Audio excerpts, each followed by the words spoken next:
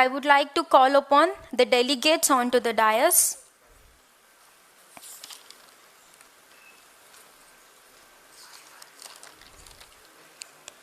The first delegate will be a man behind the seminar and the person who has taken the pain for organizing the seminar, who is well known as a master of all the ceremonies and having great experience in organizing various philanthropic, devotional, and also he is a social responsible person. He is none other than Sri Ramaraju Srinivas Rao Garu, the conference chairman. Give a big round of applause to sir.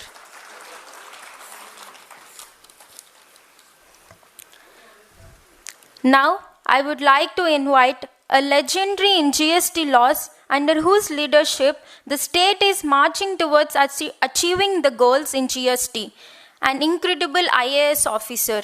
He is none other than Sri M. Girija Shankar Garu, IAS, who is the chief guest of today's event.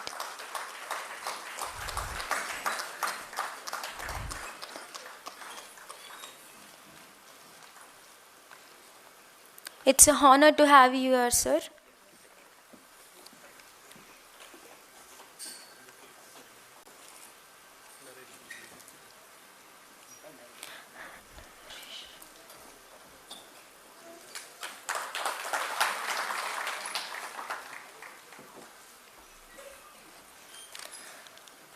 Now I would like to call upon the Pathan of Kadapa district, President of APTPCA and a legendary personality, Mr. Sharif Khan, the President APTPCA.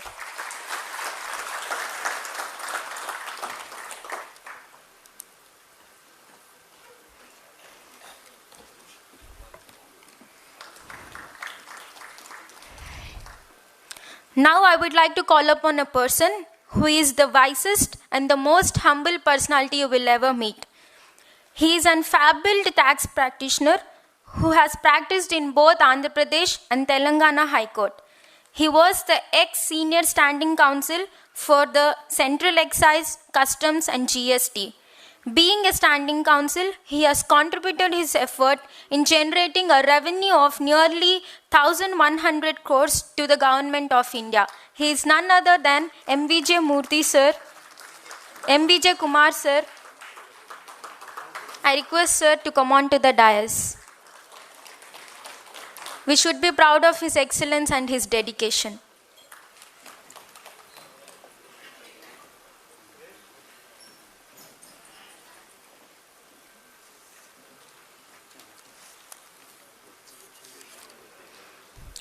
Now I would like to call upon the guru of all the tax practitioners around the country and a legend for tax laws because of whom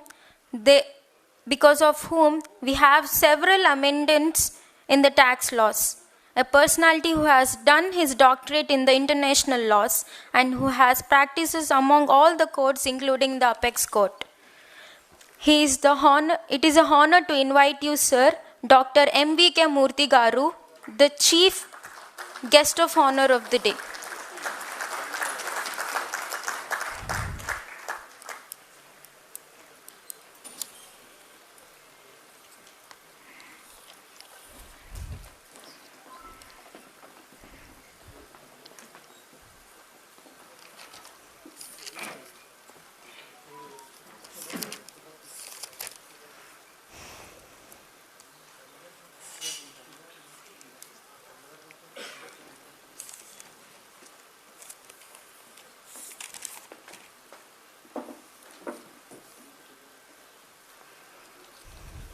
Now, I would like to call upon a well-known lawyer when he was working with the department and a guru to all the practitioners, a personality who is utmost respected among the fraternity and a person who is well equipped with the GST laws and an indirect taxation laws and a biased personality. He is none other but P.V. Subbarao Garu. I request him to come on to the dais.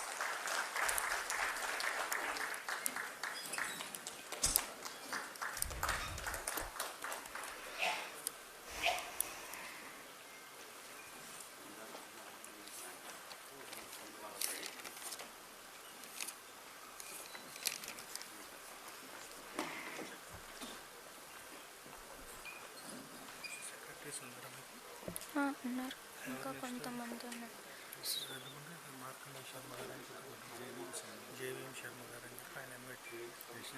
JVN Sharma గారు.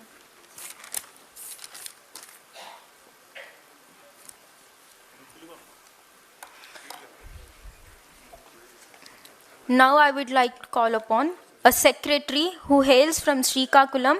He is well known among his peers as Srinivas. He is a leading practitioner, and now we invite him onto the dais. He is none other but B. Srinivas Rao Garu, Secretary APTPCA.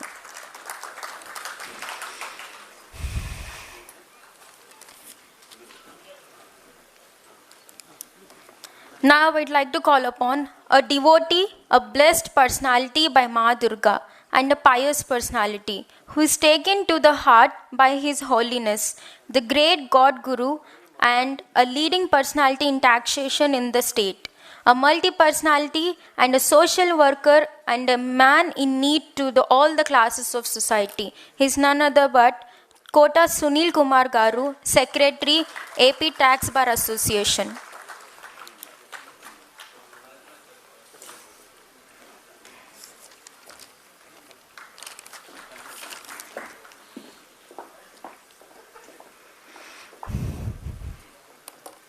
Now I would like to call upon the worker who is behind this seminar, one of the master and backbone of this seminar, and an upcoming advocate in the taxation field.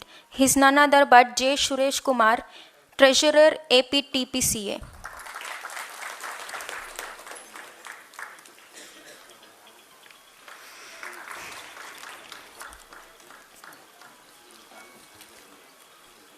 Now, I would like to call upon a renowned practitioner, a friend to all, a practitioner and a companion to department officers, and one of the backbone to organize this seminar, who has really worked hard. He is none other but PSRK Fani Kumar, Treasurer, AP Tax Bar Association.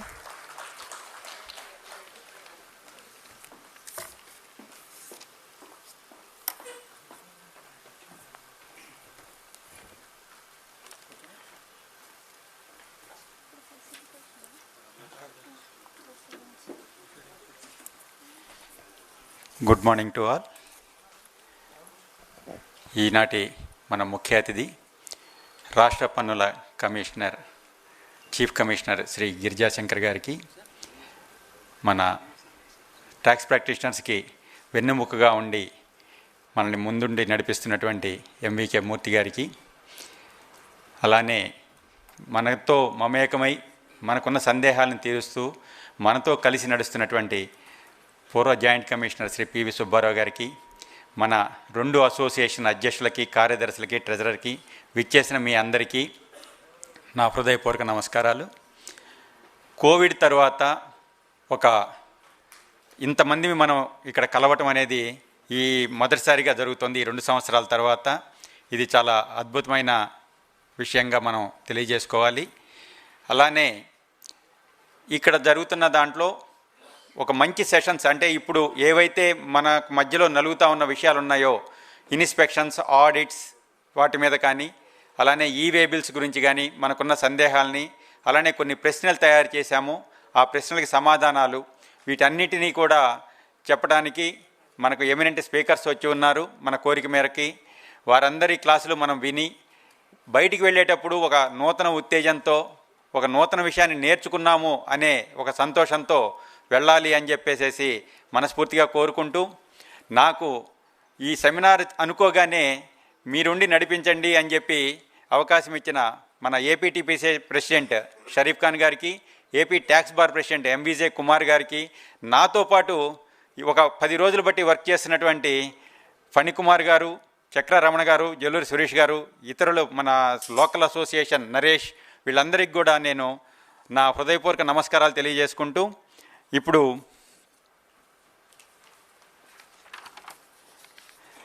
మన ఏపీటీపీసీఏ president అయినటువంటి షరీఫ్ ఖాన్ గారిని ప్రసంగించవలసిందిగా కోరుతున్నాను. ఇక్కడ time schedule రాసి పెట్టామండి.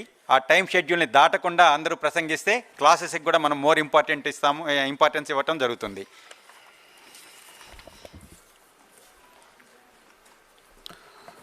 Good morning to all of you sir. ఈరోజు ఈ కార్యక్రమానికి మేము పిలిచిన వెంటనే స్పందించి ఇక్కడ విచ్చేసినటువంటి మన రాష్ట్ర GST chief commissioner Shri Girijashankar గారికి, మన పూర్వ జాయింట్ కమిషనర్ సుబ్బారావు గారికి, ఎంవికే మూర్తి గారికి, ఎంవిజే కుమార్ గారికి, ఇంకా స్టేజ్ మీద ఉన్నటువంటి రాష్ట్ర కార్యవర్గానికి అందరికి కూడా ధన్యవాదాలు తెలియజేసుకుంటూ, ఈ మా పిలుపును స్పందించి ఇక్కడికి విచ్చేసినటువంటి ఏపీటీపీసీఏ ట్యాక్స్ బార్ అసోసియేషన్ కార్యవర్గ సభ్యులందరికీ కూడా మనఃపూర్వక ధన్యవాదాలు తెలియజేసుకుంటున్నాను. ఈరోజు చాలా సుదినం. ఎందుకంటే మనము గత 6 సంవత్సరాల తర్వాత మొట్టమొదటిసారిగా, ఇంతకుముందు శ్యామలరావు గారు ఉన్నప్పుడు, కమిషనర్ గారు ఉన్నప్పుడు నెల్లూరులో ఒకసారి మీటింగ్ ఏర్పాటు చేయడం జరిగింది. దాని తర్వాత మన చీఫ్ కమిషనర్ గారితో రెండవసారి ఇంటరాక్ట్ అవ్వడము చాలా సంతోషంగా ఉంది. గత కాలంలో కోవిడ్ వచ్చింది. కోవిడ్ తర్వాత మనము ఫిజికల్గా కలవలేకపోయాము. ఈరోజు ఈ మన రామరాజ్ శ్రీనివాసరావు గారు, ఎంవిజే కుమార్ గారు కలిసి ఒక చక్కటి ప్రోగ్రాం ఏర్పాటు చేద్దాము, మన సభ్యులందరినీ కూడా మన చీఫ్ కమిషనర్ గారితో ఇంటరాక్ట్ చేయడం చాలా అవసరం అని చెప్పేసి మనం డిస్కస్ చేసుకున్న తర్వాత ఈ కార్యక్రమాన్ని ఏర్పాటు చేయడం జరిగింది. చాలా సంతోషంగా ఉంది. తర్వాత గిరిజాశంకర్ సార్ గురించి చెప్పాలంటే, సార్ కడపలో జాయింట్ కలెక్టర్గా పనిచేశారు. చాలా మంచి వ్యక్తి, చాలా సౌమ్యులు, ప్రజాసేవలో నిమగ్నమయ్యి ప్రతి సమస్యకు కూడా చక్కగా పరిష్కారాలు చేస్తూ ఒక మంచి వ్యక్తిగా కడపలో పేరు పొందారు. అదేవిధంగా ఈరోజు రాష్ట్ర జిఎస్టి చీఫ్ కమిషనర్గా విధులు నిర్వర్తిస్తున్నారు. ఈయన ఈ సమయంలో జిఎస్టి సమయంలో మనకు అసోసియేషన్కు తర్వాత ట్రేడర్స్ కూడా చక్కటి న్యాయం జరుగుతుందని ఆశాభావం నాకుంది. ఈరోజు ఎన్నో సమస్యలు మనకు ఉన్నాయి. ఆ సమస్యలన్నిటికీ కూడా మనము పరిష్కార మార్గాలు చూపమని ఇంతకుముందు కూడా సార్ అనంతపూర్లో ఒక మీటింగ్ కండక్ట్ చేశారు మన ఫైనాన్స్ మినిస్టర్ గారి సమక్షంలో. ఆ రోజు కూడా నేను పాల్గొన్నాను. ఆ రోజు ఏ విధంగా ట్రేడర్స్కు న్యాయం జరగాలి, ఏ విధంగా గవర్నమెంట్కి రెవెన్యూ రావాలి, ఈ విషయాల మీద కూడా నేను ఆ రోజు చర్చించడం జరిగింది. ఈరోజు కూడా ఒక రిప్రజెంటేషన్ రూపంలో మన సమస్యల గురించి వివరణ ఇవ్వడం, చక్కగా మన రిప్రజెంటేషన్ ఇవ్వడం జరుగుతుంది. కాబట్టి నేను మన గౌరవనీయ చీఫ్ కమిషనర్ గారు విన్నవించేది ఒకటే సార్, ఏపీటీపీసీ రాష్ట్ర అధ్యక్షులుగా మాకు కూడా చాలా సమస్యలు ఉన్నాయి. రాష్ట్ర వ్యాప్తంగా మా ట్రేడర్స్ కానివ్వండి, మా ట్యాక్స్ ప్రాక్టీసెస్ కానివ్వండి, చాలా ఇబ్బందులు ఎదుర్కొంటున్నారు. వాటి మీద మీకు ఆల్రెడీ రిప్రజెంటేషన్ ఇచ్చి ఉన్నాము. ఈరోజు కూడా ఒక రిప్రజెంటేషన్ ఇస్తున్నాము. మీరు సహృదయంతో ఈ మా సమస్యలన్నింటినీ కూడా పరిష్కరిస్తూ అందరికి కూడా న్యాయం చేస్తారని మనఃపూర్వకంగా వేడుకుంటూ మిగతా కార్యక్రమాల్ని నిర్వహించవలసిందిగా రామరాజు గారిని కోరుకుంటాను. జై Hind. Thank you. Thank you Sharif Khan గారు. ఇప్పుడు ఏపీటీపీసీఏ కార్యదర్శి శ్రీనివాస్ గారు మాట్లాడతారు. ట్రాఫిక్లో ఇంకా చాలామంది ఇరుక్కుపోయి ఉన్నారని ఫోన్స్ వస్తున్నాయండి. హాల్ మొత్తం ప్యాక్ అవుతుందని చెప్పి మా నమ్మకం. సభాయ నమః. చాలా సుదీర్ఘకాలం తర్వాత మన ఏపీటీపీసీఏ ఆధ్వర్యంలో జరుగుతున్నటువంటి ఈ కార్యక్రమానికి విచ్చేసినటువంటి సౌమ్యులు, చాలా కింద నుంచి ఒక ఉన్నతమైన స్థాయిని అందుకున్నటువంటి గౌరవనీయులు chief commissioner state taxes Girijashankar గారికి, అలాగే మన ట్యాక్స్ ఫెటర్నిటీకి దైవం ఎంవికే మూర్తి గారికి, అలాగే మన 2 అసోసియేషన్ల గౌరవ అధ్యక్షులైనటువంటి కుమార్ గారికి, అలాగే మా షరీఫ్ ఖాన్ గారికి, అలాగే వేదికపై ఆసీనులైనటువంటి ఈరోజు ఇంతటి చక్కని కాన్ఫరెన్స్కి కర్మ క్రియ అయినటువంటి మా ఆర్ఎస్ఆర్ గారికి, అలాగే ట్యాక్స్ బార్ సెక్రటరీ కుమార్ గారికి, అలాగే మా ఏపీటీపీసీఏ సెక్రటరీ సురేష్ గారికి, అలాగే వేదిక ముందు ఆసీనులైనటువంటి మన గౌరవ సభ్యులందరికీ, అలాగే ఇంకొక గొప్పతనం ఏంటంటే 3 చట్టాలను చూసినటువంటి వ్యక్తి మన గౌరవ రిటైర్డ్ జాయింట్ కమిషనర్ గారు అయినటువంటి సుబ్బారావు గారికి మా ఏపీటీపీసీజే కార్యవర్గం తరపున శిరస్సు వంచి నమస్కారాలు తెలియజేసుకుంటూ, ఏపీ అంటే ఆంధ్రప్రదేశ్ రాష్ట్ర చట్టం ఒకటి చూసాం సార్, ఏపీ జీఎస్టీని. తర్వాత వేట చట్టం చూసాము. దరిమిలా మాకు కూడా ఒక అసోసియేషన్ కావాలనే సదుద్దేశంతో జీఎస్టీ వచ్చిన దరిమిలా మేము అసోసియేషన్ ఫార్మేషన్ అయ్యాం సార్. ఫార్మేషన్ అయిన తర్వాత ఎన్నో కాన్ఫరెన్స్ మాకు మేమే పెట్టుకుంటూ ఈరోజు మైగ్రేషన్లో ఆంధ్రప్రదేశ్ని ఇండియాలో మొదటి స్థానంలో నిల్చుండబెట్టిన ఘనత ఒక్క ఏపీటీపీసీఏదని గౌరవంగా మేము చెప్పుకుంటున్నాం సార్. మాకు మేమే కాన్ఫరెన్సులు నిర్వహించుకుంటూ ఈరోజు ఏ స్టేట్లో కూడా రిటర్న్స్ ఫైలింగ్లో ఇబ్బందులు అయితే మాకు మేమే చేసుకొని ఆంధ్రప్రదేశ్ని రిటర్న్స్ ఫైలింగ్లో అయితేనేమి మిగతా అన్ని విధాలుగా కూడా మేము ప్రథమ స్థానంలో నిలిపామని ఇందు మూలంగా మన గౌరవ చీఫ్ కమిషనర్ గారికి తెలియజేసుకుంటున్నాం సార్.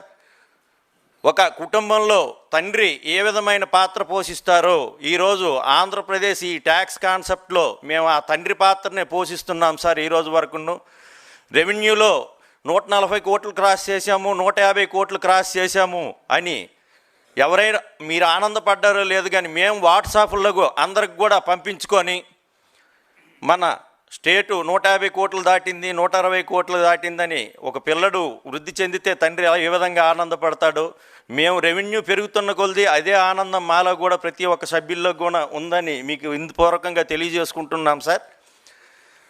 అలాగే మాకు కొన్ని సమస్యలు ఉన్నాయి.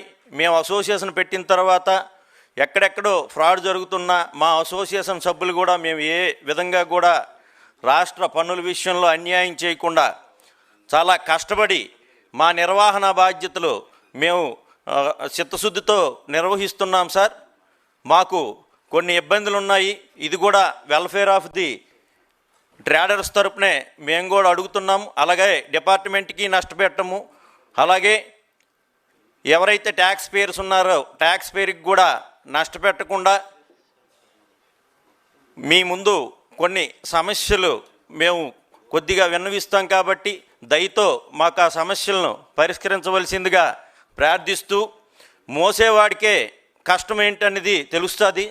అలాగే కౌన్సిల్ కాన్సెప్ట్లో ఎటువంటి నిర్ణయాలున్నా మమ్మల్ని కూడా సభ్యులుగా చేసి ముందుకు తీసుకెళ్ళినట్లుగా అయితే ఇంకా రిటర్న్స్ ఫైలింగ్లో అయితేనేమి, రెవెన్యూ ఆస్పెక్ట్లో అయితేనేమి మన డిపార్ట్మెంట్కి కానీ మాకు కానీ అన్ని విధాల సహాయ సహకారాలు అందినట్లు ఉంటుందని కోరుకుంటూ నాకు ఈ అవకాశం ఇచ్చినటువంటి మన పెద్దలందరికీ కూడా నమస్కారాలు తెలియజేసుకుంటున్నా. ధన్యవాదాలు.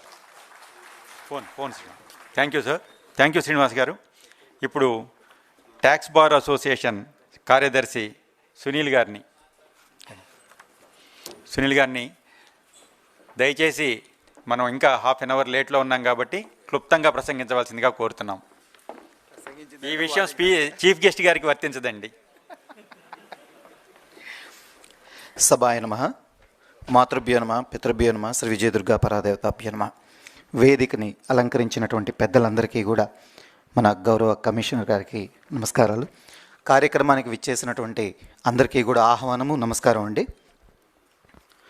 సార్, అందరూ కూడా దాదాపుగా ప్రస్తుతం ఉన్నటువంటి పరిస్థితులను తమ దృష్టికి తీసుకొచ్చే ప్రయత్నంలో నాకు ఇచ్చిన 2 నిమిషాల సమయాన్ని తమ దృష్టికి ఒక చిన్న 2 నిమిషాల సమయాన్ని తమ దృష్టికి తీసుకొస్తున్నాను సార్. ఒక చిన్న విషయాన్ని, ప్రస్తుతం ఉన్నటువంటి పరిస్థితుల్లో డీలర్లు అనేటటువంటి వాళ్ళు స్టేట్లో ఇటు సెంట్రల్లో ఉన్నారు, అటు స్టేట్లో ఉన్నారు సార్.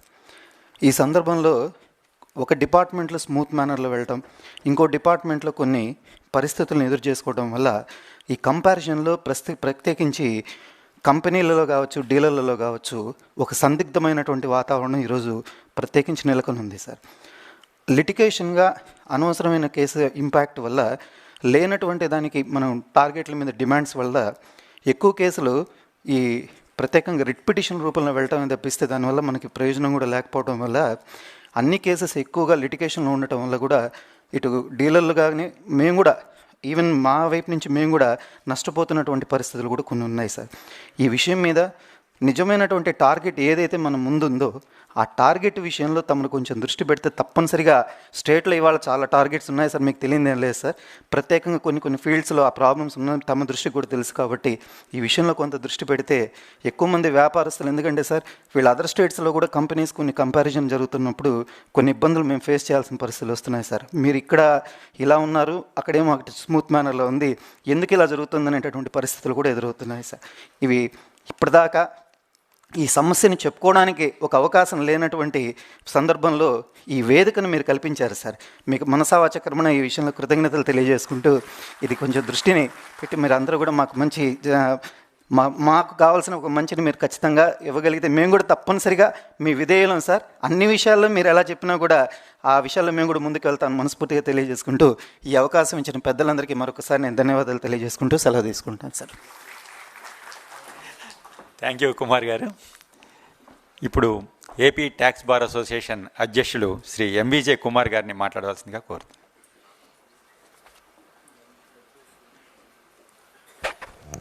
శ్రీ గురుభ్యో నమః, సభాయ నమః.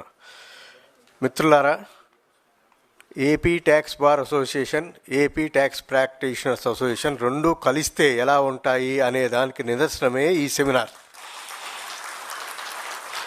దీనికి గౌరవ అధ్యక్షులుగా మన చీఫ్ కమిషనర్ గారు రావటం తద్వారా ఏంటంటే ఇంకా ఈ సభకు ఒక శోభ కోరింది అని నేను అనుకుంటున్నాను. ఎందుకంటే ఆయన ఉన్న వ్యక్తిత్వం, ఆయన గురించి తెలిసిన వాళ్ళ ప్రముఖుడిని నేను. చాలా సౌమ్యుడు, చాలా అన్ని విషయాల్ని క్షుణ్ణంగా అర్థం చేసుకోగలిగినవాడు ఆయన. కాబట్టి ఆయన మనకి చీఫ్ గెస్ట్గా రావటం అనేది మన అదృష్టం. అండ్ రెండోది, మీ సమస్యలు ఏమున్నా సరే ఆలోచించకుండా నాకు కానీ లేకపోతే ఎవరికైనా మన వాళ్ళలో ఎవరికైనా ఫోన్ చేయండి. ఆ సమస్యలన్నీ కూడా నేను కమిషనర్ గారికి, చీఫ్ కమిషనర్ గారికి తీసుకెళ్తాను, డెఫినెట్గా తీసుకెళ్తాను. మీరు దాంట్లో ఎటువంటి సందేహము అక్కర్లేదు. మీకు ఆ సమస్యలన్నీ నాకు చెప్పండి, నేను చీఫ్ కమిషనర్ గారికి చెప్తాను. కాబట్టి నేను ఇంతటితో ప్రసంగాన్ని ముగిస్తున్నాను. మిగతాదంతా చీఫ్ కమిషనర్ గారు మాట్లాడతారు. థ్యాంక్ యూ కుమార్ గారు. ఇప్పుడు మనం పెద్దలుగా గౌరవించుకుంటూ మనకి అనేక సెమినార్లో మనల్ని అనేక విషయాలు మనకు తెలియజేస్తున్నటువంటి శ్రీ పివి సుబ్బారావు గారిని మాట్లాడవలసిందిగా కోరుతున్నాను.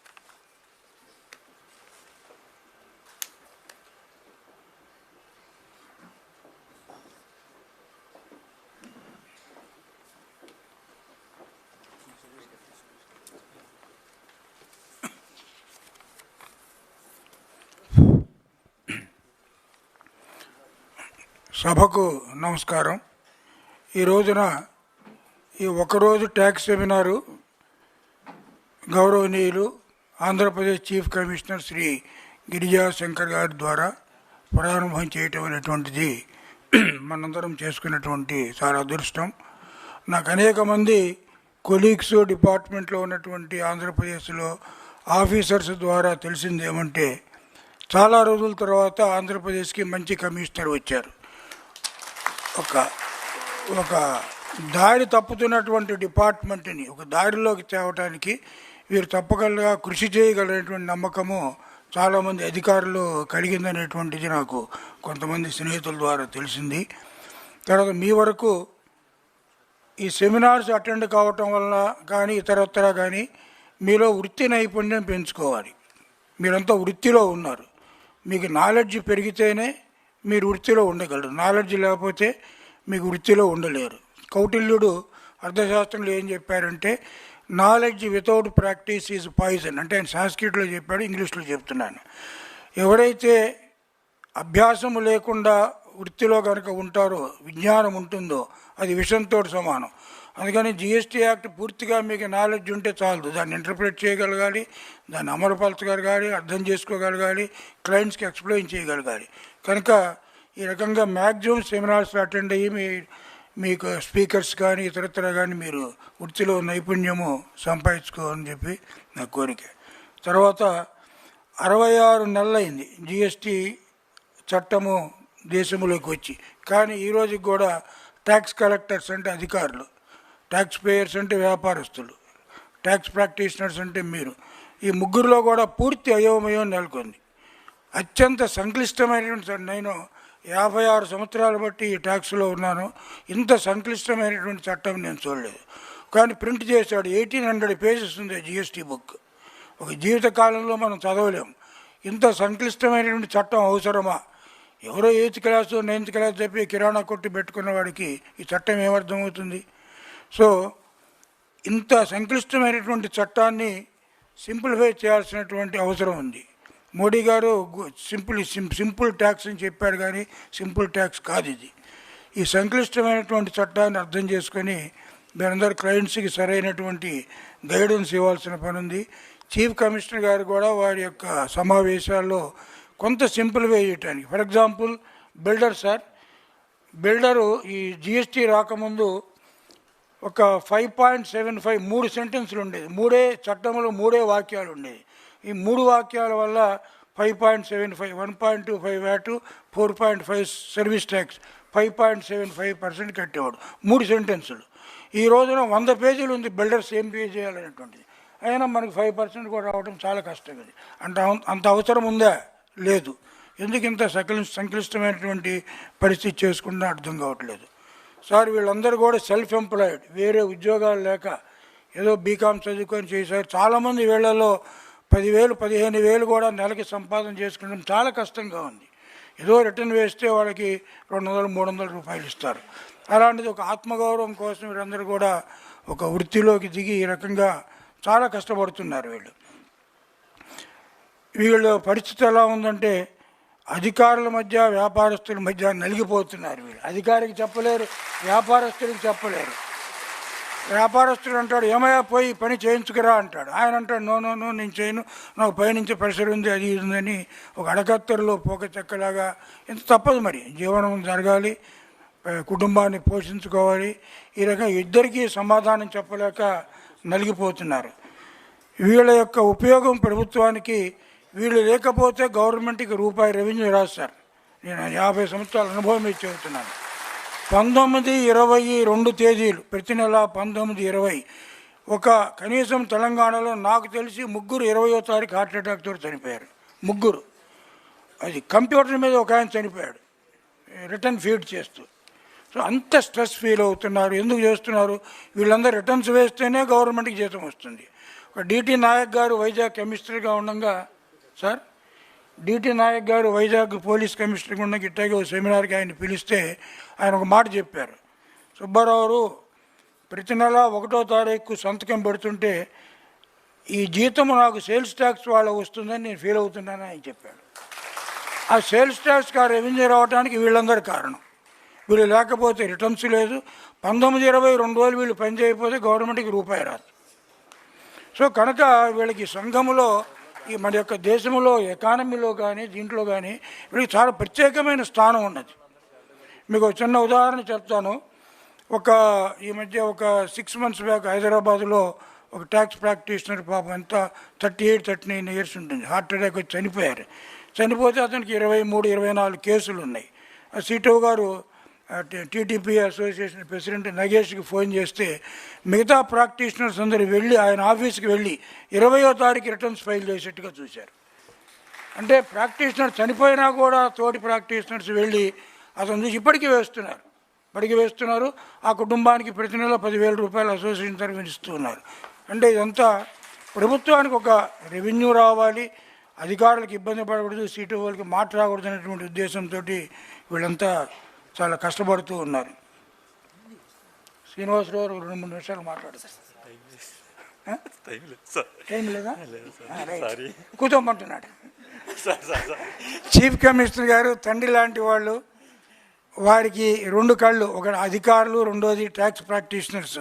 వాళ్ళకి మీ కష్టాలన్నీ చెప్తారని చెప్తూ ఉన్నారు. నేను ఒక 20 సంవత్సరాల కిందట చార్మినార్, యాబిట్స్, పంజగుట్ట, రంగారెడ్డి జిల్లాలకి 9 సంవత్సరాలు డిప్యూటీ కమిషనర్గా ఉన్నప్పుడు అనేక వందల మంది ట్యాక్స్ ప్రాక్టీషనర్స్ తోటి నాకు అనుభవం ఉంది.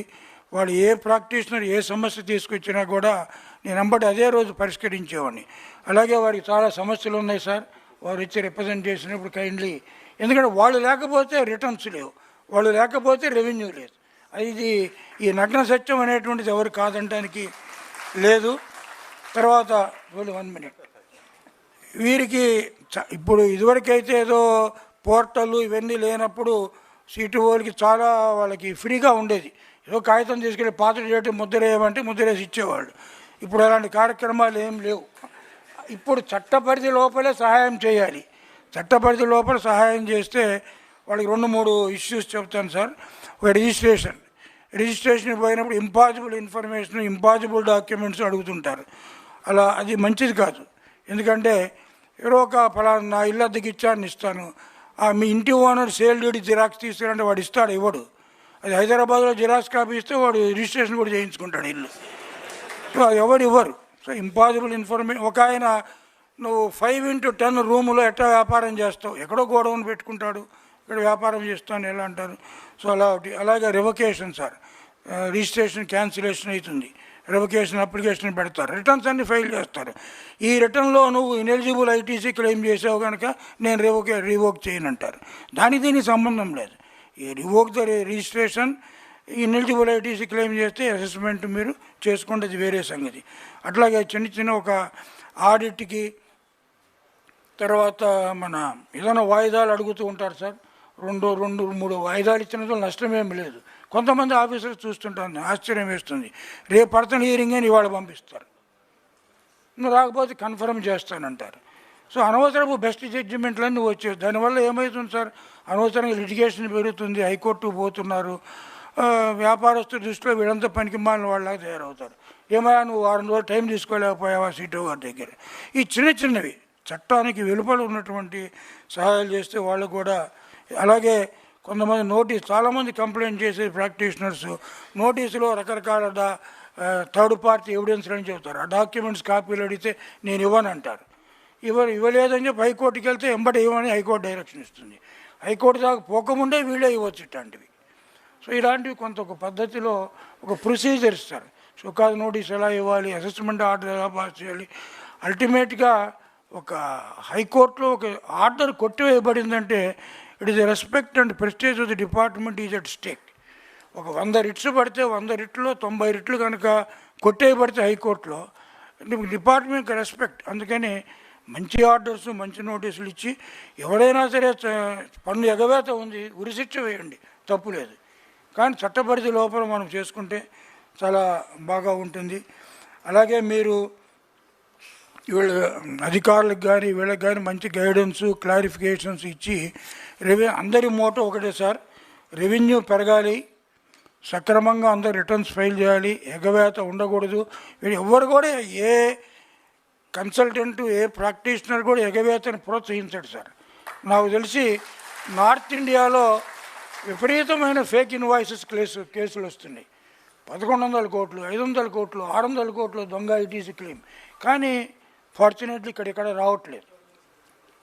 కానీ నాకు తెలిసి 40 సంవత్సరాలు అసలు బిల్ సర్క్యులేషన్ అనేది పుట్టిందే ఆంధ్రప్రదేశ్లో, పల్నాడులో, నాకు తెలుసు అది.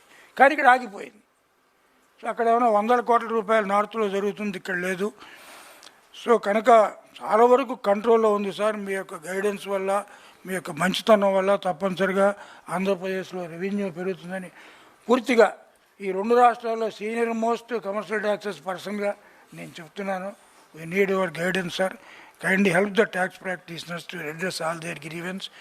అలాగే ఇవాళ అప్పిలేట్ అడిషనల్ కమిషనర్ గారు మార్కండే శర్మ గారు కూడా వచ్చారు, సంతోషం. ఈ అవకాశాన్ని నాకు ఇచ్చినటువంటి 2 అసోసియేషన్లకి, మిత్రుడు రామరాజు శ్రీనివాసరావు చెబుతూ మీ అందరికీ కూడా నా థ్యాంక్ యూ సుబ్బారావు గారు. రెవెన్యూ తీసుకురావడంలో మా పాత్ర మాకంటే ఎక్కువగా మీరు ఎలివేట్ చేసినందుకు కమిషనర్ గారి మీకు ముందుగా ధన్యవాదాలు. మా ఇబ్బందుల్ని కూడా తెలియజేశారు, చాలా ధన్యవాదాలండి. ఇప్పుడు మనందరం పెద్దలుగా గౌరవిస్తూ చాలా విషయాలలో మనకు లీగల్గా సపోర్ట్ చేస్తున్నటువంటి డాక్టర్ ఎంవికే మూర్తి గారిని మాట్లాడవలసిందిగా కోరుతున్నాం.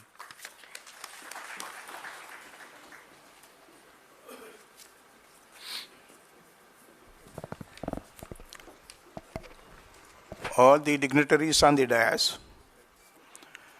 and all the delegates, ladies and gentlemen, members of print media and electronic media, a very good morning to all of you. Today I am happy to see that this hall proposed to accommodate nearly 500 and 600 audience is fully packed. This is the aptitude I am expecting from the tax practitioners. Why I am saying is, all the human beings live in a kind of illusion of knowledge. And the basic reason for that is that whether a person is an advocate, chartered accountant, tax practitioner, or the doctors, we all claim that we know everything, but practically we don't know anything, and we hardly admit that one. And when we are lagging behind to learn the changes that are taking place in day-to-day life, we will not be able to compete with national level practitioners, and now we are experiencing a globalization in respect of all commercial activities. And friends, you know that the GST is not only in India, it is elsewhere, everywhere in the nation, in the world. Therefore, when we deal with the issues pertaining to other countries on behalf of our clientele, on account of certain relations, we must be able to be recognized by the counterparts that we are fully equipped and we are fully knowledgeable persons. Otherwise, we will be suffering from the illusion of the knowledge. Therefore, we have been not only in this place, in every national tax seminar or international tax seminar, as I was the National President of All India Tax Practitioners, as well as National Association of Tax Professionals, Ahmedabad, I have been advocating that this type of seminars are being organized only for your benefit. Because for organizing today's seminar, I know how much midnight oil was burnt by the office bearers of the various associations and the team of organizing committee. Their work is tremendous. They spend so many nights in arranging the things for one day seminar. That is hardly 8 to 10 hours. And today's seminar, I am told that there is no delegate fees. And the sponsors are found out, and the office bearers of the association, they themselves have come forward to fund the cost of this seminar. Unlike the other national seminars, national conferences of AFTP or National Association, so on, so on. So, because we are GST practitioners, having been identified or recognized by the Government of India, by virtue of the experience as VAT practitioners or the erstwhile APGST practitioners, we are not masters. In this regard, I am reminded of one thing, one statement in 1988. I was arguing before eminent judges who practiced taxation laws in Mumbai High Court, Bhagavati and Tuljapurkar. A very good bench. When I was arguing, they stopped me. Doctor, you are very speedy, and this is a tax law. And tax laws, all tax laws are in the final analysis, in ultimate analysis, are confiscatory in nature.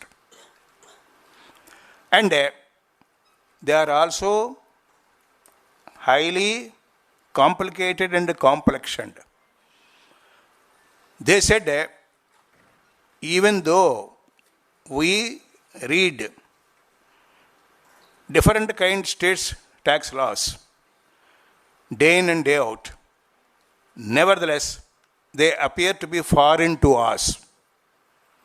So that is the greatest statement, that is a statement made by the greatest stalwarts, towering personalities in the judiciary. So we cannot claim that we know everything. Nobody can know everything at a time. So to improve our knowledge, these types of seminars are always required, and people should invariably attend, learn something from the reputed speakers and the interaction sessions, various deliberations that take place, and we must return home with a value addition.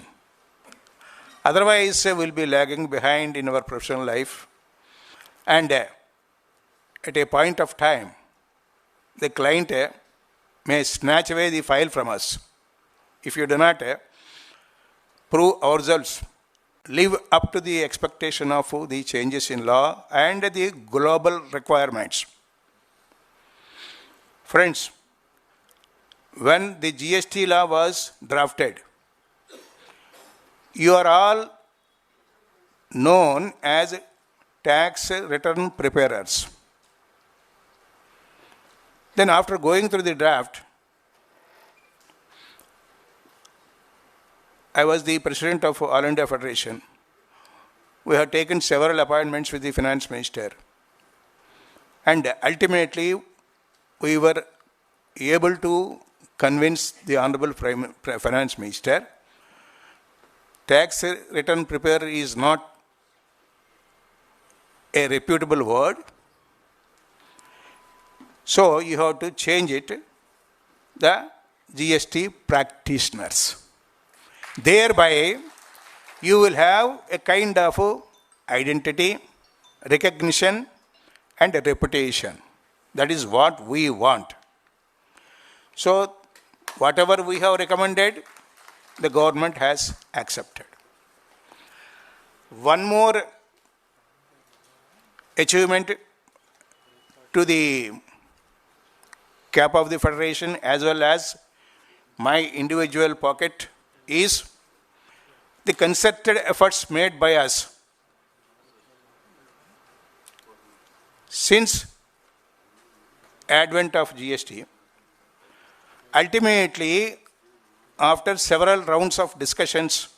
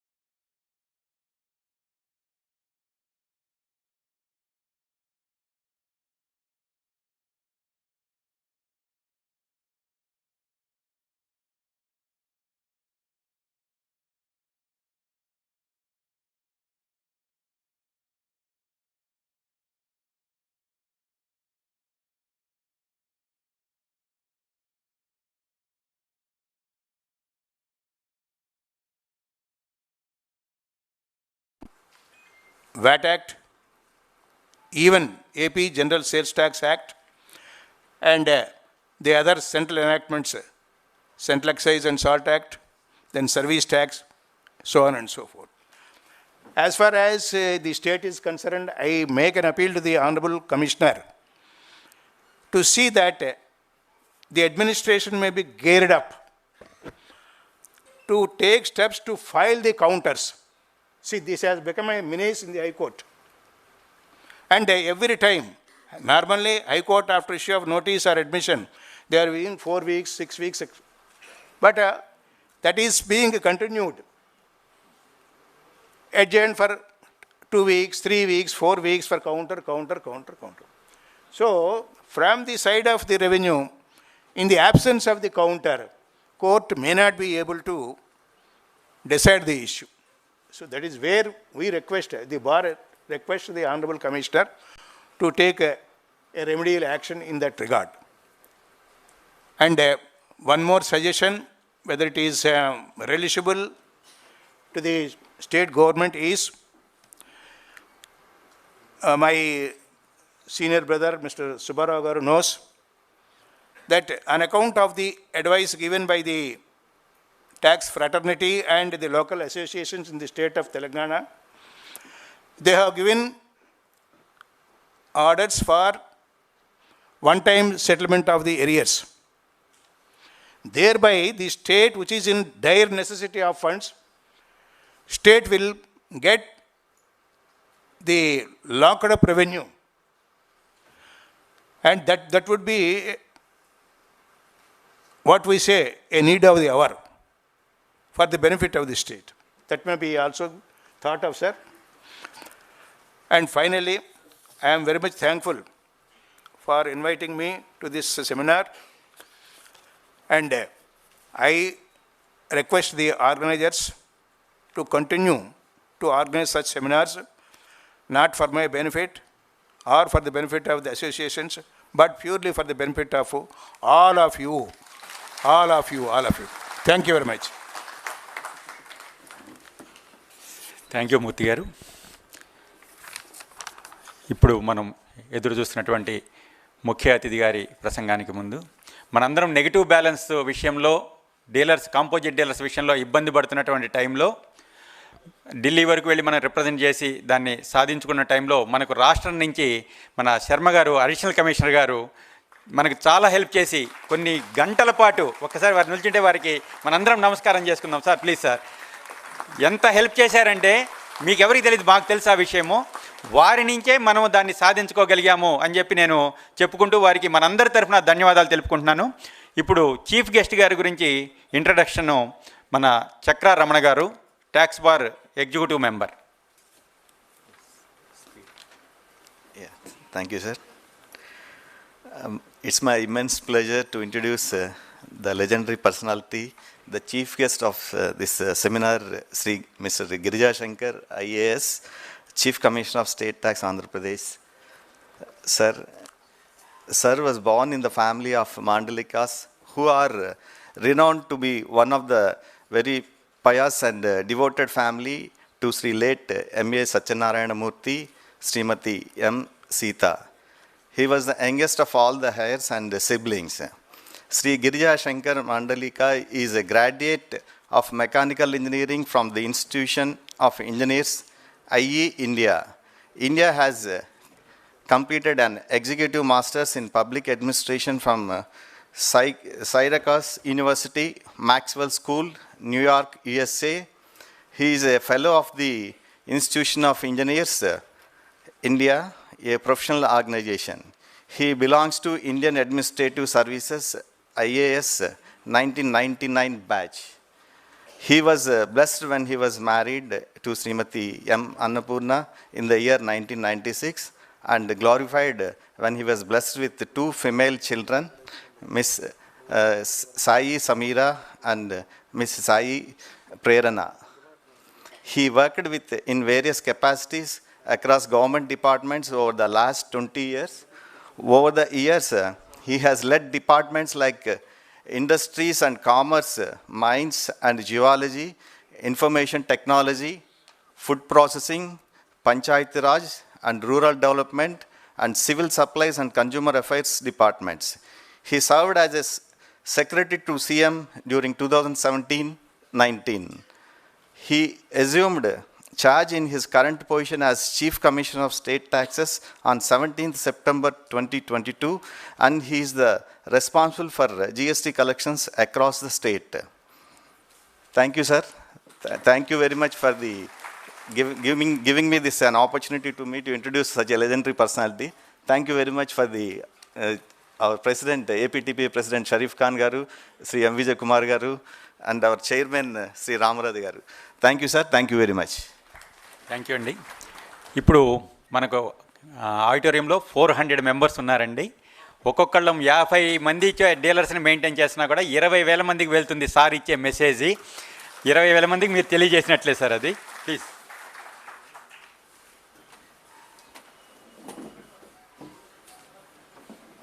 I'll try to be as brief as possible. Yeah. So I'm very happy to be part of this occasion.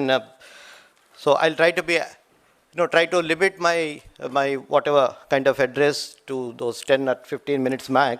So I'm given only 10 minutes, but I may overstretch by few minutes. And then, so Sri Ramaraj Srinivas Garu, the conference chairman, Sri Sharif Khan Garu, AP Tax Practitioners and Consultants Association President, Sri Kumar Garu, MVGK Kumar Garu, President of the AP Tax Bar Association, Secretary AP Tax Practitioners and Consultants Association, Sri Srinivas Garu, Secretary AP Tax Bar Association, Sri Kota Sunil Kumar Garu, the legends of the department. He is the legend of the department, Subbarao Garu, and also similarly another legend. Both are the conferences.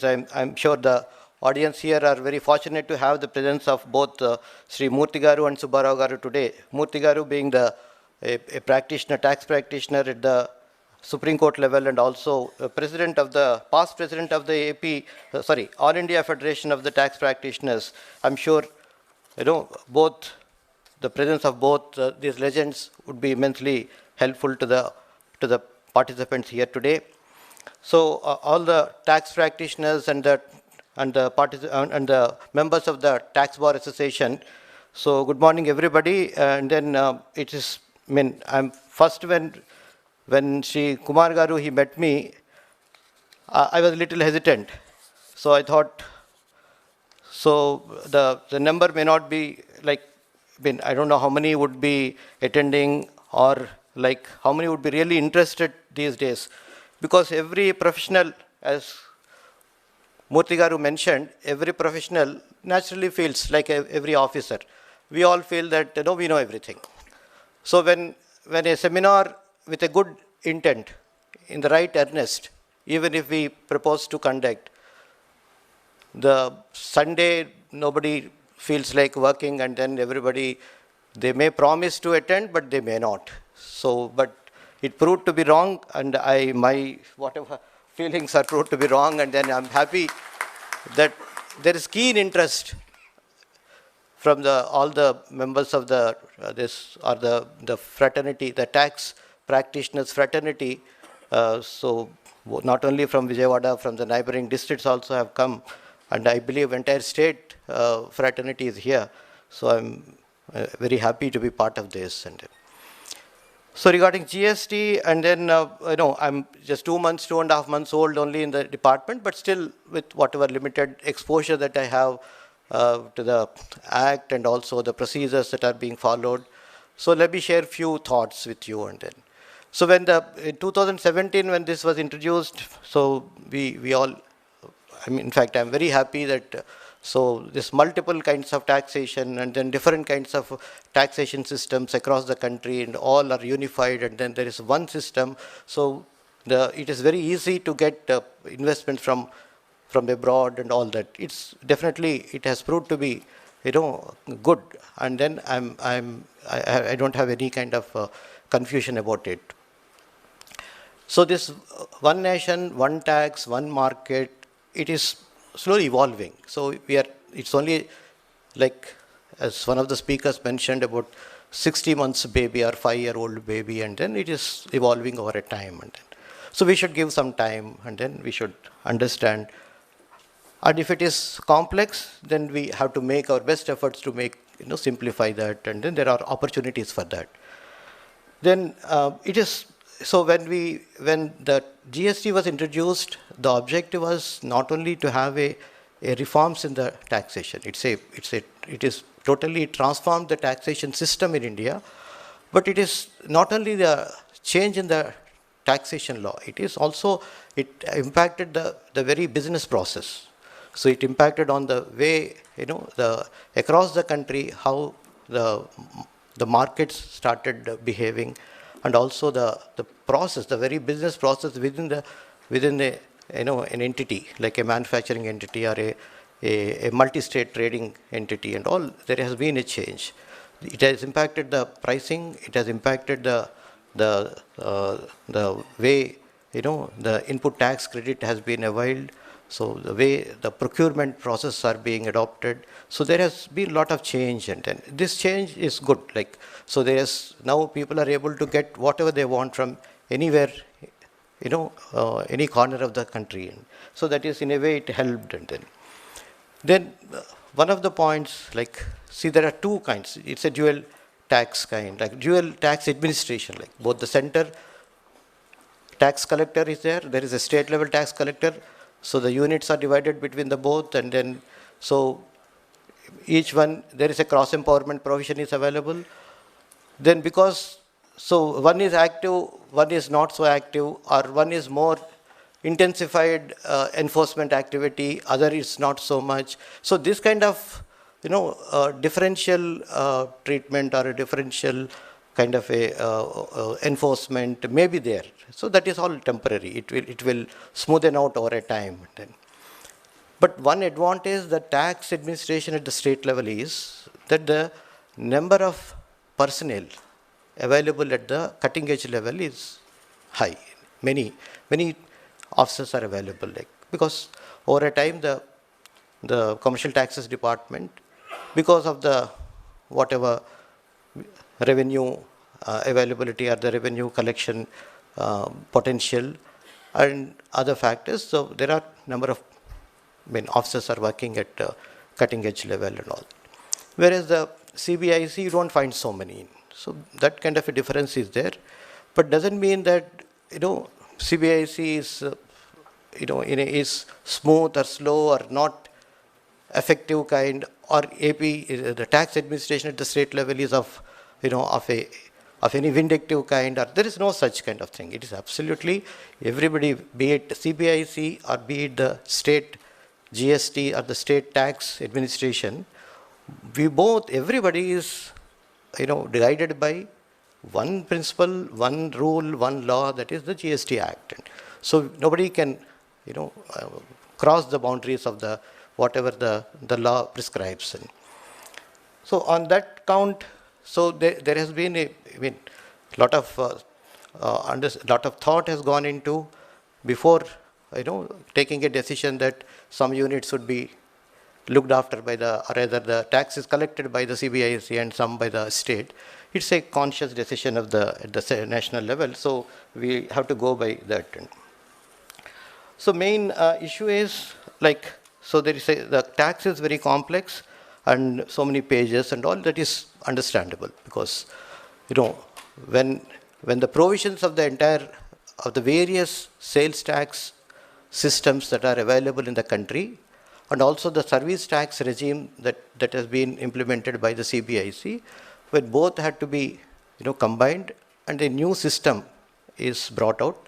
So obviously it may look to be complex, but definitely through the number of amendments that are being brought by GST Council and also so that simplification is now ongoing. And so one of the approaches that AP state is following is through a conscious consultative approach. We would like to hear from the tax practitioners, the advocates in the tax bar association, and also the dealers or the sectoral specialists and all those. So for that we started this trade advisory committee, and so through this consultative approach, whatever kind of the impediments anomalies or any kind of pain points. All these are taken into consideration, and then so we are making best effort to escalate these at the council level.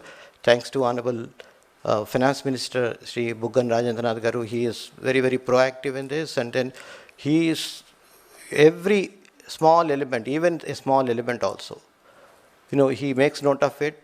He takes a comprehensive view on that, collects all the literature, and then consults the experts in this. Expert doesn't mean the government officials alone, experts from the tax bar and also from the practitioners and from the industry, from the dealers. And so with that, a comprehensive view is taken and presented before the council. So with that, I'm sure definitely we can make our best effort to refine the system. Then, so this kind of trainings, when the audits and inspections is taken on the e-way bill, the 3 critical items are taken into consideration for conducting the seminar. So it is highly required. So one reason being, so we have recently intensified some of our enforcement activity. It is not for any specific reason. It is obviously the system demands it. Reason being, 2017 to 2022, there was compensation. Because of compensation, there is some kind of inertia in that collection system. The inertia is, anyway, compensation we are getting, there is. The effort is perhaps not to the fullest. That's what I felt, and that is one point. Second thing is, then the COVID. COVID, there is obviously, there is a downward trend in the consumption of certain goods. It has gone up, but consumption in general, it has gone down. It affected service sector very much, and during that time also, our effort for collection also has gone down, and post-COVID also it has its own impact, and then slowly the business is resuming back to the normal, and so it is right time that we should also put in our best effort to streamline the system. It is only, merely to say that we need to streamline, because once it goes off the track, then obviously everybody has to put in best effort to bring it back, and it is also the bounden duty of everyone here. So there is one more, in one of the speakers mentioned that tax revenue, more revenue, less revenue. There is nothing like that. See, whatever is the potential in the system, we must realize the potential. If the potential is, say, X, we should reach to the X only, X amount only. Not that we should go beyond X, or at the same time, we shouldn't accept below the X amount.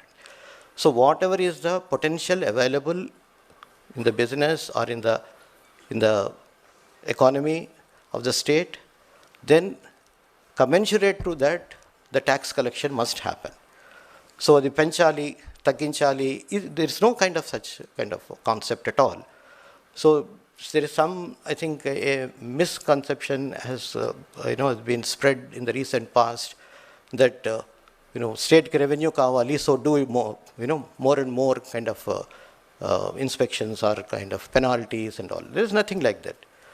So when there is a potential available, our endeavor is, both as a tax collector and also as a tax practitioner, both of us together have to make our best effort to ensure the collection happens, to realize the potential. So that is the only point that I want to share on this. And so don't just go by any of the misconceptions that are being felt, and some of the misconceptions, I'm sure it is going, is being spread at the cutting edge level. So then for this, the audit and the inspection, these are the two kinds of processes that generally we make a intervention to ensure that the system is running correctly or no. And there is a scrutiny also, so some of the written scrutiny, audits, and then inspections. So through these methods, we would like to ensure that the system runs properly. And so for this, I seek your support, because when a tax practitioner gives an advice, then things move fast. So many a time when the ADT 01 is issued, then or staff won't get so records raledu. So unless the dealer listens only to the tax practitioner. So tax practitioner, okay, then only it starts moving.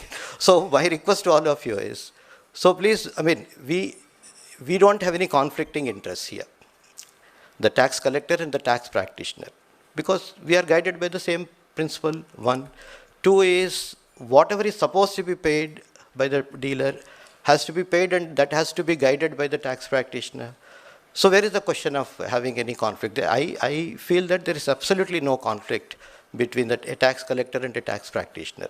But if a tax collector, if he crosses his limits, and then if he imposes in an excessive manner, if he tries to levy more than what it is supposed to be, then definitely tax practitioner has to, step in and then say, no, this is the thing. This is what the rule says. And so that we admit that, and then we welcome it. In fact, that is the reason why I'm happy that this audit and inspection process on this, this training is very much necessary. And it is also, this is very much timely also, because we are now ramping up our efforts on this, on audits and inspections. And then, so through these trainings, definitely one is awareness, and then second thing is everybody will be sharing the knowledge, and also we improve our skill set on this, and then that is very much required. And at the same time, similar kind of, so this online, because entire GST implementation is through an online system, I request the both associations, this AP Tax Practitioners and Consultants Association, and also Tax Bar Association, to conduct trainings on this, IT-enabled systems, and what kind of a dealer is supposed to do, and then on online filings or the whatever. So these are very much required, because IT is the key driver for implementation of the GST. We require this. Then another point that I want to share with you is that we are very much committed to the ease of doing business. Like, we don't want the dealer to put to any difficulty, and we don't want the practitioner to face any difficulties. So when we are keen on having this ease of doing business, so we have prescribed, because my predecessor has given an excellent kind of a SOP for conduct of audit, conduct of inspection, and then written scrutiny, or whether cancellation or revocation of registrations and all that, even refunds and all. So we are insisting that the officer must follow the SOP. That is first thing. Second thing is, there used to be some indiscriminate kind of interventions in the form of audits, inspections, and so that's a legacy of the past. So we said, no, nothing doing. You cannot, the ASC, like assistant commissioner level or even joint commissioner level also, don't unnecessarily trouble the dealer by repeatedly going for inspections, audits and all that. So any kind of inspections or audits based on proper intelligence and also proper analysis of the data. Because we have huge data is available with us. Now we have developed a system. Through that system, we can analyze and zero down on where things are going wrong, where there is an element of doubt is there. Without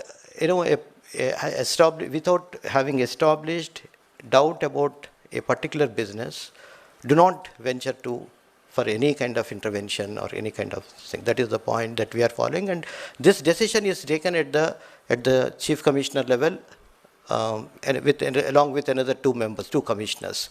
That's a state level monitoring committee there. Only at my level, based on the data, based on the kind of information that we have, we decide for this. So, whatever the FSZ way of going for inspection, or just like that, go knock the door and then say, give me record, such kind of practices are totally stopped.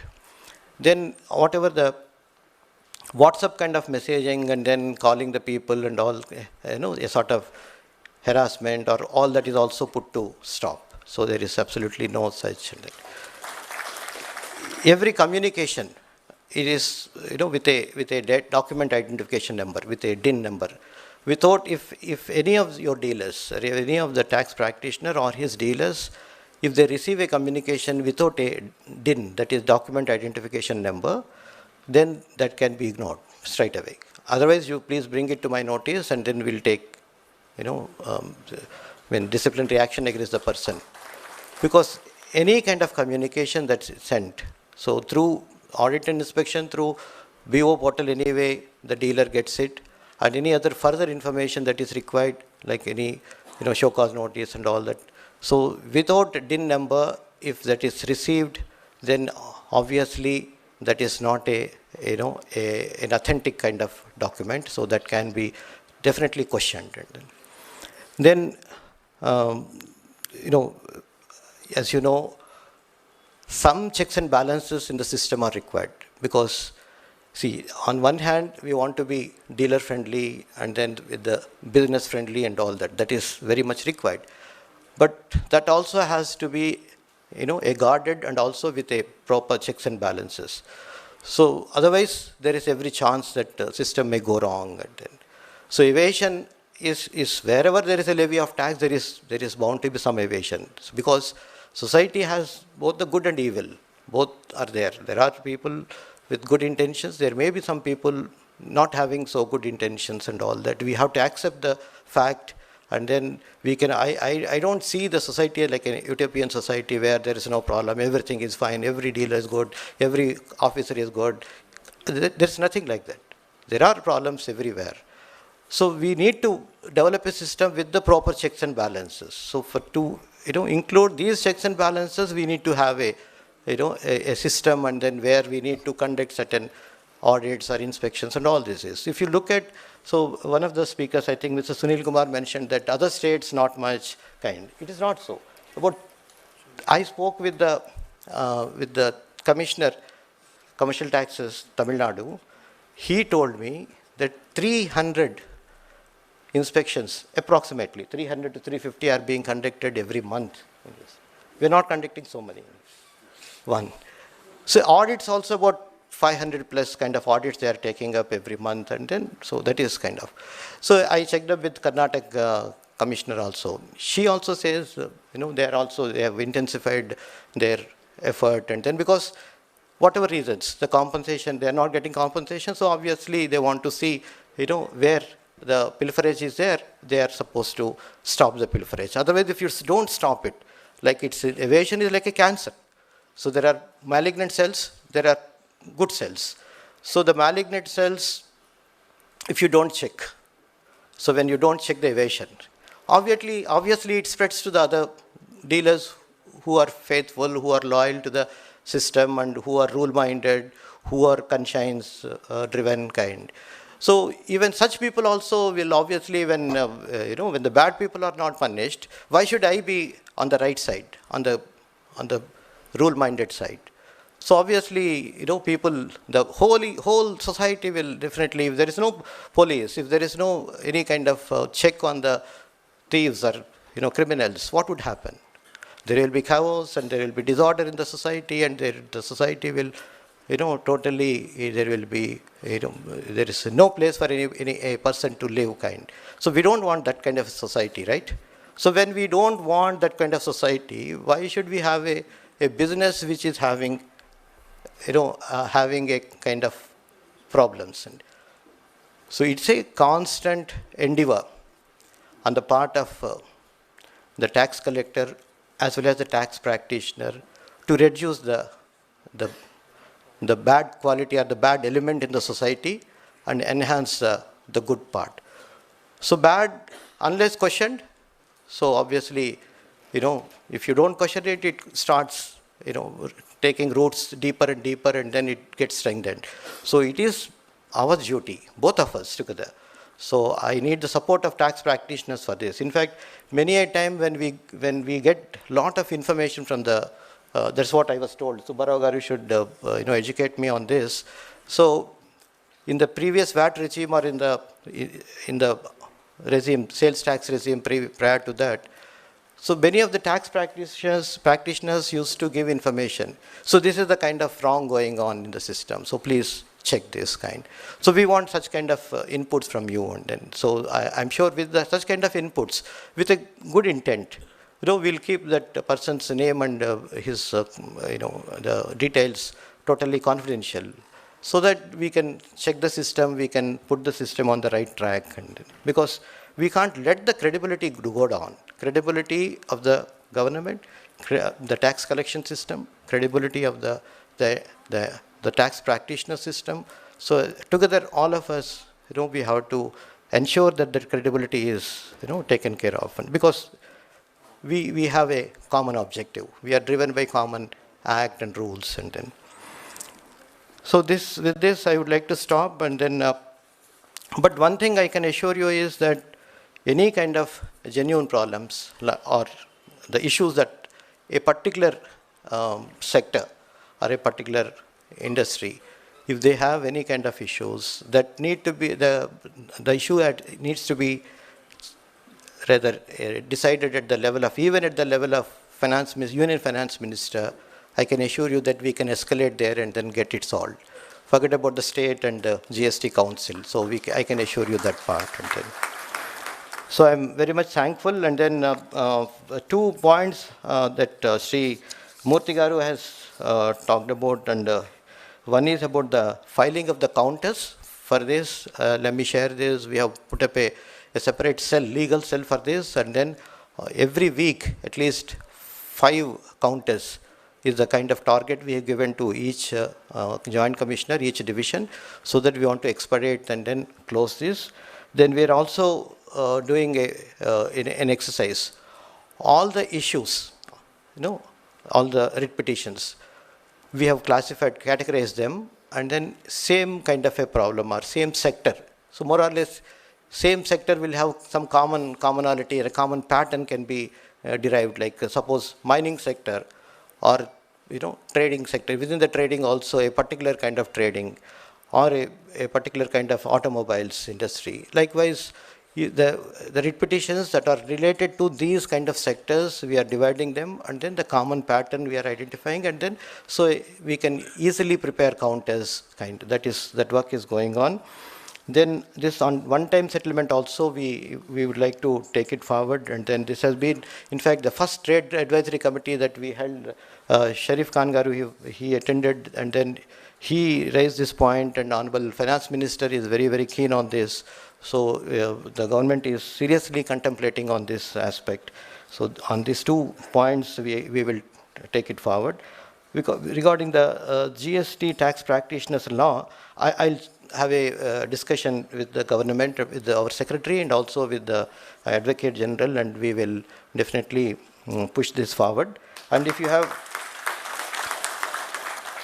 any draft law available with you, if you could share it, then definitely we can bring it. And then because anyway, the GST Act, there is a specific provision available, and I think section 48 talks about the tax practitioner and all. So obviously we have to take certain proactive measures to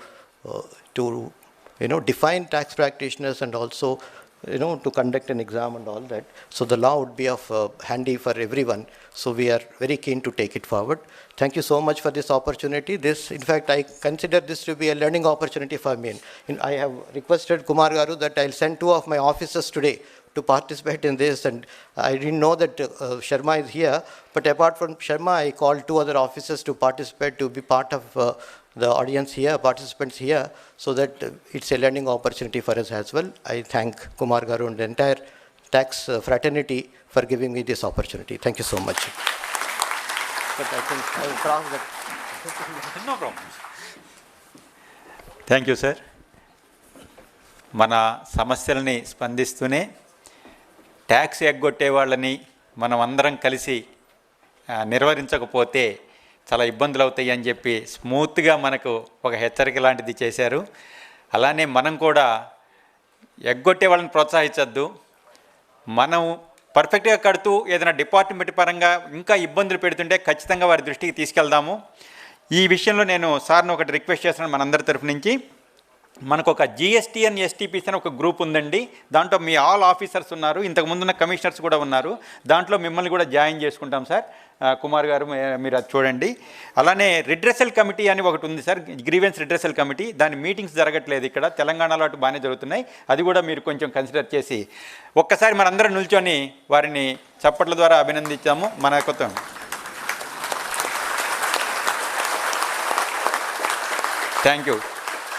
thank you sir. ఇప్పుడు మన 2 association తరఫున రిప్రజెంటేషన్ని సార్కి present చేయవలసిందిగా మన ఇద్దరు ప్రెసిడెంట్స్ని కోరుకుంటున్నాను.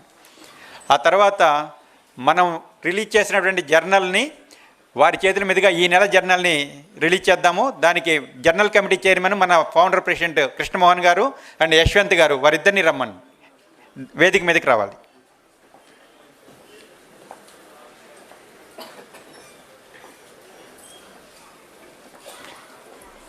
You are the person behind. Oh, youth కదా please Yashwant.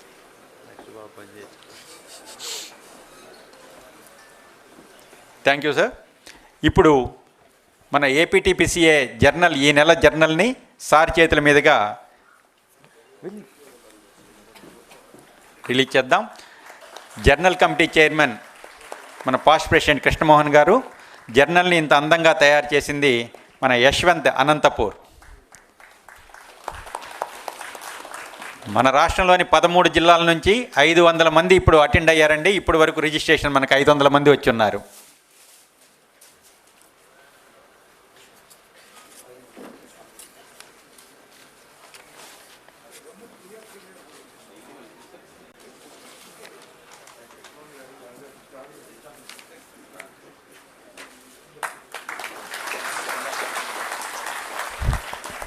ఏపీటీపీసీఏ office bearers అందరూ ఒక్కసారి డయాస్ మీదకి రావాల్సిందిగా కోరుతున్నాం, ప్లీజ్ త్వరగా.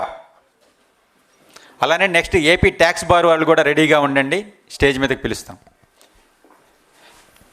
సార్కి ఇప్పుడు మన ఈచ్ అసోసియేషన్ తరఫున ఫెలిసిటేషన్ ఉంటుంది.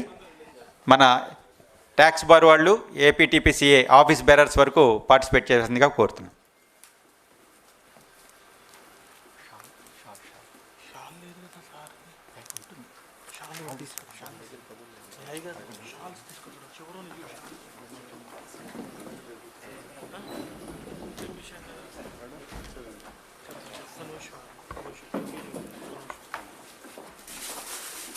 ఈనాటి ముఖ్య అతిథి గారిని సన్మానించుకోవటానికి మన ఏపీటీపీసీఏ ఆఫీస్ బేరర్స్ అందరినీ ఇన్వైట్ చేస్తున్నాను. సార్ని వారి ఆసనం మీద కూర్చోవలసిందిగా రిక్వెస్ట్ చేస్తున్నాను.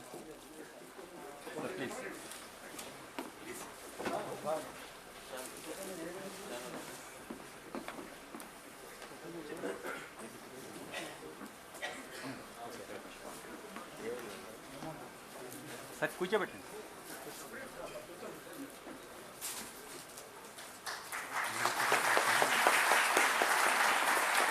Next AP tax bar association office bearers అందరినీ కూడా వేదిక మీదకి రావాల్సిందిగా కోరుతున్నాం.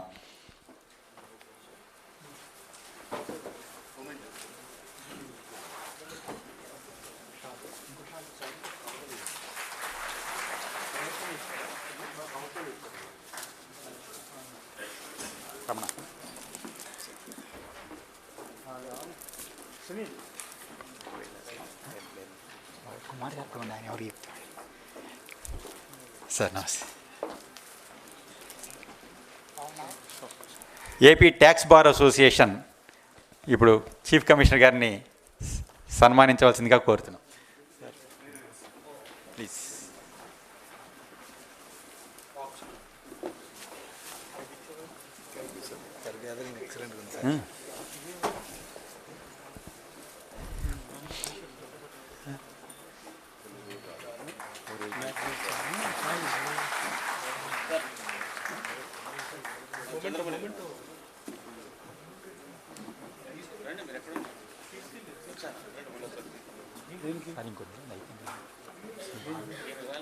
వచ్చాడు.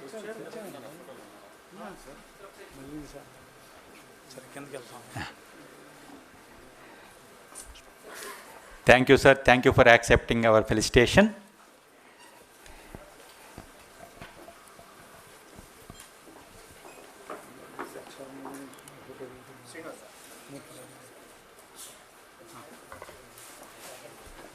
మాకు అన్ని విధాల అండదండలు ఇచ్చి ఒక పెద్ద ప్రాబ్లం నుంచి మనల్ని అందరినీ బయటేసినటువంటి మన అడిషనల్ కమిషనర్ శర్మ గారిని ఒక్కసారి వేదిక మీదకి రమ్మండి. Please sir, please please please. ఇది మాకు చాలా మంచి అవకాశం, మిమ్మల్ని సన్మానించుకునే అవకాశం. ప్లీజ్ రండి.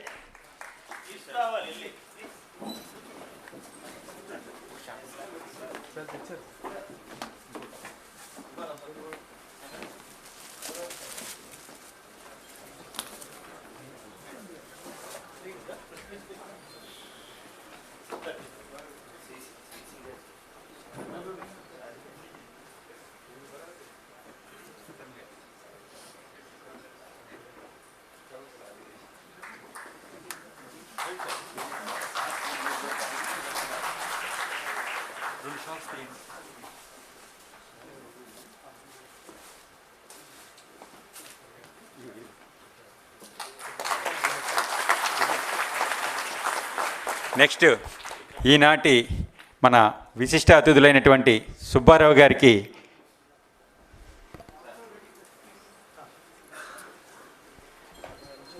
అలానే ఈనాటి మరో ముఖ్య అతిథి చేతుల మీదుగా మరి ఇంకో విశిష్ట అతిథి ఎంవికే మూర్తి గారికి కూడా చిన్న ఫెలిసిటేషన్. మూర్తి గారు ప్లీజ్.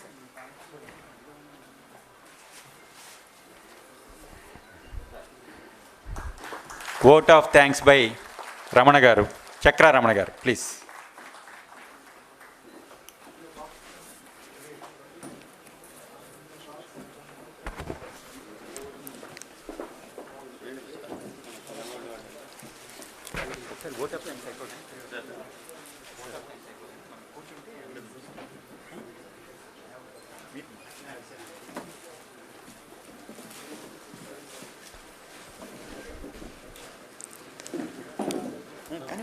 వేదికని అలంకరించినటువంటి పెద్దలు, తర్వాత ఆఫ్ ద డయాస్ ఉన్నటువంటి మన సభ్యులందరికీ కూడా నమస్కారం అండి. ఈ యాక్చువల్గా 1 డే సెమినార్ని సక్సెస్ చేయడానికి మీరందరూ ముందుకు వచ్చి సహకరించినందుకు ధన్యవాదాలండి. అలాగే సబ్సిక్వెంట్గా మన క్లాసెస్ అవి కండక్ట్ చేస్తున్నారు కదా, అవి అందరూ కూడా ఉండి ఈ అవకాశాన్ని సద్వినియోగం చేసుకొని సక్సెస్ చేస్తారని ఆశిస్తూ సెలవు తీసుకుంటున్నాను. Thank you one and all. మన 2 అసోసియేషన్స్ ఆఫీస్ బేరర్స్ ఒక్కసారి పైకి వస్తే ఒక గ్రూప్ ఫోటో ఉంటుంది. ప్లీజ్ త్వరగా రావాలండి.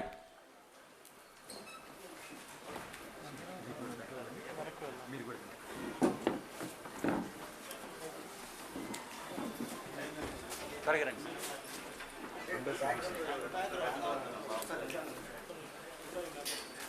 ఓన్లీ ఏపీటీసీ అని అన్ని కలిసి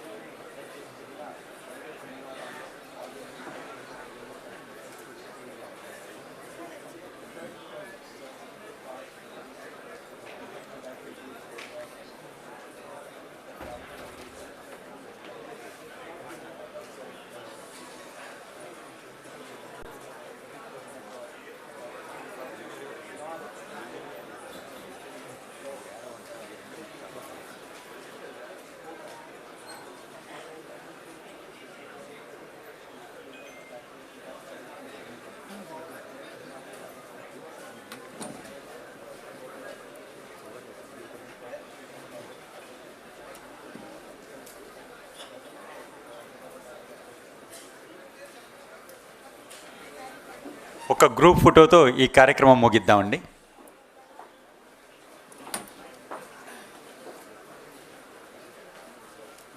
okay right.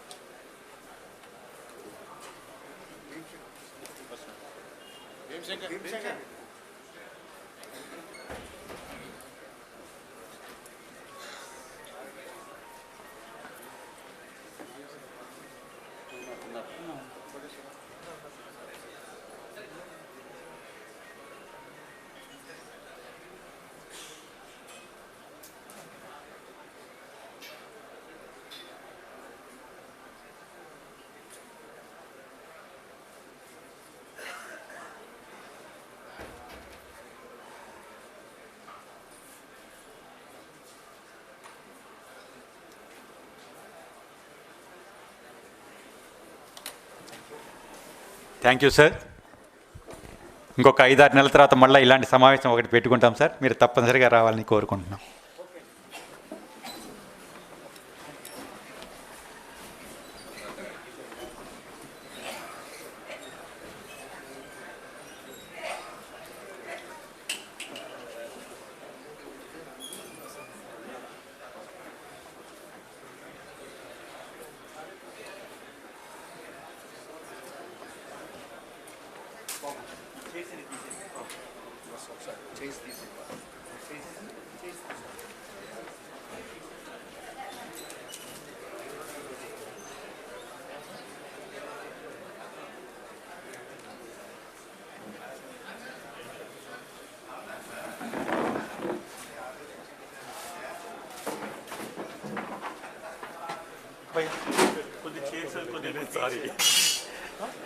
Next session start అవుతుందండి. అందరూ టీ బ్రేక్. టీ వచ్చిందా? రెడీ? టీ బ్రేక్ ఉంది. టీ బ్రేక్ ఒక 10 మినిట్స్ అయిపోయి రాగానే నెక్స్ట్ క్లాస్ స్టార్ట్ చేసుకుందామండి. టీ లోపలికి అనుమతించబడదు, బయటనే వెళ్ళి మనం తాగి రావాలి. ఎక్కడ? 5th ఫ్లోరేనా? బయటకి వెళ్ళి రిజిస్ట్రేషన్ కౌంటర్ దగ్గర టీ తాగి రావాల్సిందిగా కోరుతున్నాం. సెకండ్ సెషన్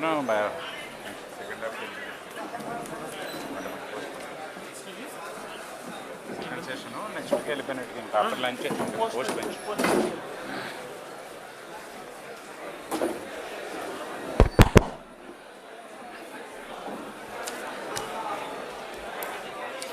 ఏ పవను ఫోటో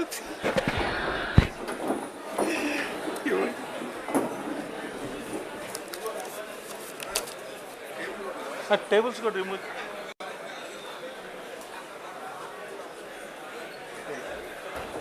ఏంది ఇది? ఎక్కడ వాళ్ళు ఆపుకుంటారులే.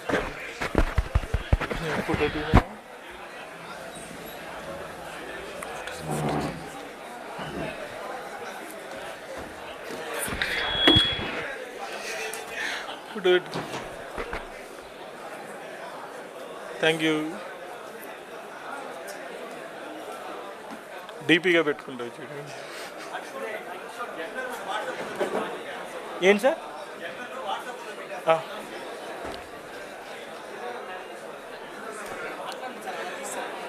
మెంబర్స్ అందరికీ రిక్వెస్ట్ అండి, ఇప్పుడు ఏదైతే ఏపీటీపీసీ వారి ఆధ్వర్యంలో జర్నల్ రిలీజ్ అయింది కదా, దాన్ని విత్ ఇన్ ఎ ఫ్యూ మినిట్స్లో మనకి ఈ వాట్సాప్ గ్రూప్స్లో షేర్ చేయడం జరుగుతుంది మీకు. Thanks for the information. వెళ్ళిపోయిందా? మళ్ళీ చేద్దాం అబ్బా.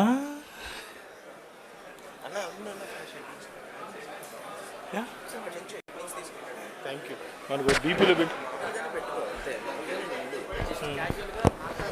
ఇది మాట్లాడింది అదే, అప్పుడు నేను తిడతా ఉన్నారు ఇది మన పుట్టలు మనం వాడేసుకోవట్టు. Thank you.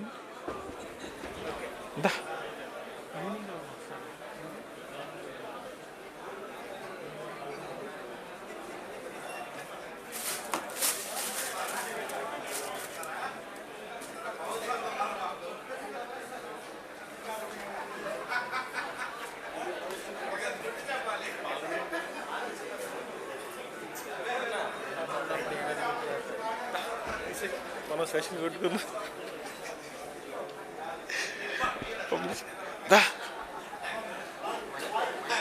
మైక్ వద్దు వద్దులే, వినబడుతుంది.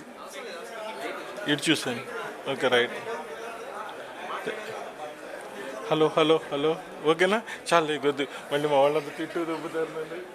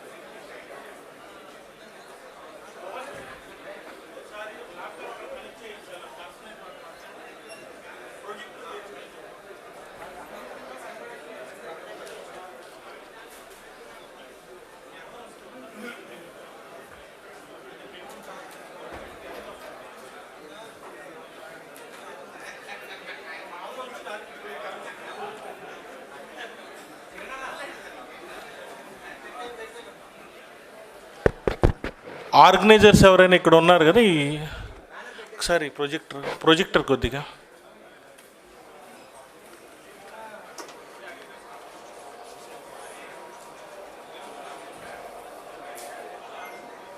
ల్యాప్టాప్ ఎక్కడ పెడదాం? ఇక్కడ పెట్టుకోవాలా? హెచ్డిఎంఐ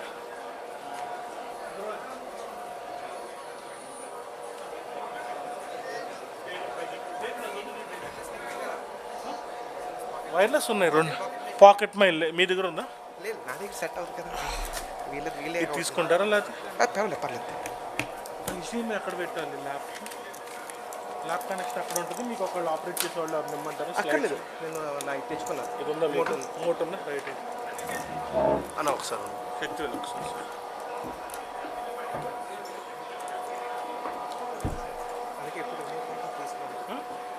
లేదు, రిమోట్ ఉండదు కాదు, ఇబ్బంది పడతాం. రైట్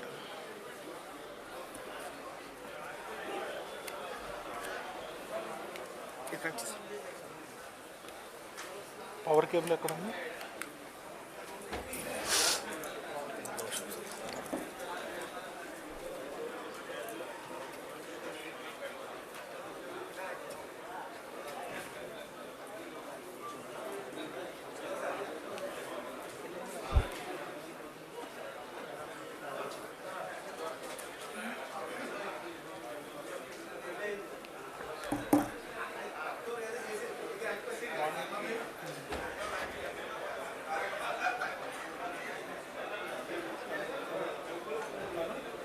మైక్ ఆన్ చేయండి, కార్డ్లెస్ ఆన్లోనే ఉందండి చూడండి. Hello, thank you. ఇన్పుట్ సీనా డీనా? సీనేగా.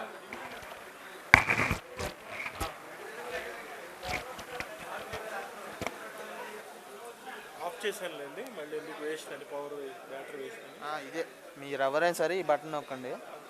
ఈ బటన్ నొక్కిన తర్వాత ఇది ఒక ప్రెస్, ఇది అక్కడ మ్యూట్ అని కూడా ఉంటుంది ఆప్షన్. ఇక్కడ మ్యూట్లో పెట్టుకోవచ్చు, అది మ్యూట్. 2 సార్లు ప్రెస్ చేస్తే మ్యూట్ అవుతుంది. లేదు లేదు, మీరు సరిగా ప్రెస్ చేయలేదు. ఇదిగోండి, ఇంకోసారి ప్రెస్ చేస్తే మ్యూట్ ఉంది.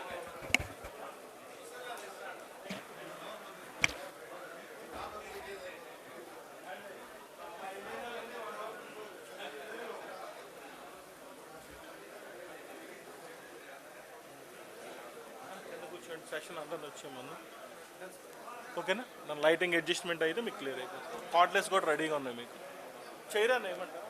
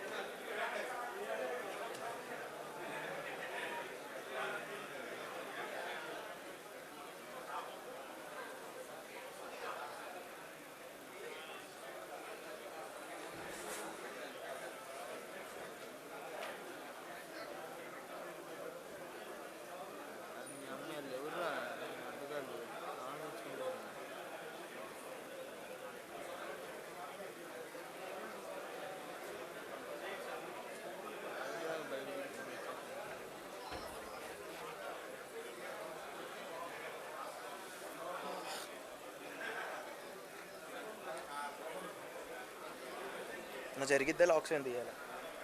ఎలా జరపాలి? కొద్ది ముందుకి. అది నాయిస్ వచ్చింది. అదే నాయిస్ వచ్చి హమ్మింగ్ వస్తుందా? హమ్మింగ్ వచ్చింది అంటే నాయిస్ వస్తుంది, హమ్మింగ్ వస్తుందంట.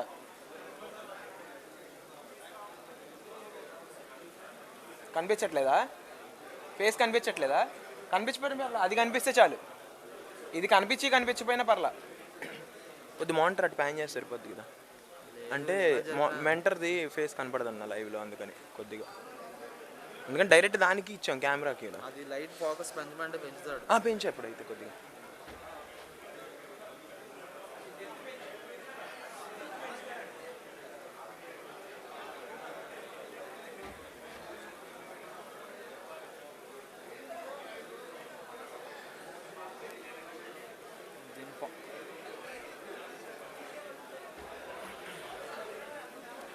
కిరణ్ అన్న ఒకసారి చెక్ చేయండి. పెంచు, కెమెరా ఆపడాలంట. పోడియం దగ్గరదని చెప్పాను.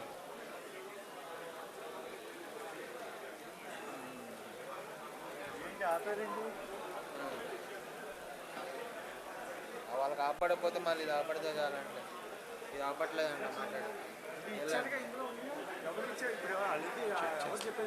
పెంచుతున్నారంటే కనపడదండి ఇది పెంచితే.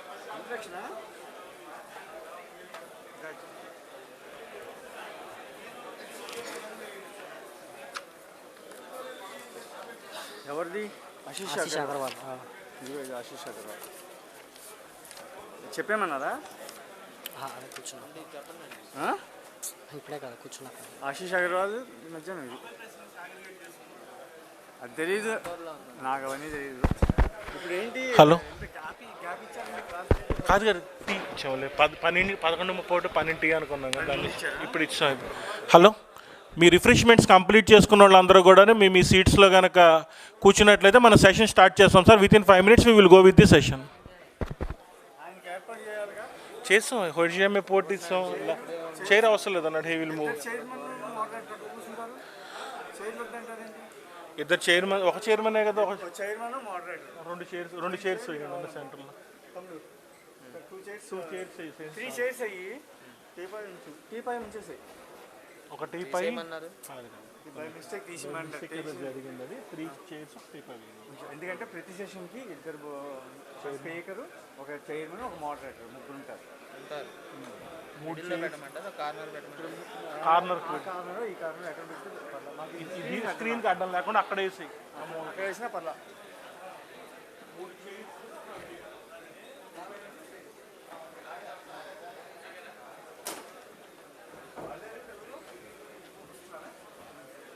ఇది మధ్య రాజేష్ది. ఇది ఎస్ఎల్ కన్సల్టెంట్స్. ఇదేంటిది? అది నెక్స్ట్ది కదా, ఇది ఫస్ట్. ఇంట్రికసీస్ అంటే ఇబ్బంది.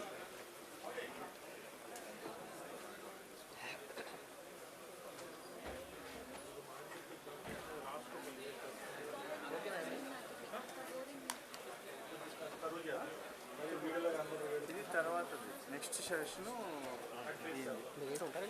నేను ఇక్కడే ఉంటా. నేను ఎక్కడికి వెళ్తాను?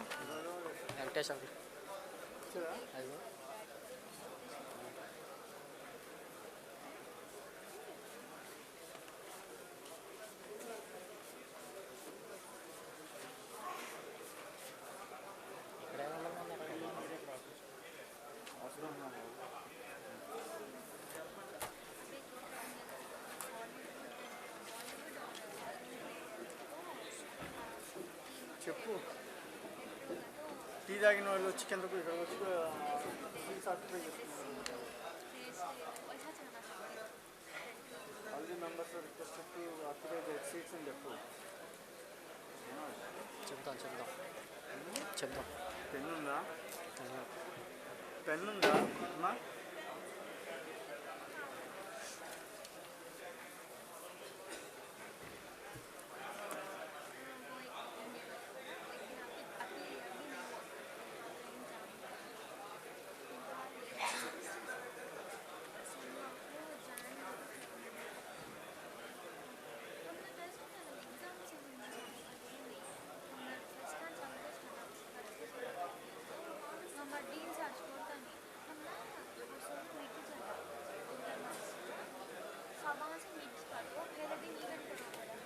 సార్ ఒక అనౌన్స్మెంట్ చేయండి. వాళ్ళు టీ లోపల తెచ్చుకుంటారు, లోపల తాగుకుంటారు.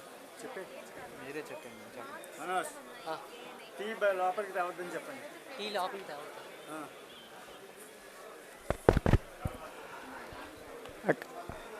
Hello, members are requested to not bring the teacups into the auditorium, please. ఏమండి, టీ కప్పులు తీసుకుని లోపలికి రావద్దు ప్లీజ్. అలో చేయరు వాళ్ళు.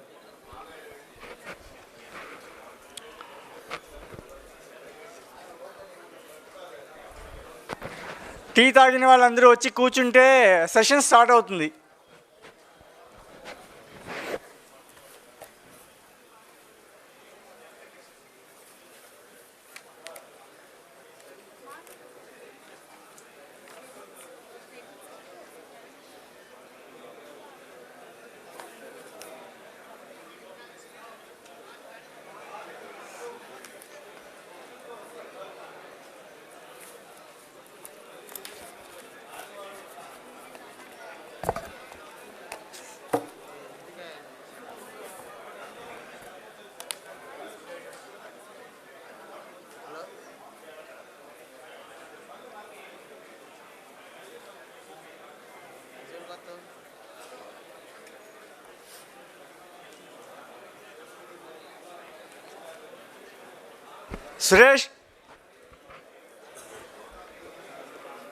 సురేష్ కుమార్,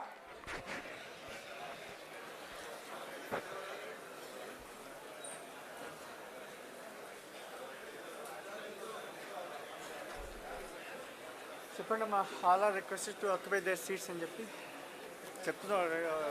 2-3 సార్లు చెప్పండి. I request everyone to please be seated. ఇందులో నెక్స్ట్ రాజేష్ గారిది కూడా ఉంది. Everyone, please settle down as soon as possible so that we can resume the session.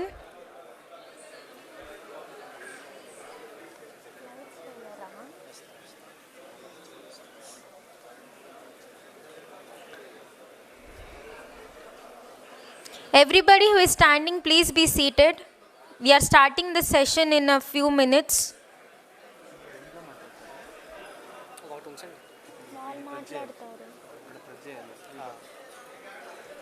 వాళ్ళు కదా మాట్లాడేది దీంట్లో.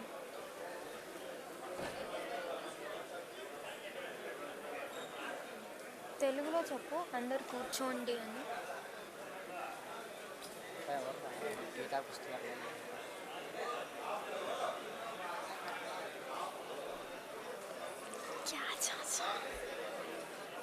हमारे डैडी क्या से देखती है, नहीं कैसे देखती है मालूम? क्या ये दोंगे चूपुल बोलते देखते वैसे देखती है. क्या करती है अरफा, क्या की क्राइम करती है सब. स्पीकर नहीं साइड में निकल जाएंगे. We'll begin the technical sessions in a minute. I request everyone to be seated. Lights on जरा इनका. Lights अक्कर ले. Lights ఇప్పుడు వేస్తావా వాళ్ళు?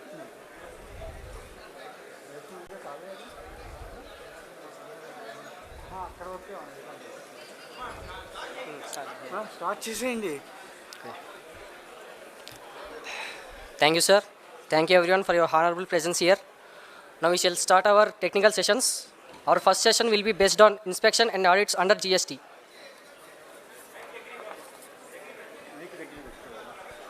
I would like to call upon our speaker, Sri CA Ashish Agarwal Garu, our chairman, Sri Advocate D. Srinivasarao Garu, Vice President, APTPCA, our moderator, Sri Tax Practitioner T. Chandramouli Garu, Vice President, APTPCA.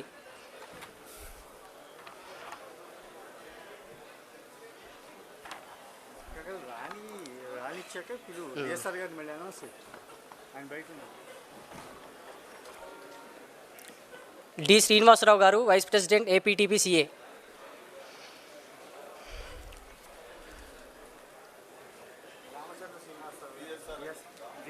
Ramachandra Srinivasarao.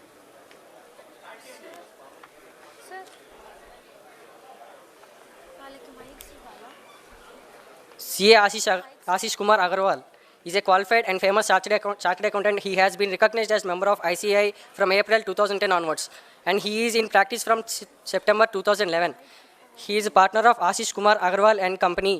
He has gained much reputation in GST and has obtained a certification course certified by ICAI and completed certification course in concurrent audit offered by ICAI.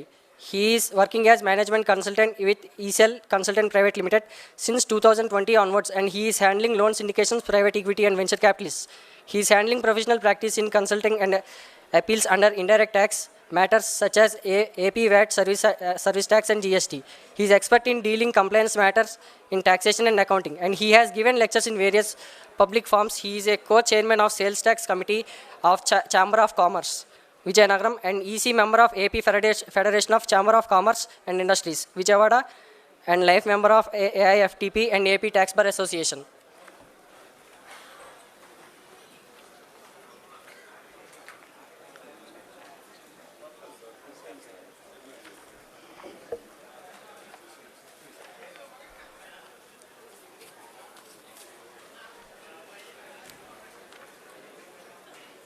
So, CA Ashish Agarwal, we would like to invite you.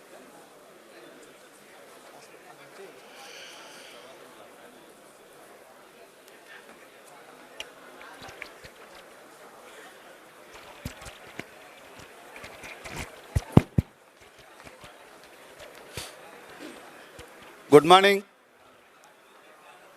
Good morning, my dear friends. Today start first session, inspections and audit under GST. Our speaker CA Ashish Agarwal గారు, hour chairman Damacharla Srinivasarao గారు, I am the moderator T Chandramouli గారు. మీకు అందరికీ తెలిసిందే audit and inspections. ఇప్పుడే commissioner గారు కూడా మీకు అందరూ తెలియజేయడం జరిగింది. It is a cancer type of ఇదని, దాన్ని కంపల్సరీ. కాబట్టి మనం ఆడిట్ల మీద చాలా జాగ్రత్తగా చేయాలి. ఆడిట్లలో ఐటీసీ మీద కానివ్వండి, ఆర్సీఎం మీద కానివ్వండి, అవుట్పుట్ మీద కానివ్వండి, క్యాపిటల్ ఐటీసీ. సో వాళ్ళ కాన్సన్ట్రేషన్, లీకేజ్ ఆఫ్ రెవెన్యూ ఆడిట్లో ఎక్కడ ఉంటుంది, ఇవన్నీ కూడా మన స్పీకర్ గారు మీకు అందరికీ తెలియజేస్తారు. కాబట్టి ఆడిట్స్ మీద మీరు, ఇది మంచి ఇంపార్టెంట్ క్లాసు. ఇప్పుడు ప్రతి ఒక్కరు కూడా చాలా సైలెన్స్గా, ప్రతి ఒక్కరు ఫోన్లు స్విచ్ ఆఫ్ చేసుకొని ఈ సెషన్ని మీరు ఎంజాయ్ చేయాలని, దీని ద్వారా మీరు నాలెడ్జ్ని పెంచుకొని మీ క్లయింట్స్కి మంచి సర్వీస్ ఇవ్వాలని కోరుకుంటూ, అలాగే ఫైనల్లో ఆఫ్టర్ స్పీకర్ అయిన తర్వాత దాని మీద చైర్మన్ గారు డి శ్రీనివాసరావు గారు రిమార్క్స్ ఇస్తారు. Thank you giving the opportunity. Sir, speaker గారు carry on to.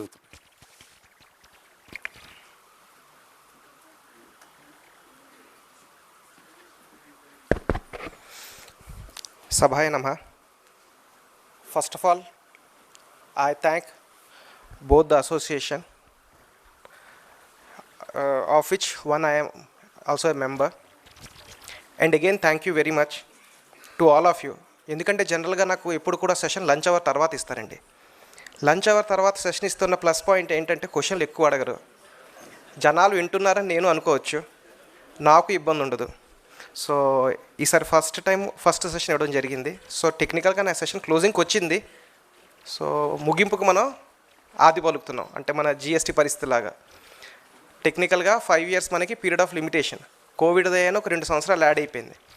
Annual return extension అని చెప్పేసి ఇంకో 2 సంవత్సరాలు యాడ్ అయిపోయింది. సో ఎక్కడైతే ఆడిట్లు ఎండ్ అయ్యే స్టేజ్కి, అంటే 17-18 ఆడిట్లు ఎండ్ అయ్యే పీరియడ్కి, ఇప్పుడు మనం 17-18 ఆడిట్లు స్టార్ట్ అయ్యే పీరియడ్కి వచ్చాం. సో మా సెషను, మన జిఎస్టీ కూడా ఒకే విధంగా ఉంది. So before I can proceed, just I want to check comfortable with Telugu or English? తెలుగేనా? So done, thank you.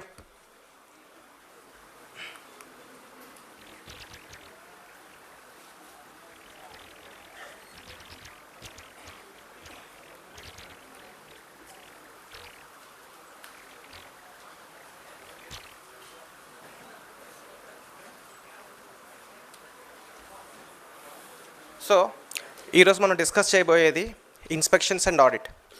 Frankly చెప్పాలి అంటే ఇన్స్పెక్షన్ అండ్ ఆడిట్ మొత్తం కవర్ చేయాలి అంటే జిఎస్టీలో సెక్షన్ 1 నుంచి చివరి సెక్షన్ వరకు మనం కవర్ చేయాల్సిందే. సో మొత్తం జిఎస్టీ యాక్ట్ నేను చెప్పాల్సి వస్తుంది. సో నాకు ఇచ్చిన 1.5 hourలో జిఎస్టీ యాక్ట్ మొత్తం చెప్పడం, నాకైతే ఓన్లీ ఆ సెక్షన్స్ చదువుకుంటూ వెళ్ళిపోతేనే నాకు తెలిసి 1.5 hour అయిపోతుందేమో. ఓకే, సో ఇదేంటండి బాబు, మన సినిమాకి రాలేదు అంటే ఏంటి, మందు తాగకూడదు, సిగరెట్ తాగకూడదు చెప్తారు కదండి సినిమాలో ముందు. కానీ హీరో వచ్చి మళ్ళీ ఆడే కూర్చొని అక్కడ మందు తాగుతూ ఉంటాడు, సిగరెట్ కాలుస్తుంటాడు, మళ్ళీ పక్కన మనకి. సో సేమ్ ఇది ఒక జస్ట్ స్టాచ్యుటరీ ప్రొసీజర్. సార్, ఇక్కడ మనం ఏది డిస్కస్ చేసుకుంటున్నా కూడాను ఒక జనరలైజ్ చేసి మాట్లాడుకుంటున్నాం, మనం అర్థం చేసుకోవాలి. ఒక కేస్ స్పెసిఫిక్గా మనం మాట్లాడుకోవట్లేదు.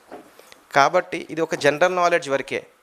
ఇది ఎక్స్పర్ట్ లెవెల్ ఆఫ్ నాలెడ్జ్గా మనం ట్రీట్ చేసి, రేపు ఆ రోజు ఆశీష్ గారు చెప్పారంటే అందుకు నేను ఇలా చేశాను అంటే, అటు డిపార్ట్మెంట్ ఎలాగో నా మాట విందు, మీరు చెప్పిన ఇంకా అసలు విందు. ఓకే సార్, ఫస్ట్ మనం ఆడిట్ క్లోజ్ చేసుకుందామండి. అసలు ఆడిట్ అంటే ఏమిటి? ఆడిట్కి మన యాక్ట్లో ఒక డెఫినేషన్ ఇచ్చారు సార్. ఏంటట అది? Examination of what? Under audit they are going to examine records, అంటే మీ యొక్క రికార్డ్స్, మీరు ఫైల్ చేసిన returns or any other document. చట్ట ప్రకారంగా మీరు ఇంకేదైనా డాక్యుమెంట్ మెయింటైన్ చేయాల్సిన అవసరం ఉంటే ఈ మూడునే వాళ్ళు వెరిఫై చేయగలరు.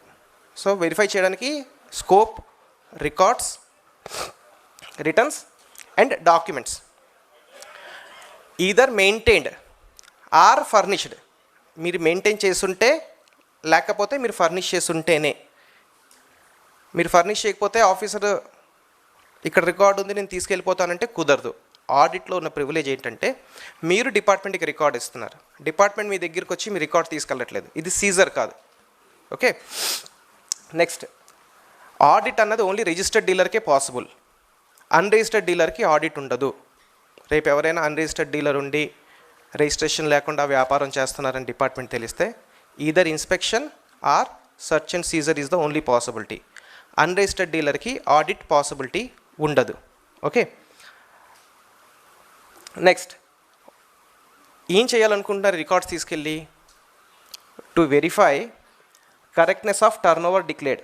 సో మీరు ఏదైతే టర్న్ ఓవర్ డిక్లేర్ చేశారో అది కరెక్ట్గా ఉందా లేదా, మీరు ఏదైతే ట్యాక్స్ కట్టారో అది కరెక్ట్గా కట్టారా లేదా, అలాగే మీరు ఏదైనా రీఫండ్ తీసుకుని ఉంటే ఆ రీఫండ్ కరెక్ట్గా తీసుకున్నారా లేదా.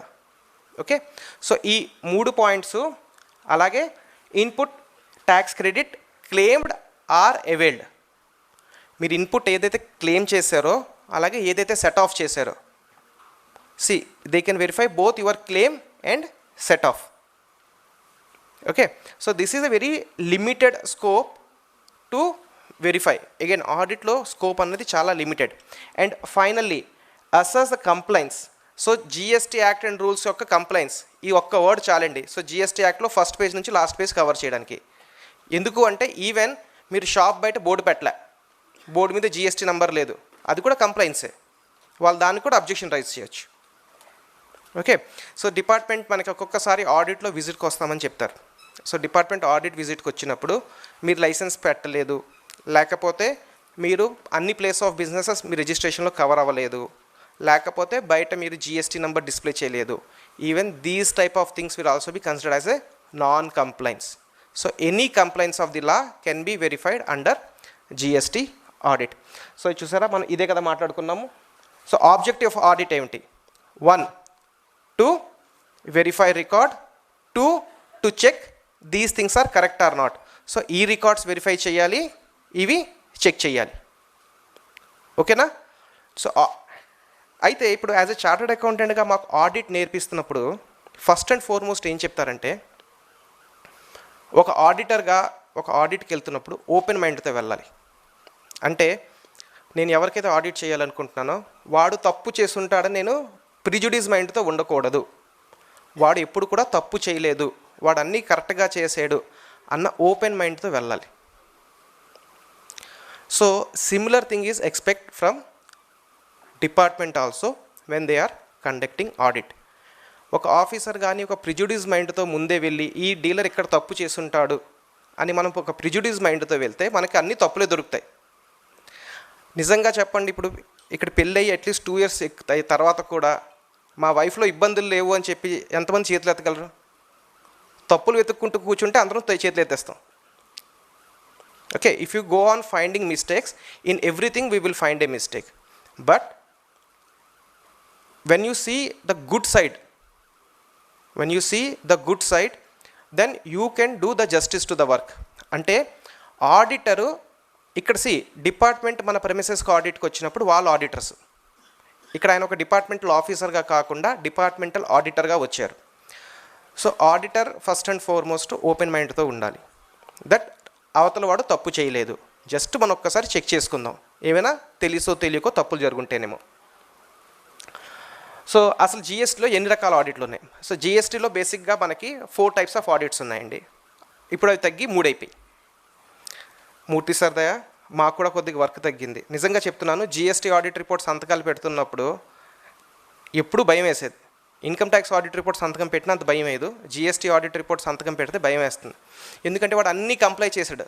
అసలు వాడికి ఫ్యూచర్లో ఒక అనామత్ గొడవ ఉందని తెలిస్తే ఆడిటర్ని వచ్చి నువ్వు ఏంటి ఆడిట్ చేసావంటే నేను చెప్పాలి? వాడు నాకు చెప్పలేదండి వాడికి అనామత్ గొడవ ఉందని.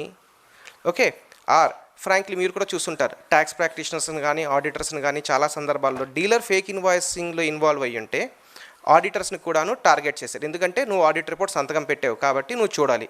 సార్ యాజ్ అ ఆడిటర్గా మీరు ఏం చూడగలరు? బిల్ ఉందా లేదా, వే బిల్ వచ్చిందా రాలేదా, పుస్తకాల్లో స్టాక్ ఎంట్రీ ఉందా లేదా, పేమెంట్ బ్యాంక్ ద్వారా అయ్యిందా లేదా, ఈ 4 కదా మనం చూడగలం. అంతేగాని వాడు వీడు కుమ్మక్క అయిపోయి ఏదో చేస్తాడనే విషయం మనం చూడలేం. So these type of risk were carried on. So luckily by doing away with this audit it has done some benefit to the audit fraternity also. So first and foremost, what we are today here is discussing first type of audit, that is departmental audit. Under section 65, department can conduct an audit. Under 66, there is a special audit. ఈ special audit అయిపోయిన కేసులు కూడా cover చేయొచ్చు. అంటే already audit అయిపోయిన దాన్ని కూడా కావాలి అంటే స్పెషల్ ఆడిట్ ఇన్వోక్ చేయొచ్చు. అర్థం చేసుకోండి. సార్ నాకు ఆడిట్ అయిపోయింది, స్పెషల్ ఆడిట్ వద్దు అంటే కుదరదు. ఓకే. అండ్ C&AG వాళ్ళు, so anywhere where there is a government revenue, Exchequer revenue involved, C&AG can come and do the audit. So today we are going to cover only 65 and 66 అండి. అంటే regular departmental audit and special audit. Clear? So అసలు ఈ procedure ఏంటి, departmental audit యొక్క procedure ఏమిటి? Sir first and foremost commissioner గారు ఎవరైతే audit చేయాలో ఆయనకి సపరేట్గా ఆథరైజేషన్ ఇస్తారు. Either commissioner or an officer authorized by the commissioner.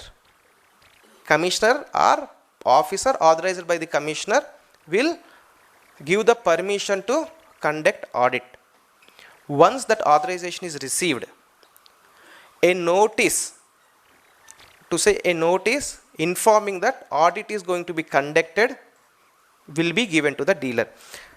అంటే మీకు ఆడిట్ చేస్తామని గుర్తుకుందా, వ్యాట్లో చప్పా పెట్టకుండా స్పాట్లో వచ్చి చేతిలో నోటీస్ పెట్టి వ్యాట్ ఆడిట్ అనేవారు కదా. ఇక్కడ అలా కుదరదండి. మీకు ఈ VAT audit, GST audit notice ఆన్లైన్లోనే వస్తుంది. ఎందుకు ఆన్లైన్లో వస్తుంది? ఎందుకంటే ఓన్లీ రిజిస్టర్డ్ డీలర్కే చేయాలి కాబట్టి. అన్రిజిస్టర్డ్ డీలర్కి ఆడిట్ లేదు కాబట్టి పేపర్ నోటీస్ లేదు. సో మీకు ఆడిట్ జరుగుతుందని మెసేజ్ వస్తుంది ఆన్లైన్లో. సార్ ఇక్కడే ఇబ్బంది పడుతున్నాం అంటే ఈ మధ్యలో కొన్ని కేసెస్ మేము కూడా డీల్ చేసాము. అక్కడ ఫోన్ నెంబర్ డీలర్ అవడం వలన, ఆ ఫోన్ నెంబర్ ఇంకెవరో అకౌంటెంట్ అవడం వలన, సార్ మనకి డిపార్ట్మెంట్ ఇచ్చిన ప్రతి GST నోటీస్కి వెంటనే మనకు ఒక SMS కూడా వస్తున్నది సార్, అండ్ ఒక ఈమెయిల్ కూడా వస్తున్నది.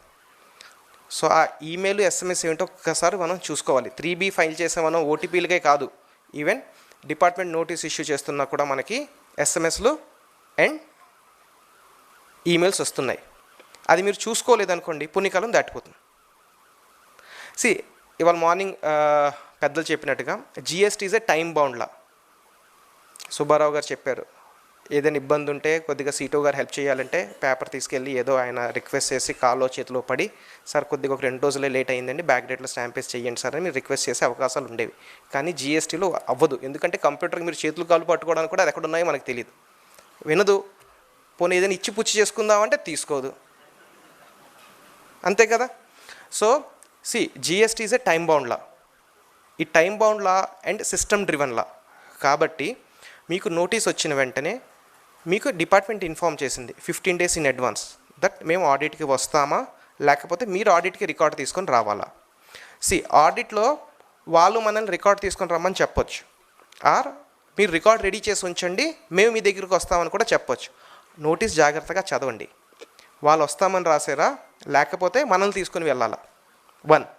సెకండ్, మీరు ఏంటంటే రికార్డులు రెడీ చేయాలో నోటీస్తో పాటు ఒక ఎనెక్జర్ కింద దానికి జతపరిచి ఉంటుంది. మీరు కానీ లాగిన్ అయిన తర్వాత సర్వీసెస్లో, యూజర్ సర్వీసెస్లో వ్యూ ఎడిషనల్ నోటీసెస్ అండ్ ఆర్డర్స్లో కానీ వెళ్తే మీకు ADT1 నోటీస్ ఇష్యూ అయినట్టుగా ఉంటుంది. ARN నంబర్ కానీ మీరు క్లిక్ చేస్తే 1 నోటీస్ ఉంటుంది, ఏ పీరియడ్ నుంచి ఏ పీరియడ్కి మీకు ఆడిట్ చేయబోతున్నారు. ఓకే. 2, ఆడిట్కి మీరు రావాలా వాళ్ళు మీ దగ్గరికి వస్తారా, ఈ 2 పాయింట్స్ కూడా మీ నోటీస్ చెప్తుంది. దాంతోపాటు ఒక ఎడిషనల్ అటాచ్మెంట్ ఉంటుంది, అందులో మీరు ఏంటంటే రికార్డులు రెడీ చేసి ఉంచాలి అన్నది వాళ్ళు ఇన్ఫామ్ చేస్తారు. So the record shall be kept ready. ఏ కారణం చేతైనా ఈ 15 రోజుల్లో మీరు చేయలేను అనిపిస్తే you have to file an adjournment. Sir మేము రికార్డ్ రెడీ చేయలేకపోయాము, మేము రాలేకపోతున్నాం, ఈ కారణంగా మాకు ఎడిషనల్గా ఇంత టైం కావాలి అని చెప్తూ మీరే డేట్ కూడా సెలెక్ట్ చేయాలి. అక్కడ సార్ కింద మ్యాటర్ రాస్తే సరిపోదు, పైన డేట్ కూడా మీరు సెలెక్ట్ చేసి స్పెసిఫిక్ డేట్ చెప్పాలి. ముందు with in a week, with in a couple of days letter రాసి పెట్టేవాళ్ళం, ఇప్పుడు కుదరదు, స్పెసిఫిక్గా డేట్ కూడా సెలెక్ట్ చేయాలి.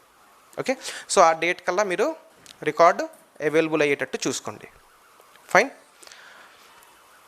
నెక్స్ట్, ఈ ఆడిట్ కమెన్స్మెంట్ అయిన డేట్ నుంచి 3 monthsలో క్లోజ్ అయిపోవాలి సార్. ఆడిట్ కమెన్స్మెంట్ అయిన డేట్ నుంచి 3 monthsలో మీకు ఆడిట్ రిపోర్టు డిపార్ట్మెంట్ ఇవ్వడం జరగాలి. ఇన్ కేస్ ఆ 3 monthsలో కానీ ఆడిట్ కంప్లీట్ చేయలేని పరిస్థితుల్లో కన్సర్న్ ఆఫీసర్ కమిషనర్ గారికి రాతపూర్వకంగా ఇచ్చి ఆడిట్ని ఎక్స్టెన్షన్ తీసుకోవచ్చు. అలాగా ఆయన ఇంకొక 6 నెలల వరకు ఎక్స్టెన్షన్ తీసుకోవచ్చు. అంటే ఎక్స్టెన్షన్తో కలుపుకుంటే ఆడిట్ స్టార్ట్ అయిన డేట్ నుంచి కంప్లీషన్కి మ్యాక్సిమం 9 months. మనకి వ్యాట్ యాక్ట్లో కానీ, సర్వీస్ ట్యాక్స్లో కానీ, సెంట్రల్ ఎక్సైజ్లో కానీ ఎక్కడ కూడా టైం బౌండ్ ఆడిట్ లేదు. ఒకసారి ఇచ్చేసారా మనకి గుర్తుకుందా, కొన్ని సందర్భాల్లో వ్యాట్ ఆడిట్ సంవత్సరం 2 సంవత్సరాలు అయినా కూడా మన వ్యాట్ ఆడిట్ కంప్లీట్ అయ్యేది కాదు. బట్ ఇక్కడ అలా కుదరదు. వితిన్ 9 months కానీ మీకు ఆడిట్ కంప్లీట్ అవ్వకపోతే 3+6, దిస్ +6 ఈజ్ సబ్జెక్టివ్. కమిషనర్ గారు సాటిస్ఫై అవ్వాలి దట్ దీనికి ఎక్స్టెన్షన్ ఇవ్వాలి, this case is eligible for extension. అంటే ఆఫీసర్ రిక్వెస్ట్ పుట్టప్ చేస్తున్నప్పుడు ఎందుకు ఆడిట్ ఇన్ టైం అవ్వలేదో ఎక్స్ప్లెయిన్ చేయాలి. అప్పుడే కమిషనర్ గారు పర్మిషన్ ఇస్తారు. ఓకే, సో మీ ఆడిట్ అన్నది మీకు 9 months లోపల ఎట్టి పరిస్థితిలో కూడా కంప్లీట్ అయిపోవాలి. ఓకే, నెక్స్ట్ ఇందులో డిపార్ట్మెంట్కి ఎలాగైతే కొన్ని డ్యూటీస్ ఉన్నాయో మనకి కూడా కొన్ని డ్యూటీస్ ఉన్నాయి. సో ఈ ఆడిట్ వచ్చింది కదా 3+6 టైం ఉంది కదా అని ఆడుకుంటానంటే కుదరదు. Don't play games with fire. If you play dialogue ఏంటి అంతేనా, I think I'm right. If you play games with fire, fire will fire you. Brahmanandam గారు చెప్పారు, గుర్తుకుందా? సో ఆ డైలాగ్ ఇక్కడ గుర్తు చేసుకోవాలి. So don't play games with fire అండి. మీరు ఫైర్తో కానీ గేమ్స్ ఆడితే ఫైర్ మీతో తర్వాత గేమ్స్ ఆడుకుంటుంది. ఓకే సార్, 9 నెలలు టైం ఉందండి, మీరు రికార్డ్ ఇవ్వలేదు, లేకపోతే మీరు డిపార్ట్మెంట్కి సపోర్ట్ ఇవ్వలేదు, రిక్వైర్డ్ సపోర్ట్, ఏం చేస్తారు? బీజే ఉంది ఒకటి మా దగ్గర, బెస్ట్ జడ్జ్మెంట్. మీ దగ్గర ఉన్న రికార్డుని బట్టి, మా దగ్గర ఉన్న ఇన్ఫర్మేషన్ బట్టి మీరు లక్షకి పక్కన 0కి వాల్యూ లేదని వాళ్ళు కూడా తెలుసు, అందుకు 2 0 యాడ్ చేసేస్తారు అంతే. Okay, so it is a duty of the registered taxable person to provide full support and complete information to the officer to conduct the audit in smooth manner. Okay, so మీరు record ఇవ్వాలి, అలాగే ఆ record verify చేయడానికి కావాల్సిన man power కానీ వాళ్ళకి support కావాలంటే మీరు ఆ మ్యాన్ పవర్ కూడా ప్రొవైడ్ చేయాల్సిందే. Okay, it is a duty of the tax person also. Okay, ఈ ఆడిట్ అంతా అయిన తర్వాత తప్పులేం దొరకలేదు. Okay, so you are a good boy అని చెప్పి సర్టిఫికేట్ ఇచ్చి వెళ్ళిపోతారు. In case they finds a mistake, అప్పుడేంటి? They will give you a discrepancy note. They will give you a discrepancy note. ఈ డిస్క్రిపెన్సీ నోట్లో మీరు ఏదైనా చెప్పాలనుకుంటే చెప్పే అవకాశం ఉంటుంది. ఈ డిస్క్రిపెన్సీ నోట్ మీరు యాక్సెప్ట్ చేసేసి డబ్బులు కట్టేస్తే అక్కడితో కేసు క్లోజ్. లేదు, ఈ పాయింట్లు మేము యాక్సెప్ట్ చేయట్లేదు, మా సబ్మిషన్స్ ఇవి అని మీరు మీ సబ్మిషన్స్ ఇస్తే అవి కన్సిడర్ చేస్తూ final audit report ADT2 release చేస్తారు సార్. ఈ ఫైనల్ ఆడిట్ రిపోర్ట్ ADT2 అన్నది రిలీజ్ చేయడం జరుగుతుంది. ఆ తర్వాత నెక్స్ట్ వచ్చేది లవ్ లెటర్, అంటే show cause notice under section 73 or 74. ఇప్పటికి అందరికి అలవాటు అయిపోయి ఉంటుంది 73, 74. ఉదయాన్నే లెగిచిన వెంటనే ఒక DRC-03 కూడా ఫైల్ చేయకుండా రోజు వెళ్ళదు మనకి. ఓకే, పెళ్ళి అయిపోయిన వాళ్ళ పిల్లలతో, పెళ్లి కాని వాళ్ళ గర్ల్ ఫ్రెండ్తో మాట్లాడని ఉండగలరు, కానీ ఒక ట్యాక్స్ ప్రాక్టీషనర్ DRC-03 రోజు నేను ఫైల్ చేయలేదంటే ఆయనకి ఏదో చేతులు కాళ్ళు కొట్టుకుంటాయి. ఇవాళ ఆఫీస్కి వచ్చినట్టుగా ఫీలింగే రాదు. DRC-03 అనేసరికి మనకు గుర్తుకొచ్చేది 73, 74, ఈ మధ్య 129, అంతేనా? So if the discrepancy note is not acceptable even after filing of your reply, మీరు ఫైల్ చేసిన రిప్లైకి కూడా ఆఫీసర్ సాటిస్ఫై కాకపోతే he will further proceed with a show cause notice and entire procedure under 73 or 74 will be applicable. Okay, next special audit. If AC, if Assistant Commissioner feels that there is a complexity in the books of accounts which requires the help of professional, the professional could be a chartered accountant or a cost and management accountant, CA or CMA help kavali anukunte, they may, with the prior permission of Commissioner. See, Commissioner is not going to allot the audit. Commissioner will give the permission to AC to go for a special audit. Based on the permission, AC will select a CA or CMA from the empaneled auditors or CMAs to do this special audit. ఓకేనా?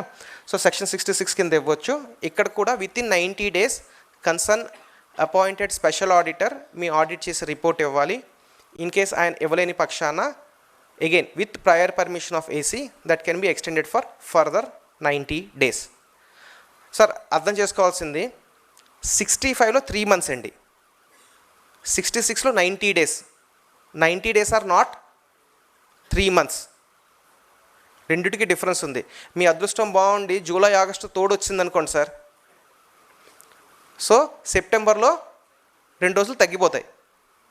మీ అదృష్టం బాగుండి ఫిబ్రవరి వచ్చిందనుకోండి 2 రోజులు add అయిపోతాయి. Okay, so ఈ 90 days 3 months జాగ్రత్త. Next, ఈ special auditor ఏదైతే ఆడిట్ రిపోర్ట్ ఇచ్చారో దాన్ని కన్సిడర్ చేసే ముందు AC shall give you an opportunity of being heard. So ఏదైతే స్పెషల్ ఆడిట్ రిపోర్ట్ ఉందో అది కన్సర్న్ ఏసీ మీకు షేర్ చేస్తారు. ఆ రిపోర్ట్ని బేసిస్ మీద అంటే ఏదైతే మెటీరియల్ గ్యాదర్ చేశారో మీ ఎగ్నెస్ట్గా వాడడానికి ఆ మెటీరియల్ మీకు ఇవ్వడం జరుగుతుంది. ఆ మెటీరియల్ బేసిస్ మీద మీరు ఏదైనా చెప్పాలంటే చెప్పొచ్చు. ఆ తర్వాతే the contents of the special audit will be considered by the concerned AC. Okay, sir, department కి ఆడిట్కి ఫీజు ఇవ్వాలా? షార్డ్ అకౌంట్ ఆడిట్ చేస్తే షార్డ్ అకౌంట్కి ఇస్తున్నాం, డిపార్ట్మెంట్ ఆడిట్ చేస్తే ఇవ్వం. మరి స్పెషల్ ఆడిట్ డిపార్ట్మెంట్ చేయట్లేదు, ఎవరో సిఏఓ సిఎంఏ చేస్తున్నారు, ఆయనకి ఫీజు ఎవరు ఇస్తారు? సార్ ఆయనకి ఫీజు కమిషనర్ గారు ఇస్తారు సార్. ఓకే, మీరు ₹1 ఫీజు ఇవ్వాల్సిన అవసరం లేదు, ఒక కమిషనర్ గారు మన కమిషనర్ గారు ఆయనకి ఫీజు ఇవ్వడం జరుగుతుంది. Sir even though your books of accounts are audited by a chartered accountant, okay, under companies act, income tax act, or even 17, 18, 18, 19 reconciliation statement is certified by a chartered accountant, still a special audit can be given. And again the special audit will be only out of empaneled CA or CMA. Okay, ఫైనల్గా మీరు చెప్పిందంతా వింటారు, auditor ఇచ్చిందంతా చూస్తారు. Next ఏంటి? Old story new bottle అదే, ఈసారి లోపల కంటెంటే మారింది కానీ బాటిల్ అదే 73, 74. So separate proceedings under 73 and 74 అన్నవి మొదలైపోతాయి. సో సార్ ఇక్కడ వరకు ఎవ్రీబడి ఈజ్ కంఫర్టబుల్ కదా? ఇక్కడ వరకు ఎవరికేం డౌట్ లేదు కదా? అంటే మనం ఇప్పటివరకు కొంతవరకు ప్రొసీజర్స్ని డీల్ చేసుకుంటూ వెళ్ళాం. సార్ అర్థం చేసుకోవాల్సింది ఎంటైర్ ప్రొసీజర్ ఆన్లైన్ అండి. మీరు అడ్జాయిన్మెంట్ కూడా ఆన్లైన్లోనే అడగాలి. సార్ ఆఫీసర్కి వెళ్ళి పర్సనల్గా చెప్పొస్తే కుదరదు. అలాగే submission of records is also online. మీకు ఏదైతే రికార్డ్ కాల్ ఫర్ చేస్తారో అది ఆన్లైన్లోనే సబ్మిట్ చేయాలి. నో మనకి ఇక్కడ ఒక మేజర్ ఛాలెంజ్ ఏంటంటే ఆన్లైన్లో you cannot upload more than 10 files and each file shall not be more than 5 MB. అంతేనా?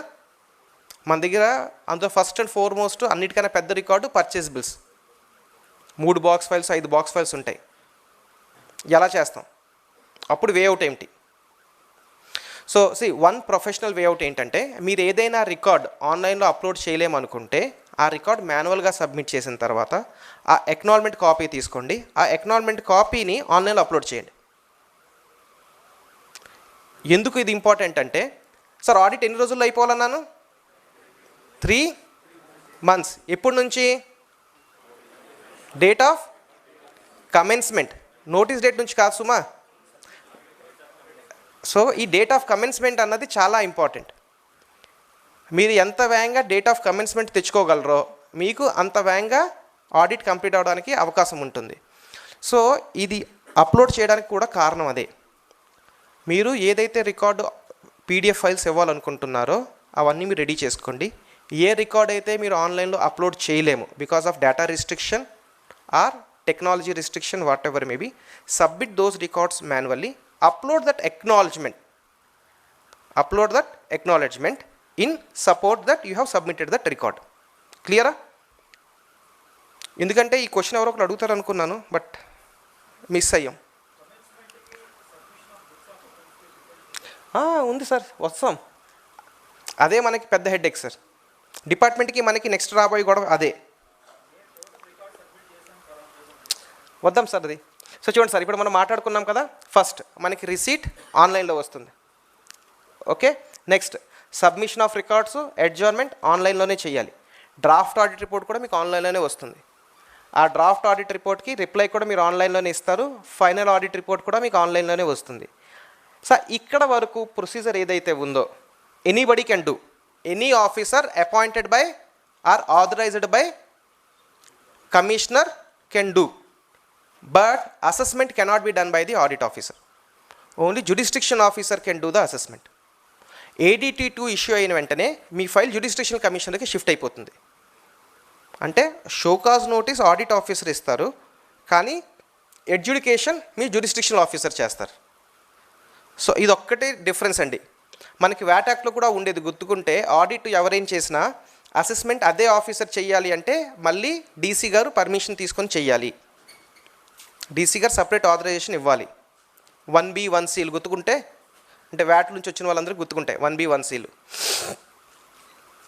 సో ఆన్లైన్లోనే మీకు షోకాస్ నోటీస్ వస్తుంది, రిప్లై కూడా ఆన్లైన్లోనే ఇవ్వాలి. మీరు రిప్లై ఇచ్చిన తర్వాత సార్ GST యాక్ట్లో చాలా చోట్ల పర్సనల్ హీరింగ్ మీరు స్పెసిఫిక్గా అడగాలని క్లాజ్ ఉంది. మీరు అడగకపోతే పర్సనల్ హీరింగ్ ఇవ్వరు. అందుకే చూడండి, మీరు కొన్నిసార్లు ఫామ్స్ అప్లోడ్ చేసినప్పుడు పర్సనల్ హీరింగ్ కావాలా ఎస్ ఆర్ నో బటన్ ఉంటుంది ఆన్లైన్లో. అది మీరు ఎస్ అని టిక్ చేయకపోతే మీరే వద్దన్నారని తేలిపోతుంది. So even though that is a natural law of natural justice ప్రకారంగా మీరు రాతపూర్వకంగా ఇచ్చినా కూడా ఒకసారి ఫేస్ టు ఫేస్ కలవకుండా ఆర్డర్ పాస్ చేయకూడదని ఉంది. బట్ ఇక్కడ ఏంటంటే కేసు సింపుల్, మీకు అనిపిస్తుంది జస్ట్ ఈ పేపర్ ఇచ్చేస్తే పని అయిపోతుంది, ఈ మాదానికి నేను ఆఫీస్ అని వెళ్ళి కలవాల్సిన అవసరం లేదు అంటే, you may forgo the right for personal hearing. You may forgo the right for personal hearing. So one, always take care that when ever you are filing a reply, మీకు పర్సనల్ హీరింగ్ కావాలి అనిపిస్తే లాస్ట్లో ఒక line add చేసేయండి, నాకు personal hearing కావాలని. ఏం తప్పులే, ఓకే. అలాగే అక్కడ పర్సనల్ హీరింగ్ కానీ ట్యాబ్ ఉందనుకోండి, మీకు పర్సనల్ హీరింగ్ ట్యాబ్ని ఎస్ చేయాలి, గ్రీన్ కలర్లో మరియు మార్చాలి. మీరు కానీ దాన్ని గ్రీన్ కలర్లో మార్చకపోతే మీకు పర్సనల్ హీరింగ్ ఇవ్వబడదు. అండ్ రేపు మీరు ఫ్యూచర్లో నాకు పర్సనల్ హీరింగ్ ఇవ్వలేదు అని చెప్పడానికి లేదు, ఎందుకంటే మీరు వాలంటరీగా ఫోర్గో చేసుకున్నారు కాబట్టి. Okay. So after personal hearing last వచ్చేది ఏంటి, ఆర్డర్, కట్టాలా కట్టకూడదా. Okay. So these are the steps of a audit. See sir, ఆడిట్కి వచ్చేసరికి ఏంటంటే centre and state both of them can do the audit. Centre will do the audit only for central assigned dealers. So మీ dealer centre స్టేట్లో ఉన్నారా చూసుకుంటారు.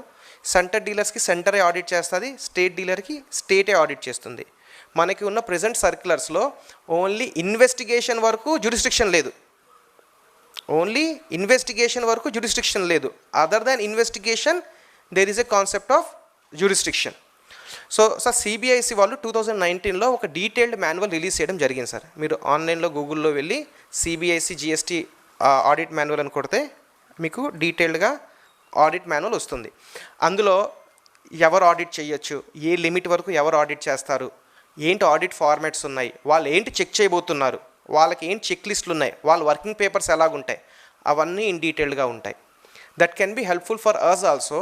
మనం కూడాను GSTN 99C at the end auditor చెయ్యక్కర్లేదని తీసేసినా కూడా as per the requirement of the dealer, either chartered accountant or tax practitioner is only filing 999C. అఫీషియల్గా మనం సంతకాలు పెట్టట్లేదు, కానీ ఎట్ ది ఎండ్ డీలర్కి ఆ 999C ఫైల్ చేయడానికి మనమే సపోర్ట్ చేస్తున్నాం. ఎస్, ఈ 999C is the final opportunity of complaints. కాబట్టి మనం ఆ మాన్యువల్లో కానీ చెక్ లిస్టులు కానీ రెడీ చేసి ఉంచుకోగలిగితే రేపు డిపార్ట్మెంట్ ఆడిట్ వచ్చినప్పుడు మీకు ఇన్ఫర్మేషన్ ఇవ్వడానికి రెడీగా ఉంటుంది. It will be helpful. So ఆ మాన్యువల్లో వాళ్ళకు ఫ్లో చార్ట్ ఇచ్చారు. కమిషనర్ అంటే ఢిల్లీ నుంచి ఆడిట్ క్లోజ్ అయినంత వరకు కూడా స్టెప్స్ ఎలాగుంటాయి. అందులో మనం ఓన్లీ ఇది చూస్తున్నది, మనం డైలీ ఎవరైతే ఆడిట్ ఆఫీస్ అని కలవబోతున్నామో వాళ్ళు ఏ ప్రొసీజర్ ఫాలో చేస్తారు. సో అగైన్ నేను చెప్పిన ప్రొసీజర్ మీకు అందులో ఉంటుంది చూడండి. ఆడిట్ ఏమొచ్చి వాళ్ళకి లిస్ట్ వస్తుంది, అందులో ఆడిట్ సెలెక్ట్ చేసి వాళ్ళు టీమ్స్లో డివైడ్ చేసుకుంటారు. టీమ్కి డివైడ్ అయిన తర్వాత ADT 1 ఇష్యూ అవుతుంది. ADT 1 వచ్చిన తర్వాత desk work, desk review, working papers, calculation, కొన్ని రేషియోస్ అన్నీ క్యాలిక్యులేట్ చేసి వాళ్ళు పెట్టేసుకోవాలి ముందే.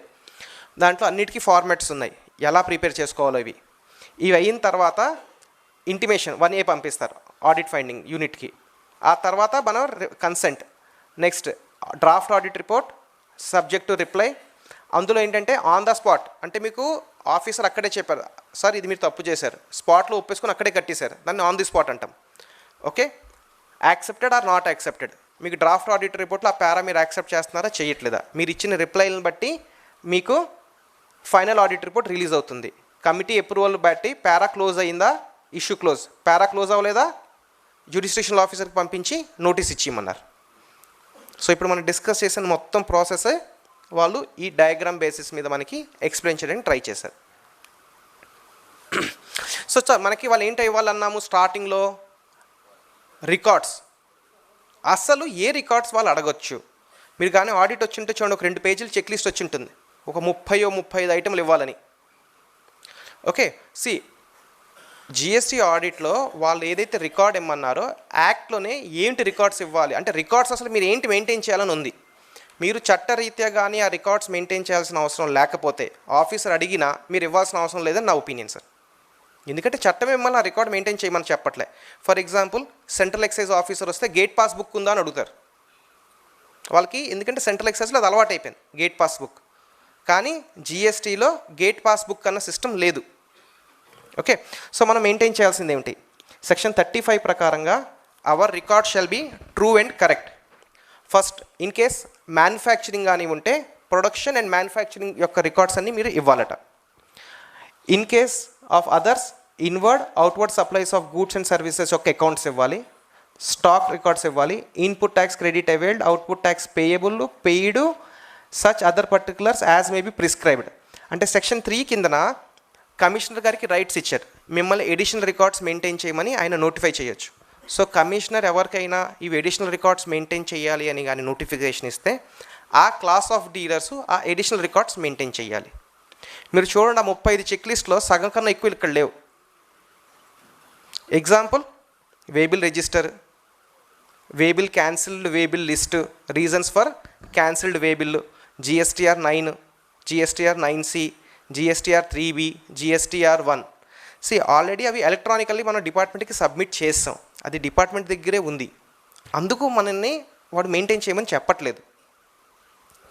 కానీ మనకు వచ్చిన చెక్ లిస్ట్లో అవన్నీ ఉంటాయి. అవి కాకుండా ఇంకా చాలా అడిషనల్ ఇన్ఫర్మేషన్స్ మనల్ని అడుగుతూ ఉంటారు. సో మీరు ఇవ్వగలిగితే వెల్ అండ్ గుడ్, మీరు ఇవ్వలేని పక్షాన సెక్షన్ 35 ప్రకారంగా ఇది నేను మెయింటైన్ చేయాల్సిన రికార్డ్ కాదు కాబట్టి నేను మెయింటైన్ చేయలేదని రాసేయడమే. మీకు నోటీస్ వచ్చినప్పుడు నోటీస్తో పాటు ఏంటంటే రికార్డ్ కావాలో మీకు ఎనర్జీ వస్తుంది కదా, మీరు రిప్లై కూడా ఇస్తున్నప్పుడు రికార్డ్ సబ్మిషన్కి ఒక టేబుల్లో వేయండి. మీరు ఈ రికార్డులు అడిగారు, దాని పక్కన మీ కంప్లైంట్స్ ఏమిటి, ఇస్తున్నారా ఇవ్వట్లేదా. ఓకే, ఇవ్వట్లేదు అంటే ఎందుకు ఇవ్వట్లేదు, ఇది నేను మెయింటైన్ చేయలేదు, నేను ఇవ్వలేకపోతున్నాను. మీ దగ్గర లేదు అనే విషయం మీరు చెప్పియాలి. మీరు లేదు మెయింటైన్ చేయట్లేదు తర్వాత ఇస్తానని రాశారనుకోండి, మీరు రికార్డ్ ఇవ్వనంత వరకు కూడా నాకు రికార్డ్ మొత్తం రాలేదు కదా అని ఆడిటర్ అంటారు. Are you getting this point? So మీకు ఏదైతే చెక్ లిస్ట్ వస్తుందో, ఈవెన్ దో యూ ఫీల్ ఆ చెక్ లిస్ట్లో ఉన్నవి నేను మెయింటైన్ చేయక్కర్లేదు, ఆఫీసర్ నన్ను అనవసరంగా అడుగుతున్నారు, ఆర్ ఇది నేను మెయింటైన్ చేయలేదు, వెరీ సింపుల్. చాలామంది ట్రేడర్స్ స్టాక్ రికార్డ్స్ ఉండవు, రూల్ ప్రకారంగా మీరు మెయింటైన్ చేయలే ఫైన్, లేదని రాసేయండి, ఇది నేను మెయింటైన్ చేయలేదు కాబట్టి నేను ఇవ్వలేకపోతున్నాను. ఈచ్ ఐటెంకి మీరు రిప్లై ఇవ్వాలండి. అది ఇస్తే నా ఒపీనియన్లో అది సబ్మిషన్ ఆఫ్ రికార్డ్ కంప్లీట్ అయిపోయినట్టే. ఎందుకంటే మీరు ఏ వస్తువు అయితే మెయింటైనే చేయలేదో, ఏ రికార్డ్ అయితే మీరు మెయింటైన్ చేయలేదో దానికోసం ఆఫీసర్ వెయిట్ చేయడం వేస్ట్, అంతే కదా, దానికోసం ఆడిట్ గాల్లో ఉంచుకోవడం వేస్ట్. సో మీరు రిప్లై కూడా ఇస్తున్నప్పుడు ఆ చెక్ లిస్ట్ మీరు పలానా నోటీస్ ద్వారా నాకు రికార్డ్ సబ్మిట్ చేయమని చెప్పారు, అందులో నేను ఈ రికార్డులు సబ్మిట్ చేస్తున్నాను, ఈ పలానా రికార్డులు నేను మెయింటైన్ చేయలేదు కాబట్టి సబ్మిట్ చేయట్లేదు, ఈ పలానా రికార్డులు నేను ఇన్ని రోజుల్లో సబ్మిట్ చేస్తాను. So you have to divide it into 3 paras. Okay, it should cover entire that 35-40 ఎన్ని ఐటమ్స్ ఉంటాయి అన్ని. Is is clear sir? So అసలు కమెన్స్మెంట్ ఆఫ్ ఆడిట్ ఇదే గేమ్ అంతా కూడా. ఈ కమెన్స్మెంట్ ఆఫ్ ఆడిట్ కానీ మీరు ఎంత వేగంగా మొదలు పెట్టించుకోగలిగితే మీకు ఆ రోజు నుంచి చక్రం మొదలైపోతుంది. Okay, so for purpose of this subsection the expression commencement of audit shall mean that the date on which records and other documents called for by tax authorities are made available by the registered person. ఏ రోజు అయితే మీరు record submit చేసేస్తారో ఆ రోజు commencement, or actual institution of audit at the place of business. Department వాళ్ళు మీ ప్లేస్కి వస్తామంటారు, వాళ్ళు ఏ రోజైతే మీ ప్లేస్కి విజిట్ చేసేసారో ఆ రోజు నుంచి ఆడిట్ కమెన్స్ అయిపోయినట్టే. రెండిట్లో ఏ తర్వాత అయితే అది. సో డిపార్ట్మెంట్ వాళ్ళు వస్తారు కదా అని చెప్పి మీరు సార్ నాకు అడ్జర్న్మెంట్ టైం ఉందని ప్రతిసారి అడ్జర్న్మెంట్ తీసుకోవద్దు. మీరు అడ్జర్న్మెంట్ తీసుకుంటున్న కొద్దీ డేట్ ముందుకు వెళ్ళిపోతూ ఉంటుంది. Okay, so whichever is later అన్నాడు సార్. ఇక్కడ విచ్ ఎవర్ ఈజ్ లేటర్ అంటే రెండిట్లో ఏ తర్వాత అయితే. సో డిపార్ట్మెంట్ కానీ విజిట్ చేయాలి అని మీకు ఇంటిమేషన్ ఇచ్చుంటే ఆ visit institution of audit at the place of business or submission of records whichever is later. Is this clear అండి? This is very much important. మనం కానీ ఇక్కడ తప్పు చేసామా డిపార్ట్మెంట్కి చాలా టైం కలిసి వస్తుంది.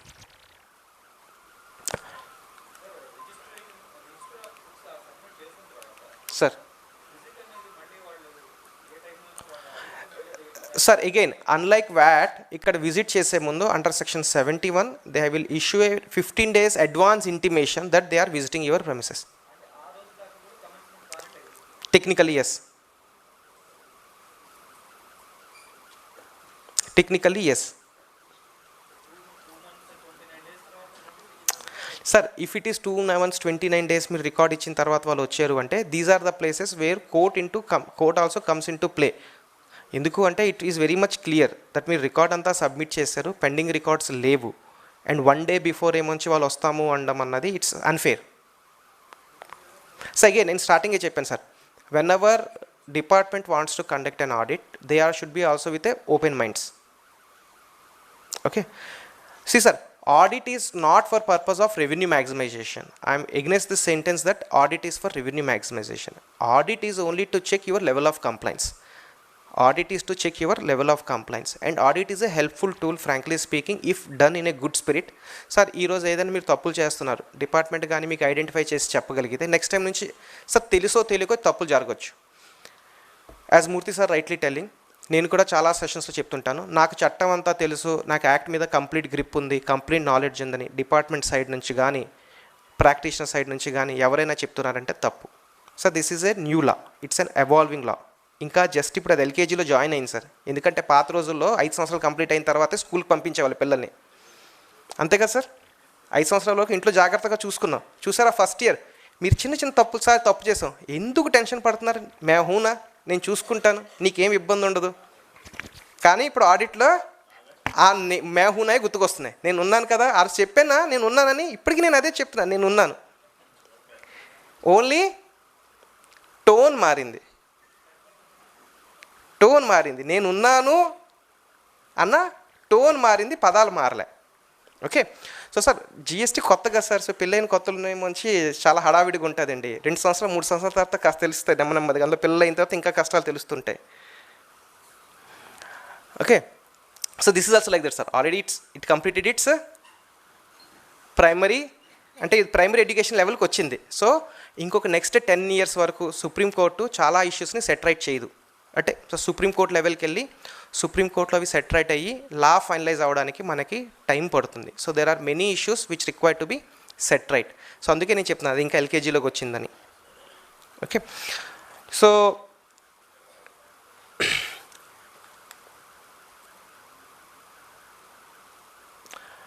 కొన్ని కామన్గా మనకి వచ్చే questions. First and foremost, audit కంపల్సరీయా, అందరికి ఆడిట్ అవ్వాలా? No. Unlike AP general sales tax, AP general sales ట్యాక్స్లో మీకు గుర్తుకుంటే అసెస్మెంట్ ఈజ్ కంపల్సరీ, అంతేనా? Form A form bill file చేసేవాళ్ళు అంతేనా? ఫామ్ ఏ ఫామ్ బిలే కదా, ఎందుకంటే అప్పటికి మేము ఇంకా కాలేజ్లో చదువుకుంటున్నాం కాబట్టి మాకు దాని మీద అవగాహన తక్కువ. మేము ప్రాక్టీస్కి వచ్చేసరికి completely వ్యాటే, AR1, AR2, AR3, AR4 file చేసేవాళ్ళం. ఈ రోజుకి కూడా మా క్లయింట్లు అడుగుతారు, సార్ AR1, 2, 3, 4 పారి వచ్చా అంటే, బాబు నువ్వు రికార్డ్ అన్నీ పారి పర్వాలేదు కానీ 1, 2, 3, 4 ఉంచు. ఎందుకు అంటే under RR act government can recover revenue up to 30 years as a arrears of land revenue. RR act కింద రెవెన్యూ రికవరీ చేసుకోవచ్చు అని ఒక ఆప్షన్ ఉంది యాక్ట్లో. అంటే డిపార్ట్మెంట్ రికార్డులో అది డ్యూ ఉంది అంటే మాత్రం మీ దగ్గర నెక్స్ట్ 30 years, ఆ డేట్ నుంచి 30 years రికవర్ చేయొచ్చట. వ్యాట్ యాక్ట్లో ఆ ప్రావిజన్ ఉంది మనకి. అందుకే ఈవెన్ జిఎస్టీ అంటే జనరల్ సేల్స్ ట్యాక్స్ కూడా ప్రావిజన్ ఉండేది. ఆ A1, A2, A3, A4 ఎందుకు ఇంపార్టెంట్? ఆఫీసర్ కట్టక్కర్లేదని సర్టిఫికెట్ ఇచ్చారు కాబట్టి. Okay, So see, first and foremost, audit is not mandatory. The funny part is entire GST Act లో ఓన్లీ రెండే అసెస్మెంట్లు ఉన్నాయి, సెల్ఫ్ అసెస్మెంట్, ప్రొవిజనల్ అసెస్మెంట్. అసలు అసెస్మెంట్ అన్న కాన్సెప్టే లేదు. Okay. Second, under 65 audit is not mandatory, it is not shall. Okay. So అందరికీ audit అవ్వాలని లేదు. క్లియర్. నెక్స్ట్, సార్ చెప్పా పెట్టకుండా ఆడిట్ అని రావచ్చా? నో. మీకు ఆడిట్కి మీ ప్రెమిసెస్కి రావాలన్నా మీకు 15 days అడ్వాన్స్ ఇంటిమేషన్ ఇవ్వాలి. ఎలా ఇవ్వాలి? ఫోన్ చేసి చెప్తే అయిపోతుందా? మీకు ఆన్లైన్లో మీ పోర్టల్లో వస్తుంది. అందుకే మెసేజ్ వచ్చినప్పుడు చూడండి ఏంటి వచ్చిందో ఒకసారి. అది ఇంటిమేషన్ అని తెలిసిందనుకోండి, మీరు చూసుకోలేదు, 15వ రోజుకి ఆఫీసర్ వస్తారు, రికార్డ్లా ఇంకా రాయడం మొదలుపెట్టాం సార్ అని చెప్తారు. ఎవరికి సార్? సిజిఎస్, సెంట్రల్ డిపార్ట్మెంట్ నుంచి. సార్ సెంట్రల్ డిపార్ట్మెంట్ ఏమైందంటే సార్, వాళ్ళు ఇంకా మోడల్ 1 స్టేట్లో ఉండిపోయారు సార్. సో వాళ్ళ సాఫ్ట్వేర్ ఇంకా దానికి గేరప్ అవ్వలేదు, అందుకే వాళ్ళు డిన్ ఇచ్చి పంపిస్తున్నారు. మనకి స్టేట్ది డిన్ వచ్చి రాదు. ఎందుకు అంటే అది పోర్టల్ నుంచి ఇష్యూ అయింది కాబట్టి. ఓకే. దానికి డిన్ ఇచ్చి పంపిస్తున్నారు అందుకే. సార్ సెకండ్, టైం లిమిట్ ఉందా ఆడిట్ కంప్లీట్ చేయడానికి? ఉంది. మనకి వ్యాట్ లాగా అన్లిమిటెడ్ పీరియడ్కి ఆడిట్ ఓపెన్ చేసి పెట్టుకోలేం. ఓకే. ఆడిట్ ఎప్పుడు కమెన్స్ అయినట్టు చూద్దాం. ఒక ఎగ్జాంపుల్ తీసుకుందాం సార్. మనకి ఆడిట్ చేస్తామని 1/4/2022కి నోటీస్ వచ్చింది సార్. క్లయింట్ ఏమొచ్చి 25/6/2022కి రికార్డ్ అంతా హ్యాండ్ ఓవర్ చేస్తాడట. డిపార్ట్మెంట్ ఏమొచ్చి 31/7/2022కి విజిట్కి వచ్చింది. సో ఆడిట్ ఎప్పుడు మొదలైనట్టు? 31/7. నెక్స్ట్ 1/4/2022కి నోటీస్ వచ్చింది. మనవాడు బిజీగా ఉన్నాడు, అంటే 1వ తారీఖు నుంచి 10వ తారీఖు వరకు GSTR 1లు, 14వ తారీఖు నుంచి 20వ తారీఖు వరకు 2Bలు. 2Bలు సార్, 2B ఎలా మర్చిపోతాం? ఎందుకంటే ఆగస్ట్ నుంచి రిటర్న్ ఫైలింగ్ సిస్టమ్ మారిపోయింది కదా మనకి. ఆ 2Bలన్నీ సెటిల్ అయ్యి రిటర్న్ ఫైలింగ్ 19/20కి చేసేసరికి మళ్ళీ క్లయింట్ ఫోన్, అబ్బా ఎవడో డీలర్ ఫోన్ చేశాడు, వాడు ఇన్వాయిస్ అప్లోడ్ అవ్వలేదట, చూడొకసారి అంటాడు. ఆ రికన్సిలేషన్కి నెక్స్ట్ 10 రోజులు మనకి సరిపోతుంది. సో షెడ్యూల్ బిజీగా ఉంది కాబట్టి మనం రికార్డ్ ఇవ్వలే. కానీ డిపార్ట్మెంట్ ఏం చేసింది, 31/7కి ప్రెమిసెస్కి వచ్చేసింది. సో ఆడిట్ ఎప్పుడు కమెన్స్ అయినట్టు? So even though you have not submitted record, because department has ఇన్స్టిట్యూటెడ్ the audit has been commenced. ఓకేనా సార్? అసలు చట్టంలో ఈ ఆడిట్ అనే పదాలు ఎన్నిసార్లు ఉన్నాయో తెలుసా? డిపార్ట్మెంట్ ఈ ఆడిట్ అన్న పదాన్ని ఎన్నిసార్లు వాడుంటుంది యాక్ట్లో? ఒక గెస్. 1, 2, 10, 11, 50, 60, 100, 29 సార్లు ఆడిట్ అన్న పదాన్ని వాడారు. ఇండెక్స్ హెడ్డింగ్లు తీసేసి, ఇండెక్స్లో హెడ్డింగ్ కలుపుకుంటే 38. ఆడిట్ అన్న పదాన్ని మనకి యాక్ట్లో ఎన్ని చోట్ల వాడారు? 28 చోట్ల ఆడిట్ అన్న పదాన్ని వాడారండి. Okay. So sir this is what I want to discuss about audit. ఎందుకంటే మనకు ఉన్న లిమిటెడ్ టైం ఫ్రేమ్లో ఏమిటి చేయాలి అన్నది మనం డీటెయిల్డ్గా డిస్కస్ చేయలేము. అయితే ఒక బేసిక్ ప్రాక్టీస్ మనం మాన్యువల్ క్రియేట్ చేసుకొని 3B1 books, 2A or 2B 3B books ఒక కంపేరిటివ్ స్టేట్మెంట్ తయారు చేసుకోవడం మనకి ఎప్పుడైనా మంచిది. అండ్ లక్కీగా ఏంటంటే ఇప్పుడు ఆల్రెడీ మనకి GST పోర్టల్లో ఈ కంపేరిటివ్ షీట్స్ వచ్చేస్తున్నాయి, మనం తయారు చేయాల్సిన అవసరం లేదు. మీకు సర్వీసెస్లో రిటర్న్స్లో ITC and returns and ITC అని లాస్ట్ ఆప్షన్ ఒకటి ఉంది, అందులో మీరు చూసుకోవచ్చు. సో మీకు అది హెల్ప్ఫుల్గా ఉంటుంది. Okay. So with this I'm concluding the audit part. So inspection cover అయిపోయిన తర్వాత ఏదైనా డౌట్లు ఉంటే టేకప్ చేసుకుంటానండి. ఇస్ ఇట్ ఓకేనా? So inspection, the word inspection is not defined in GST act. అసలు ఇన్స్పెక్షన్ అంటే ఏమిటో GST యాక్ట్లో చెప్పలే. సో యాక్ట్లో చెప్పకపోతే అప్పుడేం చేస్తాం? డిక్షనరీ ఉంది కదా, ఇంగ్లీష్లో ఏ పదమైనా డిక్షనరీ నుంచి వచ్చిందే. సో ఆక్స్ఫర్డ్ డిక్షనరీ ఏం చెప్తుంది? కేర్ఫుల్ ఎగ్జామినేషన్ ఆర్ స్క్రూట్నీ అట. జాగ్రత్తగా చూడడం, ఓన్లీ చూడడమే, ఇంకేం చేయకూడదు. Is this clear? So section 67(1) and Rule 139 deals with inspection. And if premises అయితే 67 అండి, goods vehicle and godown of transporter అయితే 68. రెండిటికి వేరే వేరే సెక్షన్స్ ఉన్నాయి. Okay,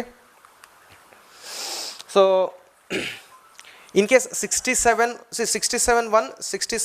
section 67 deals with inspection, search and seizures. మూడుటిని ఒకే దాంట్లో ఉంచారు. 67(1) deals with inspection, 67(2) deals with search and seizure. రెండిటికి తేడా ఉంది. ఇన్కమ్ ట్యాక్స్ యాక్ట్లో మనకి 132 అండ్ 133 లాగా. ఇన్కమ్ ట్యాక్స్లో వేరే వేరే సెక్షన్స్ ఉంచేమో, ఇక్కడ ఒకే సెక్షన్లో రెండు సబ్ గ్రూప్స్ కింద క్రియేట్ చేసుకున్నాం. Easy to understand, very vaguely. So sir, in GST inspection is an act of examining something very closely. So something very closely, ఏదో ఒక విషయం మీద, అంటే డిపార్ట్మెంట్కి మీరు ఏదో ఒక విషయంలో తప్పు చేశారని ముందుగానే అవగాహన ఉండాలి. ఆ విషయాన్ని క్షుణ్ణంగా పరీక్షించడానికి, ఇన్స్పెక్షన్ అంటే క్షుణ్ణంగా పరీక్షించడం. సో ఆ ఒక్క విషయాన్ని మళ్ళీ రిపీట్ చేస్తున్నాను, ఆ ఒక్క విషయాన్ని క్షుణ్ణంగా పరీక్షించడానికి మాత్రమే ఈ ప్రొవిజన్ని వాడాలి. అందుకే మీకు 67(1)లో prior authorisation, prior knowledge, recording of satisfaction ఈ పదాలు ఉన్నాయి, ఆడిట్లో లేవు. అందుకే చూసారా, ఆల్రెడీ మీ అందరికీ గొడవలు ఉన్నాయి, నాకు ఉన్నాయి. మేము నిన్నే మా జేసీ గారి దగ్గరతో కూడా కొట్లాట్ చేసుకుని వచ్చాము. మా జేసీ గారు ఒప్పుకోవట్లేదు. సార్ 67 అయిపోయింది, చాట్ అంత నోటీస్ ఇచ్చేసారు సార్, ఇంత కట్టింది సార్, ఇప్పుడు మళ్ళీ ఆడిట్ అంటున్నారు ఏంటి సార్ అని. ఎందుకు అంటే యాజ్ ఆఫ్ నౌ 67, 71, 65 ఈ మూడుటిని డిపార్ట్మెంట్ ఒకే విధంగా వాడింది. మూడుట్లో డిపార్ట్మెంట్ పనిచేసే శైలి మారలే, బట్ మూడుట్లో పనిచేసే శైలి డిఫరెంట్. 67లోకి వచ్చేసరికి డిపార్ట్మెంట్కి ఆల్రెడీ మీరు ఒక స్పెసిఫిక్ పాయింట్ మీద ఇవేషన్ చేస్తున్నారని తెలుసు, వాళ్ళకి ముందుగానే తెలుసు, either by way of a complaint or out of data analytics. Sir department దగ్గర ఈరోజు మీ గురించి చాలా ఇన్ఫర్మేషన్ ఉంది. ఒక బెస్ట్ ఎగ్జాంపుల్ ఇన్కమ్ ట్యాక్స్లోకి వచ్చేసరికి మీ టీఐఎస్, ఏఐఎస్లు చూసుంటారు కదా ఎంత దారుణంగా ఉన్నాయి. మేము చెప్తుంటా సార్ మా క్లయింట్లకి, ఒరే బాబు ఎవరికైనా గర్ల్ ఫ్రెండ్లు ఉంటే పెళ్ళి అయిపోయిన వాళ్ళకి జాగ్రత్త ముందే సెటిల్ చేసుకోండి, రేపో మాపు ఆ లిస్ట్ కూడా వచ్చేస్తుంది చూడండి టీఐఎస్, ఏఐఎస్లోని. ఇలా కూడా ఉంటుంది ఏంటి సార్ అన్నారు. ఒరే బాబు ఏవైనా జరగచ్చు, ఎందుకంటే ఆధారు ప్యాన్ లింక్ అయ్యకుండా ఏదీ లేదు. ఓకేనా, ఆధారు ప్యాన్ లింక్ అయ్యకుండా ఏదీ లేదు కాబట్టి ఆధార్లో వాళ్ళకి ఇన్ఫర్మేషన్ వచ్చినా, మీ ప్యాన్లో ఇన్ఫర్మేషన్ వచ్చినా అది వచ్చి ఆ టీఐఎస్ఐఎస్లో కూర్చుని పోతున్నది. సో రేపు ఎక్కడో మీరు హోటల్కి వెళ్ళారు, అక్కడ రూమ్ బుకింగ్కి పాన్ కార్డు, ఆధార్ కార్డు వాడారు అనుకోండి సార్, జాగ్రత్త. ఓకే, అందుకు చెప్తున్నాను టీఐఎస్ఐఎస్ చాలా డేంజర్. అందులో ఏమైందంటే సిబిఐసిను సిబిఈసి కూడాను ఒక ఒప్పందం కుదుర్చుకున్నారు, ఎంఓయూ అట. నా దగ్గర ఉన్న బూతులన్నీ నీకు చెప్పేస్తాను, నీ దగ్గర ఉన్న బూతులన్నీ నాకు ఇచ్చి. అంటే ఏంటి, మనం చేసే పుణ్య కార్యకలాపాలు, మనం చేసే పుణ్య కార్యక్రమం అంతా కూడాను ఇన్కమ్ ట్యాక్స్ డిపార్ట్మెంట్ దగ్గర ఇన్ఫర్మేషన్ అంతా ఆటోమేటిక్గా మీ ఆఫీసర్ చెప్తాడు, బాస్ నువ్వు ఇది డబ్బులు కట్టి నేను ఎవ్వడికి చెప్పను, ఇక్కడితో మ్యాటర్ క్లోజ్. ఎక్కడి వరకు, సిటిఓ గారి వరకే. కానీ కంప్యూటర్కి ఆ విషయం తెలీదు. ఎందుకు అంటే డేటా ఎక్స్చేంజ్ ఢిల్లీలో జరుగుతున్నది. అర్థమవుతున్నదా? మీ సిటిఓ గారు ఇవ్వలేదు, జిఎస్టీ అని వాడు ఇచ్చేసాడు. Are you getting this point? See, this data exchange has become very dangerous. So department should have a prior knowledge. ఇన్స్పెక్షన్కి వస్తున్నారు అంటే మీరు చేసిన ఘనకార్యం డిపార్ట్మెంట్కి ముందే తెలుసు, జస్ట్ అది రీకన్ఫర్మ్ చేసుకోవడానికి ఆర్ దానికి సంబంధించిన ఎవిడెన్సెస్ కలెక్ట్ చేయడానికే మీ దగ్గరికి వస్తున్నారు. Okay, so inspection has a very limited scope for search, that is access to premises in case of transporter, vehicle, warehouse or godowns. Okay, see, search is hard, inspection is soft. నువ్వు గాడిద, నువ్వు దేనికి పనికిరావు, మొద్దు అని చెప్పడం ఎలాగో, నువ్వు నేనే నీ బదులు చేసి పెడతానని చెప్తే ఎలాగో, రెండు ఒకటే కదా. ఫస్ట్ స్టేట్మెంట్ చాలా హార్ష్గా ఉంది, అది సెర్చ్ అండి. నువ్వు ఉన్నీలే నేనే చేసుకుంటానన్నది సాఫ్ట్గా ఉంది. అది ఇన్స్పెక్షన్. సెర్చ్కి ఇన్స్పెక్షన్కి ఇంతే తేడా ఒక రకంగా చెప్పాలంటే. In case of search they can make a seizure, అంటే వస్తువుని జప్తుపరచచ్చు. ఇన్స్పెక్షన్లో సీజర్ రైట్స్ లేవు. బట్ ఇన్స్పెక్షన్ చేస్తుండగా ఆఫీసర్కి కానీ ఇది సీజ్ చేయాలి, ఇది సీజ్ చేయకపోతే రేపు ఇవేజన్ ప్రూవ్ చేయలేమని అనిపిస్తే again they have to approach joint commissioner, will take a permission from joint commissioner under 67(2) and then proceed for seizure. 67(1) వచ్చింది కదా అని మీరు ఆడొద్దు. 67(1) చేస్తుండగా తేడా దొరికితే దాన్ని 67(2)లో కన్వర్ట్ చెయ్యొచ్చు. ఒకసారి 67(2)లో కన్వర్ట్ అయింది అంటే సీజర్ పాసిబిలిటీ ఉంది. సీజర్ అంటే తెలుసు కదండి అందరికీ, బాక్స్లోని మీ పుస్తకాలు పెట్టి టేప్ పెట్టి ముద్ర పెట్టి తీసుకెళ్ళిపోతారు. ఓకే, అయితే ఈ ఇన్స్పెక్షన్ అండ్ సెర్చ్ అండ్ సీజర్లో సివిల్ సిఆర్పిసి ప్రొసీడింగ్స్ మొత్తం ఫాలో చేయాలి. ఆల్రెడీ మనకి 67(2)కి ఎస్ఓపి ఉందండి. ఎస్ఎల్ శ్యామలరావు గారు కమిషనర్గా ఉన్నప్పుడు మనకు ఒక ఎస్ఓపి వచ్చింది. 67(2) ఎలా చేయాలి, ఏమిటి స్టెప్స్ ఉన్నాయి, పంచనామా ఎలాగ ఉండాలి, ఒక నమూనా పంచనామా, ఒక నమూనా స్టేట్మెంటు. అంటే పంచనామా అంటే ఆ రోజు వాళ్ళు ఉదయం వచ్చిన నుంచి వెళ్ళినంత వరకు ఏం జరిగింది అన్నది రాస్తారు, దాన్ని పంచనామా అంటాం. దానికి 2 ఇండిపెండెంట్ విట్నెస్లు ఉంటారు. సార్ మీకు కానీ పంచనామాలో ఏదైనా స్పెసిఫిక్గా రాయాలి అనిపిస్తే మాత్రం మీరు రాయండి. ఎందుకు అంటే ఒకసారి పంచనామా క్లోజ్ అయిన తర్వాత మీరు తర్వాత వచ్చి క్యాక్లేసి చెప్పినా కూడా కోర్టు మీ మాట వినదు. ఆఫీసర్ కొట్టాడు, సో జరుగుతున్నాయి కొన్ని సందర్భాల్లో. కొంతమంది డీలర్ చెప్పారు ఆఫీసర్ కొట్టాడు, ఆఫీసర్ కొట్టాడనే విషయం రాయండి పంచనామాలో, ఏం తప్పులేదు. మీరు రాయకపోతే సంతకం పెట్టడానికి కూర్చోండి, ఏం చేయలేడు. మీరు సంతకం పెట్టినంత వరకు ఆయన ఇంటికి వెళ్ళాడు కాబట్టి పంచనామా క్లోజ్ చేయకుండా ఆఫీసర్ ఇంటికి వెళ్ళడానికి లేదు. సార్ సంతకం పెట్టేది ఎవరు సార్? సార్ 2 ఇండిపెండెంట్ విట్నెస్లు దేనికి ఉన్నారండి?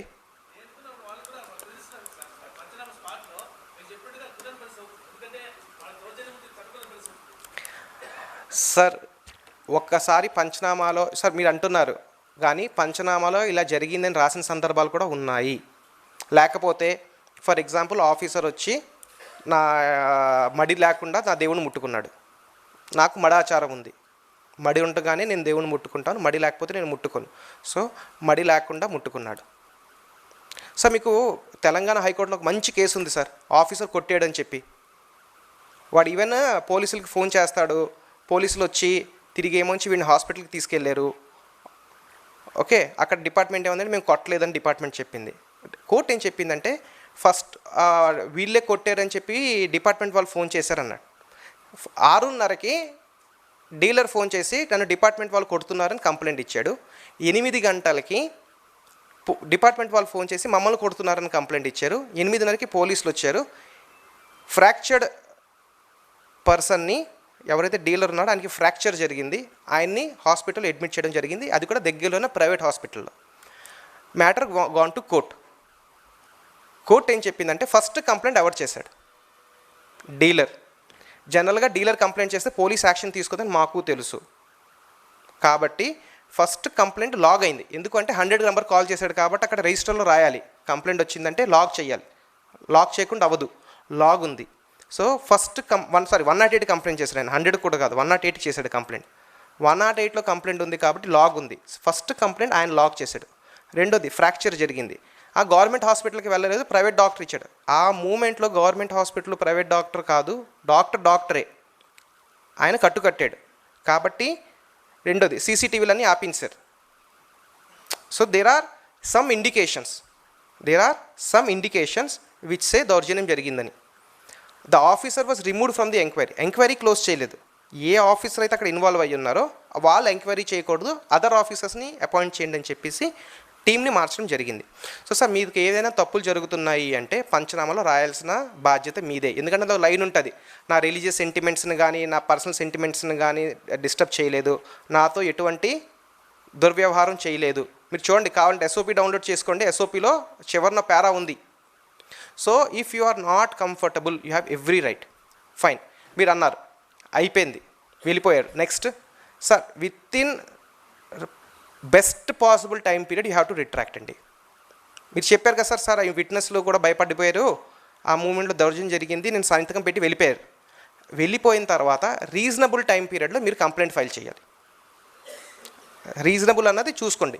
ఇప్పుడు నైట్ 1 గంటకి వెళ్ళారు, సో నెక్స్ట్ డే మార్నింగ్ మీరు హైయర్ అథారిటీస్కి కంప్లైంట్ ఫైల్ చేయాలి, నాతో నిన్న నైట్ ఇలా జరిగిందని. Then only some justice can be done. See sir 99.99 officers అలా చేయరండి.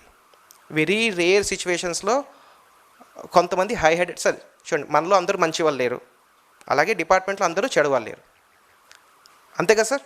మనలో అందరూ మంచి వాళ్ళని చెప్పగలమా? లేదు. అలాగే డిపార్ట్మెంట్లో అందరూ చెడ్డ వాళ్ళని చెప్పగలమా? లేరు. సో ఒకలో ఇద్దరు చేసిన దానికి మొత్తం డిపార్ట్మెంట్ని తప్పిపుచ్చడం, సినిమాల్లో చూపిస్తున్నాడని చెప్పేసి అదే నిజం అనుకోవడం కూడా తప్పు. రెండోది, సార్ వాడు తప్పు చేశాడు సార్, ప్రేమ గడిగితే ఒప్పేసుకుంటాడో తప్పు చేశాడని. కొద్దిగా డిపార్ట్మెంట్ ఆ మూమెంట్లో హార్ష్గా ఉండొచ్చు మాటల్లో. There should not be physical abuse, there shall not be physical abuse at any cost. Okay sir, ఈ సెర్చ్ అండ్ ఇన్స్పెక్షన్ మీద బేసిక్గా ఏమైందంటే 67(1) తప్పించి ఇంకే సెక్షన్ లేదు. 67(1) సెర్చ్ ఏం చేయాలో చెప్పి వదిలేసింది. సో సార్ ఇన్స్పెక్షన్ అయిన తర్వాత ఏమవ్వాలి? సో ఇన్స్పెక్టింగ్ అథారిటీ తన ఇన్స్పెక్షన్ రిపోర్ట్ తయారు చేసి జేసీ గారికి రిపోర్ట్ సబ్మిట్ చేస్తారు. Based on that report further proceedings అవసరం ఉన్నాయా లేవా జేసీ గారు డెసిషన్ తీసుకొని ఎవరికి ఈ ఆడిట్ అలాట్ చేయాలో, it will result in audit or scrutiny. See inspection shall result in audit or scrutiny. So scrutiny చేస్తే సరిపోతుంది, డెస్క్ వర్క్తో అయిపోతుంది అనుకుంటే ఫైన్. లేదు దీనికి ఇన్డెప్త్ ఆడిట్ రిక్వైర్మెంట్ ఉంది అంటే it can be converted into audit, and based on that entire other procedures will follow. ఓకేనా? So we have a few judicial proceedings worth understanding. So power of search is a serious. ఒక్కసారి సెర్చ్కి authorisation లేకుండా రాకూడదు, ఇది తెలుసు కదా అందరికీ. జేసీ గారు ఆథరైజేషన్ ఇవ్వాలి, సెర్చ్కి ఎవరు వస్తున్నారు ఎవరికి ఇస్తున్నారో వాళ్ళే రావాలి. సే ఫర్ ఎగ్జాంపుల్ AC1కి ఆథరైజేషన్ ఇచ్చి AC2 రావడానికి లేదండి, AC1 వెళ్ళాలి, AC2 వెళ్ళడానికి అవ్వదు. Is this clear? So sir సెర్చ్లో ఏమవుతుందంటే వాళ్ళు మీ ప్రెమిసెస్లోకి వస్తున్నారు, మీరు ఉండే స్థలాలకు వస్తున్నారు. ఏ ప్లేస్లో అయితే మీరు ఎవరిని రానివ్వరో అలాంటి ప్లేసులకి వాళ్ళకి యాక్సెస్ చేసే రైట్ ఉంది. కాబట్టి so it deals with your right, privacy and freedom. Sir officer సెర్చ్కి వచ్చాడు, సినిమా టికెట్ ఉందని ఐనాక్స్కి వెళ్ళిపోతామా? వెళ్ళిపోవచ్చా? కుదరదు, లా ఒప్పుకోదు. ఎస్, అంతే కదా? So your freedom is at stake. So this is a very serious provision. ఈ ప్రొవిజన్ని వాడుతున్నప్పుడు it should be with a strict, అందులోని నో డెలింక్వెసీ. ప్రొసీజర్ ఏదైతే ఉందో కంప్లీట్ ప్రొసీజర్ని ఆఫీసర్ ఫాలో చేయాల్సిందే అని చెప్తూ సుప్రీంకోర్టు 1917లో ఇచ్చిన తీర్పు అండి. ఇది ఇన్కమ్ ట్యాక్స్ మ్యాటర్లో వచ్చింది sir, ITO versus Seth brothers. In case మీరు కానీ ప్రొసీజర్ ఫాలో చేయకపోతే మాత్రం ఆఫీసర్కి పర్సనల్ లెవెల్లో కోర్టులు పనిష్మెంట్ వేసిన రోజులు కూడా ఉన్నాయి. Okay next sir, all searches are inspections but all inspections are not search. అంటే నేను సెర్చ్ చేయడానికి వచ్చాను, నాకు అక్కడ ఇంక్రిమేటింగ్ మెటీరియల్ దొరకలే, సో నేను జస్ట్ ఇన్స్పెక్షన్ చేసి వెళ్ళిపోవచ్చు. నేను ఇన్స్పెక్షన్కి వచ్చాను, దాన్ని సెర్చ్ కింద ట్రీట్ చేయొచ్చా? చేయడానికి లేదు. సో అదేంటారు sir, if the object sought for is on a plain sight then there is no search. Okay, అంటే వచ్చి చూస్తే తెలిసిపోతుంది అవునా కాదా. ఫర్ ఎగ్జాంపుల్, ఓకే ఎగ్జాంపుల్ కింద తీసుకుందాం. ఒక డీలర్ ఏమో వచ్చి 4 కోట్లు పర్చేస్ చూపిస్తున్నాడు, ఓన్లీ ₹1 సేల్స్ చూపిస్తున్నాడు. అర్థమవుతుందా? 4 కోట్లు పర్చేస్ ఉంది, ₹1 సేల్ ఉంది. డిపార్ట్మెంట్కి ఆయన ప్లేస్ ఆఫ్ బిజినెస్ మీద ఒక అవగాహన ఉంది. ఆ ప్లేస్ ఆఫ్ బిజినెస్లో 3 కోట్ల వర్త్ ఆఫ్ స్టాక్ పెట్టే పాసిబిలిటీ లేదట, కానీ ఆయన పుస్తకాల్లో స్టాక్ ఉందని చూపించుకుంటూ వెళ్తున్నాడు. అప్పుడు సెర్చ్ అవసరమా? అక్కర్లేదు, ఇన్స్పెక్షన్ చేస్తే సరిపోతుంది. అక్కడ ఇన్స్పెక్షన్కి వెళ్తాము, స్టాక్ 3 కోట్లు ఉందా లేదా, 3 కోట్లు ఉందా ఫైన్, 3 కోట్లు లేదా లేదు, రిపోర్ట్ తీసుకుని వస్తాం, బ్యాలెన్స్ వర్క్ ఏం చేయాలో మనం చేసుకోవచ్చు. So if the object can be sought with a plain sight, no search. Okay, సెర్చ్లో ఏంటంటే ఏదో దాచి ఉండాలి, there should be something hidden which need to be digged out. ఎక్కడో ఏదో దాచి ఉంది, అది వెళ్ళి తవ్వడం అంటే నాట్ ఫిజికల్లీ, అంటే మీ అనామత పుస్తకాలనో చీటీలనో, ఓకే, ఆర్ సప్రెస్డ్ స్టాక్. డిపార్ట్మెంట్కి కొంత క్రెడిబుల్ ఇన్ఫర్మేషన్ ఉంది. సింపుల్ లాజిక్, CVT చేస్తున్నప్పుడు ఒకే వ్యక్తి పేరు మీద 3 బళ్ళు వచ్చాయి, ఆ 3 బళ్ళలో కూడాను డిపార్ట్మెంట్కి అండర్ ఇన్వాయిసింగ్ ఉందని డౌట్. అంటే మెటీరియల్ కంప్లీట్గా లేదు అని. That is a good case for search. That can B a good case for search. ఒక ఎగ్జాంపుల్ చెప్తున్నాను. సో సెర్చ్కి ఇన్స్పెక్షన్కి డిఫరెన్స్ చెప్పారు సార్ ఇక్కడ. అలా ఈ జడ్జ్మెంట్లో సెర్చ్కి ఇన్స్పెక్షన్కి డిఫరెన్స్ ఏంటి అన్నది చాలా డీటెయిల్డ్గా డీల్ చేయడం జరిగింది సార్. ఇంకొకటి, ఇది 1968 అగైన్ సుప్రీంకోర్టు జడ్జ్మెంట్ అండి. సార్ యాక్ట్ ఎలా చెప్పిందంటే నువ్వు ప్లేస్కి వెళ్ళొచ్చు, పుస్తకాలు తీసుకురావచ్చు, కానీ వర్డ్ ఇన్స్పెక్షన్ వాడింది. అది ఇన్స్పెక్షనా? కాదు. Even though the word inspection is used, if it gives or enables the officer a power to confiscate or seize something in the name of inspection, then it is a search. ఎందుకు ఇది important అంటే మీకు ఇన్స్పెక్షన్లోని CRPC proceedings కంప్లీట్గా apply అవ్వవు, but whereas సర్చ్లో CRPC proceedings కంప్లీట్గా apply అవుతాయి. So there is a minute difference. Okay sir. అలాగే వెరీ లేటెస్ట్గా RJ trading and company Delhi high court judgment, ఇది జిఎస్టీ యాక్ట్లో వచ్చింది సార్. సార్ సర్చ్కి ఆథరైజేషన్ ఇస్తున్నప్పుడు యాక్ట్లో ఏదైతే ఉందో ఆ ప్రావిజన్ అలా రాస్తారట సార్. సెక్షన్, ఈ సెక్షన్ రాసేసి సర్చ్ ఇచ్చేస్తున్నాను అన్నారు సార్. అంటే జేసీ గారు ఆథరైజేషన్ ఇస్తున్నప్పుడు ఒక నోట్ ఫైల్ ప్రిపేర్ చేస్తారు సార్. ఆ నోట్ ఫైల్ మీరు అడిగే అధికారం లేదు, కానీ కోర్టుకు అడిగే అధికారం ఉంది. అడిగినప్పుడు ఆ నోట్ ఫైల్ కోర్టులో ప్రజెంట్ చేయాలి. నోట్ ఫైల్లో చూస్తేనట యాక్ట్లో ఉన్న ప్రావిజన్ ఏదైతే ఉందో సెక్షన్ అలా దింపేసి హెన్స్ సర్చ్ ఈజ్ ఆథరైజ్డ్ అన్నారు. సో యాక్ట్లో ఉన్న ప్రావిజన్ అలా నువ్వు దింపేసి హెన్స్ సెర్చ్ ఆథరైజ్డ్ అంటే అది ప్రాపర్ అప్లికేషన్ ఆఫ్ మైండ్ కాదు. అంటే ఈ కేసుకి సెర్చ్ ఇవ్వాల్సిన అవసరం ఉందా లేదా, ఇన్స్పెక్షన్ ఇవ్వాల్సిన అవసరం ఉందా లేదా, జేసీ గారి దగ్గర ఉన్న రికార్డ్ని బేస్ చేసుకొని ఆయన ఒక ఒపీనియన్ ఫామ్ అవ్వాలి sir. The opinion could be right are wrong, that is separate. అంటే వెళ్ళిన తర్వాత దొరకకూడదు, వెళ్ళే ముందే డిపార్ట్మెంట్ దగ్గర మీకు సంబంధించిన ఇన్ఫర్మేషన్ ఉంటేనే ఆథరైజేషన్ ఇవ్వాలి. అంతేగాని ఏ ఇన్ఫర్మేషన్ లేదు ముందు ఆథరైజేషన్ ఇచ్చేద్దాం అక్కడ వెళ్ళిన తర్వాత వెతుక్కుందాం అంటే కుదరదు. That is not possible. That is where independent mind, applying of his independent mind అన్న వర్డ్ని ఢిల్లీ హైకోర్టు డీల్ చేస్తూ ఈ సర్చ్ని నల్ అండ్ వాయిడ్ కింద డిక్లేర్ చేసింది. సో సార్ మనం మాట్లాడినట్టుగా జేసీ గారు INS 1 ఇస్తారు సార్. INS 1 ఇచ్చిన తర్వాత డిపార్ట్మెంట్ మీ వెరిఫికేషన్కి వస్తుంది, పంచనామా రికార్డింగ్ ఆఫ్ స్టేట్మెంట్ అన్నది ఉంటుంది. ఇన్ కేస్ ఇన్స్పెక్షన్ టైంలో మీరు రికార్డ్ ఇవ్వాలి అనుకుంటే ఇవ్వచ్చు, బట్ ఇన్ జనరల్గా department is not expected to take away, because మేము ఇచ్చాము కాబట్టి డిపార్ట్మెంట్ తీసుకెళ్ళింది అన్నది తర్వాత మాట మీరే మార్చేయచ్చు, డిపార్ట్మెంట్ తీసుకెళ్ళిపోయిందని, because it will be turn to a seizure. Because we're dealing one case where around 42 records for taken away from the client. మా క్లయింట్ దగ్గర 42 రికార్డులు తీసుకెళ్లారు. మేము కోర్టుకి ఎక్కితే వాళ్ళు ఏం చెప్తున్నారంటే మేము సెర్చ్ చేయలేదండి, ఇన్స్పెక్షన్ చేసామంటున్నారు. ఓకే, ఇన్స్పెక్షన్లో రికార్డ్ తీసుకెళ్ళకూడదు కదా అంటే మేము తీసుకెళ్ళదు, డీలర్ ఇచ్చాడు అంటున్నాడు. అందులో ఒక అనామత్ పుస్తకం ఉంది, ఆ అనామత్ పుస్తకం బేసిస్ మీద అసెస్మెంట్ అయ్యింది. నో ఇక్కడ క్వశ్చన్ ఏంటంటే మేము కోర్టును అడుగుతున్నాం, ఇన్ కేస్ అది నేను మెయింటైన్ చేసిన రికార్డ్ నేనే డిపార్ట్మెంట్కి ఇస్తే అనామత్ ఎలాగైంది? అది నా బుక్ రికార్డే కదా, అనామత్ కాదు, దాన్ని అనామత్ అనడానికి వీల్లేదు.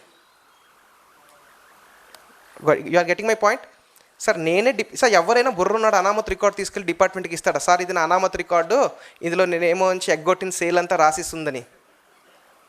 అది ఇస్తున్నాడు అంటే అది అనామత్ అవుతుందా? అనామత్ అవ్వదు, ఎందుకంటే dealer himself has submitted. So why difference? 74-73 main problem, 74-73 ఏంటి? 74-73 మేజర్ డిఫరెన్స్ మనకి 1 పెనాల్టీ, సెకండ్ టైం. సార్ 73లో డిపార్ట్మెంట్కి ఎంత టైం ఉంది? 3 years, టెక్నికల్గా 2.5 years. 74లో 5 years. ఓకే, ఒకటి టైం, రెండోది పెనాల్టీ.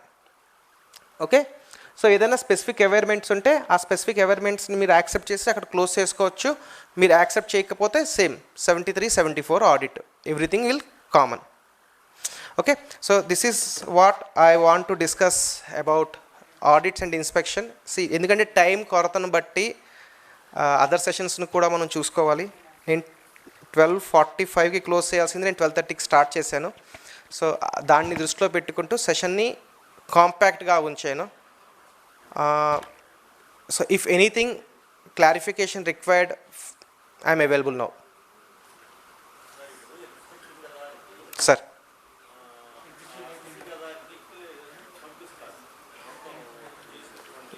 అవును సార్.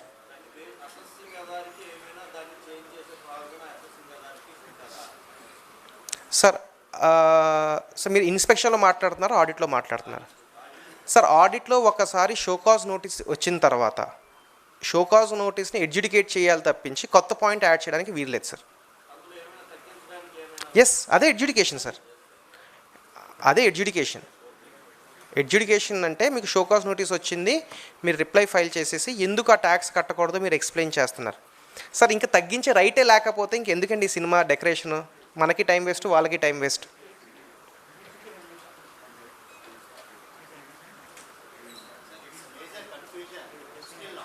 Sir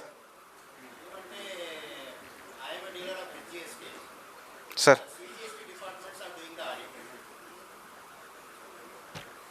okay sir. లేదు సార్, ఆడిట్ అయితే చేయట్లేదు సార్. నాకు ఈరోజు వరకు ఒక్క కేసు రాలేదు అలాగా.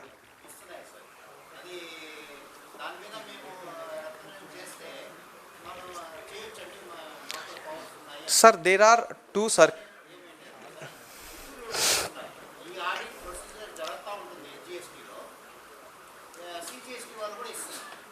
Sir there is a beautiful judgment from Calcutta High Court. Okay, నేను టీంకి పంపిస్తాను, వాళ్ళు మీరు గ్రూప్లో షేర్ చేస్తారు. ఒకే ఆఫీస్, ఒకే డీలర్కి ఒకే పాయింట్ మీద ఒకే డిపార్ట్మెంట్ నుంచి 3 నోటీసులు ఇచ్చారు సార్. అటు regular assessing authority, anti evasion and audit. Question and answers will be addressed by after lunch. అంటే అది మీరు వేరే టీం. ఓకే సార్, అయితే ఈ ఒక్క క్వశ్చన్ నేను ఆన్సర్ చేసి క్లోజ్ చేస్తాను. మనకి క్వశ్చన్ ఆన్సర్ సెషన్ సపరేట్గా ఈవినింగ్ ఉంది కాబట్టి. సో సార్ బేసిక్గా కోర్ట్ ఏం చెప్పిందంటే ఎవరో ఒకరు చేయాలి, ఎవరు ముందు మొదలు పెడితే వాళ్ళనే కంటిన్యూ చేయమన్నారండి. ఓకే, బట్ ఏంటంటే sir one thing is very clear, state allotted డీలర్స్కి సెంటర్ వాళ్ళు ఆడిట్ చేయట్లేదు, స్టేట్ అలాటెడ్ డీలర్స్కి సెంటర్ వాళ్ళు ఆడిట్ చేయట్లేదు. Audit in the sense section 65 చేయడానికి లేదు, అవ్వట్లేదు కూడా. ఫస్ట్ టైం వింటున్నాను. This is sir, that is a new amendment to the law sir. That is a new proposed amendment actually. Sir question and answers స్పెషల్గా ఉంది. Okay, మరి ఈనాటి 1 day సెమినార్లో CA ఇంకో సెషన్ ఉందండి. అందరూ మళ్ళీ ఆడిటోరియంలోనే ఉండండి. ఇంకొక సెషన్ తర్వాత లంచ్ ఏర్పాటు చేయబడుతుంది. 2:10కి లంచ్. లంచ్ ఏం లేదు ఇప్పుడు, అందరూ ఒక పావు గంట వెయిట్ చేయండి, హాఫ్ అన్ అవర్లో.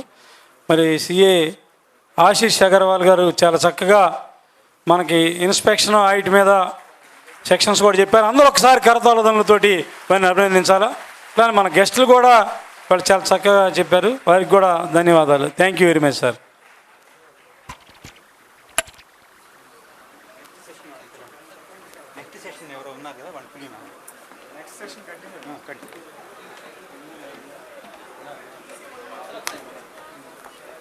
సెషన్ ఉంది అని చెప్పింది. E way bills and intricacies, e way bills and other intricacies and GST.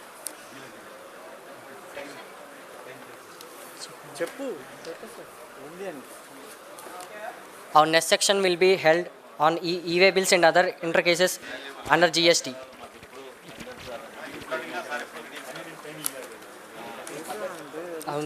తీసుకున్నారా?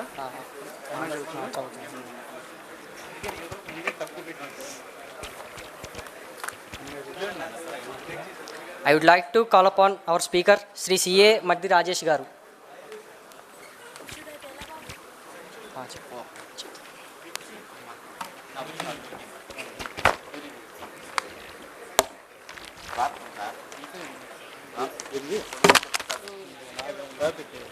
Our chairman, Sri Advocate K. Bhim Shankar Garu, EC member.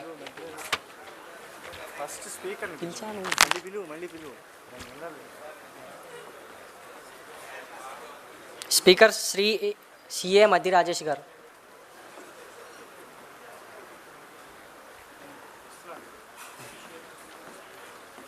Moderator Sri Advocate Bhim B. Chittibabu Garu, Joint Secretary, APT BA.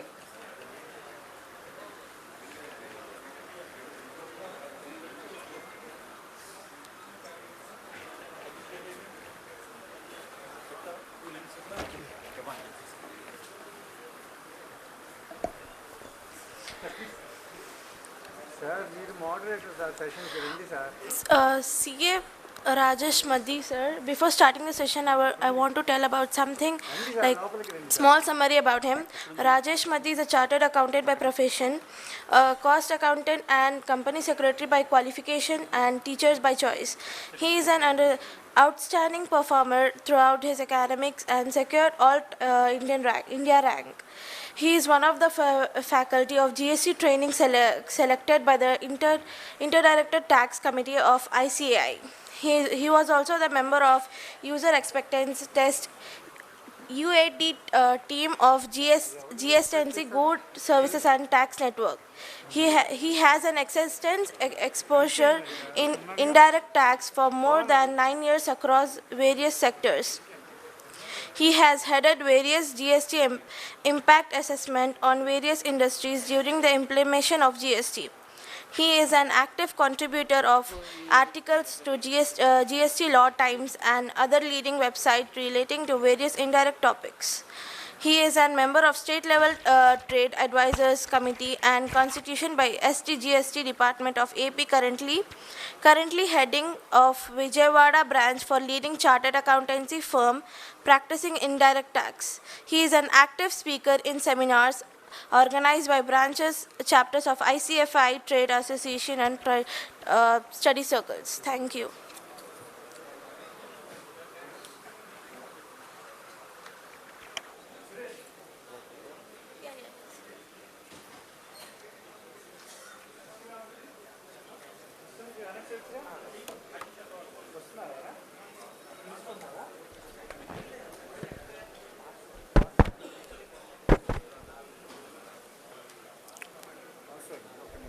పర్లేదు sir.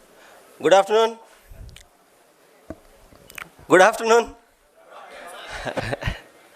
So మీకు లంచ్కి మధ్యలో ఉన్నాను. So ఎంత త్వరగా complete చేస్తే అంత త్వరగా కంప్లీట్ చేస్తాను. సో కొంచెం లైట్ ఇందాక డిమ్ చేసినట్టున్నారు. ఇప్పుడు కూడా డిమ్ చేస్తే నిద్రపోయే వాళ్ళు నిద్రపోతారు. సో టాపిక్ ఎలకేట్ చేసింది ఏంటంటే e way bill and other intricacies in GST. So Ashish చెప్పినట్టు ఆయనకి ఇన్స్పెక్షన్ ఆడిట్ ఇచ్చారు. ఇన్స్పెక్షన్ ఆడిట్ అంటే ఫస్ట్ సెక్షన్ నుంచి లాస్ట్ సెక్షన్ దాకా ఏవైనా అడగచ్చు. అలాగే నాకు కూడా e way bills other intricacies in GST. So other intricacies in GST అంటే మొత్తం ఇంకో 2 రోజులు ఇచ్చినా కానీ మీరు కూర్చుంటారంటే 2 రోజుల పాటు చెప్తూనే ఉంటాను. అన్ని ఇంట్రికసీస్ ఉన్నాయి. సో మార్నింగ్ అందరూ చెప్తా ఉన్నారు కదా, సో చాలా ఇష్యూస్ ఉన్నాయని. సో అదర్ ఇంట్రికసీస్ అంటే చాలా ఇష్యూస్ ఉంటాయి. సో నేను ఒక 10-15 ఇష్యూస్ తీసుకున్నాను. సో అది మోస్ట్లీ క్వశ్చన్ అండ్ ఆన్సర్స్ ఫార్మాట్లో తీసుకున్నాను. అవి డిస్కస్ చేద్దాం. Before that will discuss about e-way bill. So sir e-way bill 5 ఏళ్ళ నుంచి ఉంది కదా, ఇప్పుడేది మళ్ళీ కొత్తగా? 5 ఏళ్ళ నుంచి ఉంది, కానీ ఈ మధ్య చాలా హెరాస్మెంట్ ఎక్కువైంది. సో ఒకసారి మనం బ్రష్ అప్ అవర్ నాలెడ్జ్, మన నాలెడ్జ్ ఈవే బిల్ మీద అసలుకి ఏముంది, సో ముందర ఇన్ఫర్మేషన్ అసలుకి ఈవే బిల్ ఎప్పుడు రైస్ చేయాలి, ఎవరు రైస్ చేయాలి, సో ఏమేమి ఉంటాయో తెలుసుకుంటే, సో దాని మీద ఏమన్నా మనకి నోటీసులు కానీ లేకపోతే ఏదైనా ఇష్యూ వచ్చినప్పుడు సో దాన్ని మనం ఎలా డీల్ చేయాలో మనకి కొంచెం ఐడియా వస్తుంది. ముందర మనకి ప్రొవిజన్స్ అని తెలుసుంటే సో తర్వాత దాన్ని ఎలా డీల్ చేయాలనేది we can make out. So first thing, e way bill ఎవరు రైస్ చేయాలి?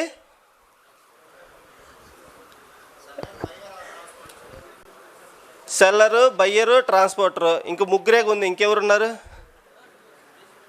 సో ఎవరు రైజ్ చేయాలి?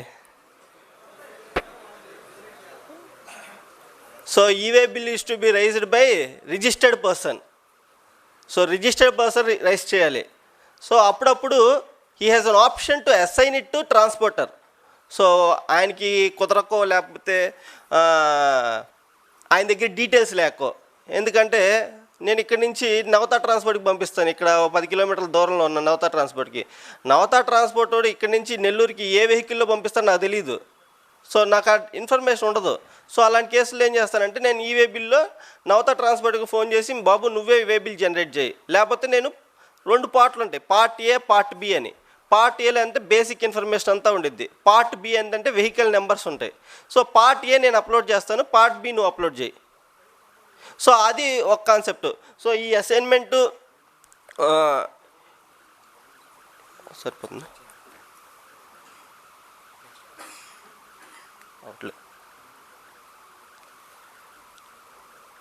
So part A, part B. Part B vehicle number నా దగ్గర లేదు కాబట్టి నేను ట్రాన్స్పోర్టర్కి చెప్పి, సో బాబు నువ్వు అప్డేట్ చేయని చెప్పచ్చు. సో జనరల్గా registered person has to generate way bill. So second thing, he can assign it to transporter. కాకపోతే ఒక్క కేసు ఉంది, ఆ ఒక్క కేసులో మాత్రం అన్రిజిస్టర్డ్ పర్సన్ కూడా జనరేట్ చేయొచ్చు, బట్ అది చాలా రేర్.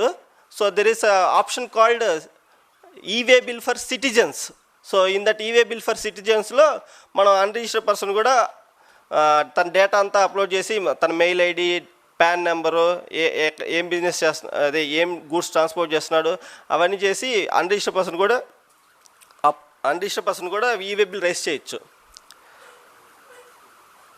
ఈవే బిల్ ఎందుకు రైజ్ చేయాలి? What is the purpose of e way bill? Movement of goods. Sir జిఎస్టీలో సప్లై ఆఫ్ గూడ్స్ కదా సార్ ట్యాక్స్. మూమెంట్ ఆఫ్ గూడ్స్కి కూడా జిఎస్టీ ఉండదు కదా మూమెంట్ ఆఫ్ గూడ్స్కి.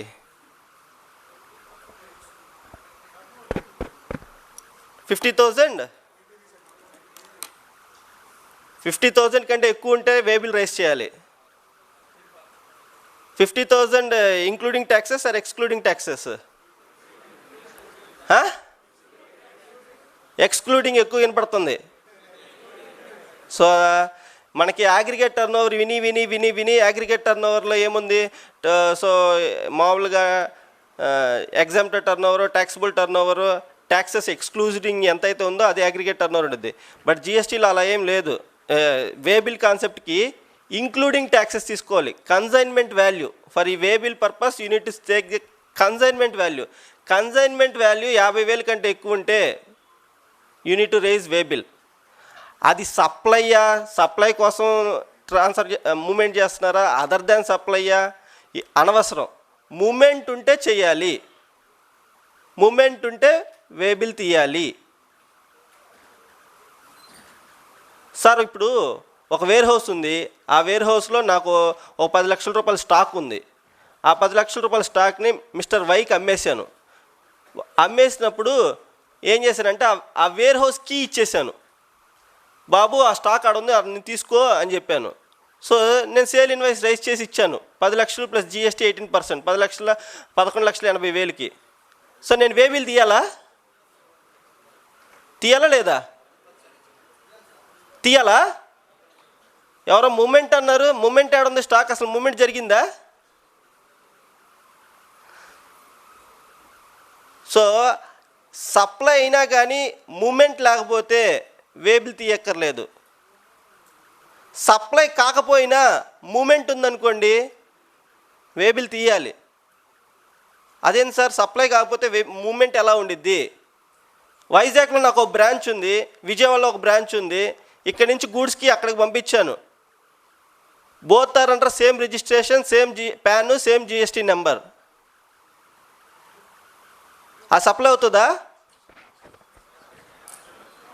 సో సప్లై అవ్వదు అది. ఎందుకంటే సేమ్ రిజిస్ట్రేషన్, ఈ రిజిస్ట్రేషన్ నుంచి ఆ రిజిస్ట్రేషన్కి మొత్తం ఒకటే రిజిస్ట్రేషను, ఒకటే ప్యాను, ఒకటే పర్సన్. సో మనం దాని ద్వారా మూమెంట్ చేస్తాము, డీసీ ద్వారా మూమెంట్ చేస్తాం. There is no tax invoice at all. So DC ద్వారా మూమెంట్ చేస్తాము. సో ఆ కేసులో మూమెంట్ ఉంది, but there is no supply. So supply అయినా అవ్వకపోయినా మూమెంట్ ఉంటే మాత్రం వే బిల్లు తీయాల్సిందే. సో మూమెంట్కి వే బిల్కి సంబంధం, సప్లైకి వే బిల్కి సంబంధం లేదు. క్లియర్?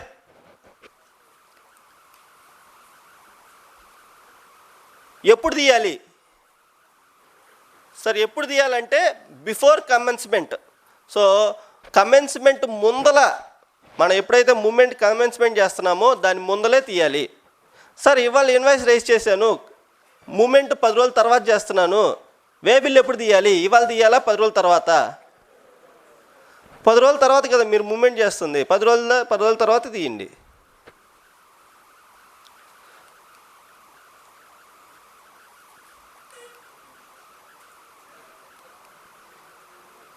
సో 50,000 అని చెప్పాను కదా, 50,000కి కొంచెం హ్యాండీక్రాఫ్ట్ గూడ్స్కి జాబ్ వర్క్ పంపించినప్పుడు ఆ 50,000 లిమిట్ లేకపోయినా కానీ మనం వే బిల్ తీయాలి. ఇది ఒక ఎక్సెప్షన్. సో వే బిల్లో మొత్తం 2 పార్ట్స్ ఉంటాయి. నేను ఇందా చెప్పినట్టు పార్ట్ ఏ ఏం చెప్తుందంటే ఎవరు ట్రాన్స్పోర్ట్ చేస్తున్నారు, ఎక్కడి నుంచి ట్రాన్స్పోర్ట్ చేస్తున్నారు, ఎక్కడ ట్రాన్స్పోర్ట్ చేస్తున్నారు, ఏం వాల్యూ ఆఫ్ ద గూడ్స్ ఎంత, ఏహెచ్ఎస్ఎన్ ఎంత రేట్, జిఎస్టీ ఎంత, సో ఆ డీటెయిల్స్ అన్నీ ఉంటాయి.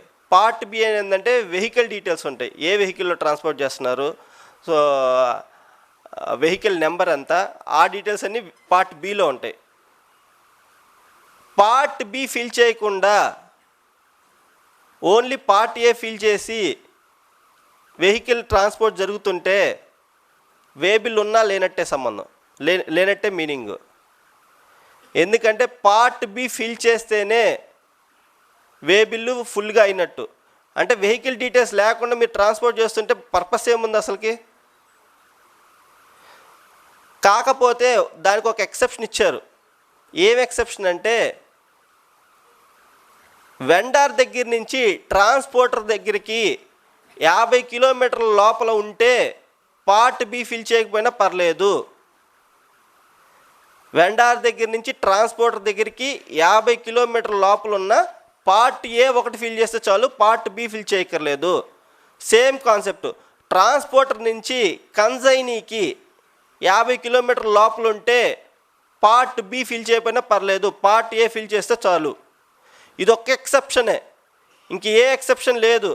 సార్ బయ్యర్ ఈ వీధి, సెల్లర్ ఈ వీధిలో ఉన్నాడు, బయ్యర్ పక్క వీధిలో ఉన్నాడు, పక్కనే కదా సార్, 10 కిలోమీటర్ల లోపల లేకపోతే 1 కిలోమీటర్ కూడా లేదు సార్, దీనికి వే బిల్ తీయాలా? తీయాల్సిందే. కిలోమీటర్ స్పెసిఫిక్ ఎక్కడా లేదు. ఓన్లీ ఎక్సెప్షను కన్సైనర్ నుంచి ట్రాన్స్పోర్టర్ దాకా ఆర్ ట్రాన్స్పోర్టర్ నుంచి కన్సైనీ దాకా 50 కిలోమీటర్ల లోపల ఉంటే పార్ట్ ఏ కంపల్సరీగా ఫిల్ చేయాలి, పార్ట్ బి ఫిల్ చేయక్కర్లేదు. దీనికి రీజన్ మనకు తెలుసు. ఎందుకంటే ఇక్కడ నుంచి మనం నవతా ట్రాన్స్పోర్ట్కి పంపిస్తుంటే లేకపోతే మనకు తెలియదు ఆయన ఏ వెహికల్లో అక్కడి నుంచి పంపిస్తాడు. సో అందుకోసం ఇక్కడి నుంచి నవతాకు పంపించేదాకా మనకి వే బిల్లు పార్ట్ బి అవసరం లేదు. అదే సేమ్ కాన్సెప్టు క్రాంతి ట్రాన్స్పోర్ట్ ఏదో ఒక ట్రాన్స్పోర్టు చాలా గూడ్స్ తెచ్చుకొని ఒక లారీలో తెచ్చుకొని పెట్టుకుంటే అక్కడి నుంచి విడివిడిగా పంపిస్తూ ఉంటాడు. సో ఆయన ప్రతిదీ పార్ట్ బి ఫిల్ చేయాలంటే తలనొప్పి. సో అందుకోసం వాళ్ళకి ఆ రిలాక్సేషన్ ఇచ్చారు. అంతేగాని సార్ ఇప్పుడు 1 కిలోమీటర్ లోపల ఉంది, లేదా సార్ 10 కిలోమీటర్స్ లోపల ఉంది, ఆ కాన్సెప్ట్ ఏం లేదు. సో ఎన్ని కిలోమీటర్లు ఉన్నా if you are using motor vehicle for the purpose of transport unit generate way bill. Sir ఎడ్ల బండిలో తీసుకెళ్తానంటే ఓకే, ఎడ్ల బండి లేకపోతే చేతితో తీసుకెళ్తున్నాను సార్ అంటే ఓకే. సో మోటార్ వెహికల్ ఏదన్నా వాడి తీసుకెళ్తే ఖచ్చితంగా వే బిల్ జనరేట్ చేయాల్సిందే, డిస్టెన్స్తో సంబంధం లేదు.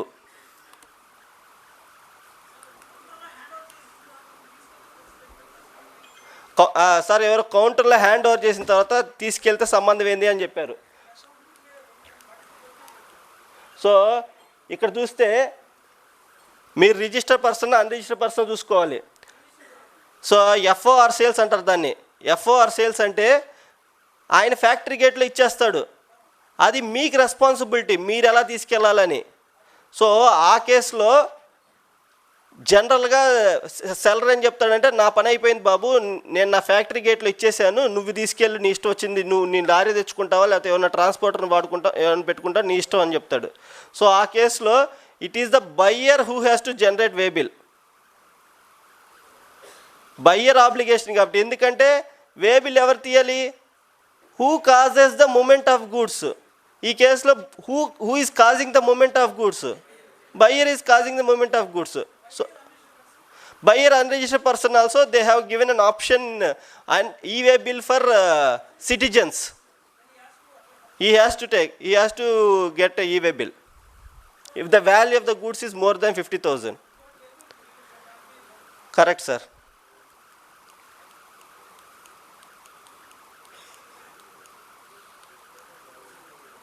So validity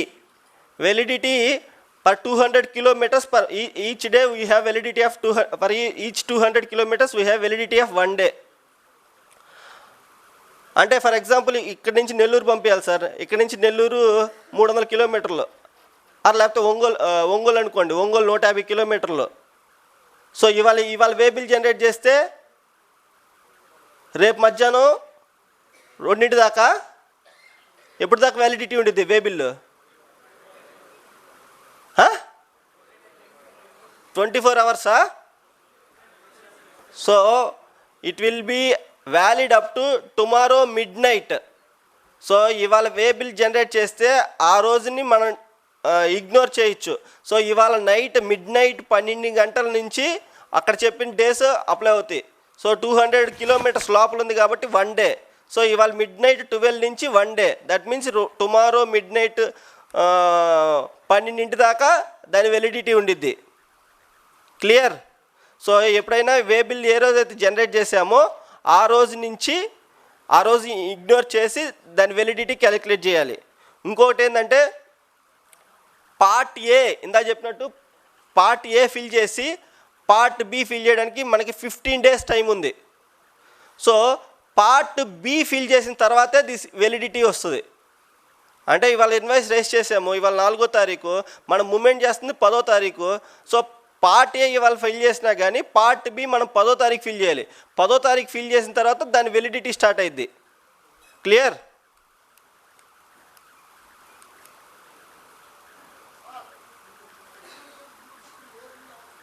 ఏం సార్?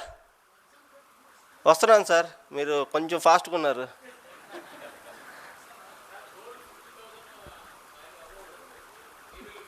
గోల్డ్కి అవసరం లేదు సార్. కాకపోతే 2-3 months back central government rule స్పెసిఫిక్గా అమెండ్ చేసింది. ఏవైతే స్టేట్ గవర్నమెంట్స్ కావాలంటే they can keep way bill for gold also. అది ఇంకా మన స్టేట్లో అయితే ఇంప్లిమెంట్ చేయలేదు. So as on date there is no requirement for gold for e way bill for gold. So exceptions ఏమేమి ఉన్నాయంటే ఏ సార్? కేరళ చేసింది అనుకోండి sir, I'm not sure. Kerala కూడా చేద్దామని ప్లాన్లో ఉన్నట్టుంది, నాకు ఎగ్జాక్ట్గా ఐడియా లేదు sir. So postal baggage by department of post. So postal baggage ఏదన్నా ఉంటే యూజ్డ్ పర్సనల్ ఎఫెక్ట్స్ ఇగో దీని మీద ఒక కేసు కూడా ఉంది కేరళ హైకోర్టులో. ఏం కేసు అంటే అతను ఒక ఫెరారీ కార్ కొనుక్కొని కర్ణాటక నుంచి కేరళ తీసుకొస్తుంటే వాళ్ళు ఆపేసి, బాబు ఇది నువ్వు ఫెరారీ కార్ కొన్నావు, దీనికి వే బిల్ లేదు, దీన్ని సీజ్ చేశారు. సో బాబు ఇది నా పర్సనల్ ఎఫెక్ట్, నేను మూమెంట్ ఆఫ్ గూడ్స్ ఉన్న మొత్తాన్ని పట్టుకుంటారేంది అని చెప్పేసి Kerala high court gave N favourable decision in favour of SSC saying that it is a personal effect. So non motorised conveyance, దాని ద్వారా ఏమైనా ట్రాన్స్పోర్ట్ చేస్తే మనం ఏం వే బిల్ ఏం జనరేట్ చేయక్కర్లేదు. సో కస్టమ్స్ ఐసీడీలో ఏమైనా మూమెంట్ జరిగితే, గుంటూరుకి ఇప్పుడు ఐసీడీ ఉంది, అక్కడి నుంచి వైజాగ్ పోర్ట్కి వెళ్ళినా కానీ అక్కడి నుంచి చెన్నై పోర్ట్కి వెళ్ళినా కానీ between customs supervision. So customs officer సూపర్విజన్లో వెళ్తుంది, ఎందుకంటే మనం గుంటూరు ఐసీడీలో ఇచ్చేసినప్పుడే దానికి సీల్ చేసి ఇచ్చేస్తాం కంటైనర్. సో తర్వాత ఇంక దాన్ని ఓపెన్ చేసేది ఏమి ఉండదు. సో ఆ కేసులో వే బిల్ ఏం అవసరం లేదు, ఎందుకంటే వాళ్ళ సూపర్విజన్లో జరుగుతుంది కాబట్టి. So exempted goods other than deoiled cake. So exempted goods ఏమన్నా ఉంటే, ఎగ్జామ్టెడ్ గూడ్స్ అంటే 2/2017 నోటిఫికేషన్లో ఏవైతే గూడ్స్ స్పెసిఫై చేశారో ఆ గూడ్స్ ఏమన్నా మనము ట్రాన్స్పోర్ట్ చేస్తుంటే అదర్ దాన్ డీఆయిల్డ్ కేక్ అయితే ఖచ్చితంగా వే బిల్ తీయాల్సిందే. డీఆయిల్డ్ కేక్ కాకుండా ఏ ఎగ్జామ్టెడ్ గూడ్స్ చేసినా కానీ we should not required to generate way bill. So ఇవి జిఎస్టీలో లేని alcohol, liquor for human consumption, petrol, crude ఇవన్నీ అవసరం లేదు. ఇంకొక ఎక్సెప్షన్ ఏంటంటే వెయిమెంట్ కోసం ఏమన్నా పంపిస్తూ ఉంటే డీసీ బేస్ మీద 25 కిలోమీటర్స్ లోపల అయితే వే బిల్ అవసరం లేదు. సో డీసీ మాత్రం కంపల్సరీ ఉండాలి వితిన్ 25 కిలోమీటర్స్ అయితే. సో వే బిల్కి నేను హైదరాబాద్ వెళ్ళి వే బిల్ తీపించుకొని వస్తానని చెప్తే కుదరదు. వేమెంట్ ఏం సార్?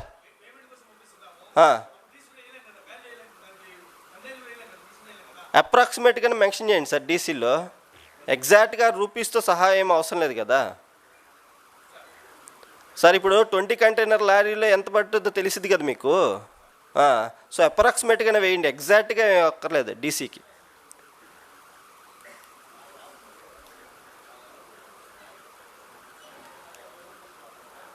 రీసెంట్గా ఇందాక ఆశీష్ చెప్పినట్టు సెంట్రల్ గవర్నమెంట్, స్టేట్ సిబిఐసిలో ఇన్కమ్ ట్యాక్స్ డిపార్ట్మెంట్ వాళ్ళిద్దరు ఇన్ఫర్మేషన్ ఎక్స్చేంజ్ చేసుకున్నట్టు మన toll gate authorities, NHAI, NHAI, GST department కూడా ఇన్ఫర్మేషన్ ఎక్స్చేంజ్ చేసుకుంటూ ఉన్నాయి. సో నేను రీసెంట్గా చాలా నోటీసులు చూస్తూ ఉన్నాను. ఈ ఫేక్ ఇన్వాయిసింగ్ మీద డైరెక్ట్గా స్టేట్ గవర్నమెంట్ ఆఫీసర్స్ ఏం చేస్తున్నారంటే, they are sending the list of way bills generated by a dealer to NHAI, saying that this is the list given by dealer, this is the way bill list. He is saying that he has transported the goods. So let us know whether these vehicles passed through these toll gates or not.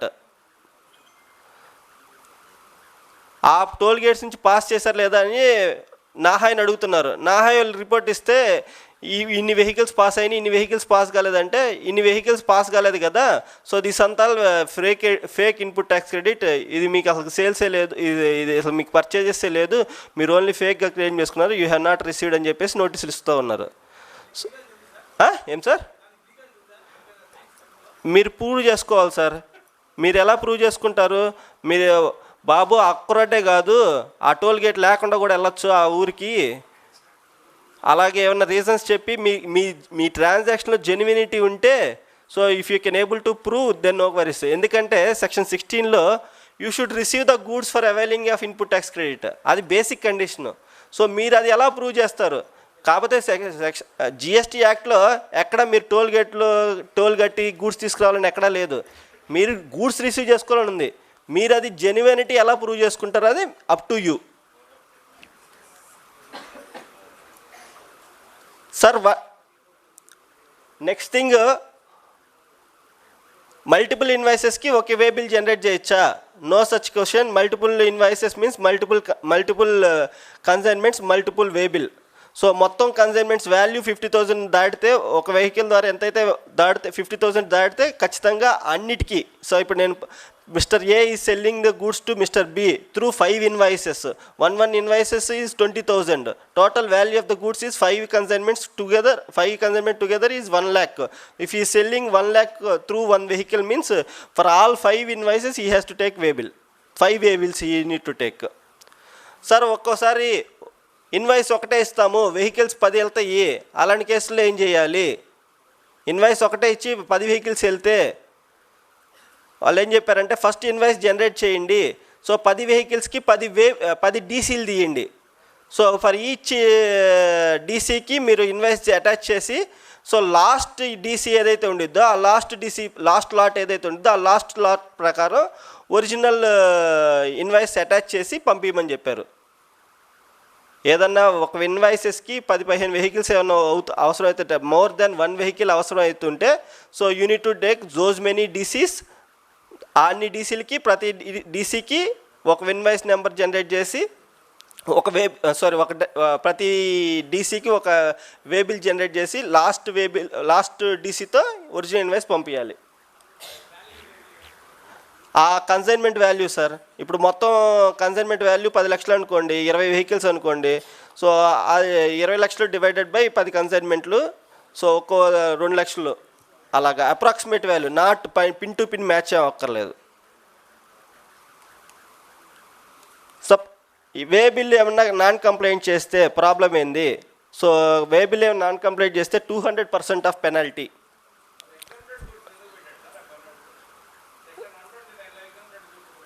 అవును sir, 5%.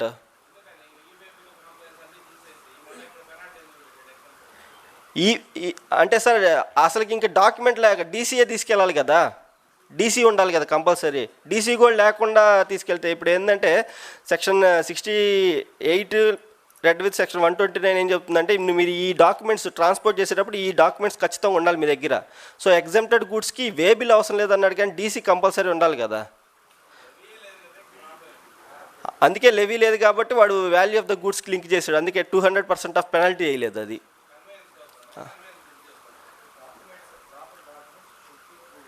Yes.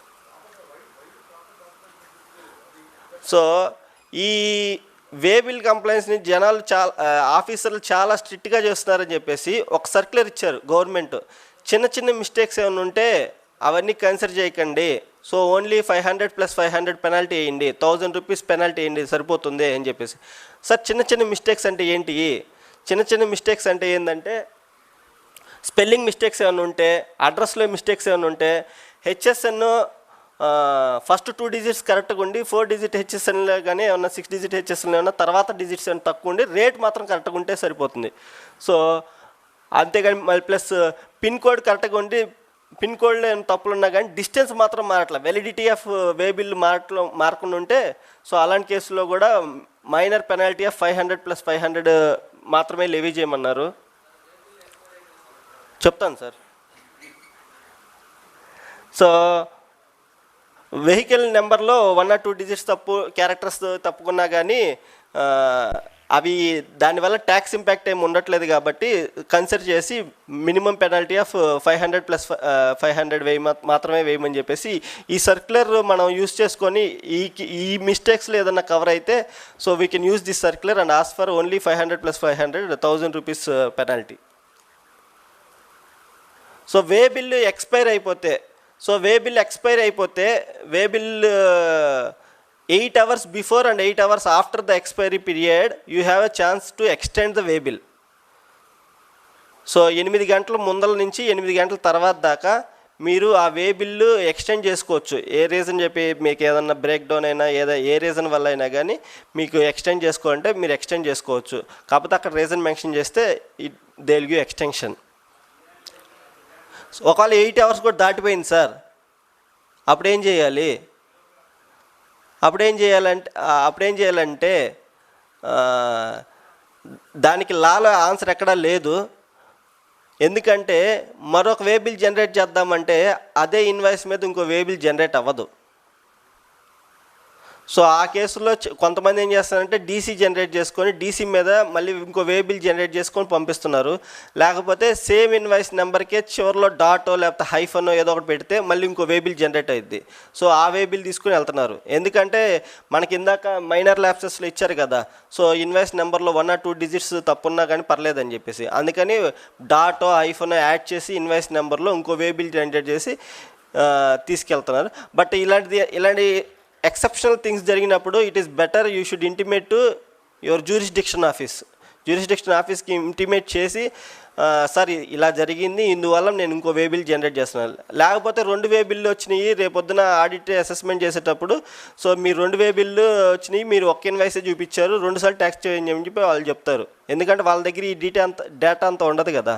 So మనకి అప్పుడు prove చేయడానికి ఈజీగా ఉండిద్ది.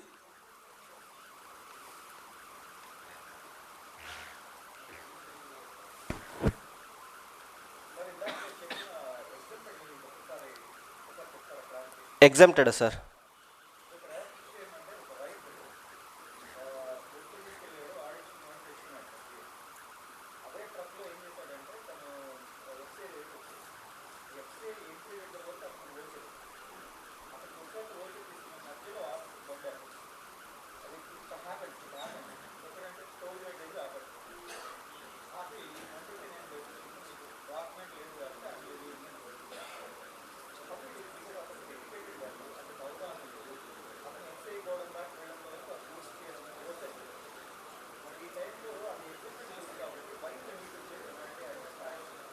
అదే sir మీరు fight చేయొచ్చు sir, అది you need not to pay it sir.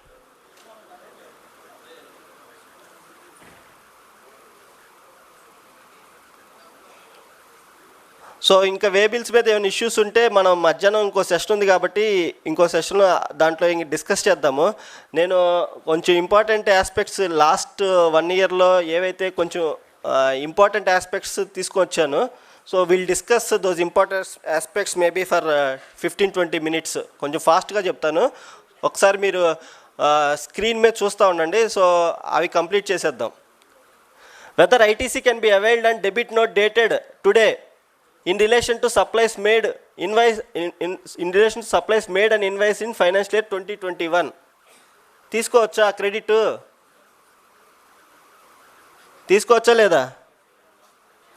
Debit note ఇవాళ రైజ్ చేశారంట, సప్లైస్ మాత్రం లాస్ట్ ఇయర్ కాదు 2 ఏళ్ళ ముందలి 2021 ఇవి.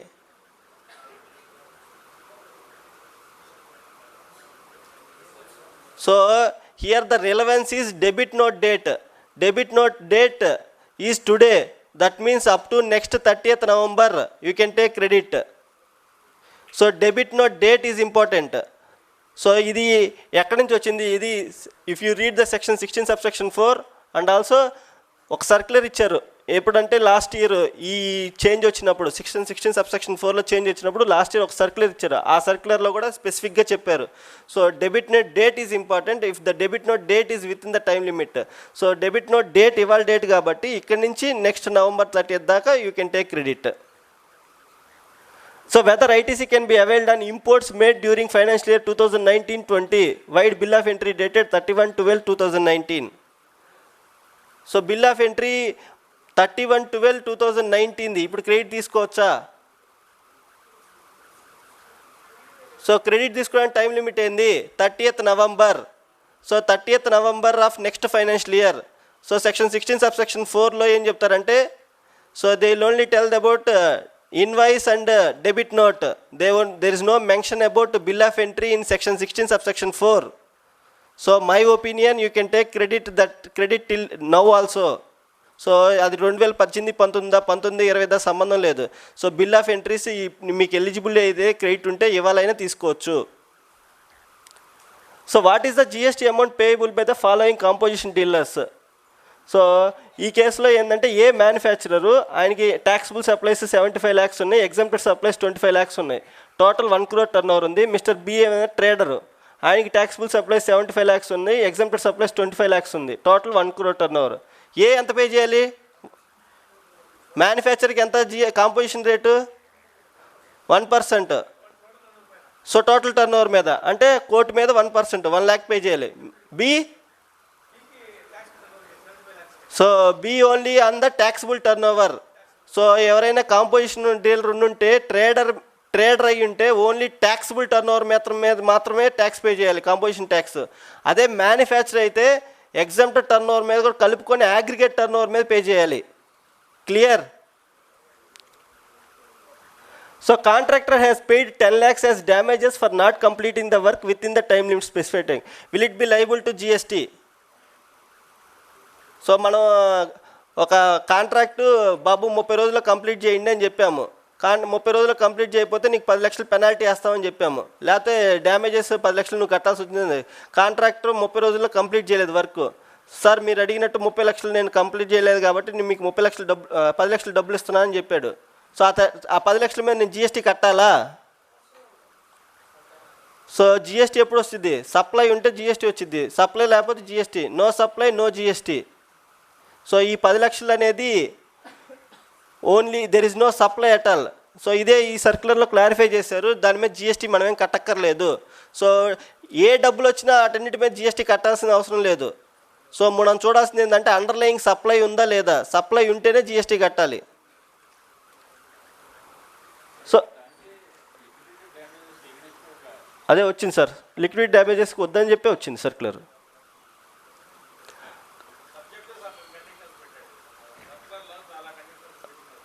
ఇది అది కొన్ని తప్పులు కూడా ఉన్నాయిలేండి sir సర్క్యులర్లో. whether SEZ units paid the taxes to the vendors and availed ITC can claim refund of ITC. SEZ units స్టార్టింగ్లో చాలామంది వెండర్స్కి ట్యాక్స్లు పే చేశారు, అవన్నీ వాళ్ళ ఇన్పుట్లో ఉంది, వాళ్ళకి రిఫండ్ వస్తుందా? There is no restriction in the act. So they can avail credit and they can go for refund. So it is already told by Madras High Court in the case of Platinum Holdings. So Madras High Court SEZ unit కూడా refund తీసుకోవచ్చని చెప్పింది. So ఎవరైనా SEZ unit ఉంటే already కొన్ని ట్యాక్స్లు pay చేస్తారు, like bank charges మీద, ఇన్సూరెన్స్ల మీద వాళ్ళు ట్యాక్స్ ఛార్జ్ చేసి ఇస్తున్నారు. సో ఆ కేసులో ఏంటంటే మనం రిఫండ్కి వెళ్ళచ్చు. క్యాటరింగ్ అది ఆథరైజ్ ఆపరేషన్ అవ్వాలి సార్. అవుట్డోర్ క్యాటరింగ్ ఆథరైజ్ ఆపరేషన్లో ఉంది సార్, తీసుకోవచ్చు. కాకపోతే మీకు అది 17(5)లో రిస్ట్రిక్షన్ ఉంది కదా సార్, సో అక్కడ రాదు. ఏమేమి సార్?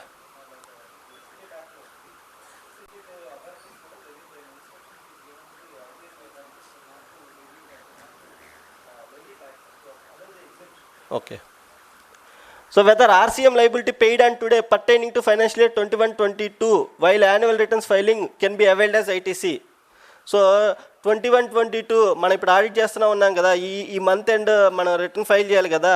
ఇప్పుడు ఆర్సీఎం ఏమైనా కనుక్కున్నాం అనుకోండి, ఆ ఆర్సీఎం మీద మనం ఇప్పుడు పే చేస్తే మనకు క్రెడిట్ వస్తుందా?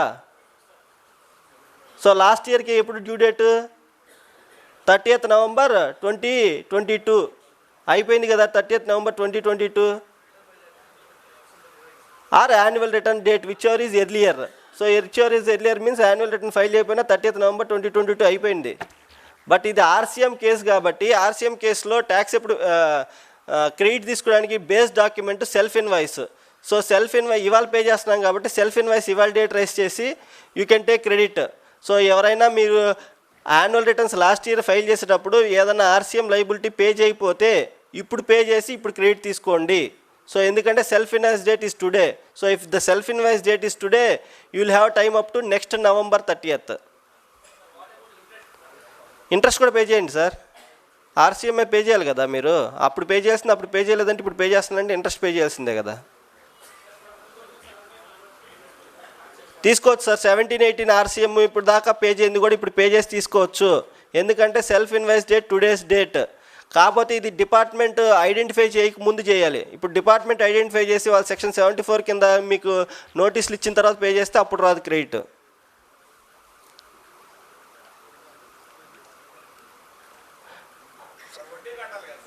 వడ్డీ కట్టాలి సార్. సార్ వడ్డీ అది సుప్రీంకోర్టే చెప్పింది సార్, వడ్డీ మా చేతుల్లో కూడా లేదని చెప్పి తీసేయడానికి. ఇంకా ఇప్పుడు కట్టాలి, ఇప్పుడు అసలు కూడా ఖర్చు అయిపోయింది కదా డిపార్ట్మెంట్ వాళ్ళు పట్టుకుంటే. So whether ITC can be availed on fixed assets, goods transport, motor vehicles, general insurance, bank charges, hotel accommodations, flight tickets, advertisement expenses, association membership expenses. So నేను ఆడిట్ చేస్తున్న లాస్ట్ 5 yearsలో జనరల్గా వీటన్నిటి మీద క్రెడిట్ తీసుకోవట్లేదు చాలామంది డీలర్స్. ఇవన్నీ ఎలిజిబుల్లే. So వ్యాట్లో కానీ సెంట్రల్ ఎక్సైజ్లో కానీ డెఫినేషన్ ఏంటంటే వ్యాట్ సెంట్రల్ ఎక్సైజ్లో యూజ్డ్ ఫర్ మ్యానుఫ్యాక్చర్ ఉండేది, వ్యాట్లో ఏంటంటే యూజ్డ్ ఫర్ ట్రేడింగ్ అని ఉండేది. సో ఇప్పుడు అలా ఏం లేదు. జిఎస్టీలో ఏముందంటే used for business, used in the course or furtherance of business. So మీరు అది బిజినెస్కి యూజ్ చేస్తే క్రెడిట్ తీసుకోవచ్చు.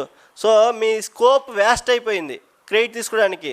సో ఇది కన్సిడర్ చేసుకొని ఏ క్రెడిట్ అయినా 17(5)లో కాకుండా మిగిలిన ఏ ఎక్స్పెన్స్ అయినా క్రెడిట్ తీసుకోవచ్చు. హోటల్ అకామిడేషన్ ఈజ్ సార్ ఇప్పుడు నాకు ఢిల్లీలో పని ఉంది సార్, ఢిల్లీ చెప్పాకండి ఎందుకంటే ఢిల్లీలో మళ్ళీ సిజిఎస్టీ ఎస్జిఎస్టీ చేస్తారు. వైజాగ్లో పని ఉంది, వైజాగ్లో వెళ్ళాను ఆఫీస్ పని మీదే, క్లయింట్ పని మీద వెళ్ళాను. హోటల్ అకామిడేషన్ బుక్ చేస్తే ఆయన మీకు రీంబర్స్ చేస్తున్నారు. సో అఫీషియల్ పర్పసే కదా.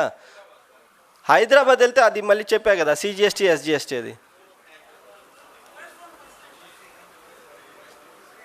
Sir, ITC availed in financial year 2019-20 for the invoice pertaining to 2019-20. However, vendor filed the GSTR1 in February 2021. ITC eligible or not?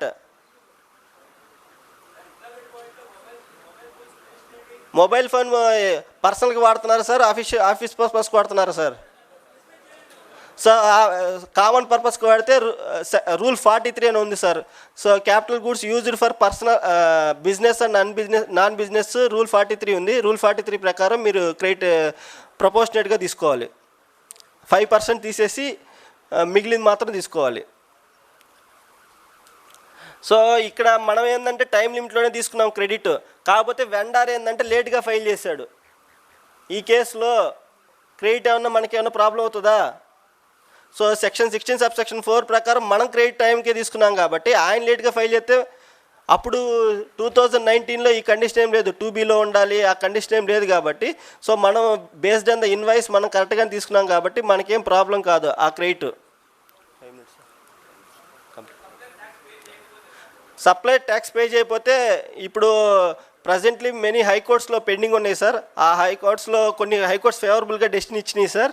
కాకపోతే 2019 అక్టోబర్ ముందల దాకా we have little strong ground. But 1 జనవరి 2022 నుంచి మాత్రం so అది 2Aలో కనపడకుండా తీసుకుంటే మాత్రం మనకి అంత స్ట్రాంగ్ గ్రౌండ్ ఏం లేదు సార్. అవును sir. Sir fixed assets sir fixed assets subject to section 17 subsection 5లో ఏంటంటే any inputs or input services used for construction of building is ineligible. So అది subject to 17(5) construction of a బిల్డింగ్కి లేదు. కాకపోతే Safari Retreats అని ఒక Orissa high court judgment వచ్చింది sir, అది సుప్రీంకోర్టులో పెండింగ్ ఉంది. రేపు 6th December హీరింగ్ ఉంది. అది ఒకవేళ పాజిటివ్గా వస్తే మనం సిమెంటు స్టీల్ మీద కూడా తీసుకునే ఛాన్సెస్ ఉండొచ్చు. మెషినరీ అన్నిటి మీద తీసుకోవచ్చు సార్.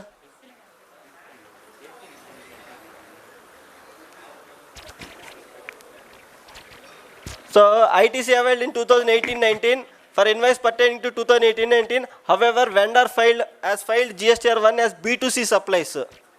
సో వెండర్ B2C సప్లైస్లో వేసాడంట, B2Bలో వేయలేదంట. క్రెడిట్ వచ్చిద్దా? మనం క్రెడిట్ తీసుకున్న క్రెడిట్కి ఏమైనా ప్రాబ్లం అయిద్దా? సో ఎంత కాడికి సెక్షన్ 7లో వెండర్ ట్యాక్స్ పే చేయాలని చెప్తాడు, కానీ మనకి అది 2Aలో కనపడమని చెప్పదు ఇంతకు ముందు అది. సో ఆ ఇయర్లో 2018-19లో. So once if you can able to prove that vendor has paid the taxes, you are eligible for credit. Section 39(9) అమెండ్మెంట్కి సార్ అది.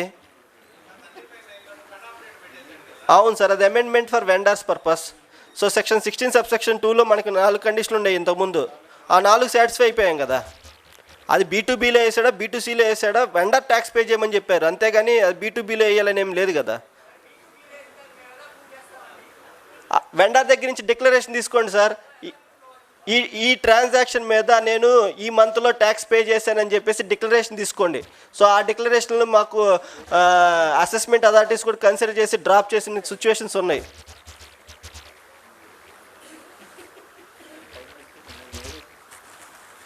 Recoveries made from employees towards travel, food, telephone exceeding some amounts, insurance, notice pay recovery, ఇవన్నీ GST pay చేయాలా?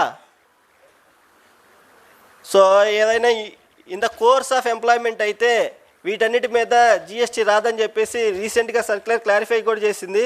So వీటన్నిటి మీద GST ఏం కట్టక్కర్లేదు. But ensure that is part of your employment అగ్రిమెంట్లో భాగంగా ఇస్తే వీటన్నిటి మీద ఏమి మీరు రికవర్ చేసిన అమౌంట్ GST ఏం కట్టక్కర్లేదు. Tax wrongly paid in January 2019, what is the time limit for getting refund? So జనరల్గా రిఫండ్కి సెక్షన్ 54 ప్రకారం 2 years from the date of tax payment. Wrong payment ఎప్పుడైతే చేసామో 2 years లోపల మన రిఫండ్ క్లెయిమ్ చేయాలి.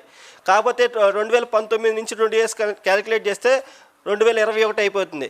కాకపోతే 1st March 2020 నుంచి 28th February 2022 దాకా ఆ 2 years ఈ రిఫండ్ లిమిటేషన్ పీరియడ్కి కన్సిడర్ చేయొద్దని చెప్పేసి నోటిఫికేషన్ ఒకటి ఇచ్చారు.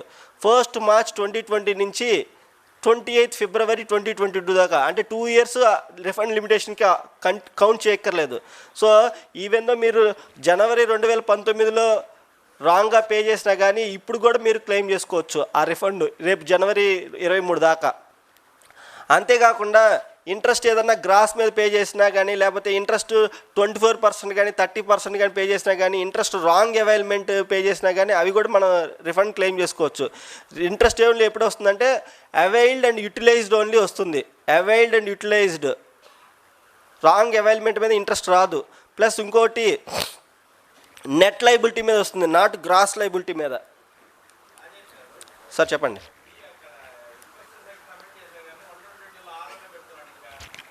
అది పెనాల్టీకి కదా సార్, అక్కడ మార్చలేదు సార్ అది.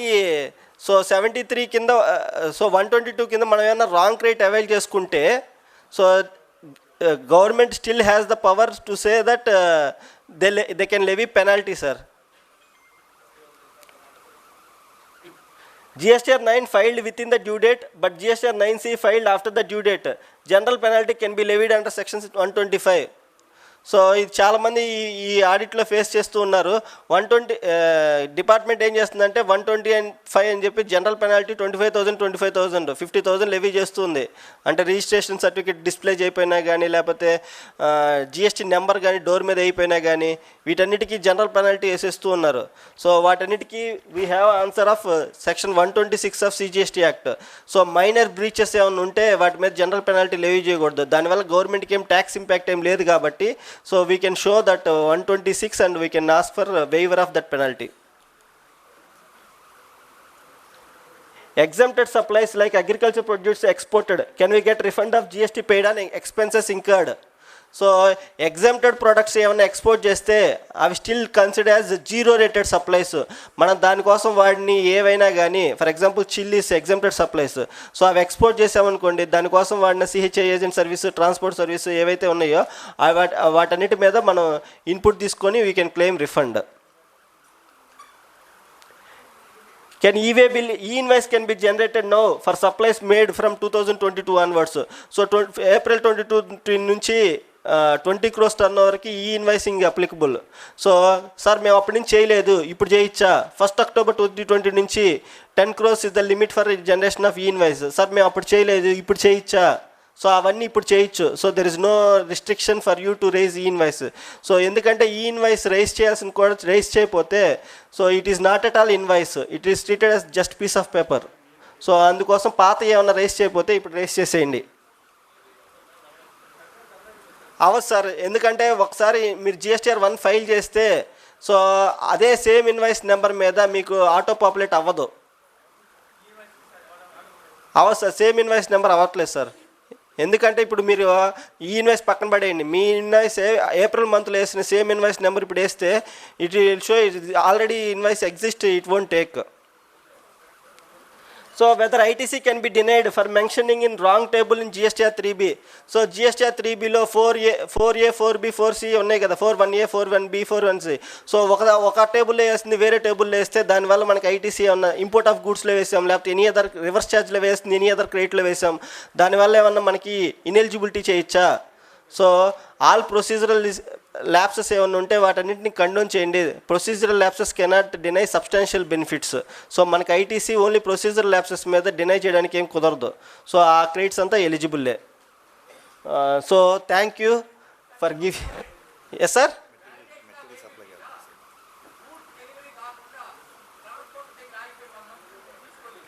గూడ్స్ డెలివరీ కాకుండా ట్రాన్స్పోర్ట్ దగ్గర ఆగిపోయింది 1 month. ఓకే సార్,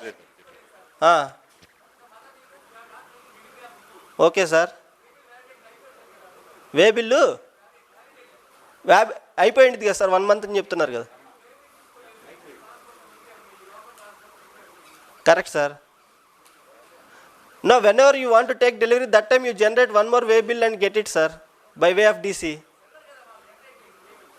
అవును సార్, సెల్లర్ వే బిల్ అయిపోయింది కదా, ఎక్స్పైర్ అయిపోయింది కదా. ట్రాన్స్పోర్టర్ అన్న జనరేట్ చేయండి, లేకపోతే మీరే ఒక ఇన్వర్డ్ వే బిల్ తీసుకోండి. మీరే ఇన్వర్డ్ వే బిల్ జనరేట్ చేయండి, ఏముంది. Thank you sir. I request Kumar గారు టు కమ్ ఆన్. కోట సునీల్ కుమార్ గారు.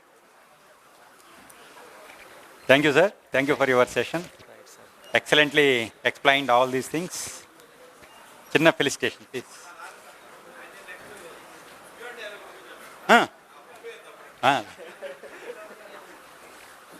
Please sir. తర్వాత 5th floorలో భోజనం ఏర్పాటు చేయబడింది. ముందు ఒక లిఫ్ట్ ఉంది, వెనకమాల ఒక లిఫ్ట్ ఉంది. నాలాంటి కుర్రాళ్ళందరేమో మెట్లెక్కండి, మిగతా వాళ్ళు లిఫ్ట్లో వెళ్ళండి. మళ్ళా కరెక్ట్గా 3:15కి మనం సెషన్ స్టార్ట్ చేద్దాం. ఆ భోజనం చేసిన వాళ్ళు వెంటనే వచ్చి హాల్లో కూర్చోండి సార్ ప్లీజ్. కొంచెం ఎక్కువ మంది మెంబర్స్ ఉన్నారు కాబట్టి లిఫ్ట్ తక్కువ అంటే పెద్దవాళ్ళకి ఇచ్చేసి ఎక్కగలిగిన వాళ్ళు మెట్లు ఎక్కితే మనకి ఈజీగా ఉంటుంది. వెనకమాల కూడా ఒక లిఫ్ట్ ఉంది.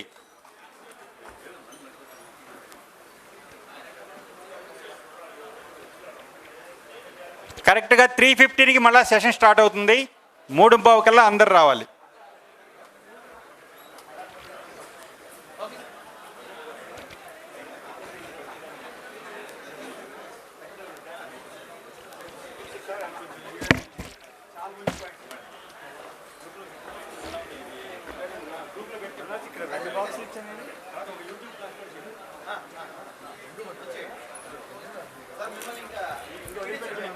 ఒకసారి మిమ్మల్ని ఎంటర్టైన్ చేస్తాం. తప్పనిసరిగా రావాలి, మాకు అవసరం కూడా అది.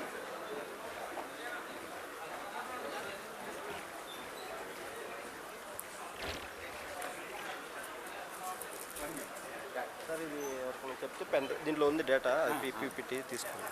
దాంట్లో ఉంది సార్, ఆల్రెడీ దాంట్లో ఉంది. అవును సార్, బాగా చెప్పారు. Thank you sir. Sir rural dealers చాలామంది అంటే ఇక్కడ ఆఫీసర్స్ తగలరు కాబట్టి ట్రాన్సాక్షన్స్ ఏ బిల్లులు లేకుండానే చేసేస్తారు సార్. ట్రాన్సాక్షన్స్ ఆఫీసర్స్ తగలరు, జరిగిపోతున్నది. కానీ ఇప్పుడు ఎక్కడన్నా ఆడిట్లో కానీ తీస్తే అదేం పర్లేదు సార్, ఎందుకంటే ఇప్పుడు మూమెంట్ అప్పుడే సార్. వే బిల్ అడిగేది మూమెంట్ అప్పుడే. మీరు ఒకవేళ వెహికల్ లేకుండా తెచ్చుకుంటే సో వాళ్ళ తర్వాత అడిగే ఛాన్సే లేదు, అడగకూడదు ప్రకారం. కాకపోతే వాళ్ళు అడుగుతూ ఉన్నారు ఏమంటే మీరు మీ ఇన్వర్డ్ వే బిల్ ₹1,00,000 ఉంది, మీరు క్రెడిట్ ₹1,50,000 తీసుకున్నారు అని చెప్పి అడుగుతూ ఉన్నారు. మేబీ అటువంటి ఇష్యూలు ఉంటే ఓకే. ఎందుకంటే వే బిల్లో 50,000 దాటింది. ఇప్పుడు ఫెర్టిలైజర్ డీలర్స్ ఉంటారు, హ్యూజ్ వెళ్ళిపోతూ ఉంటాయి. వాళ్ళకి ఎక్కడ తగలరు ఆఫీసర్స్. సార్ ఎక్కడ వల్ల ఇది ఎక్కడ సార్ అంటారు. సార్ తర్వాత మాట్లాడతాను. 9 పళ్ళ కొన్ని GSTR 9 వాళ్ళకి చేస్తే ఇప్పుడు ఎస్పెషల్లీ పెనాల్టీ 9 కంటే పెనాల్టీ కడతాం. 9Cకి అయితే 9C 9 ఫైల్ చేయకపోతే ఆ లేట్ ఆటో కాపీ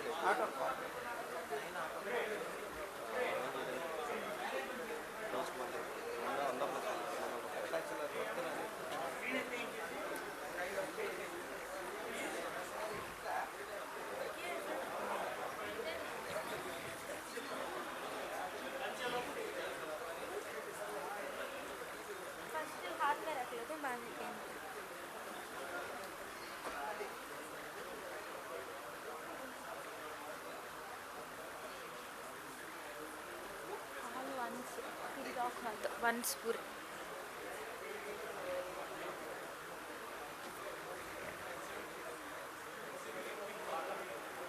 ऐसा आता है एक बार.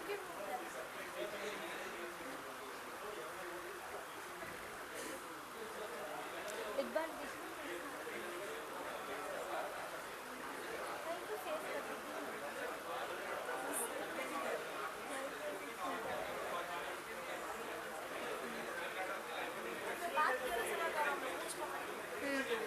तो यहाँ से पकड़ सामने से.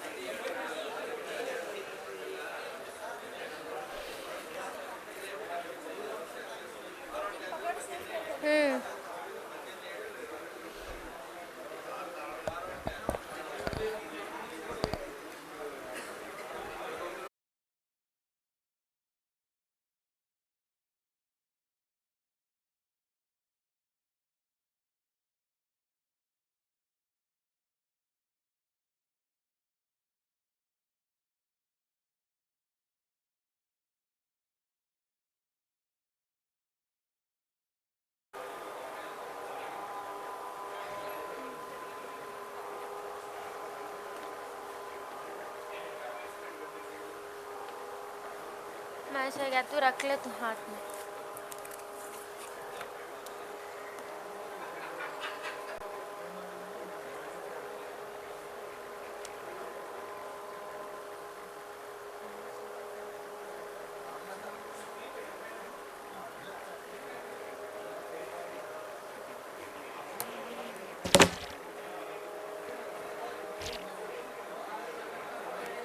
ब्लर होता है, देख को पकड़.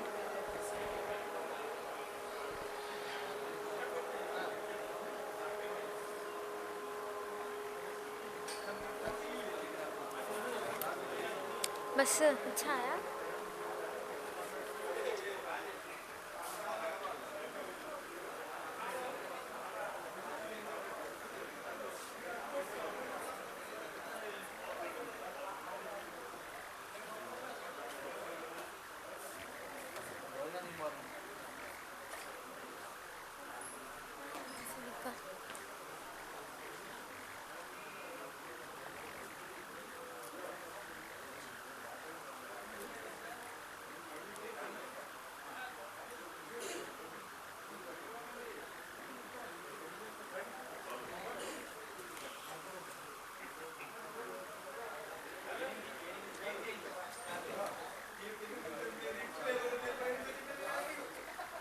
कैसा है देखा? अब एक एक उधर से निकाल, हाँ से.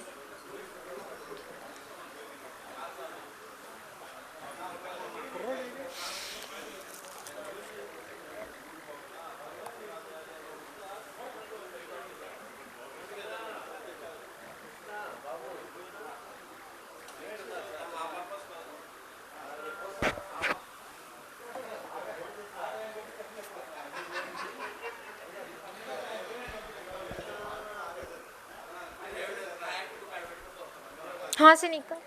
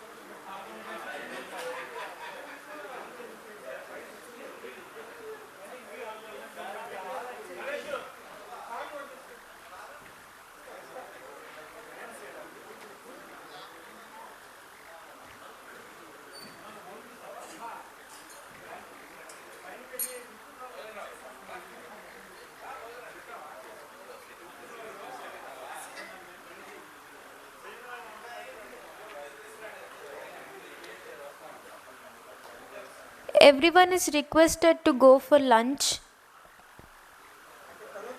in the 5th floor.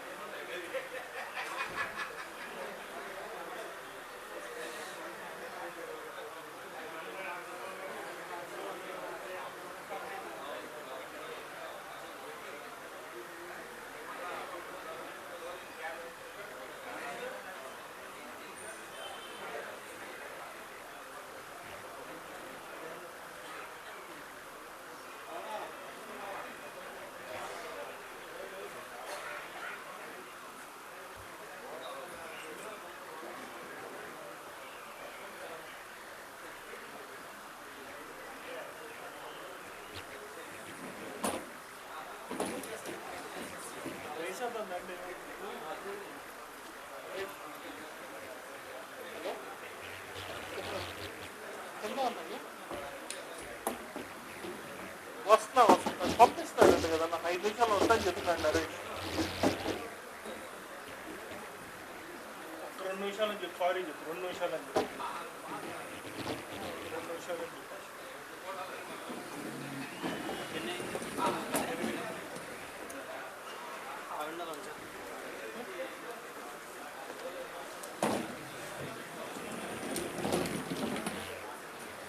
అదొకసారి సెంటర్లో వచ్చేయాలి కదా, సెంటర్లో వచ్చేవాళ్ళు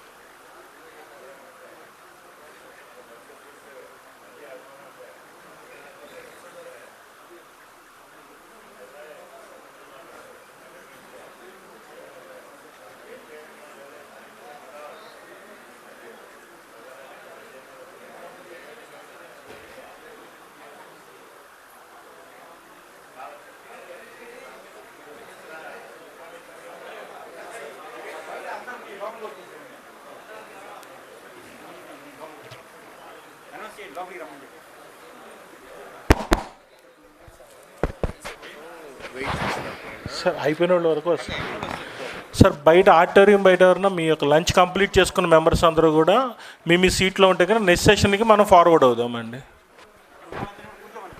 అందరూ మీ యొక్క సీట్లో కొద్దిగా కూర్చుంటే బాగుంటుంది సార్.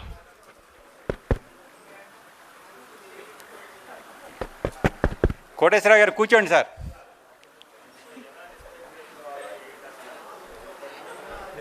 ఇది ఉంది కదా సార్, ఇది ఇక్కడ పెట్టేసుకుంటాను నేను.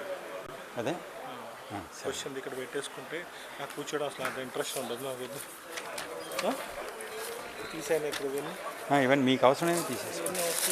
ఈ మైక్ ఆపట్లేదంట, బయటికి వినిపిస్తున్నాయండి మనం. ఏ మాటలు? బయట కారిడార్లో ఉన్న వాళ్ళందరూ లోపలికి రావాల్సిందిగా కోరుతున్నాము. 3 o'clockకి సెషన్ స్టార్ట్ చేద్దామండి. పిలిచేద్దాం సార్, పైకి పిలిచేద్దాం. 3:10, 3:05 పిలుద్దాం. లేదు, ఎదురు చూస్తున్నారు ఆయన వెళ్ళిపోవాలని చెప్పి. పిలుద్దాం, ఉన్నోళ్ళు వింటారు, ఏం పర్లేదు. ఉన్నవాళ్ళు వింటారు, మంది ఉంటారు, పర్లేదండి. ఉన్నోళ్ళు బాగోదు, వాళ్ళ కోసం ఇంతమందిని ఆపుతాం. అవును, 10 నిమిషాలు మీ టైం చెప్పండి. 3:15, 2:15, 10 minutes ఇద్దాం ప్లీజ్. గురుగారు 10 minutes ప్లీజ్.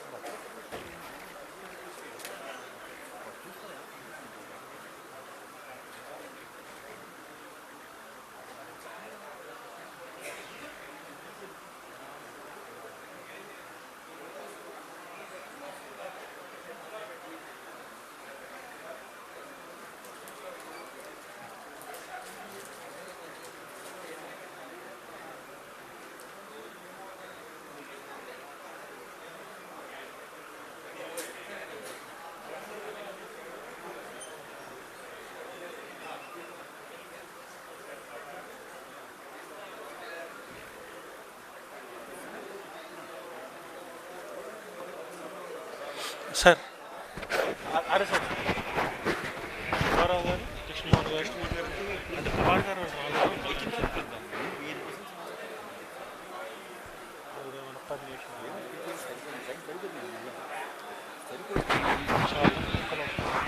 ఒక్కసారి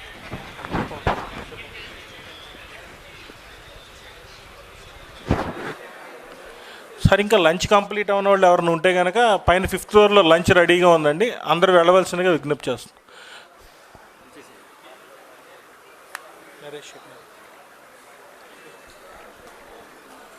welcome to post lunch session. ఈ క్వశ్చన్ అండ్ ఆన్సర్ సెషన్ని లీడ్ చేయడానికి ఉదయం మన గెస్ట్ ఆఫ్ ఆనర్గా ఉన్నటువంటి శ్రీ పివి సుబ్బారావు గారిని వేదిక మీదకి పిలుస్తున్నాం. అలానే మన పాస్ట్ ప్రెసిడెంట్ శ్రీ ఏవిఎస్ కృష్ణమోహన్ గారిని కూడా వేదిక మీదకి పిలుస్తున్నాం. ఈ సెషన్కి కోఆర్డినేట్ చేయడానికి మన జాయింట్ సెక్రటరీ కోటేశ్వరరావు గారిని కూడా వేదిక మీదకి ఆహ్వానిస్తున్నాము.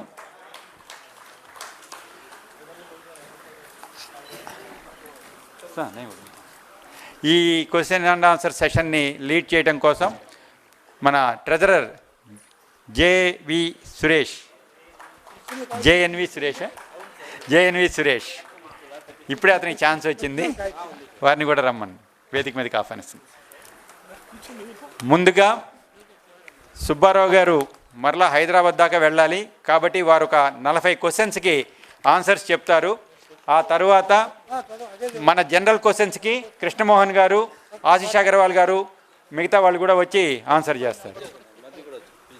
సార్ మధ్య రాజేష్ గారిని కూడా వేదిక మీదకి ఆహ్వానిస్తున్నాం. ప్లీజ్ రండి సార్. నేను మీరు లంచ్ దగ్గర ఉన్నారనుకున్నాను, నేను రాలేదుగా ఇంకా.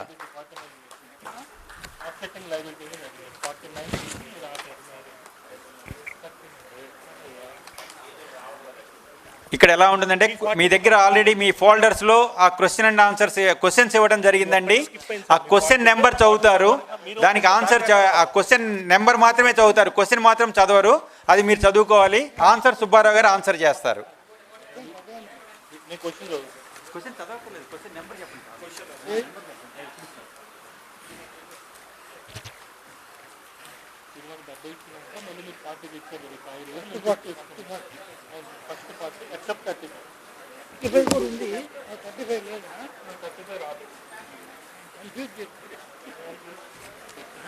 పంపించినవి వేరే ఆర్టీ బదులు 70 వచ్చినాయి.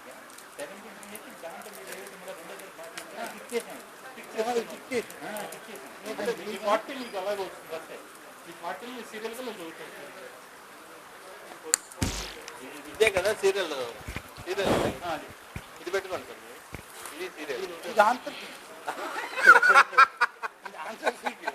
ఓకే ఓకే ఓకే 40 క్వశ్చన్లకి మీరు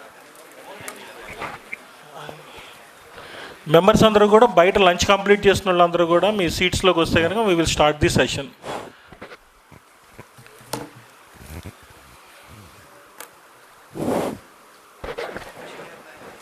ఆయన ఎందుకు రూమ్కి వెళ్ళారు, రెస్ట్ తీసుకుంటాను.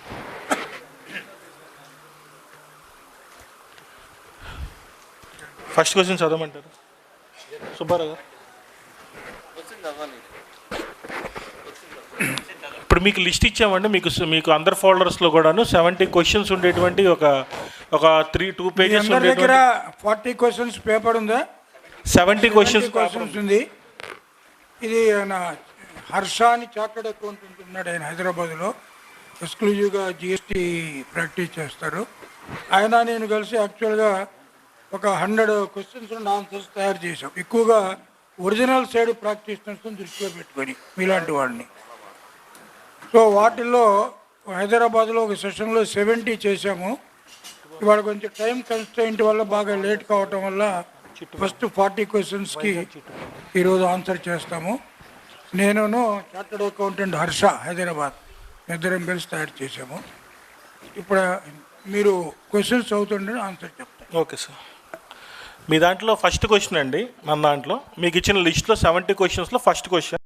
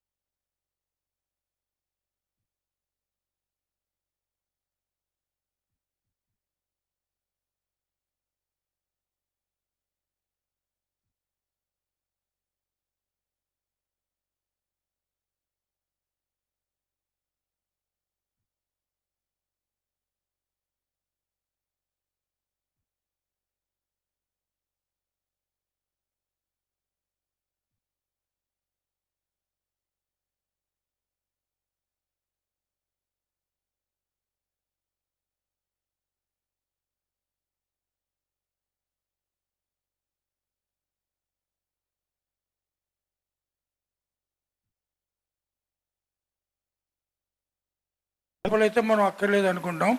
ఈ ప్రశ్నకి answer yes, is required to get registered. ఆయన తప్పనిసరిగా ఆయన రిజిస్ట్రేషన్ తీసుకోవాలి. ఎందుకంటే సెక్షన్ 24 ఆఫ్ ది సిజిఎస్టీ ప్రకారము ఎవరైనా సరే ఇతర రాష్ట్రాలకు కానీ గూడ్స్ కనుక సప్లై చేస్తే తప్పనిసరిగా అతను సిజిఎస్టీ రిజిస్ట్రేషన్, ఎస్జిఎస్టీ రిజిస్ట్రేషన్ కూడా తీసుకోవాలి. అయితే కంపల్సరీ సెక్షన్ 24 అంటేనే కంపల్సరీ రిజిస్ట్రేషన్. తర్వాత if A person is making interested supply of services, goods వేరు సర్వీసెస్ వేరు. ఒక అతను ఇతర రాష్ట్రాలకి ఓన్లీ సర్వీసెస్ మాత్రమే సప్లై చేస్తున్నాడు. అతనికి మాత్రము whose aggregate turnover is below the threshold limit is exempt from obtaining registration under the GST law.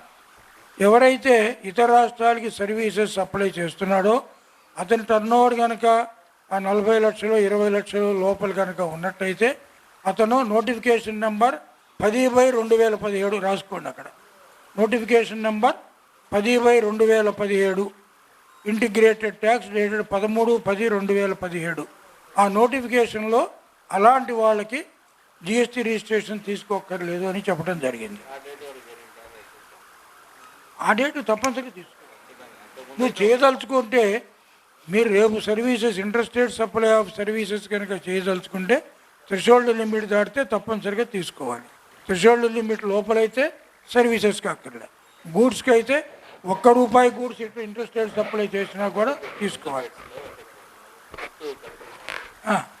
అప్పుడు తీసుకోవాలి. అంటే ఏ ఎగ్జామ్షన్ అయినా కూడా దాంట్లో స్పెసిఫిక్గా రిట్రాస్పెక్టివ్ అని చెప్పకపోతే ప్రాస్పెక్టివ్. ఏ నోటిఫికేషన్ కానీ రూల్ కానీ సెక్షన్ కానీ ఏదైనా unless it is specifically and expressly stated that it has retrospective effect, it is always having prospective effect. Srinivasarao మీరు కూడా రండి. మాటలు after 6 PM. Sir, 4th question అండి. A person whose turnover is below the threshold limit is received the supplies on which RCM is applicable, whether he is required to get the registered under the GST for paying the tax under RCM.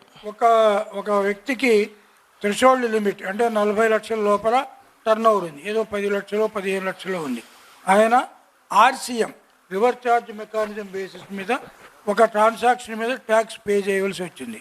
అర్థమవుతుందండి? అతని యొక్క turn over threshold limit కంటే తక్కువ ఉంది. అతను ఒక transaction మీద RCM basis మీద జిఎస్టీ పే చేయవలసి వస్తుంది. ఆయనకి రిజిస్ట్రేషన్ కావాలా? థ్రెషోల్డ్ లిమిట్ లోపలైతే అక్కర్లేదు, కానీ థ్రెషోల్డ్ లిమిట్ లోపల ఉన్నా కూడా ఆయనకు ఒక ఆర్సీఎం ట్రాన్సాక్షన్ వచ్చింది. Yes, is required to get registered under GST as per section 24(3) of the CGST act. 24 అంటేనే కంపల్సరీ రిజిస్ట్రేషన్. దాంట్లో క్లాజ్ 3 ప్రకారము థ్రెషోల్డ్ లిమిట్ లోపల ఉన్నా కూడా ఆర్సీఎం ట్రాన్సాక్షన్ ఒకటి ఉన్నా కూడా అతను తప్పనిసరిగా జిఎస్టీ రిజిస్ట్రేషన్ తీసుకోవాలి. 5th క్వశ్చన్ అండి. ఇవన్నీ కూడా ఎక్కువగా ఒరిజినల్ సైడ్ ప్రాక్టీషనర్స్ని దృష్టిలో పెట్టుకొని మీకు డైలీ ఎవరికో ఫోన్ చేసి గురువు నాకు ఏదో ఆర్సీఎం వచ్చింది రిజిస్ట్రేషన్ తీసుకోవాలా అంటే రేపు ఫోన్ చేయమంటారు, ఇమ్మీడియట్గా ఆన్సర్ దొరకదు. సో అందుకని ఒరిజినల్ సైడ్ వాళ్ళని దృష్టిలో పెట్టుకొని ఒక 100 ఇవి తర్వాత నేను శ్రీనివాసరావు గారికి మెయిల్ చేస్తాను. 70 ఆన్సర్స్ మెయిల్ చేస్తాను. ఆయన మీ మెయిల్ అడ్రస్లు అందరికీ మీ గ్రూప్లోనే పెడతాను. 5. Sir, 5th question, sir. A person whose turnover is below the threshold limit is availing legal services on which tax is to be paid on RCM basis, whether he is required to get registered under GST and pay tax. ఒక వ్యక్తి ఉన్నారు, ఆయన యొక్క turn over threshold అంటే తెలుసు కదా. Threshold అంటే ఇంగ్లీష్లో గడప. ఇక్కడ 40 లక్షలు అనేది గడప. తెలంగాణలో 20 లక్షలు గడప థ్రెషోల్డ్, అక్కడ పెంచలేదు. సో ఒక వ్యక్తి యొక్క టర్న్ ఓవరు థ్రెషోల్డ్ లిమిట్ కంటే లోపల ఉంది. ఆయన ఒక లీగల్ సర్వీసెస్ పొందాడు, అంటే ఒక అడ్వకేట్ దగ్గర ఒక ఒపీనియన్ తీసుకున్నాడు. ఇప్పుడు నేను అడ్వకేట్ని, నేను ఎవరికైనా బిల్లు కనుక ఇస్తే ఈ పే ఆన్ ఆర్సీఎం బేసిస్ అని దాంట్లో నా బిల్లులో ప్రింట్ చేసి ఉంటుంది. అదే కృష్ణమోహన్ గారు అబ్బాయి చార్టెడ్ అకౌంటెంట్ ఉంటాడు, ఆయన కనుక ఇస్తే ఆయన ఈ charges. A CA will charge the GST in the invoice, an advocate will not charge. On the other hand, he advises the recipient to pay on RCM basis. ఈ క్వశ్చన్లో థ్రెషోల్డ్ లిమిట్ కంటే లోపల ఉన్నాడు, ఆయన లీగల్ సర్వీసెస్ మీద RCM basis మీద tax pay చేయాల్సి వస్తే రిజిస్ట్రేషన్ తీసుకోవాలా? ఇంతకుముందు ఏం చెప్పుకున్నాం? 4వ నెంబరు 4కి 5కి తేడా ఉంది. 4కి ఏం చెప్పాం ఆన్సర్? Yes no? ఎస్. 5కి నో. ఇలాంటి సున్నితమైనటువంటి మన ప్రొవిజన్స్నే మనం అర్థం చేసుకోవాలి. 4కి నో, 4కి ఎస్, 5కు నో. ఎందుకంటే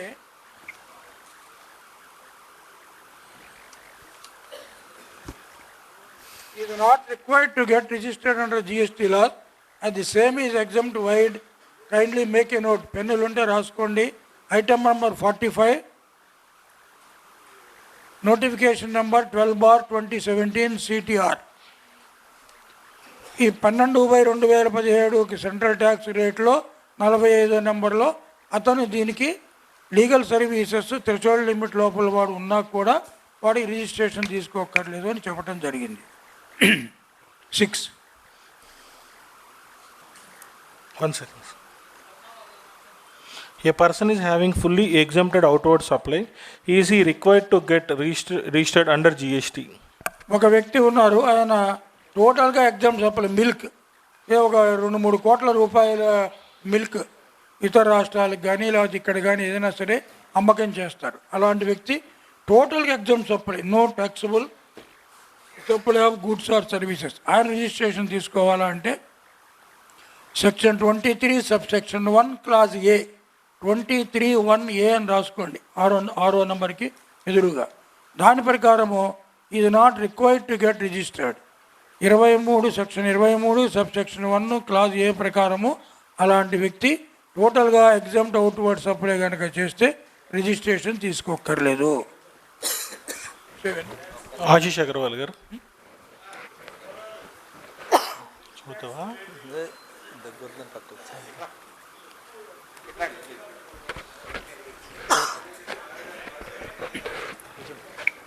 7 క్వశ్చన్ నెంబర్ 7. ఇది అడుగుతున్నారు సార్, ఎవరు డౌట్? ఏదో డౌట్ అడుగుతున్నారు, చేయొద్దండి. చాలా ట్యాక్స్ లేదు, చాలా ట్యాక్స్ ఏపీలో ఒక ట్యాక్స్, మిగతా చోట్ల ఒక ట్యాక్స్ ఉండదండి. ఏపీలో చాలా ట్యాక్స్.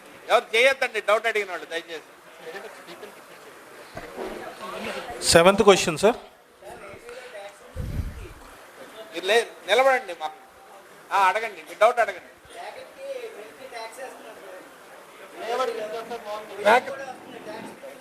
ప్యాకెట్ అంటే ప్యాకెట్ ఖాళీ సంచి. టెట్రాబ్యాగ్ ప్లీజ్ సార్, ప్లీజ్ అరవద్దు.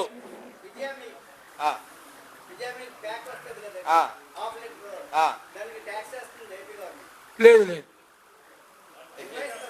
అది టెట్రా ప్యాకా ప్లాస్టిక్ ప్యాకా? అర లీటరు. ఒక ఏ ఊరు మీది? భీమవరం. అది అంటే ఇన్వాయిస్లో ఛార్జ్ చేస్తున్నారా? ఆ ఇన్వాయిస్ వాట్సాప్లో పంపించండి సీను ఎవరికి చూద్దాం. చూద్దాం. అది కాదండి, ఆ ఇన్వాయిస్ని ఒకటి తీసి వాట్సాప్లో ఎవరికైనా పంపించండి, చూస్తారు. ఒకటి పచ్చి పాలకి ఏమీ ట్యాక్స్ లేదు. బటర్ మిల్క్ ఉంటుంది, అది మిల్క్ కాదు. బటర్ మిల్క్ ట్యాక్స్ ఉంది. ఫ్యాక్స్ తెలియకుండా ఎప్పుడు సెమినార్లో డిస్కస్ చేయకూడదు. ఆయన అమ్మింది ఏమిటో ఒక ఇన్వాయిస్ పంపిస్తారు, పంపిస్తే దాన్ని చూసి మొత్తం అందరికీ అర్థమయ్యేది గ్రూపులో పెట్టండి. అది మీ పేరేంటండి? మూర్తి గారా? మూర్తి గారు భీమవరం నుంచి చేశారు. దానికి కంప్లీట్ క్లారిఫికేషన్, ఆయన ఏమమ్మారు, ఇన్వాయిస్లో ఏం రాస్తుంది, ఎందుకు ఛార్జ్ చేశారు, బికాజ్ ఎవ్రీబడి మస్ట్ నో. పాలకైతే లేదండి, ఏమి పాలనేటువంటిది మనం చూద్దాం. 7th క్వశ్చన్ అండి. 7.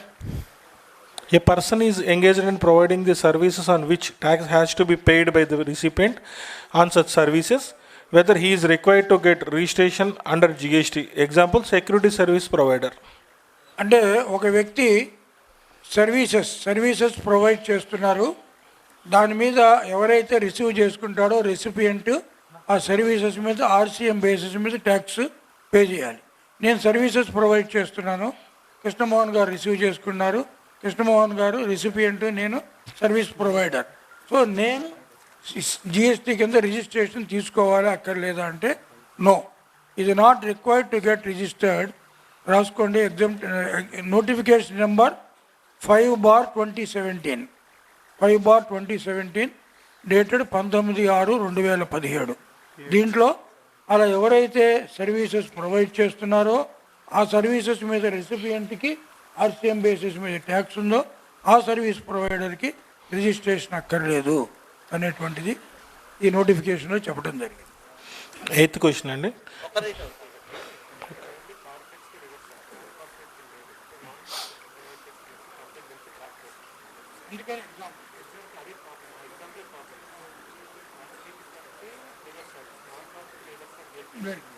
కార్పొరేట్ ప్రొవైడ్ చేస్తాను, నాన్ కార్పొరేట్ వీడు ఫార్వర్డ్ ఛార్జీలు కట్టాలి. Security service is corporate, individual forward charges. Non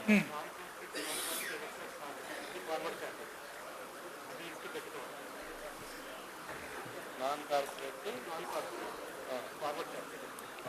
అదే ఇంకోటి ఏంటంటే కార్పొరేట్ నాన్ కార్పొరేట్ కూడా ఫార్వర్డ్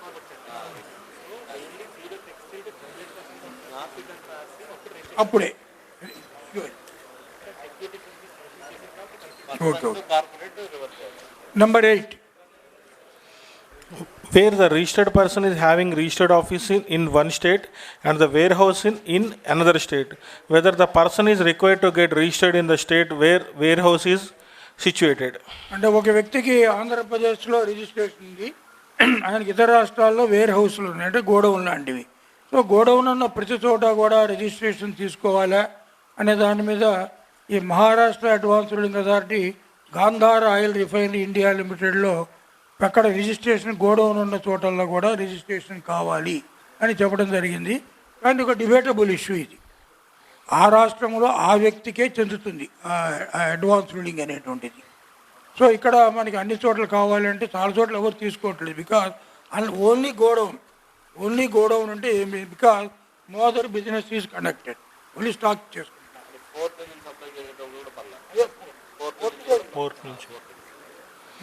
Ninth question అండి, if we are supplying goods or services using the e-commerce operator, should we be liable to take registration if the aggregate turnover is below the threshold limit? ఒక వ్యక్తి e-commerce operator ద్వారా goods కానీ services కానీ provide చేస్తూ ఉన్నారు. ఆ వ్యక్తికి threshold limit కంటే టర్న్ ఓవర్ తక్కువ ఉంది, ఆయనకి రిజిస్ట్రేషన్ కావాలా, జిఎస్టీ రిజిస్ట్రేషన్ అంటే ఆయనకి సెక్షన్ 24 క్లాజ్ 9 రోమన్ స్మాల్ 9 ప్రకారము ఆ వ్యక్తికి రిజిస్ట్రేషన్ కావాలి. 24(9) ప్రకారం ఒక వ్యక్తి ఈ-కామర్స్ ఆపరేటర్ ద్వారా గూడ్స్ లేక సర్వీసెస్ ప్రొవైడ్ చేస్తున్నారు, ఆ ప్రొవైడ్ చేస్తున్న వ్యక్తి యొక్క turnover below threshold limit. అలాంటి వ్యక్తికి జిఎస్టీ రిజిస్ట్రేషన్ కావాలంటే సెక్షన్ 24 క్లాజ్ 9 ప్రకారము జిఎస్టీ రిజిస్ట్రేషన్ కావాలి. హలో,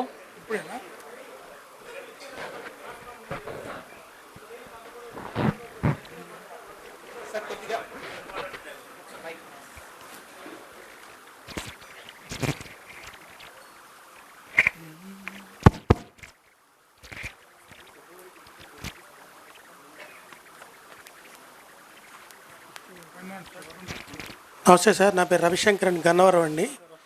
ఈ-కామర్స్ ఆపరేటర్ స్విగ్గీ, జొమాటోకి రెస్టారెంట్స్ ఫుడ్ సప్లై చేస్తాయండి. మన జనవరి ఏం చేశారంటే సర్కిల్ 167 ప్రకారం జిఎస్ఆర్ 1లోనేమో 8 కాలంలో వేయమని చెప్పాడు, టైం బీయింగ్ తర్వాత ఎగ్జామ్షన్ అన్నాడు. మొన్న ఆగస్టు ఏం చేశాడు 3Bలో వచ్చేప్పటికేమో సపరేట్ 3.11 ఇచ్చాడు. కానీ ఆటో పాపులేట్ వచ్చేప్పటికి ఏమవుతుంది, అది 3.1లోనే చూపిస్తుంది, కానీ ఇందులో ఆటో పాపులేట్ అవ్వటల్లా. మేము మారుస్తుంటే అవుతుంది రెడ్గా చూపిస్తుంది 3.1. దానికి ఎలా సార్? ఇప్పుడు జనవరి నుంచి సార్ ఈ-కామర్స్ ఆపరేటర్కి సపరేట్ చేశాడు. ఏం చేశాడు, మన సర్కిల్ 167 ప్రకారం ఇచ్చి. సార్ మీ క్వశ్చన్ నేను సింప్లిఫై చేస్తాను సార్. మీరు ఏదైతే గూడ్స్ ఈ-కామర్స్ ఆపరేటర్ ద్వారా సప్లై చేస్తున్నారో సర్వీసెస్ ఎస్పెషల్లీ, అది మీరేమోంచి జిఎస్టీఆర్ 1లో ఎగ్జిమ్టెడ్ కాలంలో వేస్తున్నారు. వాడే ఇచ్చాడు సార్, సర్కిల్ 167 ఇచ్చాడు. Okay, but GSTR 3B amendment August నుంచి అయింది కాబట్టి ఆ అమెండెడ్ దాంట్లో మీరు 3.1.1లో వేయాలనుకుంటున్నారు. అవునండి. అక్కడ ఎగ్జామ్షన్ నుంచి తీస్తుంటే మీకు రెడ్ కనపడుతుంది. అవునండి. అదే కదా మీ క్వశ్చన్? అదేనండి. ఆటో పాపులేషన్ మాత్రం 1లోకి వచ్చేస్తుంది, జిఎస్ఆర్ 1 నుంచి ఆటో పాపులేషన్ వచ్చేస్తుంది ఇక్కడికి. హలో సార్, ఇప్పుడు రెస్టారెంట్ వాళ్ళకి ఏదైతే మీరు ఇప్పుడు కొత్తగా టేబుల్ 3 months బ్యాక్ నుంచి వచ్చింది కదా, అవునండి. సో 3.1 3.2 ఇచ్చారు కదా, 3.2లో సో మీ 1లో 8లో వేసేయండి, ఎగ్జాంపుల్లో వేసేయండి, అది మీకు 3.1లో ఆటో పాపులేట్ అయ్యిద్ది. అక్కడ తీసేసి 3.2లో మీరు వేయండి. ఎందుకంటే వాళ్ళు 1లోనే ఆప్షన్ ఇవ్వాల్సింది, ఆప్షన్ వాళ్ళు 1లో ఇవ్వలేదు. ఆప్షన్ 1లో ఏం చెప్పారంటే ఎగ్జాంపుల్లో వేసేయండి అని చెప్పారు. సో దానివల్ల మీకు రెడ్ వచ్చినా ఏం ప్రాబ్లం ఏం లేదు. సో అది కరెక్ట్ డిస్క్లోజరే. అదే ఓకే సరే సార్, రెడ్డే చూపిస్తోంది, అది ప్రాబ్లం తీసేసి 3.11లో వేస్తున్నానండి. వేయండి సార్, 3.2లో ఆప్షన్ ఉంది ఏంటంటే supplier who is supplying through e commerce operator అక్కడ ఏంటి మళ్ళీ ఈ కామర్స్ ఆపరేటర్ లేబాకండి. పైన వాడికి ట్యాక్స్ పేర్లు వాడికి వస్తుంది, కింద లేని ఎవరైతే సప్లయర్ సార్ వాడి పేమెంట్ చెప్పిస్తోంది. ట్యాక్స్ మొత్తం బ్లాక్ పెట్టేసాడు, లేదండి అక్కడే వేస్తున్నాం. Correct sir. Okay, thank you sir. Next question. So last finance act 2020లో ఎవరైతే ఈ కామర్స్ ఆపరేటర్స్ ద్వారా సప్లై చేస్తున్నారో, ఇంతకుముందు అయితే ఈవెన్ 10 రూపాయలు కూడా ఈ కామర్స్ ఆపరేటర్ ద్వారా సప్లై చేస్తే రిజిస్ట్రేషన్ తీసుకోవాల్సిందే కంపల్సరీగా.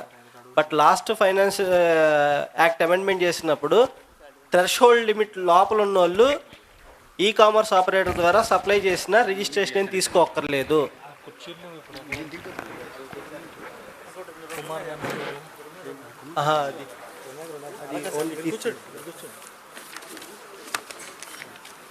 సార్ బుడుమూరు శ్రీనివాస్ గారిని డిఎస్ఆర్ గారిని స్టేజ్ మీదకి రావాల్సిందిగా కోరుతున్నాం సార్.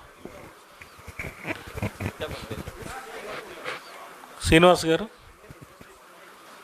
డిఎస్ఆర్ గారు.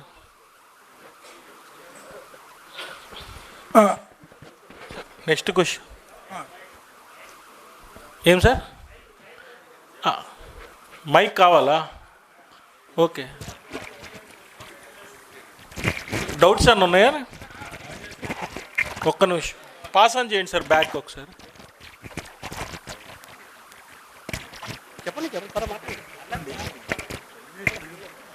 సార్ ఇప్పుడు చెప్పా కదా లైసెన్స్ అవసరం లేదని. చిన్న రిక్వెస్ట్, సార్కి మళ్ళీ వేరే అపాయింట్మెంట్ ఉంది. సార్ క్వశ్చన్స్ అన్ని డీల్ చేస్తాం, తర్వాత మనం డిస్కస్ చేసుకుందాం ఆఫ్టర్ 4. మీ క్వశ్చన్ రిజర్వ్ చేసి పెట్టండి, విల్ బి ఆన్సర్డ్ ఆఫ్టర్ 4. ఈ 40 క్వశ్చన్స్లో మాత్రం ఒకసారి సార్ ఎక్స్ప్లెనేషన్ ఇస్తారు. మీకు డౌట్స్ ఉంటే కనుక we will continue the session, ఇబ్బంది ఏం లేదు మీకు. నెక్స్ట్ 10th క్వశ్చన్ అండి మీ దాంట్లో.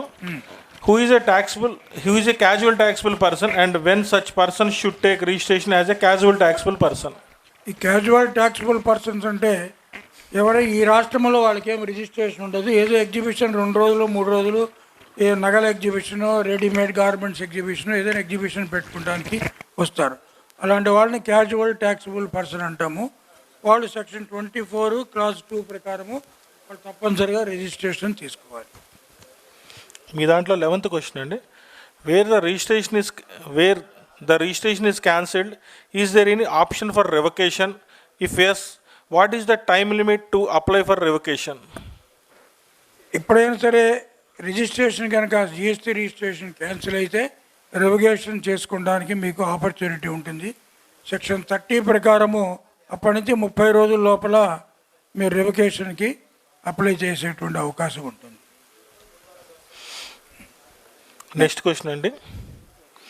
Who can opt for composition scheme?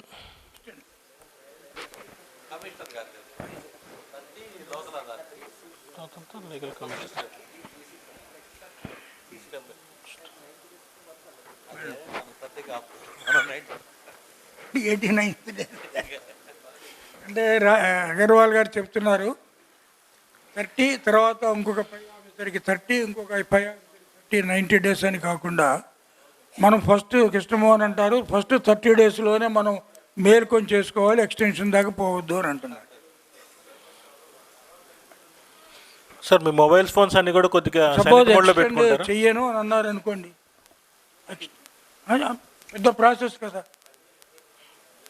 Extend suppose pi officer commissioner కానీ ఒక డిప్యూటీ కమిషనర్ కానీ ఈ రిఫ్యూజెస్ టు ఎక్స్టెండ్, అప్పుడు క్లయింట్ వచ్చి ఏమైనా నువ్వు 30 రోజులు ఏం చేసావు, అప్పీలు ఈ డబ్బులంతా నువ్వే పెట్టుకో ఫీజు అంటాడు.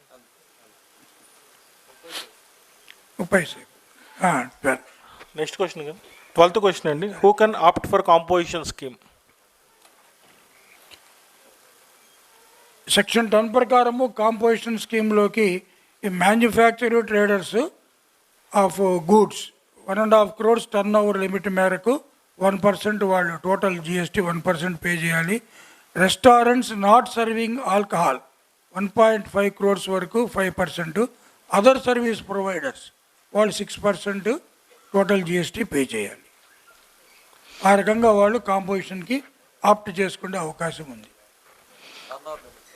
1.5 వీళ్ళు 50 lakhs అంటే మనం ఇండివిజువల్గా ఐస్ క్రీమ్స్ వాళ్ళకి లేదు, ఎక్సెప్షన్స్. 13th క్వశ్చన్ అండి.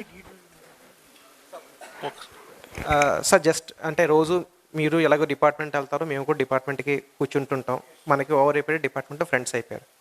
సార్ ఆల్రెడీ డిపార్ట్మెంట్ ఏం చేసిందంటే కొంతమంది నాన్ ఎలిజిబుల్ కేసెస్ ఏవైతే ఉన్నాయో కాంపోజిషన్కి, అంటే వాళ్ళు డీల్ చేస్తున్న గూడ్స్, ఫర్ ఎగ్జాంపుల్ చాలామంది బ్రిక్ డీలర్స్ ఇప్పటికీ కూడా కాంపోజిషన్ నుంచి బయటికి రాలేదు, వాళ్ళని ఆల్రెడీ ఐడెంటిఫై చేశారు, నోటీసులు పంపించమని కమిషనర్ ఆఫీస్ నుంచి లిస్టులు కూడా వచ్చేసాయి. సో అతి త్వరలో మీకు నోటీసులు వస్తాయి. సో అంటే నేచర్ ఆఫ్ యాక్టివిటీలో సర్వీస్ ప్రొవైడర్ అని టిక్ పెట్టున్నా, ఆర్ ఏవైతే ఇన్ఎలిజిబుల్ ఐటమ్స్ ఉన్నాయో అవి డీల్ చేస్తున్నామని టిక్ పెట్టుంటే వాళ్ళకి ఇప్పుడు నోటీసులు పంపిస్తున్నారు sir. So you have to deal with them carefully. 13. A person is registered under composition scheme under GST. Can he collect tax from his customer and can he claim input tax credit on his inward supplies? ఇది మీ అందరికీ తెలిసిందే. Composition స్కీమ్లో ఉన్న వ్యక్తి GST వసూలు చేయడానికి లేదు పర్చేదర్స్ నుంచి, అలాగే ఆయన ఎలాంటి ఐటీసీ కూడా పొందే అర్హత అతనికి లేదు. 14th question. Whether a composition taxable person is required to pay tax under section 9(3) of the CGST Act under RCM? కాంపోజిషన్లో ఉన్న వ్యక్తి కూడా ఏవైనా సరే రివర్స్ ఛార్జ్ మెకానిజం ఉన్నటువంటి ట్రాన్సాక్షన్స్ మీద ట్యాక్స్ వేయవలసినటువంటి అవసరం ఉన్నది. సో కాంపోజిషన్లో ఉన్నా కూడా ఆర్సీఎం బేసిస్లో ఆయన ట్యాక్స్ పే చేయాలి. అది ఎంత రేటు ఇదంతా అది ఎట్లాగో రాదు, లేదు. ఒక ఆర్సీఎం మీద 5 కానీ 12 కానీ 18 కానీ ఏది అప్లికబుల్ అయితే అది వస్తుంది. మంచి క్లారిటీ.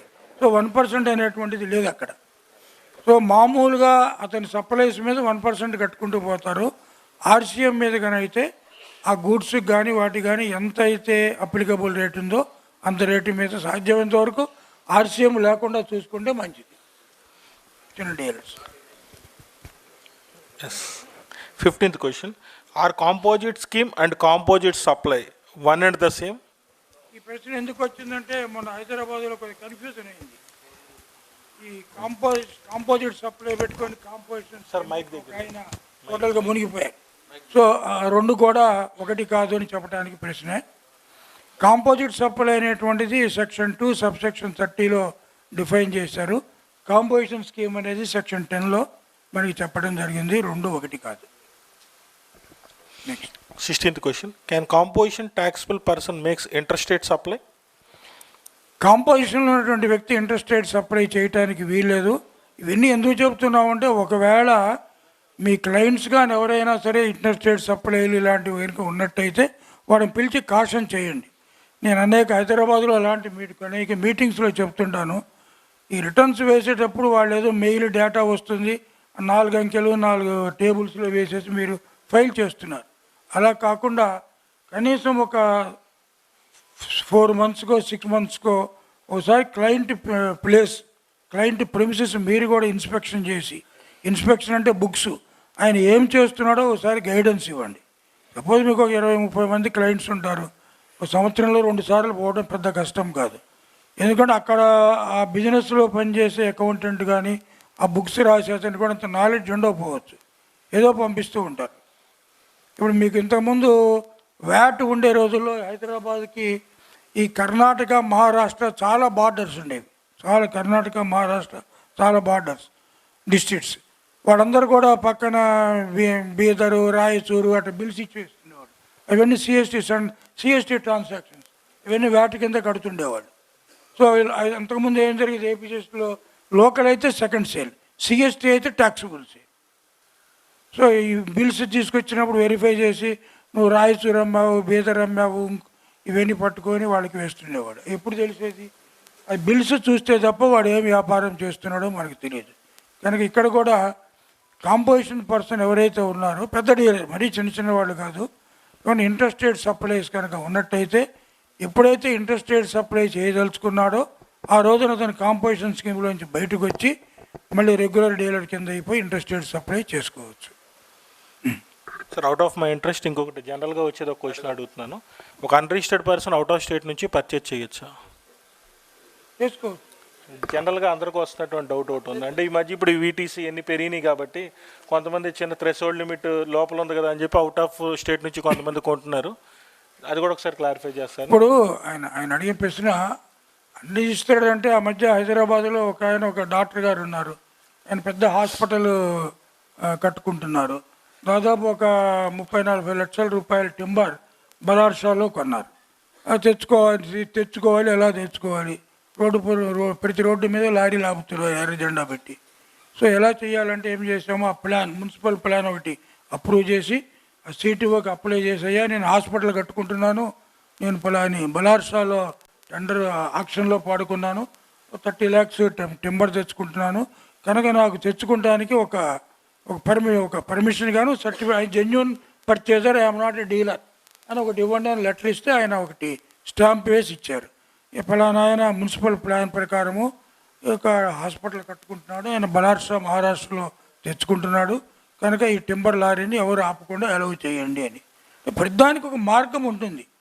కాకపోతే ఏంటంటే మనం ఏమీ చేయకుండా ఇంట్లో కూర్చొని రావాలంటే రాదు. మున్సిపల్ ప్లాన్ సీటు పెట్టిస్తాడు, మున్సిపల్ ప్లాన్ ఇవ్వాలి. కొంతమంది సీటు నేనెందుకు ఇవ్వాలి పో అంటారు. ఈ రిఫ్యూజెస్ ఇవ్వకపోతే డీసీ గారి దగ్గరికి వెళ్ళి లేకపోతే కమిషనర్కి మెయిల్ పెట్టి సంభవం మనకి ఈ మస్ట్ గెట్ ద టింబర్ కదా. హాస్పిటల్ కట్టుకోవాలి, టింబర్ తెచ్చుకోవాలి. ఏ విధంగా తెచ్చుకుంటాడు? సో అన్రిజిస్టర్డ్ పర్సన్ అంటే మీరైనా ఉంది. సపోజ్ మీరు ఇల్లు కట్టుకుంటున్నారు, రాజస్థాన్ నుంచి అక్కడి నుంచి మీరు ఏ ఊరు అయితే అక్కడి నుంచి మార్బుల్ తెచ్చుకోవాలి. అన్రిజిస్టర్డ్ పర్సన్ మీరే. ఎస్ సార్, చెప్పండి సార్. సో మీరు ఇల్లు కట్టుకున్నారు, మార్బుల్ తెచ్చుకోవాలి రాజస్థాన్ నుంచి 2 లారీలు ఎట్లా తెచ్చుకుంటారు? ప్లాన్ పెట్టుకుంటారు అంతే. Hundreds of people are getting marbles from Rajasthan and granites from Karnataka. ఇదే రకంగా మున్సిపల్ ప్లాన్ పెడుతున్నారు. ఒక సెల్ఫ్ సిటీఓ ఇవ్వలేదు అనుకోండి, సెల్ఫ్ డిక్లరేషన్ పెడుతున్నారు. In case of any doubt please contact the following numbers అని 2-3 మొబైల్ నెంబర్స్ కూడా దాంట్లో రాస్తున్నారు సెల్ఫ్ డిక్లరేషన్లో. వాడు ఆపినప్పుడు ఆ నెంబర్ ఉంటుంది కదా, నెంబర్కి ఫోన్ చేస్తారు. Thank you sir. ఎందుకంటే మనకి సిటిజన్కి ఇబ్బంది కలగకూడదు. ఏదో చట్టం పెట్టాం కదా అని ప్రతి వాడిని మనం వేధించు. ఇట్లా చాలా కేసుల్లో ఈ రకంగా హైదరాబాద్లో నా దగ్గర చాలామంది హాస్పిటల్స్ ఇళ్ళు కట్టుకునే వాళ్ళు అంటే advise. Thank you sir. 70th question sir. Next, where the invoice value includes charges like service charges or other charges, does it need to take into the consideration for calculating the value of supply, also known as taxable value? అంటే ఇక్కడ ఉన్నటువంటి ప్రశ్నలు సూక్ష్మంగా చెప్పడం జరిగింది. డీటెయిల్గా పోయి మనం చెప్పుకుంటూ పోతే ఒక్కొక్క ప్రశ్న దాదాపు ఒక అరగంట చెప్పుకోవచ్చు. ఇప్పుడు జనరల్గా ఇన్వాయిస్లో మనకి పాత రోజులు ఏమంటే pre sale charges, post sale charges అని ఉంటుంది. సో ప్రీ సేల్ ఛార్జెస్ ఏవైతే ఉన్నాయో ఇన్వాయిస్లో ఇవన్నీ కూడా మనకి ట్యాక్సబుల్ వాల్యూ ఆఫ్ సప్లైలో మనం తప్పనిసరిగా ఇంక్లూడ్ చేయాలి అనేటువంటి సెక్షన్ 15 చదువుకుంటే మీకు తెలుస్తుంది. ఇంతకుముందు కూడా మనకి పాత ఏపీజీఎస్టీ వ్యాట్లో కూడా ఫ్రైట్ అని ఉంటుంది. ఫ్రైట్ అనగానే సిటీఓ ఫ్రైట్కి ట్యాక్స్ వేసేసేవాడు సిఎస్టీలో. అప్పుడు పోయి మన వాళ్ళు ఆర్గ్యూ చేస్తుండేవాళ్ళు ఏమని, సార్ ఇది ఎఫ్ఓఆర్ డెస్టినేషన్ అయితేనే ఫ్రైట్కి ట్యాక్స్ ఉంది, లేదు మనకి ఎక్స్ ఫ్యాక్టరీనో ఎక్స్ షాపు ఎక్స్ ప్రిమ్స్ అయితే లేదు అని చెప్పి ప్రూవ్ చేసుకుండేవాళ్ళు. సో ఫ్రైట్కి ట్యాక్స్ ఉంది అని చెప్పడానికి లేదు. ఫ్రైట్కి ట్యాక్స్ ఉంది అలాంటి depends on other facts. Transaction is FOR destination అంటే ఇక్కడ మన ఊరు భాష చెప్పాలంటే చారా అయితే ఫ్రైట్కి ట్యాక్స్ ఉంటుంది. అంతేనా? సో ఇవి మనము సూక్ష్మంగా చెబుతున్నాము. ప్రీ సప్లై ఛార్జెస్ ఏవైతే ఉన్నాయో వాటన్నిటికి కూడా సెక్షన్ 15 ప్రకారము వాల్యూ ఆఫ్ సప్లైలో వస్తుంది. Next 18th question, whether TDS under Income Tax Act should be deducted on inclusive or exclusive basis of GST? జిఎస్టీకి సంబంధం లేదు. జిఎస్టీని వదిలేసి ఎక్స్క్లూజివ్గా జిఎస్టీ మీదే ఇన్కమ్ ట్యాక్స్ టీడీఎస్ చేయాలి. 19th question, sir. What is the rate of tax for GTS services if the supplier is unrestricted?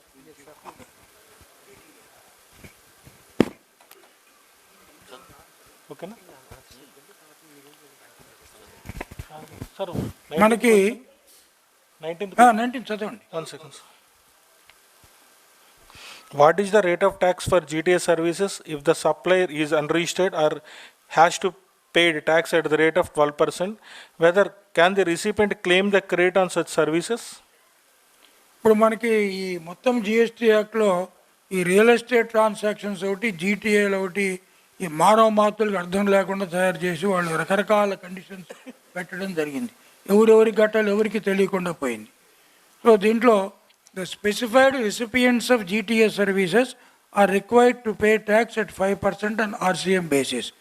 ఎవరైతే స్పెసిఫిక్గా వీళ్ళు RCM pay చేయాలి అని entry number 9 notification number 11/2017 entry number 9 అంటే ఐటమ్ నెంబర్ 9 నోటిఫికేషన్ నెంబర్ 11/2017లో ఎవరైతే స్పెసిఫిక్గా వీళ్ళు మాత్రమే ఆర్సీఎం బేసిస్ మీద పే చేయాలని చెప్పారో వాళ్ళు 5% చొప్పున పే చేయాలి. అలాగే మీరు నోటిఫికేషన్ నెంబర్ 13/2017 కూడా చూసుకోండి.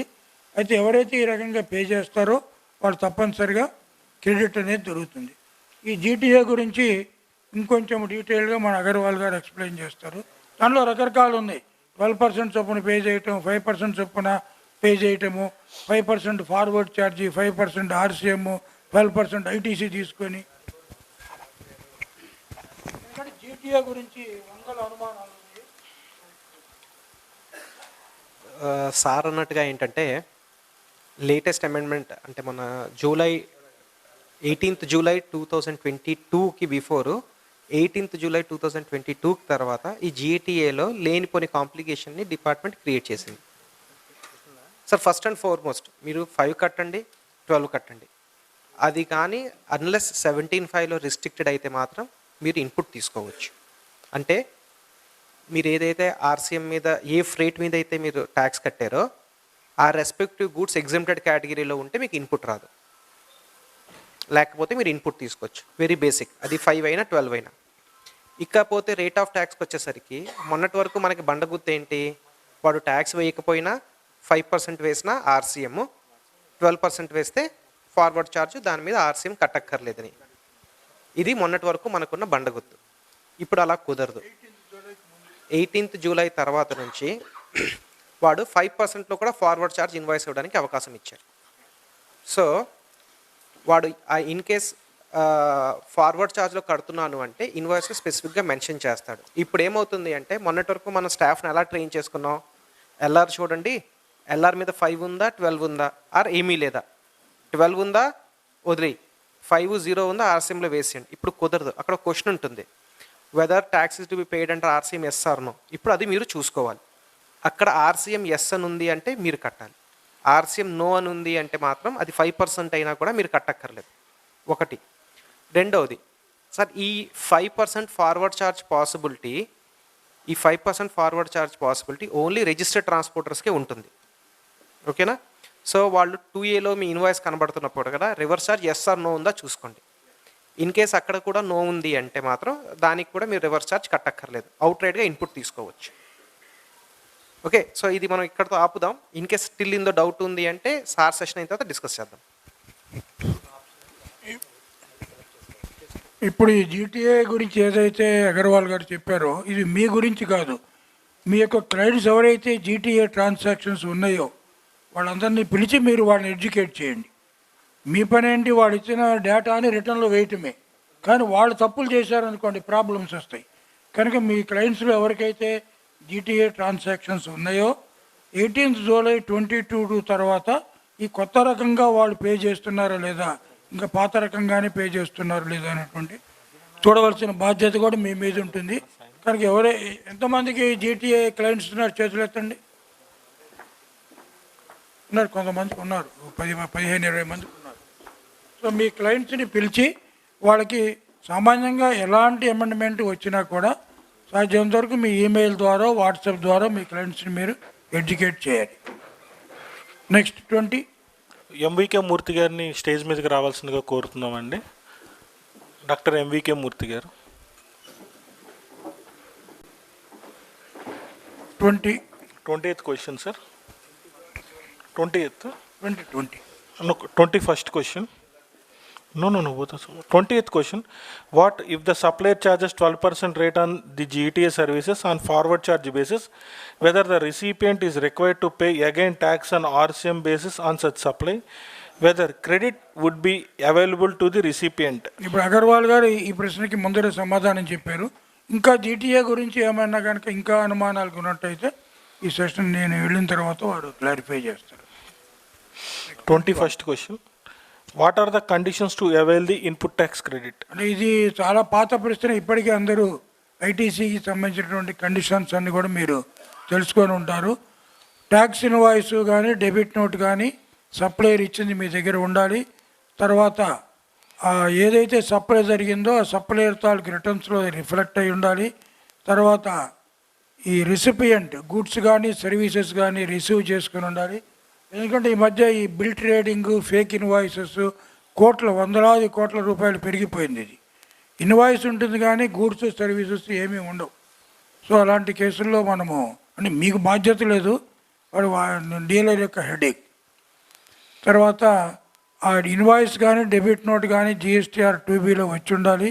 Supplier must have paid the output. Supplier ఎవరైతే ఉన్నారో వాళ్ళు దానికి సంబంధించినటువంటి ట్యాక్స్ పే చేసి ఉండాలి.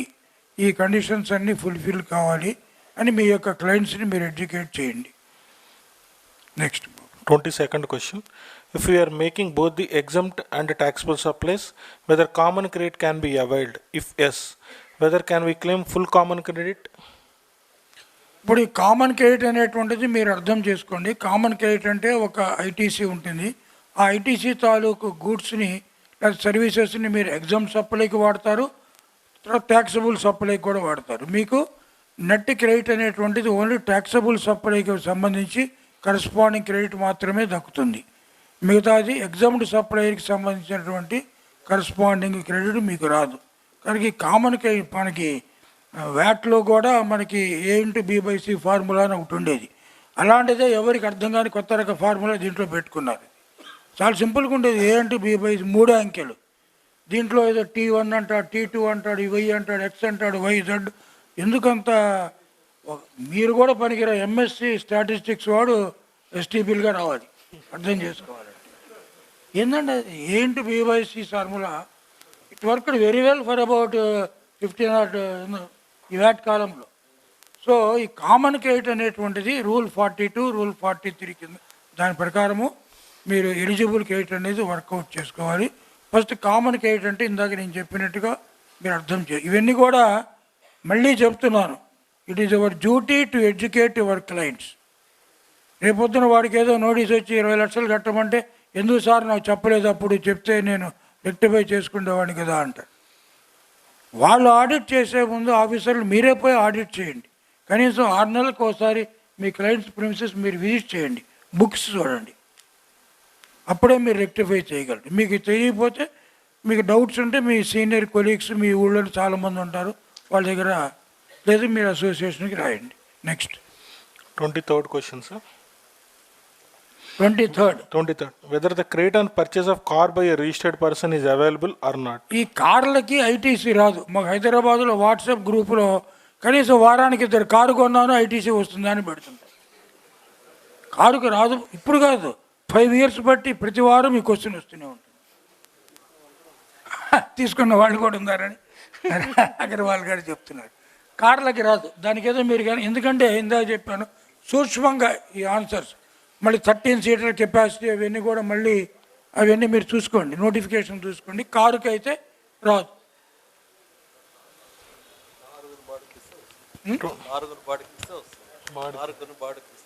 కారు బాడీకి. 24th question, sir. 24. Yes. Whether the credit on works contract services used for construction of office building is available or not? ఒక registered taxable person office building కట్టుకుంటారు. ఆఫీస్ బిల్డింగ్ పట్టుకుంటే దాని తాలూకు contract ఇచ్చినటువంటి బిల్లులో ఉన్నటువంటి క్రెడిట్ ఆయనకి వస్తుందా అంటే సెక్షన్ 17 సబ్సెక్షన్ 5 క్లాస్ C కింద అది బ్లాక్డ్ క్రెడిట్, అతనికి ఆ క్రెడిట్ రాదు. 25th question, sir. Whether the credit on works contract services used for repairs, alterations, modifications which are not capitalized in the books of accounts in respect of office building is available or not? Works contract services in the nature of repairs, alterations, modifications ఏవైతే capitalise కాకుండా ఉన్నటువంటి ఇవన్నీ కూడా ఉన్నాయో అవన్నీ కూడా వాటన్నిటి మీద కూడా ఆ ఇన్వాయిసెస్ మేరకు మీకు ఐటీసీ వస్తుందా రాదా అంటే you can avail the credit of the same if it is not capitalized in the books of account as per the explanation provided in section 17(5)d. Section 17 subsection 5 clause D ప్రకారము అవి capitalise కాకుండా ఉంటే ఇంతవరకే repairs, alterations, modifications వీటికి సంబంధించిన ఇన్వాయిస్లు capitalise ఏవైతే కాకుండా ఉన్నాయో వాటికి మీకు క్రెడిట్ దొరికే అవకాశం ఉన్నది. కానీ అవన్నీ కూడా అది రెవెన్యూ ఎక్స్పెన్సెస్ కింద మీరు మీ బుక్స్లో బుక్ చేసి ఉండాలి. ఆ పరిస్థితుల్లోనే మీకు ఐటీసీ దొరుకుతుంది. 26th, sir. 26. In case of leasing of commercial property, can we claim the input tax credit on the construction services of such property?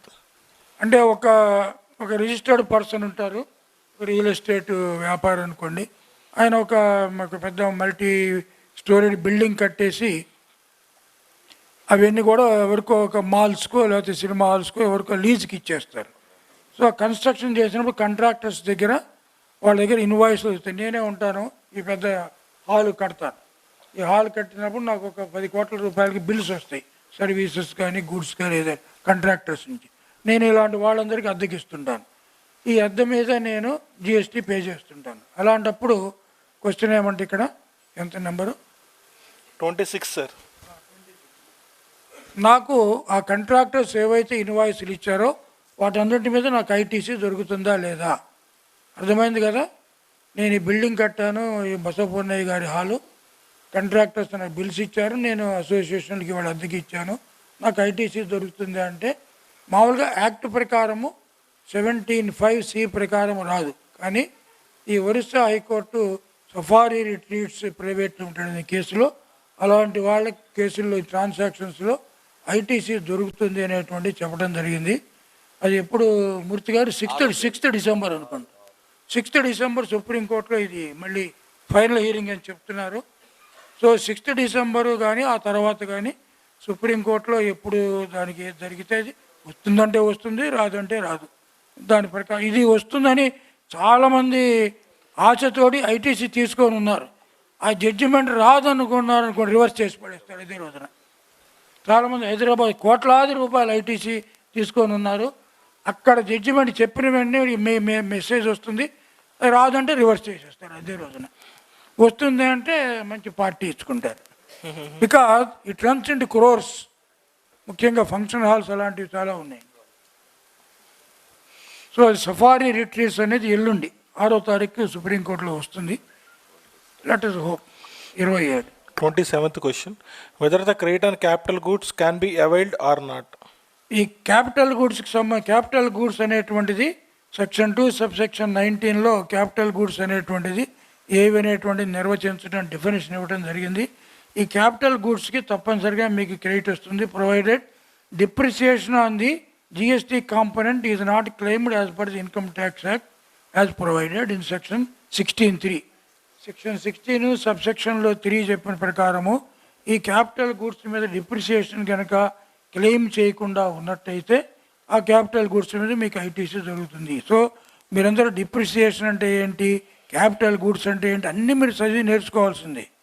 ఇదేదో నేను వాక్యాలు దీంట్లో చెప్పి వెళ్ళిపోతున్నాను. ప్రతిదీ కూడా ఏ డిస్ట్రిక్ట్కి ఆ డిస్ట్రిక్ట్ కూర్చొని ఈ కొత్త టర్మ్స్ అన్నీ కూడా ఇంతకుముందు మనకి వ్యాట్లో లేవు. ఇవన్నీ వ్యాట్లో ఇట్లాంటివన్నీ అసలు క్యాపిటల్ గూడ్స్ అనేటువంటిది వ్యాట్ యాక్ట్లో లేదు. We have carefully avoided capital goods while drafting VAT act. So ఇవన్నీ దీంట్లోకి వచ్చినాయి. ఏవి క్యాపిటల్ గూడ్సా కాదా, సో డిప్రిసియేషన్ అంటే ఏంటి, దేనికి చేశాడు దేనికి చేయలేదు, ఇవన్నీ కూడా మీరు చూడవలసినటువంటి అవసరం ఉంది. So depreciation provided depreciation on the GST component is not claimed as per the IT act. అప్పుడే మీకు ఆ క్యాపిటల్ గూడ్స్ మీద ఐటీసీ జరుగుతుంది. నెక్స్ట్ అండి 28th question. On sale of capital goods, is there liability to pay GST? Capital goods ఉంటుంది, కొంతకాలం వాడుకుంటాడు, వాడుకున్న తర్వాత ఏదో 5-6 సంవత్సరాల తర్వాత క్యాపిటల్ గూడ్స్ అమ్ముతారు. అమ్మినప్పుడు నేను ట్యాక్స్ పే చేయాలా అంటే అలాంటి వాటి మీద కూడా సెక్షన్ 18 సబ్సెక్షన్ 6 రాసుకోండి. సెక్షన్ 18 సబ్సెక్షన్ 6 ప్రకారము ఆ క్యాపిటల్ గూడ్స్ అమ్మినప్పుడు ఆ సెక్షన్లో చెప్పిన ప్రకారము వాటి మీద మీరు ట్యాక్స్ పే చేయవలసింది. మనకి వ్యాట్ యాక్ట్లో ఎలా ఉండేది? వ్యాట్ యాక్ట్లో ఇలాంటి గూడ్స్ కనుక దేని మీద అయితే నువ్వు ఐటీసీ తీసుకోలేదో ఆ గూడ్స్ నువ్వు అమ్మినప్పుడు నువ్వు అవుట్వర్డ్ ట్యాక్స్ కట్టక్కర్లేదని మనకి వ్యాట్ యాక్ట్లో మనం రాసుకున్నాం. ఇక్కడ దీంట్లో తీసుకోండి అంతే. దాంట్లో కట్టక్కర్లేదు. అంటే వీళ్ళకి డిఫరెన్స్ కోసం చెబుతున్నా. వ్యాట్ యాక్ట్లో ఏముండేది? If you are not claimed ITC, if you have subsequently sold those goods you need not pay any tax ఉండేది. ఇక్కడ ఎందుకంటే అంత మనం కాంప్లికేటెడ్ కదా యాక్ట్ అంతా. ఇది ప్రతి వర్డు, ప్రతి సెంటెన్సు, ప్రతి పేజీ కాంప్లికేటెడే. ఎవరికి ఎంత గొప్పగా అర్థం కాకుండా రాస్తే అంత గొప్ప చట్టం అది. అదే ఆల్మోస్ట్ ఇట్ క్రాస్ 900. ఇంత ఎగ్జిక్యూటివ్ నోటిఫికేషన్స్ ద్వారా అమలు జరుగుతున్న చట్టం ఇంకేమీ లేదండి. Everything is administrated by. వాళ్ళు ఏం చేశారు అక్కడ సెక్షన్ 9లో నాట్ ఎక్సీడింగ్ 20% అని పెట్టుకున్నారు అగర్వాల్ గారు. సెక్షన్ 9లో నాట్ ఎక్సీడింగ్ 20% అనేది క్యాప్ పెట్టుకున్నారు. అంటే 20 వరకు వాళ్ళు ఇష్టం వచ్చిన నోటిఫికేషన్ ఇచ్చుకోవచ్చు రేట్ ఆఫ్ ట్యాక్స్. అందువల్ల కొన్ని హండ్రెడ్స్ ఆఫ్ నోటిఫికేషన్స్ వస్తున్నాయి. 29th question, sir. Where the goods are sent by the principal directly to job worker's place without directly receiving the same, whether the principal can take credit on such goods. ఇప్పుడు నేను principal, నేను మన కృష్ణమోహన్ గారు job worker, నేను మీ దగ్గర సరుకులు కొని ఆయనకి జాబ్ వర్క్ చేయమని ఆయన డైరెక్ట్గా మీ నుంచి ఆయనకి వెళ్ళిపోయింది, నాకు రాలేదు. ఈ పరిస్థితుల్లో నేను క్రెడిట్ తీసుకోవచ్చా? ఎందుకంటే నాకు రాలేదు, నా ప్రిమిసెస్కి రాలేదు కనుక. సెక్షన్ 19 సబ్సెక్షన్ 2 రాసుకోండి. సెక్షన్ 19 సబ్సెక్షన్ 2 ప్రకారము ఆ ప్రిన్సిపాల్కి ఈ సందర్భంలో క్రెడిట్ దొరుకుతుందని చెప్పడం జరిగింది. 30th question, sir. When a GST debit note or credit note is issued, raised. ఎవరైనా టాక్సిబుల్ పర్సన్ ఏదైనా జిఎస్టీ పోర్షన్ కనుక అడ్జస్ట్ చేసుకోవాలి ఇన్వాయిసెస్లో కనుక అంటే ఆ సందర్భంలో సెక్షన్ 34 ప్రకారము డెబిట్ నోట్లు కానీ క్రెడిట్ నోట్లు కానీ ఇచ్చుకునేటువంటి అవకాశం ఉన్నది. ఆ సెక్షన్ చదువుకోండి, ఇప్పుడు పలానా సెక్షన్లో ఉందని చెప్తున్నాము. నెక్స్ట్ 31. క్రెడిట్ నోట్కి మాత్రం గతంలో కూడా మనం చాలాసార్లు డిస్కస్ చేసుకున్నాము. క్రెడిట్ నోట్కి మాత్రం టైం లిమిట్ ఉంది, డెబిట్ నోట్కి మాత్రం టైం లిమిట్ లేదు. Because it is equal to supplement invoice కాబట్టి గవర్నమెంట్కి రెవెన్యూ వస్తుంది కాబట్టి మైండ్కి వస్తే కాబట్టి క్రెడిట్ నోట్కి మాత్రం టైం లిమిట్ ఉంటుంది. సెప్టెంబర్ డ్యూ డేట్ అక్టోబర్ 20 లాగా మీరు అది ఒక్కసారి చెక్ చేసుకోండి. డెబిట్ నోట్కి మాత్రం లేదు. ఇంతకుముందు ఎక్స్క్లూజివ్గా క్రెడిట్ నోటు డెబిట్ నోట్ల మీద మనం ఒక సెమినార్ పెట్టుకున్నాం, ఒక వర్చువల్ సెమినార్ ఒకటి పెట్టుకున్నాం క్రెడిట్ నోట్లు డెబిట్ నోట్ల మీద. దాంట్లో ఒక 4 పేజీల నోటు కూడా ఇవ్వటం జరిగింది, దాంట్లో చూసుకోండి. 31 బాబు. What is the impact under GST if the cash discount is given as a accounting credit note? Accounting credit నుండి జిఎస్టీకి సంబంధం లేకుండా ఆ ఇన్వాయిస్ వాల్యూని ఎక్కువ తక్కువలు చేసుకుంటూ ఉన్నాడు అనుకోండి, దానికి జిఎస్టీకి ఏమీ సంబంధం. అదే accounting credit, financial credit. So దానికి జిఎస్టీకి ఏమి సంబంధం లేదు, ఎలాంటి ఇంపాక్ట్ ఉండదు. తర్వాత 32. Bulk discounts, quantity discounts, year-end discounts are given by the supplier to the recipient. What is the treatment under GST? ఇది ఇంతకుముందు మనకి వ్యాట్ సిస్టంలో ఉన్నటువంటి ఆ డిస్కౌంట్స్ ఇచ్చుకునేదానికి దీనికి చాలా తేడా ఉంది. మీరు కనుక సెక్షన్ 15 సబ్సెక్షన్ 3 క్లాజ్ బి ఒకటి 15(3)(b అది జాగ్రత్తగా చూసుకోండి. సబ్సిక్వెంట్గా ఇన్వాయిస్ ఇచ్చిన తర్వాత కనుక మీరు కనుక ఏమన్నా డిస్కౌంట్స్ కనుక ఇచ్చినట్టయితే ఆ డిస్కౌంట్స్ అమ్మకం ముందు జరిగినటువంటి అగ్రిమెంట్లో ఒక భాగం అయి ఉండాలి. అమ్మకం జరిగే దానికి ముందే నువ్వు కనుక ఈ నెక్స్ట్ క్వార్టర్లో ఒక 1000 పీసెస్ కనుక కొంటే, లేకపోతే ఇంత టర్న్ ఓవర్ ఒక 10 కోట్ల టర్న్ ఓవర్ కనుక చేస్తే నీకు ఎంత ఇస్తాను అనేటువంటిది ఆ సేల్ జరగకముందే ఉన్నటువంటి ఒక అగ్రిమెంట్లో ఒక భాగం అయి ఉండాలి. So it must be evidenced by the terms of the agreement. Supplier recipient తోటి ఎంటర్ అయినటువంటి అగ్రిమెంట్లో నువ్వు ఇంత టర్న్ ఓవర్ చేస్తే నీకు ఇంత డిస్కౌంట్ ఇస్తాను, ఇన్ని ఐటమ్స్ కొంటే ఇన్ని పీసెస్ కొంటే ఇంత ఇస్తాను అనేటువంటిది ఎవిడెన్స్ కావాలి. అంతేగాని మామూలుగా ఇంతకుముందు ఏమిటి ఎప్పుడు ఇచ్చినా కూడా చాలా సుప్రీంకోర్టు హైకోర్టు జడ్జిమెంట్లు ఉన్నాయి. డిస్కౌంట్ అనేది ఇచ్చాడు కనుక మనకి వ్యాట్లో ఇవ్వడం జరిగేది. ఇప్పుడు అలా లేదు. అది 33rd question, sir. What is the time limit to avail the credit on inward supplies relating to a financial year? ఇప్పుడు కొత్తగా మనకి లేటెస్ట్ అమెండ్మెంట్ ప్రకారము 30th నవంబర్ వరకు వచ్చింది. ఆ 30th నవంబర్ కూడా అయిపోయింది. వచ్చే 30th నవంబర్కి మనం ఇంకా మేల్కోవాలి. 30th నవంబర్ వరకు అది చేసుకోవచ్చు కొత్త అమెండ్మెంట్ ప్రకారం. ఇంతకుముందు 30th November are date of filing the annual return which ever is earlier. 34th question, sir. What is the time limit to amend the details of చాలా మంది అడుగుతూ ఉంటారు, సార్ నేను 30th నవంబర్ కాదు, నేను ఒక 30th నవంబర్ కూడా నేను చేసుకోవాల్సిన అవసరం వచ్చిందంటే చేసుకోండి. రిజెక్ట్ చేస్తే అప్పీల్ పోండి, లేకపోతే మూర్తి గారి ద్వారా హైకోర్టులో రిట్ వేయించండి. ఎందుకు ఎవరో చూస్తారు. ఇంకా ట్రాన్సాక్షన్ అనేది జరగాలి. ఇవ్వడు లేకపోతే క్రెడిట్ ఇవ్వడు. వాడు ఇందాక అగర్వాల్ గారు చెప్పినట్టు వాళ్ళకి రావాల్సిన డబ్బులు కట్టించుకుంటారు, అది వేరే సంగతి. మనకు వచ్చేది ఏమన్నా ఉంటే మీరు అడగండి, రిటర్న్లో క్లెయిమ్ చేయండి. ఈ మధ్య ఒక సమస్య వచ్చింది నాకు, మరి ఇక్కడ చాలామంది ఉన్నారు, మీరు సమాధానం చెప్పగలగాలి. ఈ 2022-23 తీసుకోండి. ఏప్రిల్ నుంచి నేను ఇప్పటి వరకు నేనేమి లేదు, 2021-22 సంవత్సరానికి 21-22కి అన్ని డోర్స్ కూడా నవంబర్ 30కి క్లోజ్ అయిపోయింది. యాన్యువల్ రిటర్న్ కూడా వేసాడు అనుకోండి, అయిపోయింది. సో నేను 21-22కి ఎలాంటి రిటర్న్ ఫైల్ చేయలేదు. Not filed, just not filed. ఇప్పుడు నాకు ఒక 5 కోట్లు 6 కోట్ల టర్న్ ఓవర్ ఉంది. నాకు ఐటీసీ కూడా ఏదో 20 లక్షలు 30 లక్షలు ఉంది. ఈ రోజున లాస్ట్ ఇయర్కి సంబంధించి 12 రిటర్న్స్ ఈ రోజున నేను వేస్తుంటే నేను ఐటీసీ క్లెయిమ్ చేయొచ్చా, క్లెయిమ్ చేయకూడదు?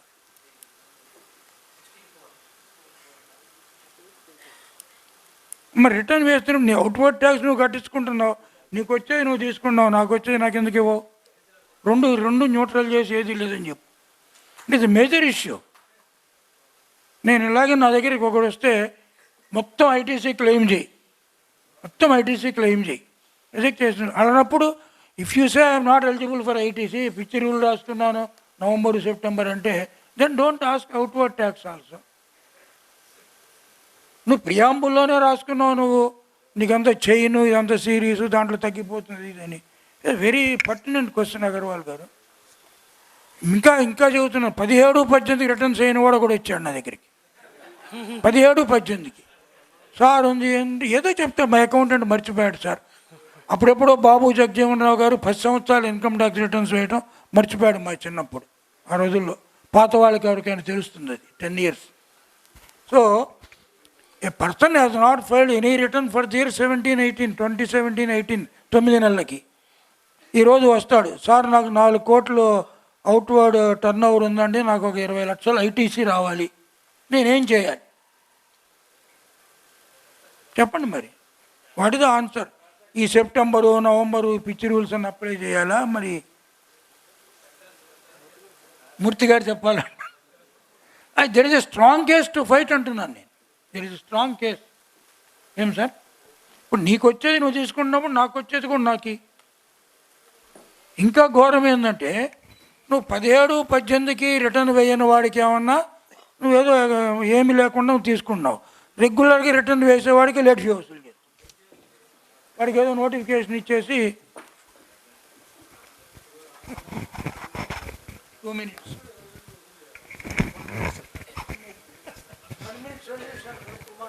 సుబ్బారావు గారు చెప్పింది వాస్తవమే. ఎందుకంటే ఐటీసీ కనుక రాకుండా ఉంటే రిటర్న్ అసలు వేయం, ఏం పీక్కుంటారు పీక్కోండి, తర్వాత విషయం. ఐటీసీ వస్తోంది ఇక్కడ. ఇది రివకేషన్ ఆఫ్ క్యాన్సిలేషన్ ఆఫ్ రిజిస్ట్రేషన్ కూడా ఇదే వర్తిస్తుంది. ఎందుకంటే 6 నెలలు కాదు 9 నెలలు 10 నెలలు అయిపోయిన తర్వాత ఇప్పుడు రివకేషన్ ఆఫ్ రిజిస్ట్రేషన్కు రావాలి. రిజిస్ట్రేషన్ రివోక్ చేయమని అడగాలి. ఏడీసీ రివోక్ చేయడు, హైకోర్టుకి వెళ్తున్నారు. హైకోర్టు ఏదో డైరెక్షన్ ఇస్తుంది. ఎందుకు రిజిస్ట్రేషన్ రివకేషన్ అడుగుతున్నాడంటే వర్క్స్ కాంట్రాక్టర్ ఉన్నాడు, వర్క్స్ కాంట్రాక్టర్ చూసుకోలేదు, వర్క్స్ కాంట్రాక్టర్ చూసుకున్నాడు. ఇప్పుడు వాడికి ఐటీసీ వస్తుంది. ఇక్కడ మొదలైంది గొడవ. వాడు ఇప్పుడు రిటర్న్ చేస్తే కానీ ఐటీసీ ఇవ్వడు. ఏం చేయాలి? రిజిస్ట్రేషన్ క్యాన్సిల్ అయిపోయింది. సో రిజిస్ట్రేషన్ రివోక్ చేయాలి. రిజిస్ట్రేషన్ రివోక్ చేసుకుంటే ఐటీసీ వస్తే ఐటీసీకి కూడా అడగండి సార్ ఇమ్మని చెప్పేసి హైకోర్టులో డైరెక్షన్ తీసుకోండి అంటే మనం చెప్పాం, బాబు హైకోర్టులో అలాంటి డైరెక్షన్ మేము తీసుకోలేము, హైకోర్టులో తీసుకునేదల్లా ఒకటే రివోక్ చేయండి వీళ్ళ రిజిస్ట్రేషన్, ఆ తర్వాత మీరు కొట్టుకోండి, అప్పుడు వాళ్ళు ఇవ్వకపోతే కనుక అప్పుడు వేద్దాం మనం, అన్నీ కలిపేసి గుళాగుత్తుగా ఇంత ఇచ్చేసేయండి మాకు అని అడిగితే కనుక ఆ జడ్జికి పిచ్చికిపోయి ఆయన అసలు ఇవ్వకపోతే మొత్తానికి మోసం వస్తుంది అని చెప్పాల్సి వస్తుంది. సో ఈ పొజిషన్ కూడా 1819 అంటున్నారు సుబ్బారావు గారు. 1819కి రిటర్న్ ఎందుకు వేయాల్సి వస్తుంది? అగత్యం ఏమిటి? ఐటీసీ ఎవరు? కాకపోతే ఆ యాక్ట్ ఫ్రేమ్ చేసిన వాడు సరిగ్గా ఫ్రేమ్ చేయలేదు, అది మాత్రం చెప్పాలి నేను. ఎందుకంటే యాక్ట్ కనుక if you claim the ITC, if you file the return and claim the ITC with in a period of so and so అని ఉంటే బాగుండేది. ఏమీ లేకుండా if you don't file the return and if you want to claim the ITC అనేటప్పటికి ఇదే problem వస్తుంది. So అది జాగ్రత్తగా చూసుకుని ఒక రిటర్న్ ఫైల్ చేయకపోతేనే కాదండి, రిటర్న్ ఫైల్ చేయకపోతే 6 monthsకి వాళ్ళు క్యాన్సిలేషన్ చేస్తారు, అది కూడా ఉంటుంది అట్లా. సో అది మామూలుగా కాదు, క్యాన్సిలేషన్ కూడా అయిపోతుంది. క్యాన్సిలేషన్ రివికోషన్ చేసుకొని ఆ తర్వాత చాలా గొడవ ఉంది దానికి. సో రెండు కనుక మీరు రెండు చెప్తే ఫైట్ చేయాలంటున్నారు కదా, రెండు మొత్తం అంతా ఫైట్ చేయాలి, సెక్షన్నే ఫైట్ చేయాలి. ఇప్పుడు సెక్షన్ ఛాలెంజ్ చేస్తే కాన్స్టిట్యూషన్ వ్యాలిడిటీ అంతా మనం క్లీన్గా చెప్తే కనుక then there is a possibility for consideration. ఈ మధ్య లేటెస్ట్ ట్రెండ్ ఏమంటే చాలా హైకోర్ట్స్ చాలా మానవతా దృష్టితో జడ్జిమెంట్లు ఇస్తున్నాయి. చాలా హైకోర్ట్స్ లైవ్లీహుడ్ అనే వర్డ్ వాడటం మొదలుపెట్టింది ఈ మధ్య. రిజిస్ట్రేషన్ క్యాన్సిల్ చేస్తే వాడెట్ట బతుకుతాడు, వ్యాపారం చేసుకోపోతే అక్కడ కుటుంబ సభ్యులకి ఏం భోజనం పెడతాడు, రిజిస్ట్రేషన్ ఇచ్చేసేయండి, క్యాన్సిల్ చేసింది వాళ్ళకి తిరిగి ఇవ్వండి అని చెప్తున్నారు. సో అది కుటుంబం నడపడానికి లైవ్లీహుడ్ అనేటువంటి మాట కనీసం 3-4 జడ్జిమెంట్స్లో ఈ మధ్య వాడటం జరిగింది. To life, right to life. So ఇలాంటివి ఏమన్నా ఉంటే ఓకే, ఇది స్ట్రాంగ్. నా ఉద్దేశంలో ఎన్ని సంవత్సరాలు ఈ నవంబరు సెప్టెంబర్తో నిమిత్తం లేకుండా రిటర్న్ వేయండి.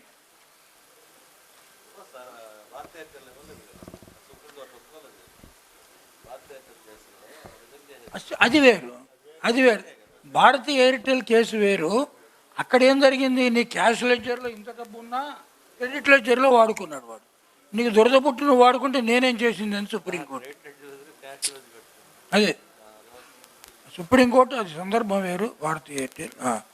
నెక్స్ట్ బాబు, నేను వెళ్ళాలి. 34th question sir. 34ఆ? అవును సార్. ఇంకా 34లోనే ఉంది. అవును sir, 34 sir. 30.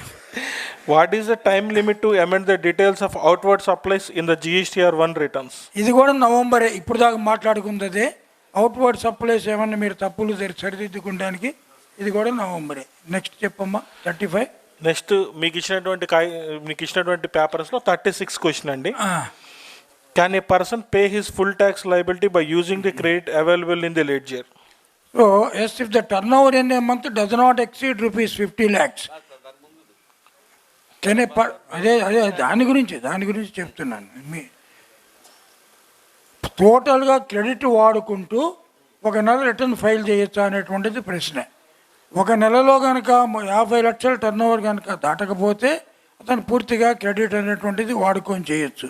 If the turn over exceeds the said limit, 99% of the credit can be utilized for paying the tax and remaining 1% should be paid in cash. So అది rule 86 capital B of the CGST రూల్స్లో ఆ రకంగా చెప్పబడింది. 50 లక్షల లోపల అంటే మీకున్న అంత పెద్ద కేసులు ఉన్నాయో లేదో నాకు తెలియదు. 50 లక్షల రూపాయలు టర్న్ ఓవర్ కనుక ఏ మంత్లో అయితే దాటుతుందో ఆ మంత్లో రిటర్న్ వేయాలి. అంటే 99% వరకే క్రెడిట్ వాడుకోవాలి. క్రెడిట్ ఉంటే 1% మాత్రం తప్పనిసరిగా. ఇన్ని పిచ్చి రూల్స్ అండి ఇవన్నీ. ఎందుకండి పనికి మాలిన రూల్స్ అంటే GST is administrated by clerks in Delhi. ఎవరో రాష్ట్రం. ఎందుకండి పిచ్చి ఏంటిది? 1% ఏంటిది? చాలా దారుణం ఇది. ఇన్ని సెక్షన్లు రూల్స్ తీసుకొని వ్యాపారం ఏం చేసుకుంటాడు?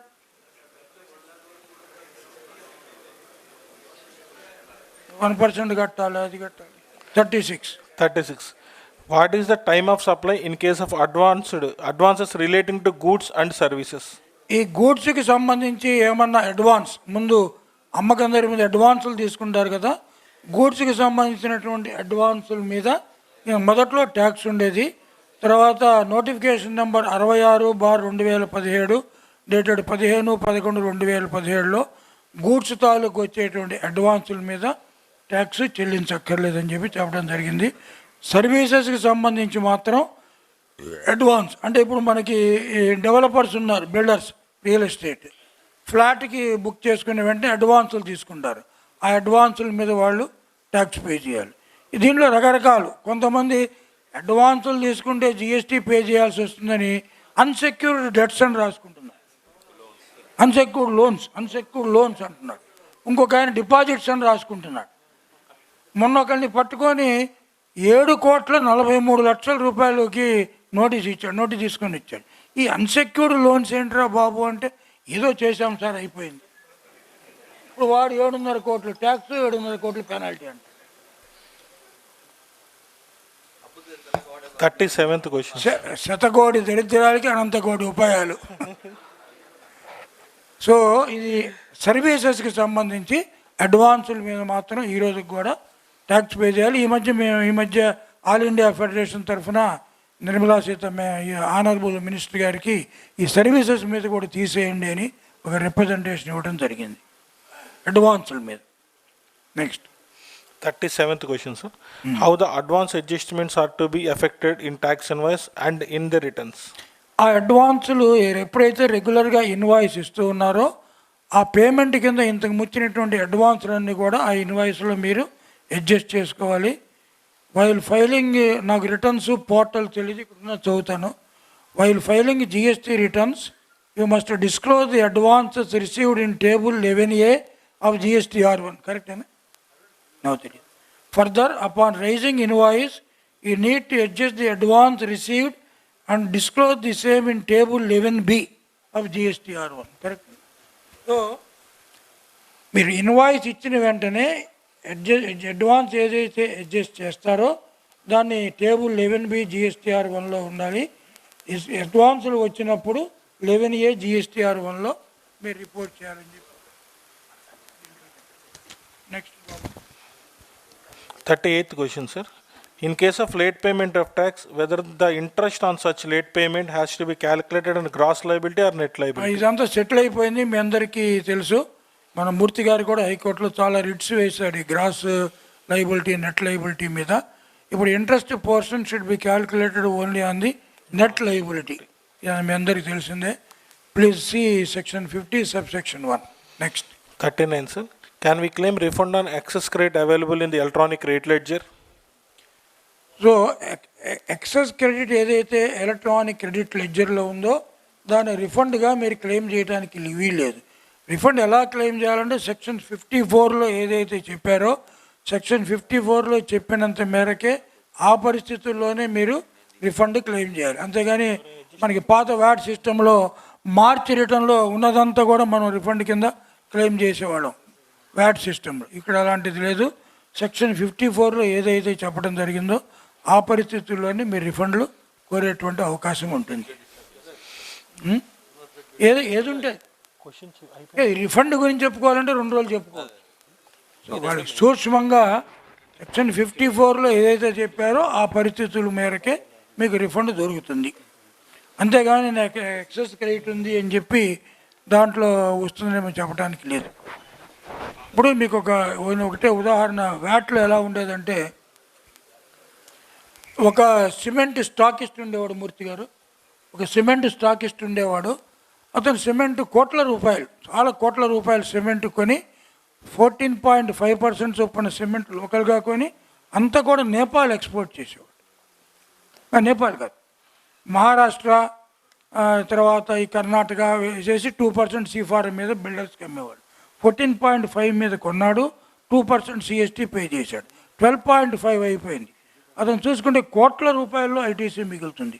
ఎప్పటికీ వస్తుంది అని ఏమి నా దగ్గరికి వచ్చాడు. నేను చెప్పాను ఒక 5 లారీలు నేపాల్ పంపిస్తాను చెప్పాను. ఒక 5 లారీలు నేపాల్ పంపించి, నిజంగా పంపించు, customs Nepal, royal Nepal customs check post stamp వేసి ఎక్స్పోర్ట్ కదా, ఏ నెలలో అయితే నువ్వు 5 లారీలు నేపాల్ పోతాయో ఆ నెలలో ఈ 10 కోట్ల రూపాయలు రిఫండ్ తీసుకో వచ్చేసి. సో చట్టం లోపల మనము ఏది నాకు అయితే లీక్ కాకూడదు paper. Last question, 48th question, sir. TDS TCS credit is available in the electronic cash ledger in portal. Can we claim refund of the same? Electronic cash లెడ్జర్లో టీడీఎస్ టీసీఎస్ క్రెడిట్ అమౌంట్ చాలా ఉంది, అది refund తీసుకోవచ్చా అంటే section 49 subsection 6 ప్రకారము అలాంటి credit ఏదైతే ఉందో క్యాష్ లెడ్జర్లో దాన్ని మీరు రిఫండ్ తీసుకోవచ్చు. ఈ రోజున ఈ అవకాశం ఇచ్చినటువంటి మీకు మెయిల్ చేస్తాను. ఈ రోజున ఈ అవకాశం ఇచ్చినటువంటి ఇంకా 70 క్వశ్చన్స్ పంపిస్తాను. ఈ రోజున అవకాశం ఇచ్చినటువంటి ఈ 2 అసోసియేషన్లకు కూడా నా యొక్క ధన్యవాదాలు, కృతజ్ఞతలు. అలా ఈ సెషన్కి మా మిత్రులు మూర్తి గారు రావటం కూడా నాకు చాలా సంతోషంగా ఉంది. మధ్యాహ్నం అయినా కూడా రెస్ట్ తీసుకోకుండా వారు వచ్చారు. విజయ్ కుమార్ దాదాపు నాకు నిలబట్టి చెప్తూ ఉన్నారు ఈ మీటింగ్ ఉంది విజయవాడలో రావాలని. ఉదయం సంతోషకరమైనటువంటి విషయం ఏమంటే ఇంత పాజిటివ్ టాక్ చేసినటువంటి కమిషనర్ నేను ఎప్పుడు చూడలేదు, అంత పాజిటివ్. అదే వెళ్ళేటప్పుడు చెప్పాను, దాదాపు నేను ఒక 17 మంది కమిషనర్స్ని నేను చూశాను. 2 ఐసీఎస్ కమిషనర్స్, ఎంటీ రాజు, వికే రావు ఐసీఎస్, వాళ్ళ దగ్గర నుంచి నేను చూసుకుంటూ వస్తున్నాను. ఇంత పాజిటివ్ టాకు, ప్రధానికి ఒక సొల్యూషన్ ఫైండ్ చేసే విధంగా ఆయన మాట్లాడారు. చాలా పూర్తిగా విజయవంతమైంది ఈ రోజున ఈ యొక్క సెమినారు. అంటే నెంబర్ ఎంతమంది అటెండ్ అయ్యారని కాదు, ఎంతమంది నేర్చుకున్నారనేటువంటి అందరూ నేర్చుకొని ఉంటారని భావిస్తూ మార్నింగ్ చెప్పాను. కౌటిల్యుడు చెప్పింది knowledge without practice is poison. మనకి జ్ఞానం ఉంటుంది కానీ ఎలా దాన్ని ఉపయోగించుకోవాలో మనకు తెలియదు, అభ్యాసం లేదు, అది మనకి విషమై పనికి రాకుండా పోతుంది. కనుక మీరందరూ కూడా మీరు you are all accountable to your clients. మీ క్లయింట్స్కి మీరు బాధ్యులు కనుక క్లయింట్స్కి ఏమి చెప్పాలి, ఎలా చెప్పాలని సక్రమంగా నేర్చుకొని చెప్పమని చెబుతూ మరొకసారి మీ అందరికి కూడా నా కృతజ్ఞత తెలుపుతూ thank you all for giving me this great opportunity. నాకు హైదరాబాద్లో 9:30కి ఒక అపాయింట్మెంట్ ఉంది, వెళ్ళాలి ఫంక్షన్కి. Thank you all, sorry for leaving early. Thank you Subbarao గారు. ఒక్కసారి సుబ్బారావు గారికి మనందరం లేచి నిల్చొని చప్పట్ల ద్వారా మన శుభాకాంక్షలు, అభినందనలు తెలియజేద్దాం. అలానే ఈ సుబ్బారావు గారు వేరే కార్యక్రమానికి వెళ్ళాల్సి వారిని పంపించేసి మనం ఈ సెషన్ ఇంకొక 20 నిమిషాలు కంటిన్యూ చేద్దాము. ఈలోపు సుబ్బారావు గారి చేతుల మీదుగా 2 సీనియర్ ఆడిటర్స్ ఇక్కడ అటెండ్ అయ్యి ఉన్నారు. ఒకరు నర్సరావుపేట నుంచి గోపరాజు శర్మ గారు, దయచేసి రావాలి. ఇంకొకళ్ళు ఎల్లపు భాస్కర్ రావు గారు, income tax and GST practitioner గారు. వారిద్దరిని వేదిక మీదకి త్వరగా రావాల్సిందిగా కోరుచున్నాం. రావయ్యా ముసలోడు, పైకి రా. ముసలోళ్ళనే మీకు చేస్తున్నాం. ఈ గోపరాజు శర్మ వాళ్ళ నాన్నగారు గోపరాజు వెంకటరామయ్య గారు. నేను 1972లో నర్సరావుపేటలో ఏసీటీఓగా ఉన్నప్పుడు వాళ్ళ నాన్నగారు నా దగ్గర అపీర్ అయ్యేవాడు. అప్పుడు కుర్రోడు, ఇప్పుడు ముసలోడని చెప్పుకుంటున్నాడు. వెళ్ళండి శర్మ గారు.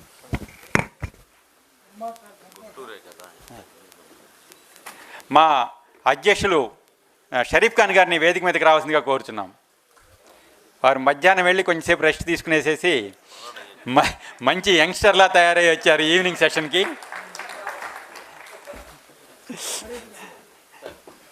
అవును, పిలిచండి. ఎల్లపు భాస్కర్ రావు గారు సార్,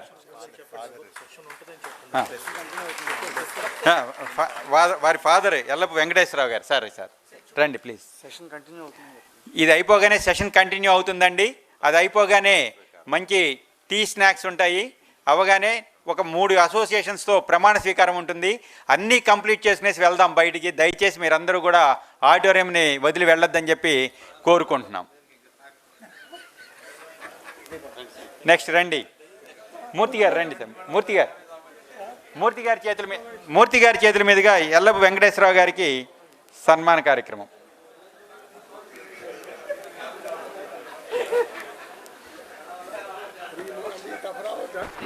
సాయంకాలం ఉంది, అప్పుడే వెళ్ళబాకండి.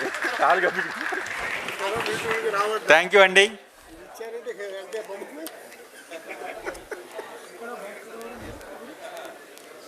సుబ్బారావు గారు వెళ్తున్నారు. వారి ప్లేస్లో షరీఫ్ ఖాన్ గారు కూర్చోవాలి, ఈ సెషన్ నడిపించాలని చెప్పి. ఇంకా కరెక్ట్గా 15 నిమిషాల సేపు ఈ సెషన్ జరుగుతుందండి. ఇంపార్టెంట్ క్వశ్చన్స్, రిపీట్ అవ్వని క్వశ్చన్స్ మాత్రమే అడగండి దయచేసి. 15 నిమిషాలు టైం. అందరూ కొద్దిగా మీ సీట్లో కొద్దిగా కూర్చోవలసిందిగా కోరుతున్నామండి.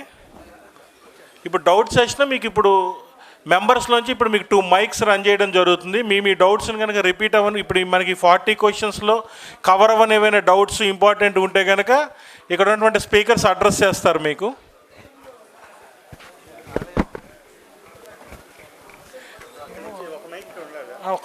ఒక మైక్ ఉండాలి కదండి లోపల. మెంబర్స్ దగ్గర ఉందండి మైక్? ఎవరి దగ్గర ఉందండి?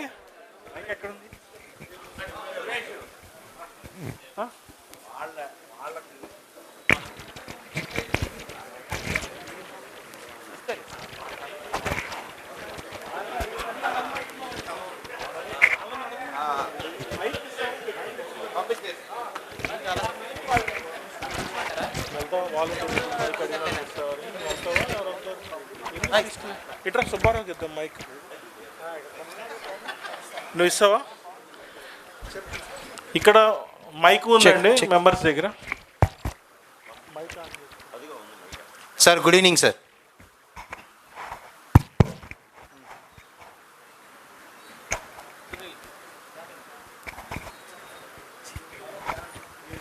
Sir, regarding refund, it's a mistake by a dealer. GSTR 1లో ఎక్స్పోర్ట్ టర్నోవర్లో వేయాల్సింది డొమెస్టిక్లో డిక్లేర్ చేశారు. కాబట్టి ఇప్పుడు అది రీఫండ్ ఆన్లైన్లో మనం చేస్తే ఇంకా రాదు. ఇంకా సుబ్బారావు గారు చెప్పినప్పుడు నేను దానికైనా మనం మాన్యువల్గా అప్లై చేసి, if you take any rejection order from the department, can we move to the high court and prove that my refund claim is genuine? Can I go with that sir? ఇప్పుడు మీరు రిటర్న్స్ ఫైల్ చేసేటప్పుడు export కాలంలో చూపించాల్సింది domestic కాలంలో చూపించారు. Yes sir. అది GSTR 1. Yes sir. కదండి? Okay sir. GSTR 1 అది rectify చేయలేదు కదా మీరు? చేయలేకపోతున్నాం సార్. ఎందుకు చేయలేకపోతున్నారు? Because section 39 provides for revision or rectification. Yes.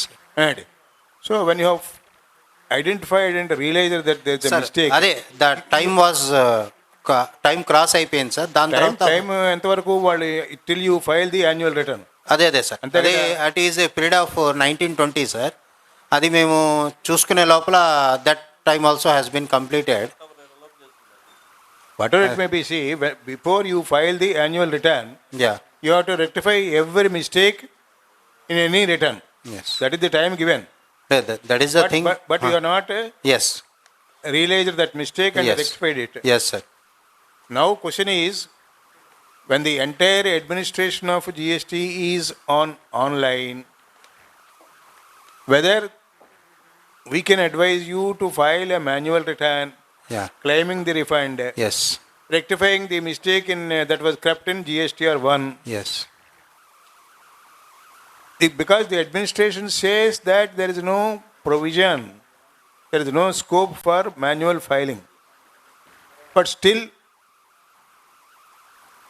that is the only exception available to you. Yeah. You may file it and see, this will be a question of litigation. Yeah. That leads to litigation. You file it and then we'll see what kind of endorsement I receive. What kind of response the department takes, then we'll see. Okay, sir. Thank you, sir. Moreover, there is one scope regarding this ICA gate. If it is belongs to central, they are allowing by going through the ICA gate whether the same transaction is having the bill of lading number or not. If it is tallied by manually, they are allowing it.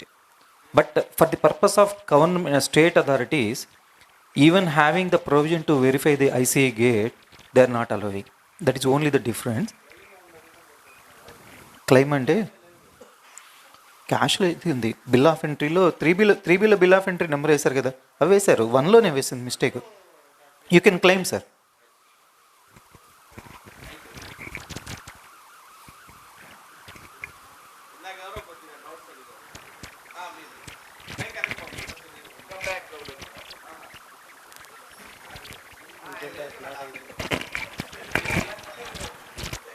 E commerce unregistered dealer కానీ composite dealer కానీ e-commerce operator ద్వారా supply చేయొచ్చా? ఇందాడ unregistered dealer e-commerce ద్వారా supply చేయొచ్చు అన్న దాని అది సెక్షన్ యాక్ట్లో కౌన్సిల్ అప్రూవ్ చేశారు sir. Notification yet to come. అది నేను చూశాను. Okay okay sir. ఎప్పటి నుంచి సార్ అది last council sir.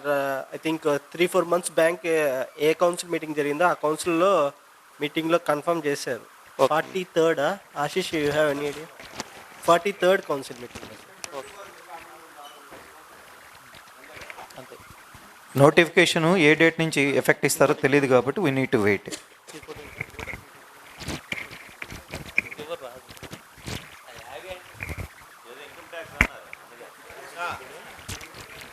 Income tax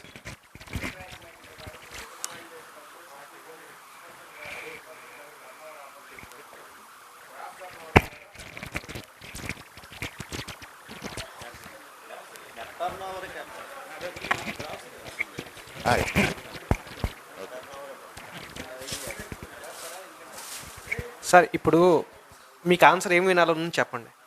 ఏం సార్, నాకైతే గ్రాస్ టర్న్ ఓవర్ వేయాలని నాకు ఖచ్చితంగా ఐడియా ఉంది సార్. సార్ యాక్చువల్గా 2 ఆన్సర్లు దానికి ఉన్నాయి. గ్రాస్ అండ్ నెట్ 2 ఆన్సర్స్ ఉన్నాయి సార్. ఓకే సార్, ఎందుకంటే if section 145A of income tax act కానీ మీరు చూస్తే మనం ఇన్కమ్ ట్యాక్స్ పర్పస్ కోసం ఏవైతే ఫైనాన్షియల్ స్టేట్మెంట్స్ తయారు చేస్తామో అది ఇంక్లూడింగ్ ట్యాక్సే మెయింటైన్ చేయాలని చెప్తాడు sir. Okay.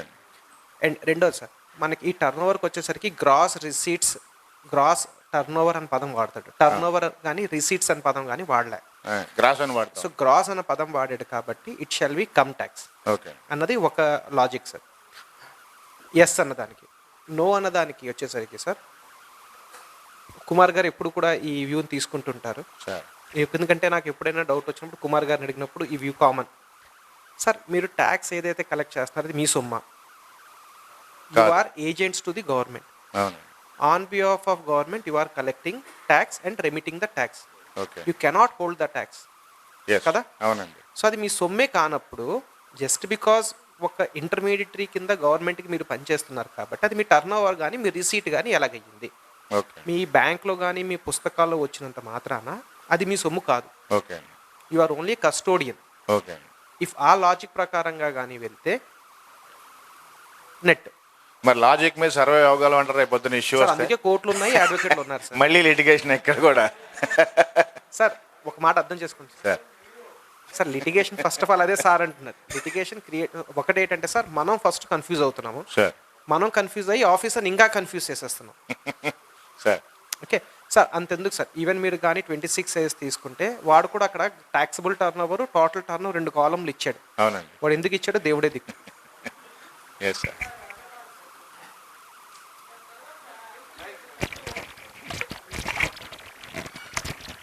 Okay, thank you sir. Income tax return file చేసేటప్పుడు సాధారణంగా చార్టెడ్ అకౌంటెంట్స్ కానివ్వండి, ఓకే ఎవరైనా కానీ ఆ బ్యాంక్ అకౌంట్స్ తీసుకొని రిస్క్ను అవాయిడ్ చేయడం కోసం టోటల్ బ్యాంక్ అకౌంట్ను గ్రాస్ రిసిప్ట్స్లో 44 ADలో వేసేయడం అనేది ఒక ప్రాక్టీస్ సార్. దానికి ఎక్స్ప్లెనేషన్ ఏంటంటే ఈ బ్యాంక్ ద్వారా ఏదన్నా ఇష్యూస్ వచ్చినప్పుడు సేఫ్ సైడ్లో ఉండడానికి 44 ADలోకి తీసుకుంటున్నారు. అంత మటుకు బాగానే ఉంది, జరిగిపోయింది. కానీ ఇప్పుడు జిఎస్టీలోకి వచ్చేసరికి ఇప్పుడు బ్యాంక్ అకౌంట్లో ఏమో 1.5 crore 44 AD పడింది సార్ ఇన్కమ్ ట్యాక్స్ రిటర్న్లో. అసలు ఆయన టర్న్ ఓవర్, ఆయన గ్రాస్ రిసిప్ట్సే లేవు, ఆయనకు బిల్లులు లేవు, టర్న్ ఓవర్ లేదు. అది ఇష్యూలు అవుతున్నాయి. ఈ సందర్భంలో దీన్ని మనం ఎట్లా ఫేస్ చేయొచ్చు సార్? వెరీ లేటెస్ట్గా సేమ్ మ్యాటర్ వ్యాట్లో డీల్ చేస్తూ అడిషనల్ కమిషనర్ శర్మ గారే లాస్ట్ వీక్ ఒక ఆర్డర్ పాస్ చేయడం జరిగింది సార్.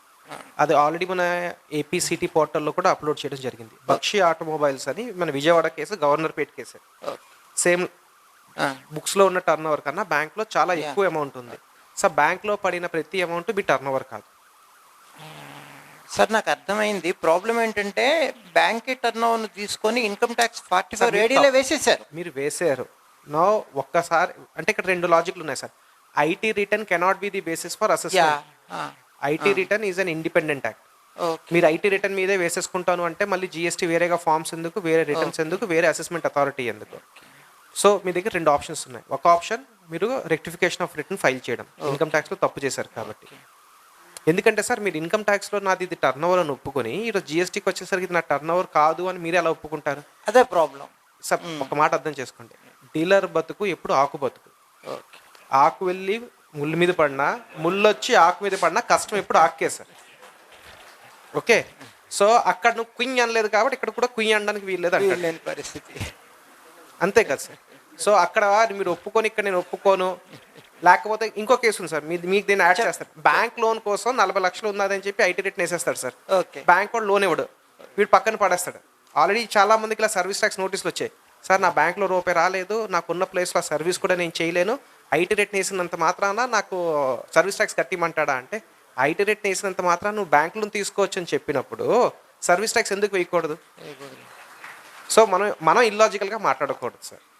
అదే సార్, యాక్చువల్గా అటువంటి ఇష్యూస్ గతంలో జరిగిన పొరపాటు ఇప్పుడు జరగట్లేదు అనుకోండి, గతంలో జరిగిన వాటి వల్ల ఇష్యూస్ వస్తున్నాయి. బట్ మనం ఫేస్ చేయడానికి గ్రౌండ్స్ ఏం తీసుకోవచ్చు అని నా ఇది ఇష్యూ సార్. అంటే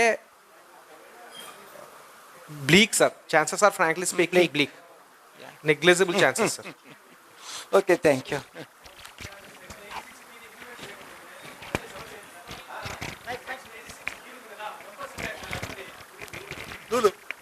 రూల్ 86B మనం 50 లక్షలపై అమ్మకం జరిగినప్పుడు 1% క్యాష్ లెక్చర్ ద్వారా పే చేయకపోతే దానివల్ల వచ్చే ఇంపాక్ట్ ఏంటి జిఎస్టీలో? సార్ ఫస్ట్ డిపార్ట్మెంట్ ఏమొచ్చి మిమ్మల్ని అమౌంట్ మళ్ళీ క్యాష్లో విత్ ఇంట్రెస్ట్ కట్టమంటారు సార్. సార్ సెకండ్, లేటెస్ట్ అమెండ్మెంట్ ఏదైతే యాక్ట్కి వచ్చిందో 86B కింద కానీ ట్యాక్స్ డిశ్చార్జ్ చేయకపోతే అది ప్రాపర్ ఫైలింగ్ ఆఫ్ రిటర్న్ కాదు, ఇన్పుట్ రిస్ట్రిక్ట్ చేయొచ్చు అని చెప్పి కండిషన్ యాడ్ చేశారు రూల్స్కి. అది ఇంకా నోటిఫై చేయలేదు అంతే కదా, అది నోటిఫై కాలేదు సార్. అది నోటిఫై అయ్యింది అంటే అలాంటి వ్యక్తుల దగ్గర కొనుక్కున్న డీలర్లందరికీ ఇన్పుట్ 2Bలోనే బ్లాక్ అయిపోద్ది. Sir penalty position sir? Sir department ప్రకారంగా మీరు ట్యాక్స్ కట్టలేదంటే పెనాల్టీ కట్టాల్సిందే సార్. ఎంత సార్ పెనాల్టీ మ్యాక్సిమం? సార్ ఏ సెక్షన్ కింద అన్నది చూసుకోవాలి సార్. అది మీరు 73లో తీసుకెళ్తారా 74లో తీసుకెళ్తారా సార్? అంటే సార్ యాక్చువల్గా మేమైతే పే చేస్తున్నాము. మాకు తెలిసిన విషయం ఏంటంటే ఒంగోలులో కానీ ఆడిటర్స్ కొందరు 86B ఇంప్లిమెంట్ చేయట్లేదని, అంటే దాని ఇంపాక్ట్ అర్థం కావట్లేదు. అర్థం చేసుకోవడం కోసం మీకు ఇప్పుడు క్వశ్చన్ వేయడం సార్. అది లేదు సార్ అంటే ఆల్రెడీ జరుగుతుంది ఇష్యూ జరుగుతుంది సార్, అందుకని చెప్తున్నాను సార్. వన్ థింగ్ సార్, ఇప్పుడు పిల్లి కళ్ళు మూసుకొని పాలు తాగుతూ ఉంటే ప్రపంచం అంతా చూడట్లేదు అనుకుంటుందట సార్ కదా? అవును సార్. సో దాని తర్వాత నేను మిగిలిన స్టోరీ మీకు చెప్పక్కర్లేదు సార్. ఏదో రోజు అసెస్మెంట్ వస్తుంది కదా సార్, ఆ రోజు అస్సింగ్ ఆఫీసర్ చూసుకుంటారు సార్. ఆయనకి కొంత వర్క్ ఇవ్వండి, అన్నీ మీరే చేసేస్తారంటే ఎలాగా సార్? అంటే ఎక్సెప్షన్స్ కూడా చెప్పు వేణు, ఎక్సెప్షన్స్ ఉన్నాయి కదా దానికి. ఐటీ లాస్ట్ 2 years పే చేస్తే 1 lakh more than 1 lakh pay చేస్తే ఇద్దరు పార్ట్నర్స్ ఇంకా పే చేసిన exemption. Next refund 1 lakh pay చేసిన ఎగ్జంప్షన్.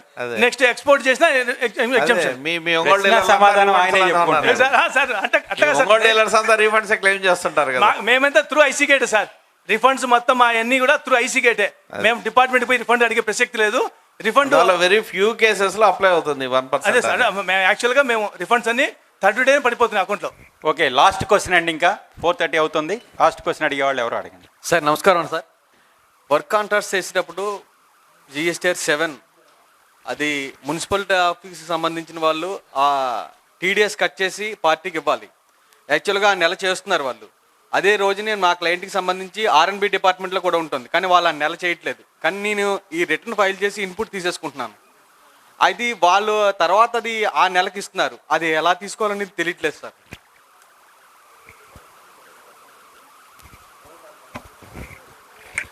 సార్ ఇది కంపల్సరీగా మనకి బిల్లు రైజ్ చేసిన మంత్ అనేది మీరు కొద్దిగా గుర్తుపెట్టుకోవాలి first sir. Payment 2% TDS deduct చేసిన నెల అనేది మర్చిపోవాలి సార్. ఫస్ట్ అది పాయింట్. మీరు మున్సిపాలిటీకి కానీ తర్వాత R&Bకి కానీ ఎవరికి బిల్ రైజ్ చేసినా ఏ నెలలో బిల్ రైజ్ చేశారో ఆ నెలలో ముందర అసలు ఫస్ట్ ట్యాక్స్ కట్టాలి. కట్టిన తర్వాత ఈ మధ్య ఇష్యూ మీద కొంచెం డిస్ప్యూట్ అయింది. నేను కుమార్ సార్ కూడా ఈ విషయాన్ని నోటీస్ చేశాం.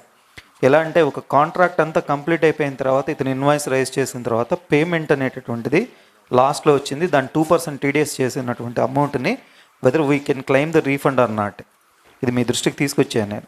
It is facing by every contractor.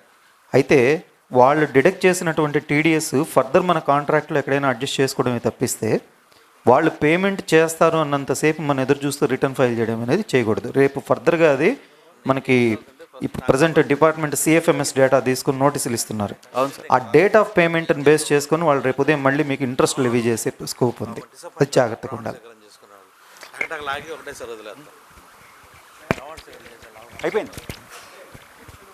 మీరు క్లారిటీ ఇస్తారా? ఓకే ఓకే కానీ నో ప్రాబ్లం. ఇప్పుడు TDS మీరు TDS వదిలేసాడు, ట్యాక్స్ మీరు వాళ్ళు కట్టాలి, ఇంత మాకు ఇవ్వాలి అని క్లెయిమ్ చేస్తున్నారు, అంతే కదండి?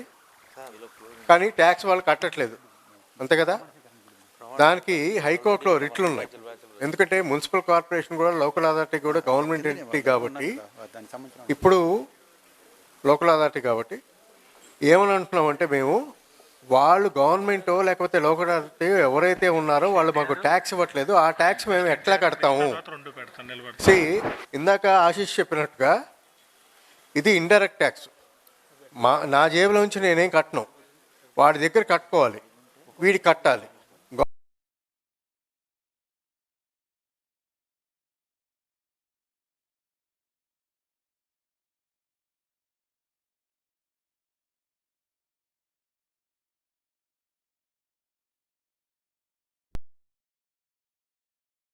మాఫ్ చేసామని నేను సీనియర్ కౌన్సిల్గా ఉన్నప్పుడు నిర్మలా సీతారామన్కి చెప్పాను, ఇది మాఫ్ చేసేటమ్మా, ఎందుకు గొడవ అంటే మనీ సర్క్యులేషన్ కోసం అంది ఆవిడ.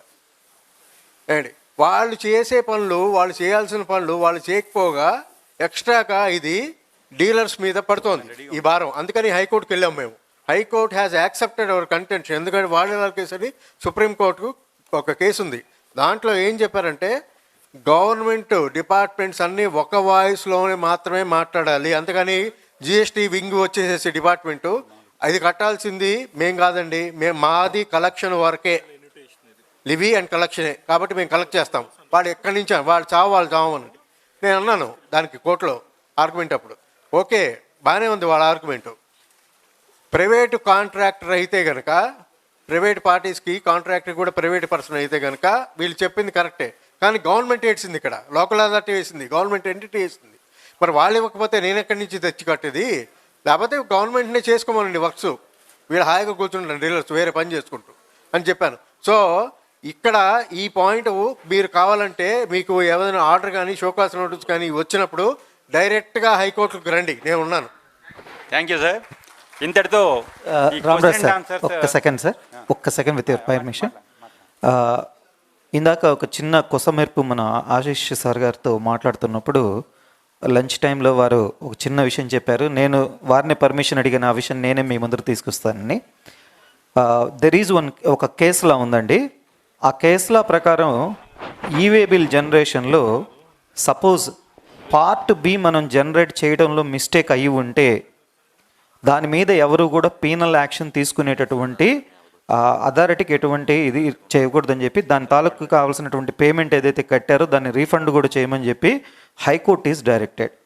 సో ఆ కాపీ ఉంది మీకు ఆల్రెడీ, అది సార్ పంపించారు నాకు, అది నేను గ్రూప్లో పంపిస్తాను మీకు. ఎక్కడైనా అథారిటీస్ పొరపాటున కనుక పార్ట్ Bలో కనుక మీరు పొరపాటున జనరేట్ చేయక వే బిల్లులో ఆ పార్ట్ B చేయలేదు కాబట్టి మేము గూడ్స్ డిటైన్ చేసాము అన్న వాళ్ళకి ఈ కేసులో మీరు చూపించి అది విత్డ్రా చేయించవచ్చండి. సో కాబట్టి అది ఏదైనా ఉంటే మీకు కాపీస్ మళ్ళీ నేను గ్రూప్లో నేను షేర్ చేస్తాను. Thank you so much.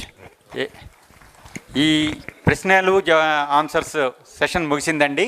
ఇప్పుడు ఒక 4 జిల్లా అసోసియేషన్స్ ప్రమాణ స్వీకారం అవగానే హై టీ అండ్ స్నాక్స్ ఉంటాయి, అవి ముగించుకునేసి మనం వెళ్ళిపోదాము. చివరి కార్యక్రమంగా దీన్ని మీరందరూ కూడా ఉండి వీళ్ళని ఆశీర్వదించవలసిందిగా కోరుచున్నాము. ముందుగా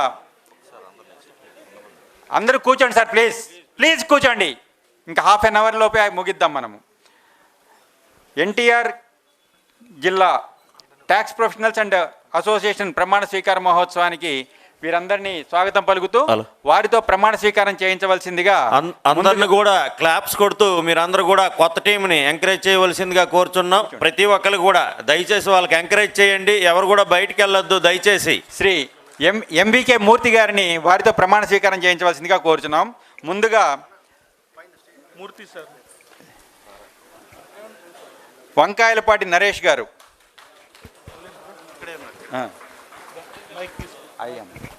వెళ్ళండి, మధ్యలోకి వెళ్ళండి.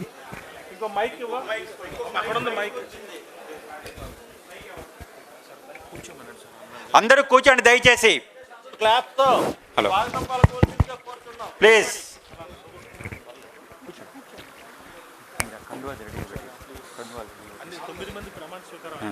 Friends, your kind attention. మీరు వెళ్ళేటప్పుడు ఒక్కొక్కళ్ళు పిలుస్తాం కదా, చదవండి.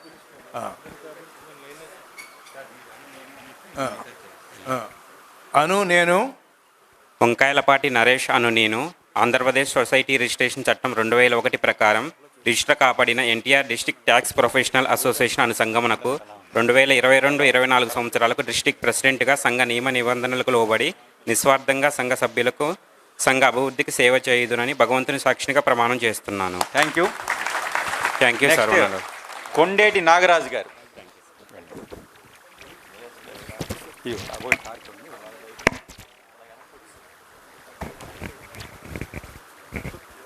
వెంకట సుబ్బారావు గారు.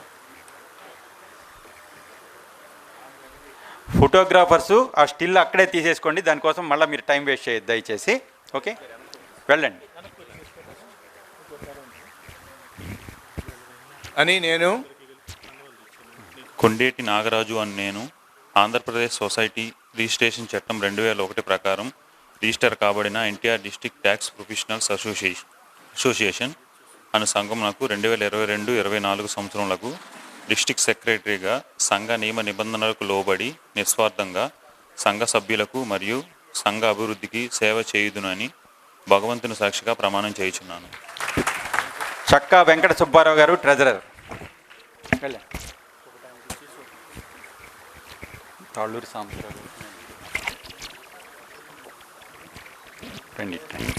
అను నేను వెంకట సుబ్బారావు చెక్క అని నేను ఆంధ్రప్రదేశ్ సొసైటీ రిజిస్ట్రేషన్ చట్టం 2001 ప్రకారంగా రిజిస్టర్ కాబడిన NTR district tax professional association అను సంస్థకు 2022-24 సంవత్సరాలకు డిస్ట్రిక్ట్ ట్రెజరర్గా సంగమ నియమ నిబంధనలు లోబడి నిస్వార్థంగా సంఘ సభ్యులకు మరియు సంఘ అభివృద్ధి సేవ చేయుటకు ఆ భగవంతుని సాక్షిగా ప్రమాణం చేస్తున్నాను.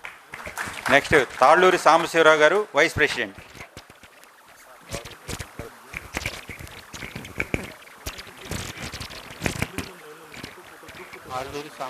నేను ఆంధ్రప్రదేశ్ సొసైటీ రిజిస్ట్రేషన్ చట్టం 2001 ప్రకారం రిజిస్టర్ కాబడిన NTR district tax professional association అను సంఘమునకు 2022-24 సంవత్సరాలకు డిస్ట్రిక్ట్ వైస్ ప్రెసిడెంట్గా సంఘ నియమ నిబంధనలు లోబడి నిస్వార్థంగా సంఘ సభ్యులకు మరియు సంఘ అభివృద్ధికి సేవ చేయుదునని భగవంతు సాక్షిగా ప్రమాణం చేయుచున్నాను. థ్యాంక్ యూ అండి. వెంగళదాస్ అంజయ్ గారు, district joint secretary.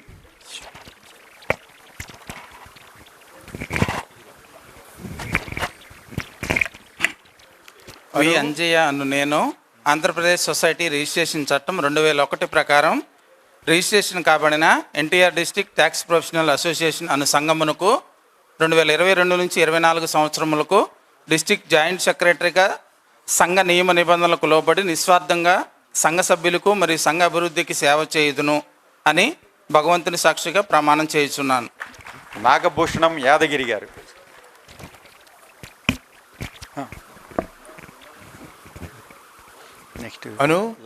Nagabhushanam Yadagiri అని నేను ఆంధ్రప్రదేశ్ సొసైటీ రిజిస్ట్రేషన్ చట్టం ప్రకారం 2001 ప్రకారం రిజిస్టర్ కాబడిన NTR district tax professional association అనే సంఘమునకు 2022-24 సంవత్సరములకు డిస్ట్రిక్ట్ ఎగ్జిక్యూటివ్ మెంబర్గా సంఘ నియమ నిబంధనలకు లోబడి నిస్వార్థంగా సంఘ సభ్యులకు మరియు సంఘ అభివృద్ధికి సేవ చేయుదునని భగవంతుని సాక్షిగా ప్రమాణం చేయుచున్నాను.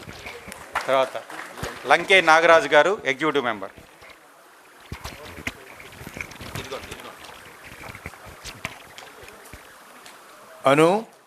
నాగరాజు లంకే అని నేను Andhra Pradesh society registration Andhra Pradesh society registration చట్టం 2001 ప్రకారం రిజిస్టర్ కాబడిన NTR district tax professional association అను సంఘమునకు 2022-24 సంవత్సరముకు డిస్ట్రిక్ట్ ఎగ్జిక్యూటివ్ మెంబర్గా సంఘ నియమ నిబంధనలకు లోబడి నిస్వార్థముగా సంఘ సభ్యులకి మరియు సంఘ అభివృద్ధికి సేవ చేయుదునని భగవంతుని సాక్షిగా ప్రమాణం చేయుచున్నాను. శ్రీనివాసరావు మిడిదిడ్డి.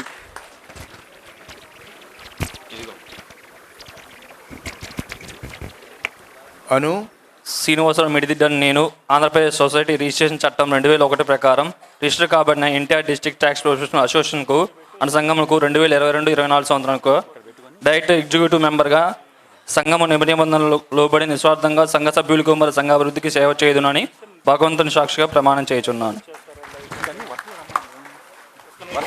దయచేసి సభ్యులందరూ కూడా ముందుకు రావాల్సిందిగా కోరుతున్నాను. ఒక గ్రూప్ ఫోటో ప్లస్ ప్రమాణ స్వీకారం చేసిన సభ్యులందరూ కూడా అందరూ ఒక్కసారి వారిని ఆశీర్వదించండి. షరీఫ్ ఖాన్ గారు, కృష్ణమోహన్ గారు,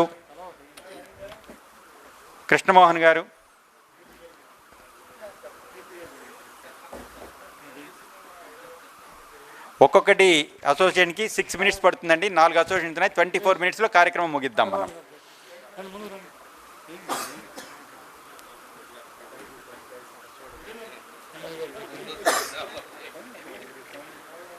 త్వరగా ఇది నెక్స్ట్ మీది కాదు, ఇంకొకటి ఉంది, ఇంకో జిల్లా ఉంది.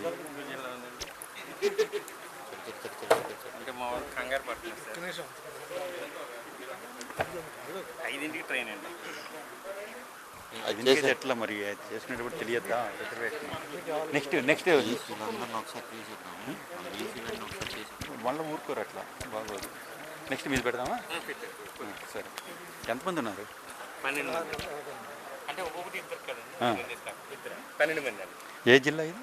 పశ్చిమ గోదావరి జిల్లా.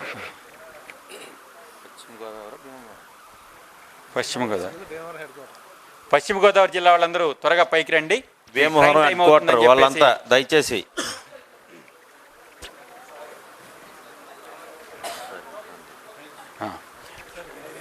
కృష్ణమోహన్ గారు రెడీ. పడాల శ్రీనివాసరెడ్డి గారు.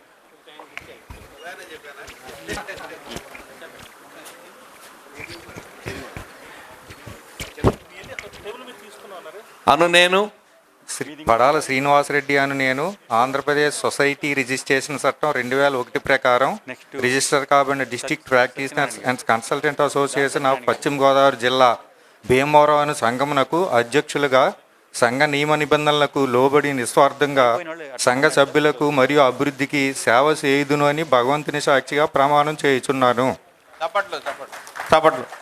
నెక్స్ట్ దానా సత్యనారాయణ గారు.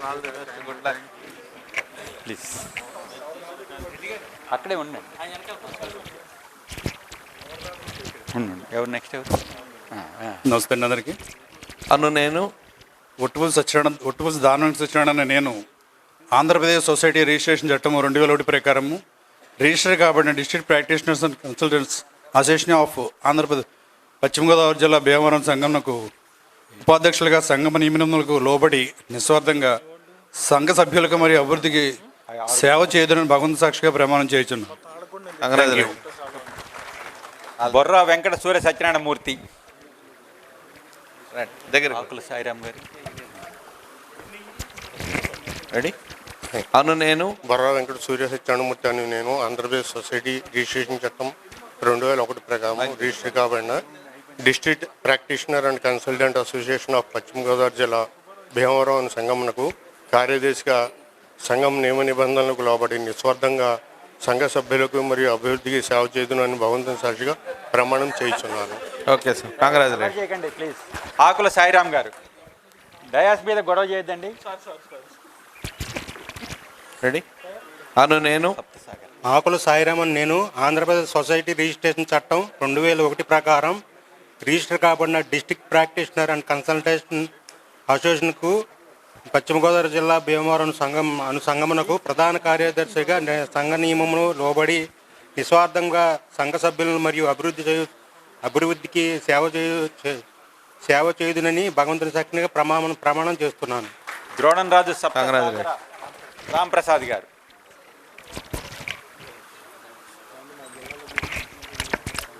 నేను ద్రోణం రాజు సప్తసాగర్ రాంప్రసాద్ అను నేను ఆంధ్రప్రదేశ్ సొసైటీ రిజిస్ట్రేషన్ చట్టం 2001 ప్రకారం రిజిస్టర్ కాబడిన district practitioners and consultants association of Paschima Godavari జిల్లా భీమవరం అను సంఘమునకు సంయుక్త కార్యదర్శిగా సంఘం నియమ నిబంధనలకు లోబడి నిస్వార్థంగా సంఘ సభ్యులకు మరియు అభివృద్ధికి సేవ చేయుదునని భగవంతుని సాక్షిగా ప్రమాణం చేయుచున్నాను.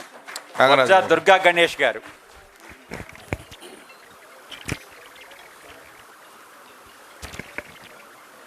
నేను బొజ్జా దుర్గా గణేష్ అని నేను ఆంధ్రప్రదేశ్ సొసైటీ రిజిస్ట్రేషన్ చట్టం 2001 ప్రకారం రిజిస్టర్ కాబడిన district practitioners and consultants association of Paschima Godavari జిల్లా భీమవరం అను సంఘమునకు కోశాధికారిగా సంఘం నియమ నిబంధనలకు లోబడి నిస్వార్థంగా సంఘ సభ్యులకు మరియు అభివృద్ధికి సేవ చేయుదునని భగవంతుని సాక్షిగా ప్రమాణం చేయుచున్నాను. విశ్వనాథం నాగమల్లేశ్వరరావు గారు.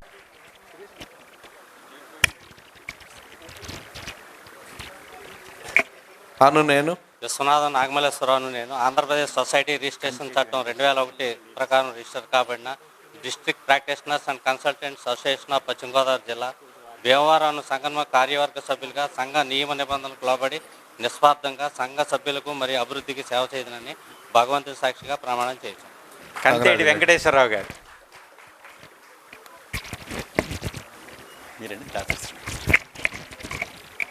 నేను శ్రీ కుంతేటి వెంకటేశ్వరరావు నేను ఆంధ్రప్రదేశ్ సొసైటీ రిజిస్ట్రేషన్ చట్టం 2001 ప్రకారం కాబడిన district practitioners and consultants association of Paschima Godavari జిల్లా భీమవరం సంఘమునకు కార్యసభ్యులుగా సంఘ నియమ నిబంధనలకు లోబడిగా నిస్వార్థంగా సంఘ సభ్యులకు మరియు అభివృద్ధికి సేవ చేయుదునని భగవంతుని సాక్షిగా ప్రమాణం చేస్తున్నాను. దాసరి శ్రీనివాసరావు గారు. కంగ్రాచులేషన్.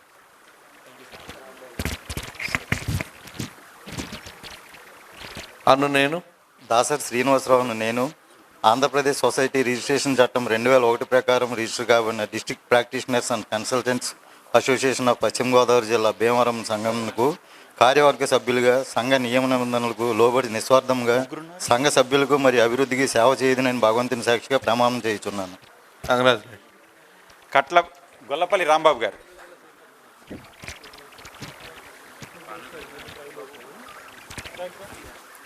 నేను గొల్లపూడి రాంబాబు అను నేను ఆంధ్రప్రదేశ్ సొసైటీ రిజిస్ట్రేషన్ చట్టం 2001 ప్రకారం రిజిస్టర్ కాబడిన district practitioners and consultant association of Paschima Godavari జిల్లా భీమవరం అను సంఘమునకు కార్యవర్గ సభ్యునిగా సంఘ నియమ నిబంధనలకు లోబడి నిస్వార్థంగా సంఘ సభ్యులకు మరియు అభివృద్ధికి సేవ చేయుదునని భగవంతుని సాక్షిగా ప్రమాణము చేయుచున్నాను. కట్లపర్తి సూర్యనారాయణ గారు.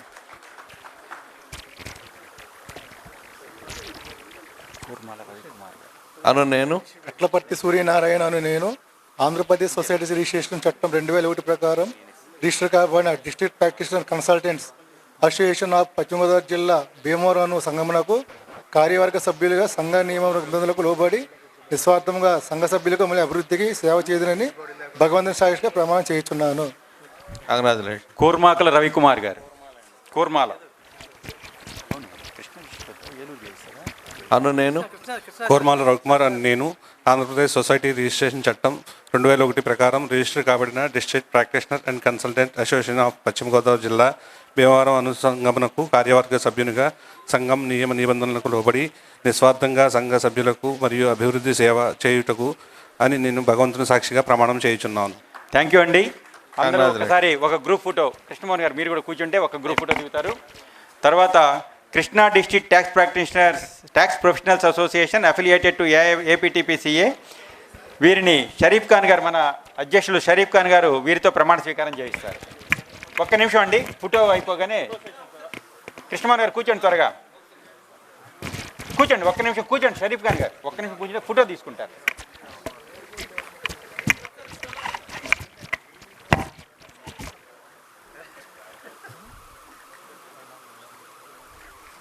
ఓకేనా? నెక్స్ట్ కృష్ణా డిస్ట్రిక్ట్ అసోసియేషన్ వారు బావిశెట్టి వెంకట భాను గారు, వారితో షరీఫ్ ఖాన్ గారు ప్రమాణ స్వీకారం చేయించవలసిందిగా కోరుతుంది.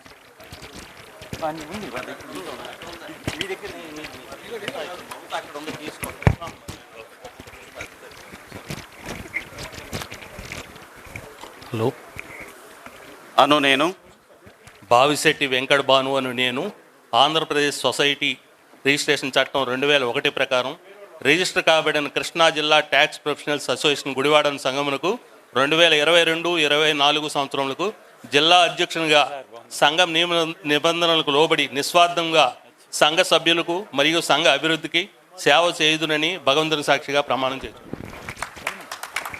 కేవీఎస్హెచ్ ఫణికృష్ణ గారు ఇదిగోండి.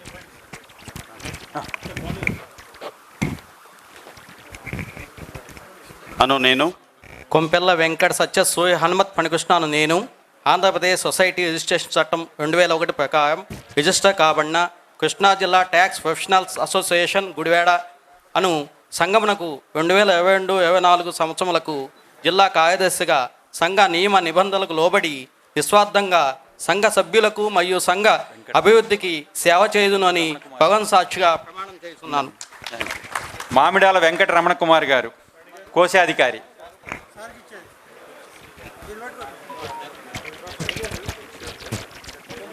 అను నేను మామిడాల వెంకటరమణ కుమార్ నేను ఆంధ్రప్రదేశ్ సొసైటీ రిజిస్ట్రేషన్ చట్టం 2001 ప్రకారం రిజిస్టర్ కాబడిన కృష్ణా జిల్లా ట్యాక్స్ ప్రొఫెషనల్ అసోసియేషన్ గుడివాడ సంఘమునకు 22-24 సంవత్సరములకు జిల్లా కోశాధికారిగా సంఘ నియమ నిబంధనలకు లోబడి నిస్వార్థముగా సంఘ సభ్యులకు మరియు సంఘాభివృద్ధికి సేవ చేయుదునని నా తల్లిదండ్రుల మీద ప్రమాణం చేస్తున్నాను.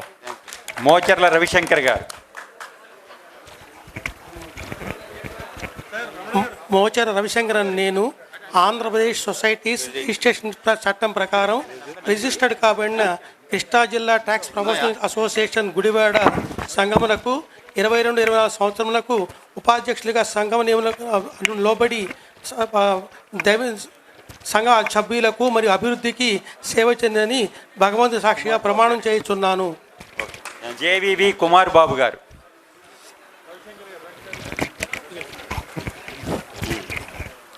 అను నేను జేవి కుమార్ బాబు అను నేను ఆంధ్రప్రదేశ్ సొసైటీ రిజిస్ట్రేషన్ చట్టం 2001 ప్రకారము ఆడిటోరియంలో కొంచెం సైలెన్స్ ఉండండి సార్ ప్లీజ్. కృష్ణా జిల్లా ట్యాక్స్ ప్రొఫెషనల్ అసోసియేషన్ గుడివాడ సంఘమునకు 2022-24 సంవత్సరమునకు జిల్లా ఉపాధ్యక్షులుగా సంఘ నియమ నిబంధనలకు లోబడి నిస్వార్థంగా సంఘ సభ్యులకు మరియు సంఘ అభివృద్ధికి సేవ చేయుదునని భగవంతుని సాక్షిగా ప్రమాణం చేయుచున్నాను. కొనకళ్ళ కృష్ణరాజు గారు. వీరితో మన వైస్ ప్రెసిడెంట్ 2 చంద్రమౌళి గారు ప్రమాణ స్వీకారం చేయిస్తారు. వెళ్ళండి.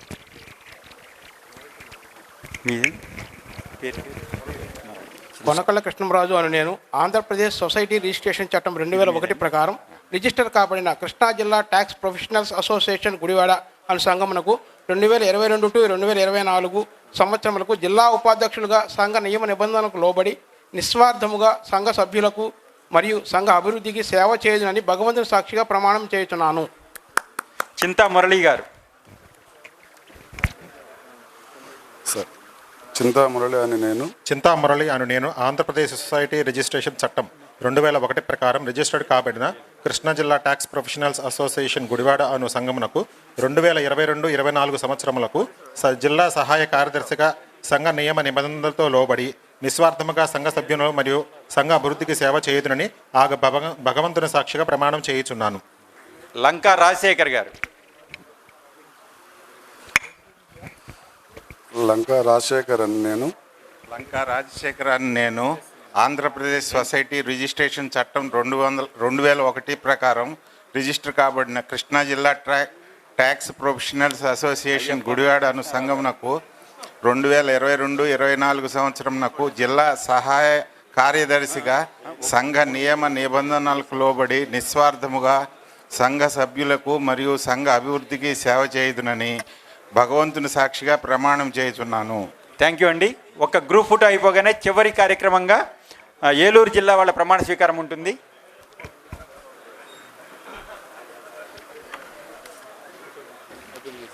కూర్చోండి, మీరు కూర్చుంటే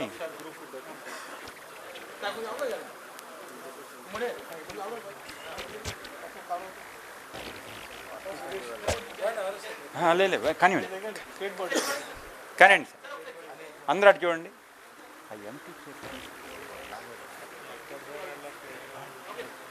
ఇప్పుడు లాగేసేయండి. ఓకేనండి. థ్యాంక్ యూ అండి. నెక్స్ట్ ఏలూరు జిల్లా వారిని ప్రమాణ స్వీకారం చేయించవలసిందిగా మన వైస్ ప్రెసిడెంట్ 1 డిఎస్ఆర్ గారిని కోరుతున్నాం. బంధం అయ్యప్ప గారు అధ్యక్షులు.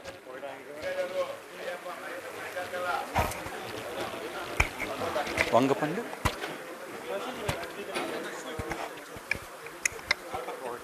శ్రీ బంధం అయ్యప్ప అయ్యప్ప అని నేను ఏపీ సోషల్ రిజిస్ట్రేషన్ చట్టం 2001 ప్రకారం కాపు registration practice consult association Eluru సంఘ అధ్యక్షులుగా నియమ నిబంధనలకు నిలబడి నిస్వార్థ చేయబడినని సేవ చేసి సాక్షిగా ప్రమాణం చేయించున్నాను.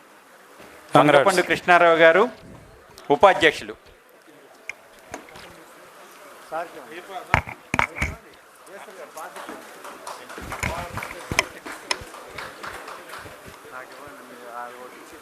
వంగపండు కృష్ణారావు అను నేను వంగపండు కృష్ణారావును నేను ఆంధ్రప్రదేశ్ సొసైటీ రిజిస్ట్రేషన్ చట్టం ప్రకారం 2001 ప్రకారం రిజిస్టర్ కాబడిన district practitioner and consultant association of Eluru జిల్లా ఏలూరు అను సంఘంకు ఉపాధ్యక్షుడిగా సంఘ నియమ నిబంధనలు లోబడి నిర్దాసంగా సంఘ సభ్యులకు మరియు అభివృద్ధికి సేవ చేయాలని భగవాన్ ప్రార్థిస్తాను. నండూరి సిబి ఆచార్యులు కార్యదర్శిగా.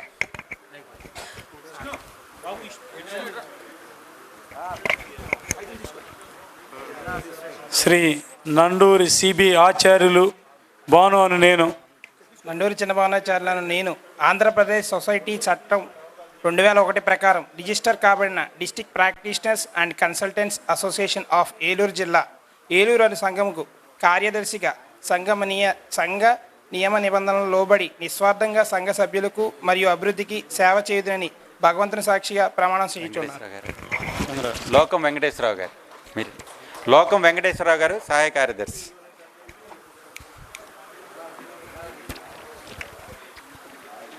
శ్రీ లోకం వెంకటేశ్వరరావు అని నేను శ్రీ లోకం వెంకటేశ్వరరావును నేను ఆంధ్రప్రదేశ్ సొసైటీ రిజిస్ట్రేషన్ చట్టం 2001 ప్రకారం రిజిస్టర్ కాబడిన district practitioner and consultants association of Eluru జిల్లా ఏలూరు అను సంఘంకు సంయుక్త కార్యదర్శిగా సంఘం నియమ నిబంధనలకు లోబడి నిస్వార్థంగా సంఘ సభ్యులకు మరియు అభివృద్ధికి సేవ చేయుదునని భగవంతుని సాక్షిగా ప్రమాణం చేస్తున్నాను. ఎల్లప్ప భాస్కర్రావు గారు.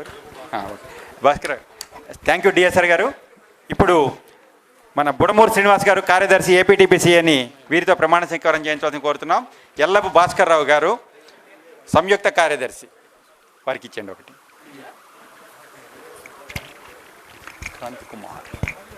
అను నేను శ్రీ ఎల్లప్ప భాస్కర్రావు నేను ఆంధ్రప్రదేశ్ సొసైటీ రిజిస్ట్రేషన్ చట్టం 2001 ప్రకారం రిజిస్టర్ కాబడిన district practitioners and consultants association of Eluru జిల్లా ఏలూరు అను సంఘమునకు సంయుక్త కార్యదర్శిగా సంఘ నియమ నిబంధనలకు లోబడి నిస్వార్థంగా సంఘ సభ్యులకు మరియు అభివృద్ధికి సేవ చేయుదునని భగవంతుని సాక్షిగా ప్రమాణం చేయుదును. కొంచెం ఆడిటోరియంలో అందరూ కూర్చొని సైలెంట్గా ఉంటే 5 నిమిషాలు ముగిద్దామండి. అంకోలు క్రాంతి కుమార్ గారు కోశాధికారి.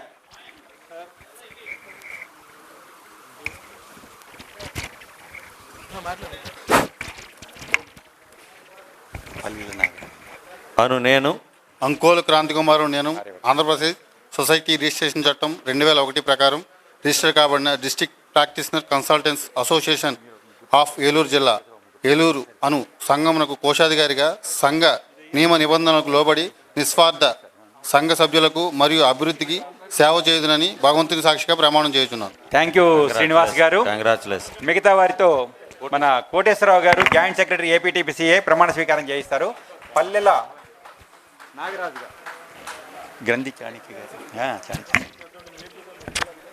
అను నేను పల్లెల నాగరాజన్ నేను ఆంధ్రప్రదేశ్ సొసైటీ రిజిస్ట్రేషన్ చట్టం 2001 ప్రకారం రిజిస్ట్రేషన్ కాబడిన district practice and consultancy association of Eluru జిల్లా ఏలూరు సంఘంకు కార్యవర్గ సభ్యునిగా సంఘ నియమ నిబంధనలకు లోబడి నిస్వార్థంగా సంఘ సభ్యులకు మరియు అభివృద్ధికి సేవ చేయుదునని భగవంతుని ఎదురుగా ప్రమాణం చేయుచున్నాను. శ్రీ గ్రంథి చాణిక్య గారు.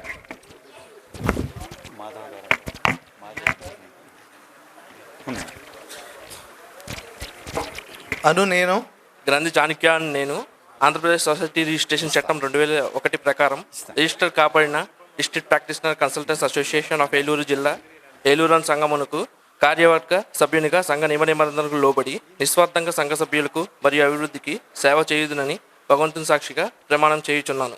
శ్రీ మాజేటి మాధవ గారు.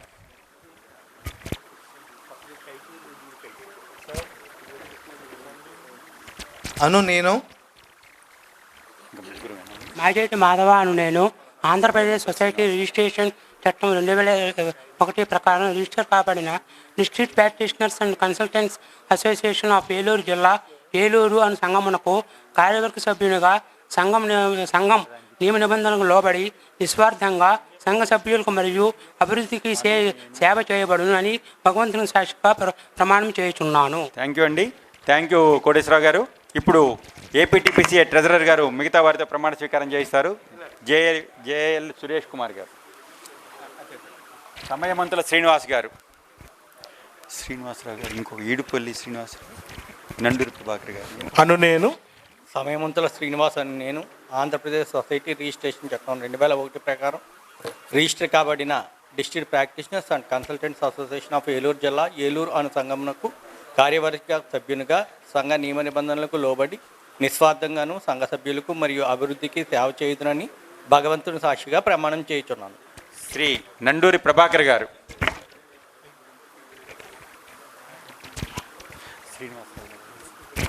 అను నేను శ్రీ నండూరి ప్రభాకర్ అను నేను ఆంధ్రప్రదేశ్ సొసైటీ రిజిస్ట్రేషన్ చట్టం 2001 ప్రకారం రిజిస్టర్ కాబడిన district practitioners and consultants association of Eluru జిల్లా ఏలూరు అను సంఘమునకు కార్యవర్గ సభ్యునిగా సంఘ నియమ నిబంధనలకు లోబడి నిస్వార్థంగా సంఘ సభ్యులకు మరియు అభివృద్ధికి సేవ చేయునని భగవంతుని సాక్షిగా ప్రమాణం చేయుచున్నాను. నెక్స్ట్ శ్రీ ఈడుపల్లి శ్రీనివాసరావు గారు. అను నేను శ్రీ ఈదుపల్లి శ్రీనివాసరావు అని నేను ఆంధ్రప్రదేశ్ సొసైటీ రిజిస్ట్రేషన్ చట్టం 2001 ప్రకారం రిజిస్టర్ కాబడిన district practitioners and consultants association of Eluru జిల్లా ఏలూరు అను సంఘమునకు కార్యవర్గ సభ్యునిగా సంఘం నియమ నిబంధనలకు లోబడి నిస్వార్థంగా సంఘ సభ్యులకు మరియు అభివృద్ధికి సేవ చేయుదునని భగవంతుని సాక్షిగా ప్రమాణం చేయుచున్నాను. థ్యాంక్ యూ అండి. వీరితో ఒక గ్రూప్ ఫోటో. కూర్చోండి సురేష్ గారు. కోటేశ్వర గారు కూర్చోండి.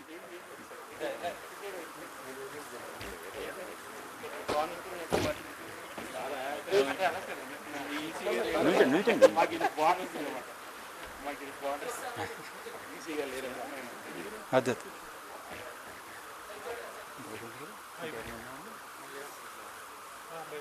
స్టేట్ బాడీ వాళ్ళకి మా జిల్లా వాళ్ళు ఆనర్ చేస్తారు. ఇప్పుడు ఏపీటీపీసీఏ రాష్ట్ర కార్యవర్గానికి కృష్ణా జిల్లా అసోసియేషన్ వారు ఎన్టీఆర్ జిల్లా వారు అండ్ కృష్ణా జిల్లా వారు చిరు సత్కారం త్వరగా అండి. ఎన్టీఆర్ జిల్లా అండ్ కృష్ణా జిల్లా స్టేట్ బాడీ మామూలు ఈ అసోసియేషన్ మెంబర్స్ రావాల్సిందిగా కోరుచున్నామండి డయాస్ మీదకి ప్లీజ్.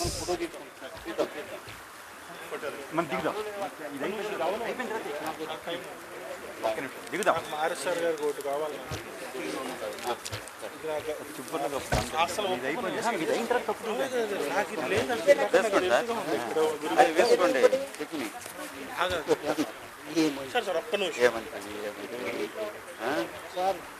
ఒక్కసారి ప్రమాణ స్వీకారం చేసిన వారందరూ కిందకి దిగితే నెక్స్ట్ కార్యక్రమానికి వెళ్దామండి. దయచేసి ప్లీజ్. ఎన్టీఆర్ జిల్లా మరియు కృష్ణా జిల్లా వారు వచ్చి ప్లీజ్ త్వరగా. ముందుగా అధ్యక్షులు శ్రీ షరీఫ్ ఖాన్ గారికి మీరందరూ వెనక నిల్చుంటే ఒక గ్రూప్ ఫోటో తీసుకోవచ్చండి.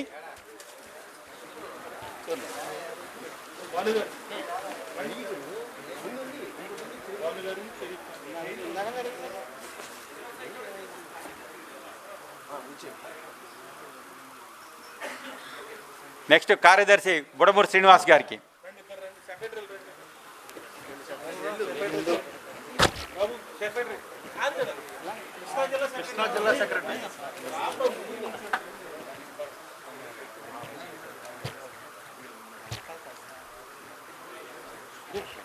నెక్స్ట్ ఉపాధ్యక్షులు 1 దామచర్ల శ్రీనివాసరావు గారికి.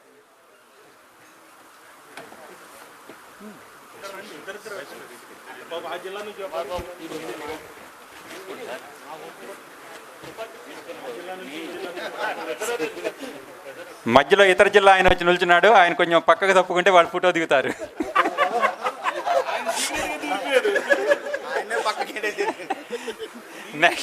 నెక్స్ట్ ఉపాధ్యక్షులు 2 శ్రీ చంద్రమౌళి గారు ఫ్రమ్ తిరుపతి.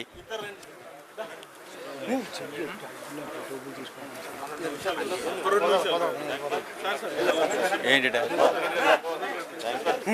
ఆయన అంతే అంటుంటారు, నాతో దిగుతులేపా.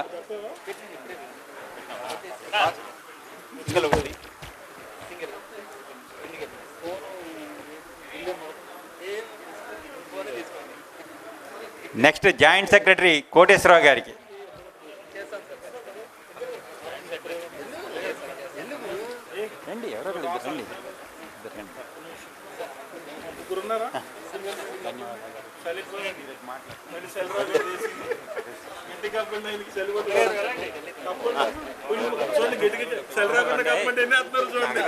కోటేశ్వరరావు గారికి thank you. Next treasurer Suresh గారికి, మా కమిటీ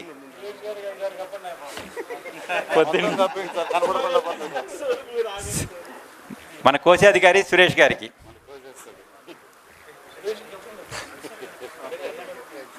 థ్యాంక్ యూ అండి. ఒక్కసారి అందరూ వెనక నిల్చుంటే ఒక గ్రూప్ ఫోటో దిగుదాం. కూర్చో సురేష్. ఇది గ్రూప్ ఫోటో అయిపోగానే కృష్ణా జిల్లా అండ్ ఎన్టీఆర్ జిల్లా తరఫున ఆర్ఎస్ఆర్ గారికి చిరు సత్కారం అండి. ఇంకోటి కూడా ఇదిగో భాను గారు.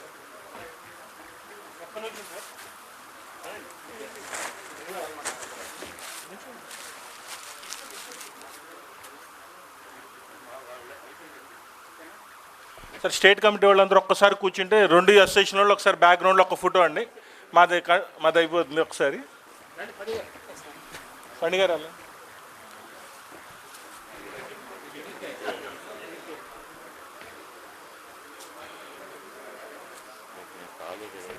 అందరు వెనకాల నుంచి ఉంటే గ్రూప్ ఫోటో తీసుకుందాం సార్. కోటేశ్వర కూర్చుంటే కనుక ఒక్క ఫోటో తీసుకుందాం సార్ అందరూ ఒకసారి. కృష్ణా జిల్లా వాళ్ళందరూ ఒక్కసారి వెనక నిల్చుంటే గ్రూప్ ఫోటో. ఒక గ్రూప్ ఫోటో అండి అందరికి.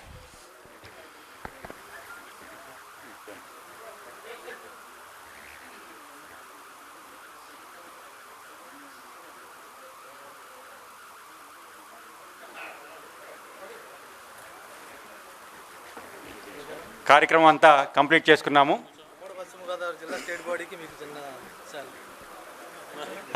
ఉమ్మడి పశ్చిమ గోదావరి జిల్లా వాళ్ళు మన స్టేట్ కమిటీ వారిని సన్మానించుకుంటారు. ముందుగా మన అధ్యక్షులు శ్రీ షరీఫ్ ఖాన్ గారికి.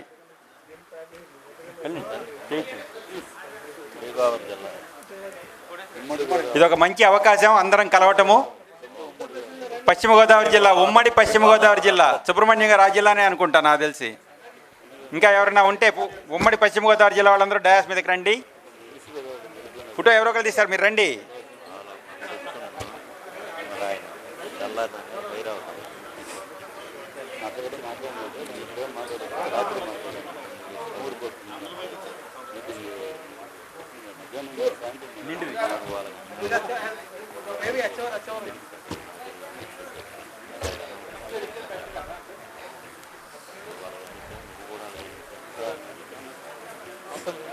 నెక్స్ట్ మన అయిపోయిందండి.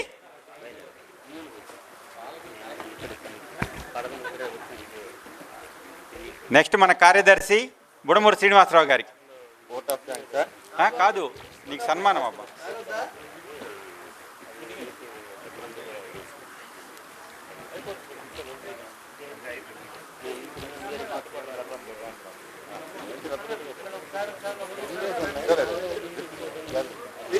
సార్ గోదావరి జిల్లా వాళ్ళందరూ వెనకమాల నిల్చుంటే తర్వాత ఒక ఫోటో తీసుకుందాము. ఎవరైతే షాల్ కప్పుతున్నారో వారు ఆ బాధ్యులు ముందుండండి ప్లీజ్.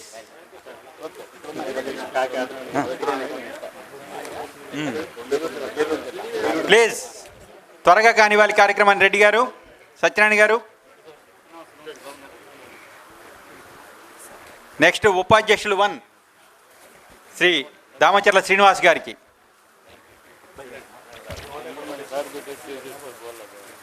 శ్రీ దామచర్ల శ్రీనివాస్ గారు. రామచంద్ర ప్రభు సార్ గోదావరి జిల్లా పైకి వచ్చిన వాళ్ళందరూ వెనకమాల నిల్చుంటే మనం ఒక గ్రూప్ ఫోటో దిగుదాం. మీతో మాకు ఒక మంచి అనుభూతి ఉంటుంది. నెక్స్ట్ ఉపాధ్యక్షులు 2 శ్రీ చంద్రమౌళి గారు.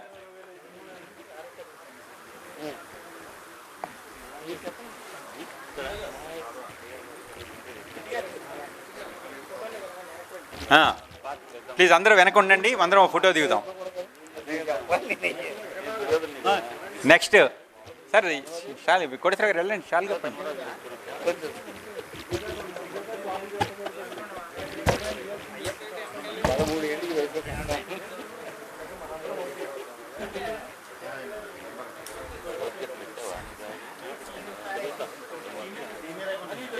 నెక్స్ట్ మన జాయింట్ సెక్రటరీ ఈ వరుసవని జాయింట్ సెక్రటరీ కోటేశ్వర గారికి.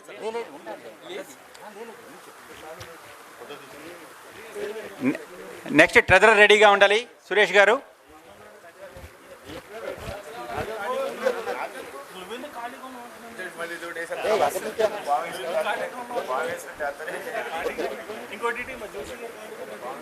ట్రెజరర్ సురేష్ గారికి. నెక్స్ట్ సురేష్ ట్రెజరర్ గారు. సార్ ప్రత్యేకమైన ఫోటో సెషన్ తర్వాత పెట్టుకుందాము. ఇది అయిపోగానే దయచేసి స్టేజీ ఇంకొక గంట దాకా లైట్లు వేసే ఉంచుతాము. మీకు కావాల్సినట్లు ఫోటోలు దిగచ్చు. సురేష్ గారికి సన్మానించవలసిందిగా కోరుతున్నాము.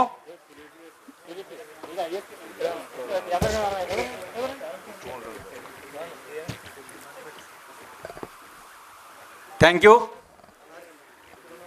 ఇంకా అయిపోయిందా? ఓకే ఓకే ఓకే ఆయనే ఫస్ట్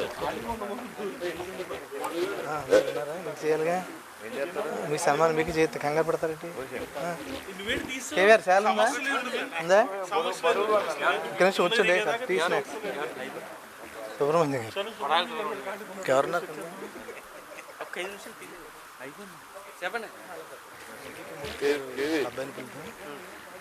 మూర్తి గారు అమెరికా మూర్తి గారు రండి ఫోటోకి. ఆర్ఎస్ గారు ఫోటో తీసుకుంటారు రండి ఒకసారి. ఫోటో గ్రూప్ ఫోటో వెనక్కి వచ్చేస్తే ఫోటో ఒకటి.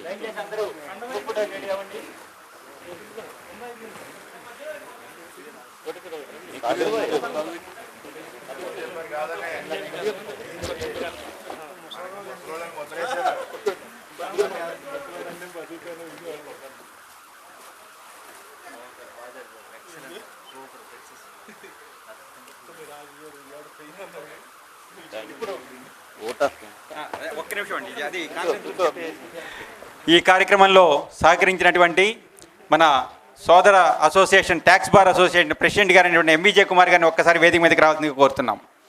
Sir please sir, west Godavari వాళ్ళందరూ దిగిపోవచ్చండి please.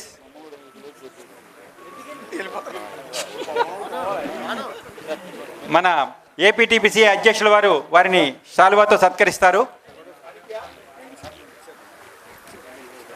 Within 5 minutes we will conclude the program.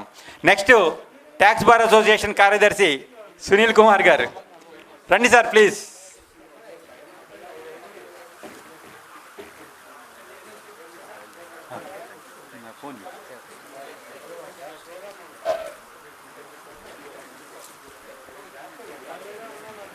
ఏమన్నా మీరు అన్ని ముట్టినట్టు ఉంటున్నారే నాక ఏటు ఒప్పుకుంటాం అనుకుంటున్నారు. అంటి ముట్టినట్టు సునీల్ కుమార్ గారికి మీరు అంటి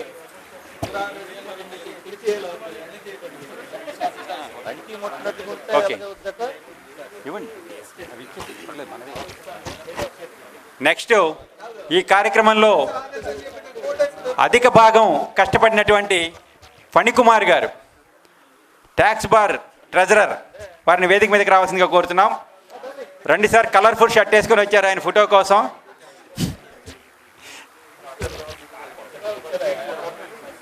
మూర్తి గారు పశ్చిమ గోదావరి జిల్లాలో చేస్తారు.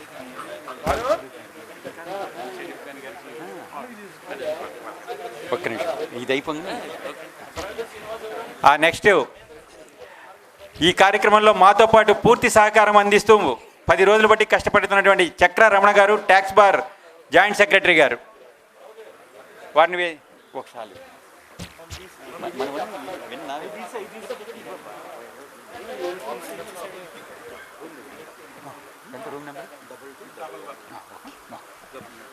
ఓకే.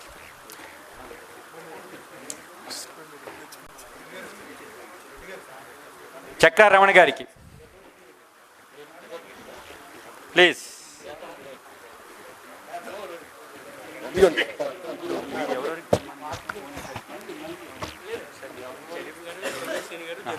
ఓకే. నెక్స్ట్ పశ్చిమ గోదావరి జిల్లా వారు మన ప్రెసిడెంట్ గారిని ప్రత్యేకంగా సన్మానించదలుచుకున్నారు. వారిని రావాల్సిందిగా కోరుచున్నాం. షరీఫ్ ఖాన్ గారు మీరు అక్కడే ఉండండి సార్. పశ్చిమ గోదావరి జిల్లా వాళ్ళు మిమ్మల్ని ప్రత్యేకంగా సన్మానించుకుంటారు.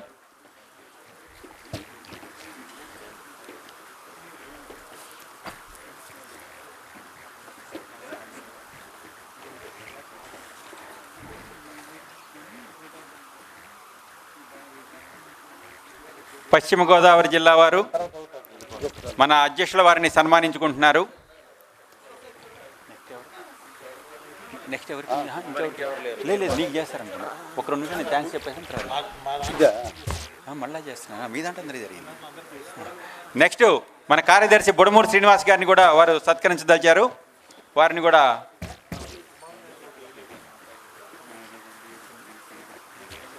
మళ్ళీ పిలవటం బాగా.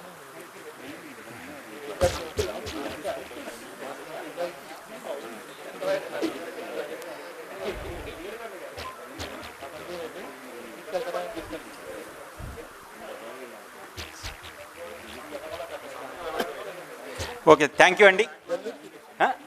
జల్లూరి సురేష్ గారు ట్రెజరర్ గారికి పశ్చిమ గోదావరి జిల్లా వాళ్ళు. జల్లూరి సురేష్ గారికి పశ్చిమ గోదావరి జిల్లా వాళ్ళు సన్మానిస్తున్నారు. సార్ ఇంకో 2 నిమిషాల్లో కంక్లూడ్ చేద్దాం సార్. ప్లీజ్ కూర్చోండి. 2 మినిట్సే, ఇంకా ఎక్కువ టైం లేదు.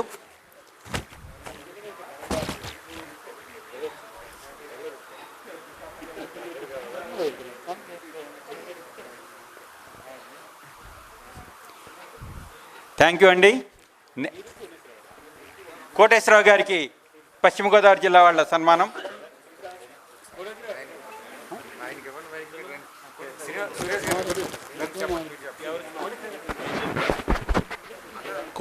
ఓట్ ఆఫ్ థ్యాంక్స్ అన్న.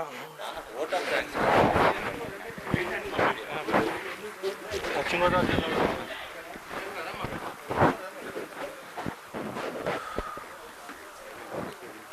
ఇప్పుడు పశ్చిమ గోదావరి జిల్లా అసోసియేషన్ వాళ్ళు శ్రీ రామరాజు శ్రీనివాసరావు గారికి సన్మానం చేస్తారండి.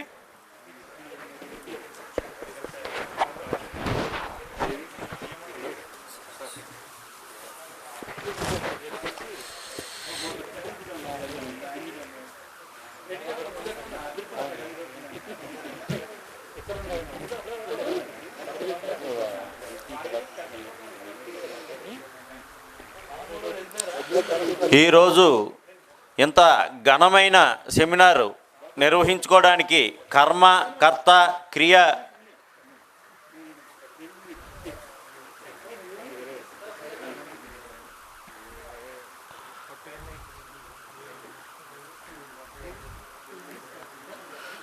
కర్మ క్రియ అయినటువంటి మన రామరాజు శ్రీనివాస్ గారు, పూర్వపు అధ్యక్షులు ఏపీటీపీసీఏ వారిని, ఏదైతే ఇప్పుడు మన కార్యవర్గ సభ్యులందరూ ఉన్నారో మన షరీఫ్ ఖాన్ గారిని, అలాగే డిఎస్ఆర్ గారిని, అలాగే మన కార్యవర్గ సభ్యులందరూ కూడా వచ్చి హానర్ చేయవలసిందిగా ప్రార్థిస్తున్నాం.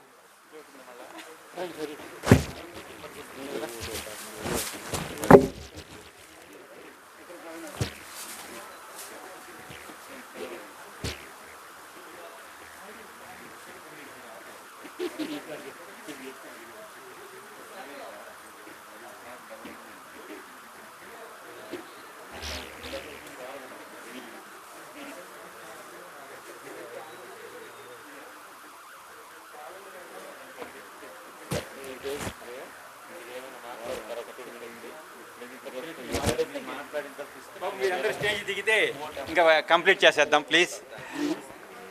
AP tax bar association and AP tax practitioners and consultants association ఒక బృహత్తరమైన బాధ్యతని నా తల మీద ఉంచారు. నేను ఆ సందర్భంగా కొన్ని కఠినమైన నిర్ణయాలు తీసుకోవడం జరిగింది. వాటన్నిటికీ కూడా వాళ్ళు ఒక సోదర భావంతో ఒప్పుకొని ఈ కాన్ఫరెన్స్ ఇంత గ్రాండ్ సక్సెస్ అవ్వడానికి చాలా సహకరించారు. అలానే నాతో పాటు పరుగులెత్తినటువంటి ఫణికుమార్ గారు, జల్లూరు సురేష్ గారు, చక్ర రమణ గారు, వీరు ముగ్గురికి కూడా నేను ప్రత్యేక అభినందనలు తెలియజేస్తున్నాను. ఈ కాన్ఫరెన్స్ అనుకున్నప్పటి నుంచి కూడా కృష్ణా జిల్లా అసోసియేషన్ అండ్ ఎన్టీఆర్ జిల్లా అసోసియేషన్ వారు చాలా సహకరించారు. వారందరికీ కూడా నేను ధన్యవాదాలు తెలుపుతున్నాను.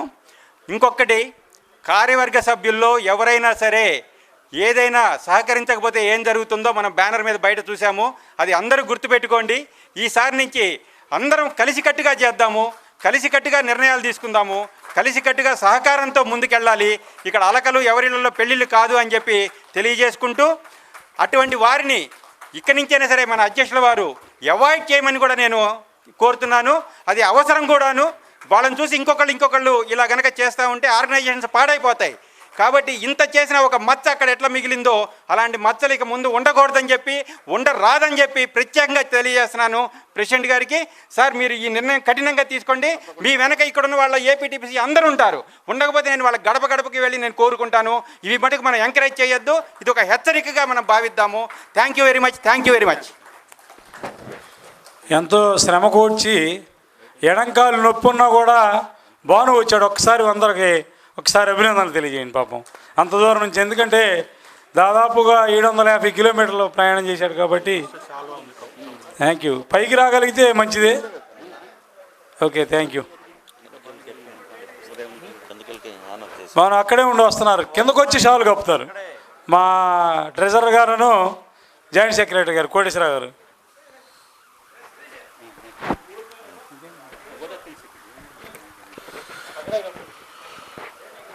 చాలా సుదీర్ఘ కాలం తర్వాత ఈరోజు మన సభ్యులందరూ కూడా ఆల్మోస్ట్ ఆంధ్రప్రదేశ్లో ఉన్నటువంటి 26 జిల్లాల నుంచి కూడా ఏపీటీపీసీఏ సభ్యులు అలాగే ట్యాక్స్ బార్ సభ్యులు కూడా వచ్చి ఎంత దిగ్విజయంగా సహకరించినందుకు ప్రతి ఒక్క సభ్యుడికి కూడా మా ఏపీటీపీసీఏ తరపున మా హృదయపూర్వక ధన్యవాదాలు తెలియజేసుకుంటున్నాం.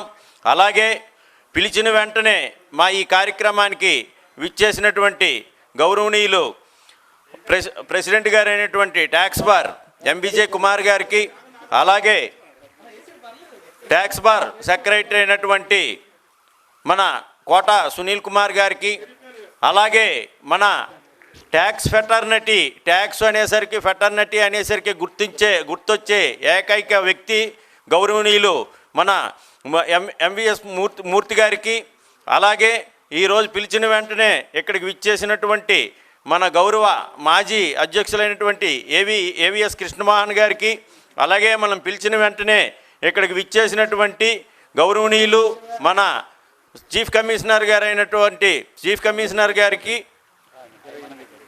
అలాగే మనం పిలిచిన వెంటనే ఇక్కడికి ఈరోజు విచ్చేసినటువంటి మిగతా సహచర సభ్యులకు, అలాగే ఈ ప్రోగ్రామ్ను ఇంత గ్రాండ్ సక్సెస్ చేసినటువంటి మన పూర్వపు అధ్యక్షులైనటువంటి రామరాజ్ శ్రీనివాస్ గారికి మా ఏపీటీపీసీఏ తరపున హృదయపూర్వక నమస్కారాలు తెలియజేసుకుంటున్నాం. ఇటువంటి కార్యక్రమాలు ఇంకింకా రానున్న రోజుల్లో మంచి కార్యక్రమాలు నిర్వహించి ఇంచుమించు ఇండియాలోనే ఏపీటీపీసీఏ అంటే వండర్ఫుల్ అసోసియేషన్ అనే విధంగా తీర్చిదిద్దాలని మా ఆకాంక్ష. తప్పనిసరిగా మీ సభ్యులందరూ ఈరోజు ఏ విధంగా అయితే సహకరించారో ఇదే విధంగా రానున్న రోజుల్లో కూడా మీ సహాయ సహకారాలు మాకు అందించినట్లుగైతే ఇంకా మంచి కార్యక్రమాలు చేసి ఇంకా అసోసియేషన్కి ముందుకు తీసుకెళ్తామని ఈ సభాపూర్వకంగా తెలియజేస్తున్నాం. ధన్యవాదాలు. Thank you very much. Thank you one and all.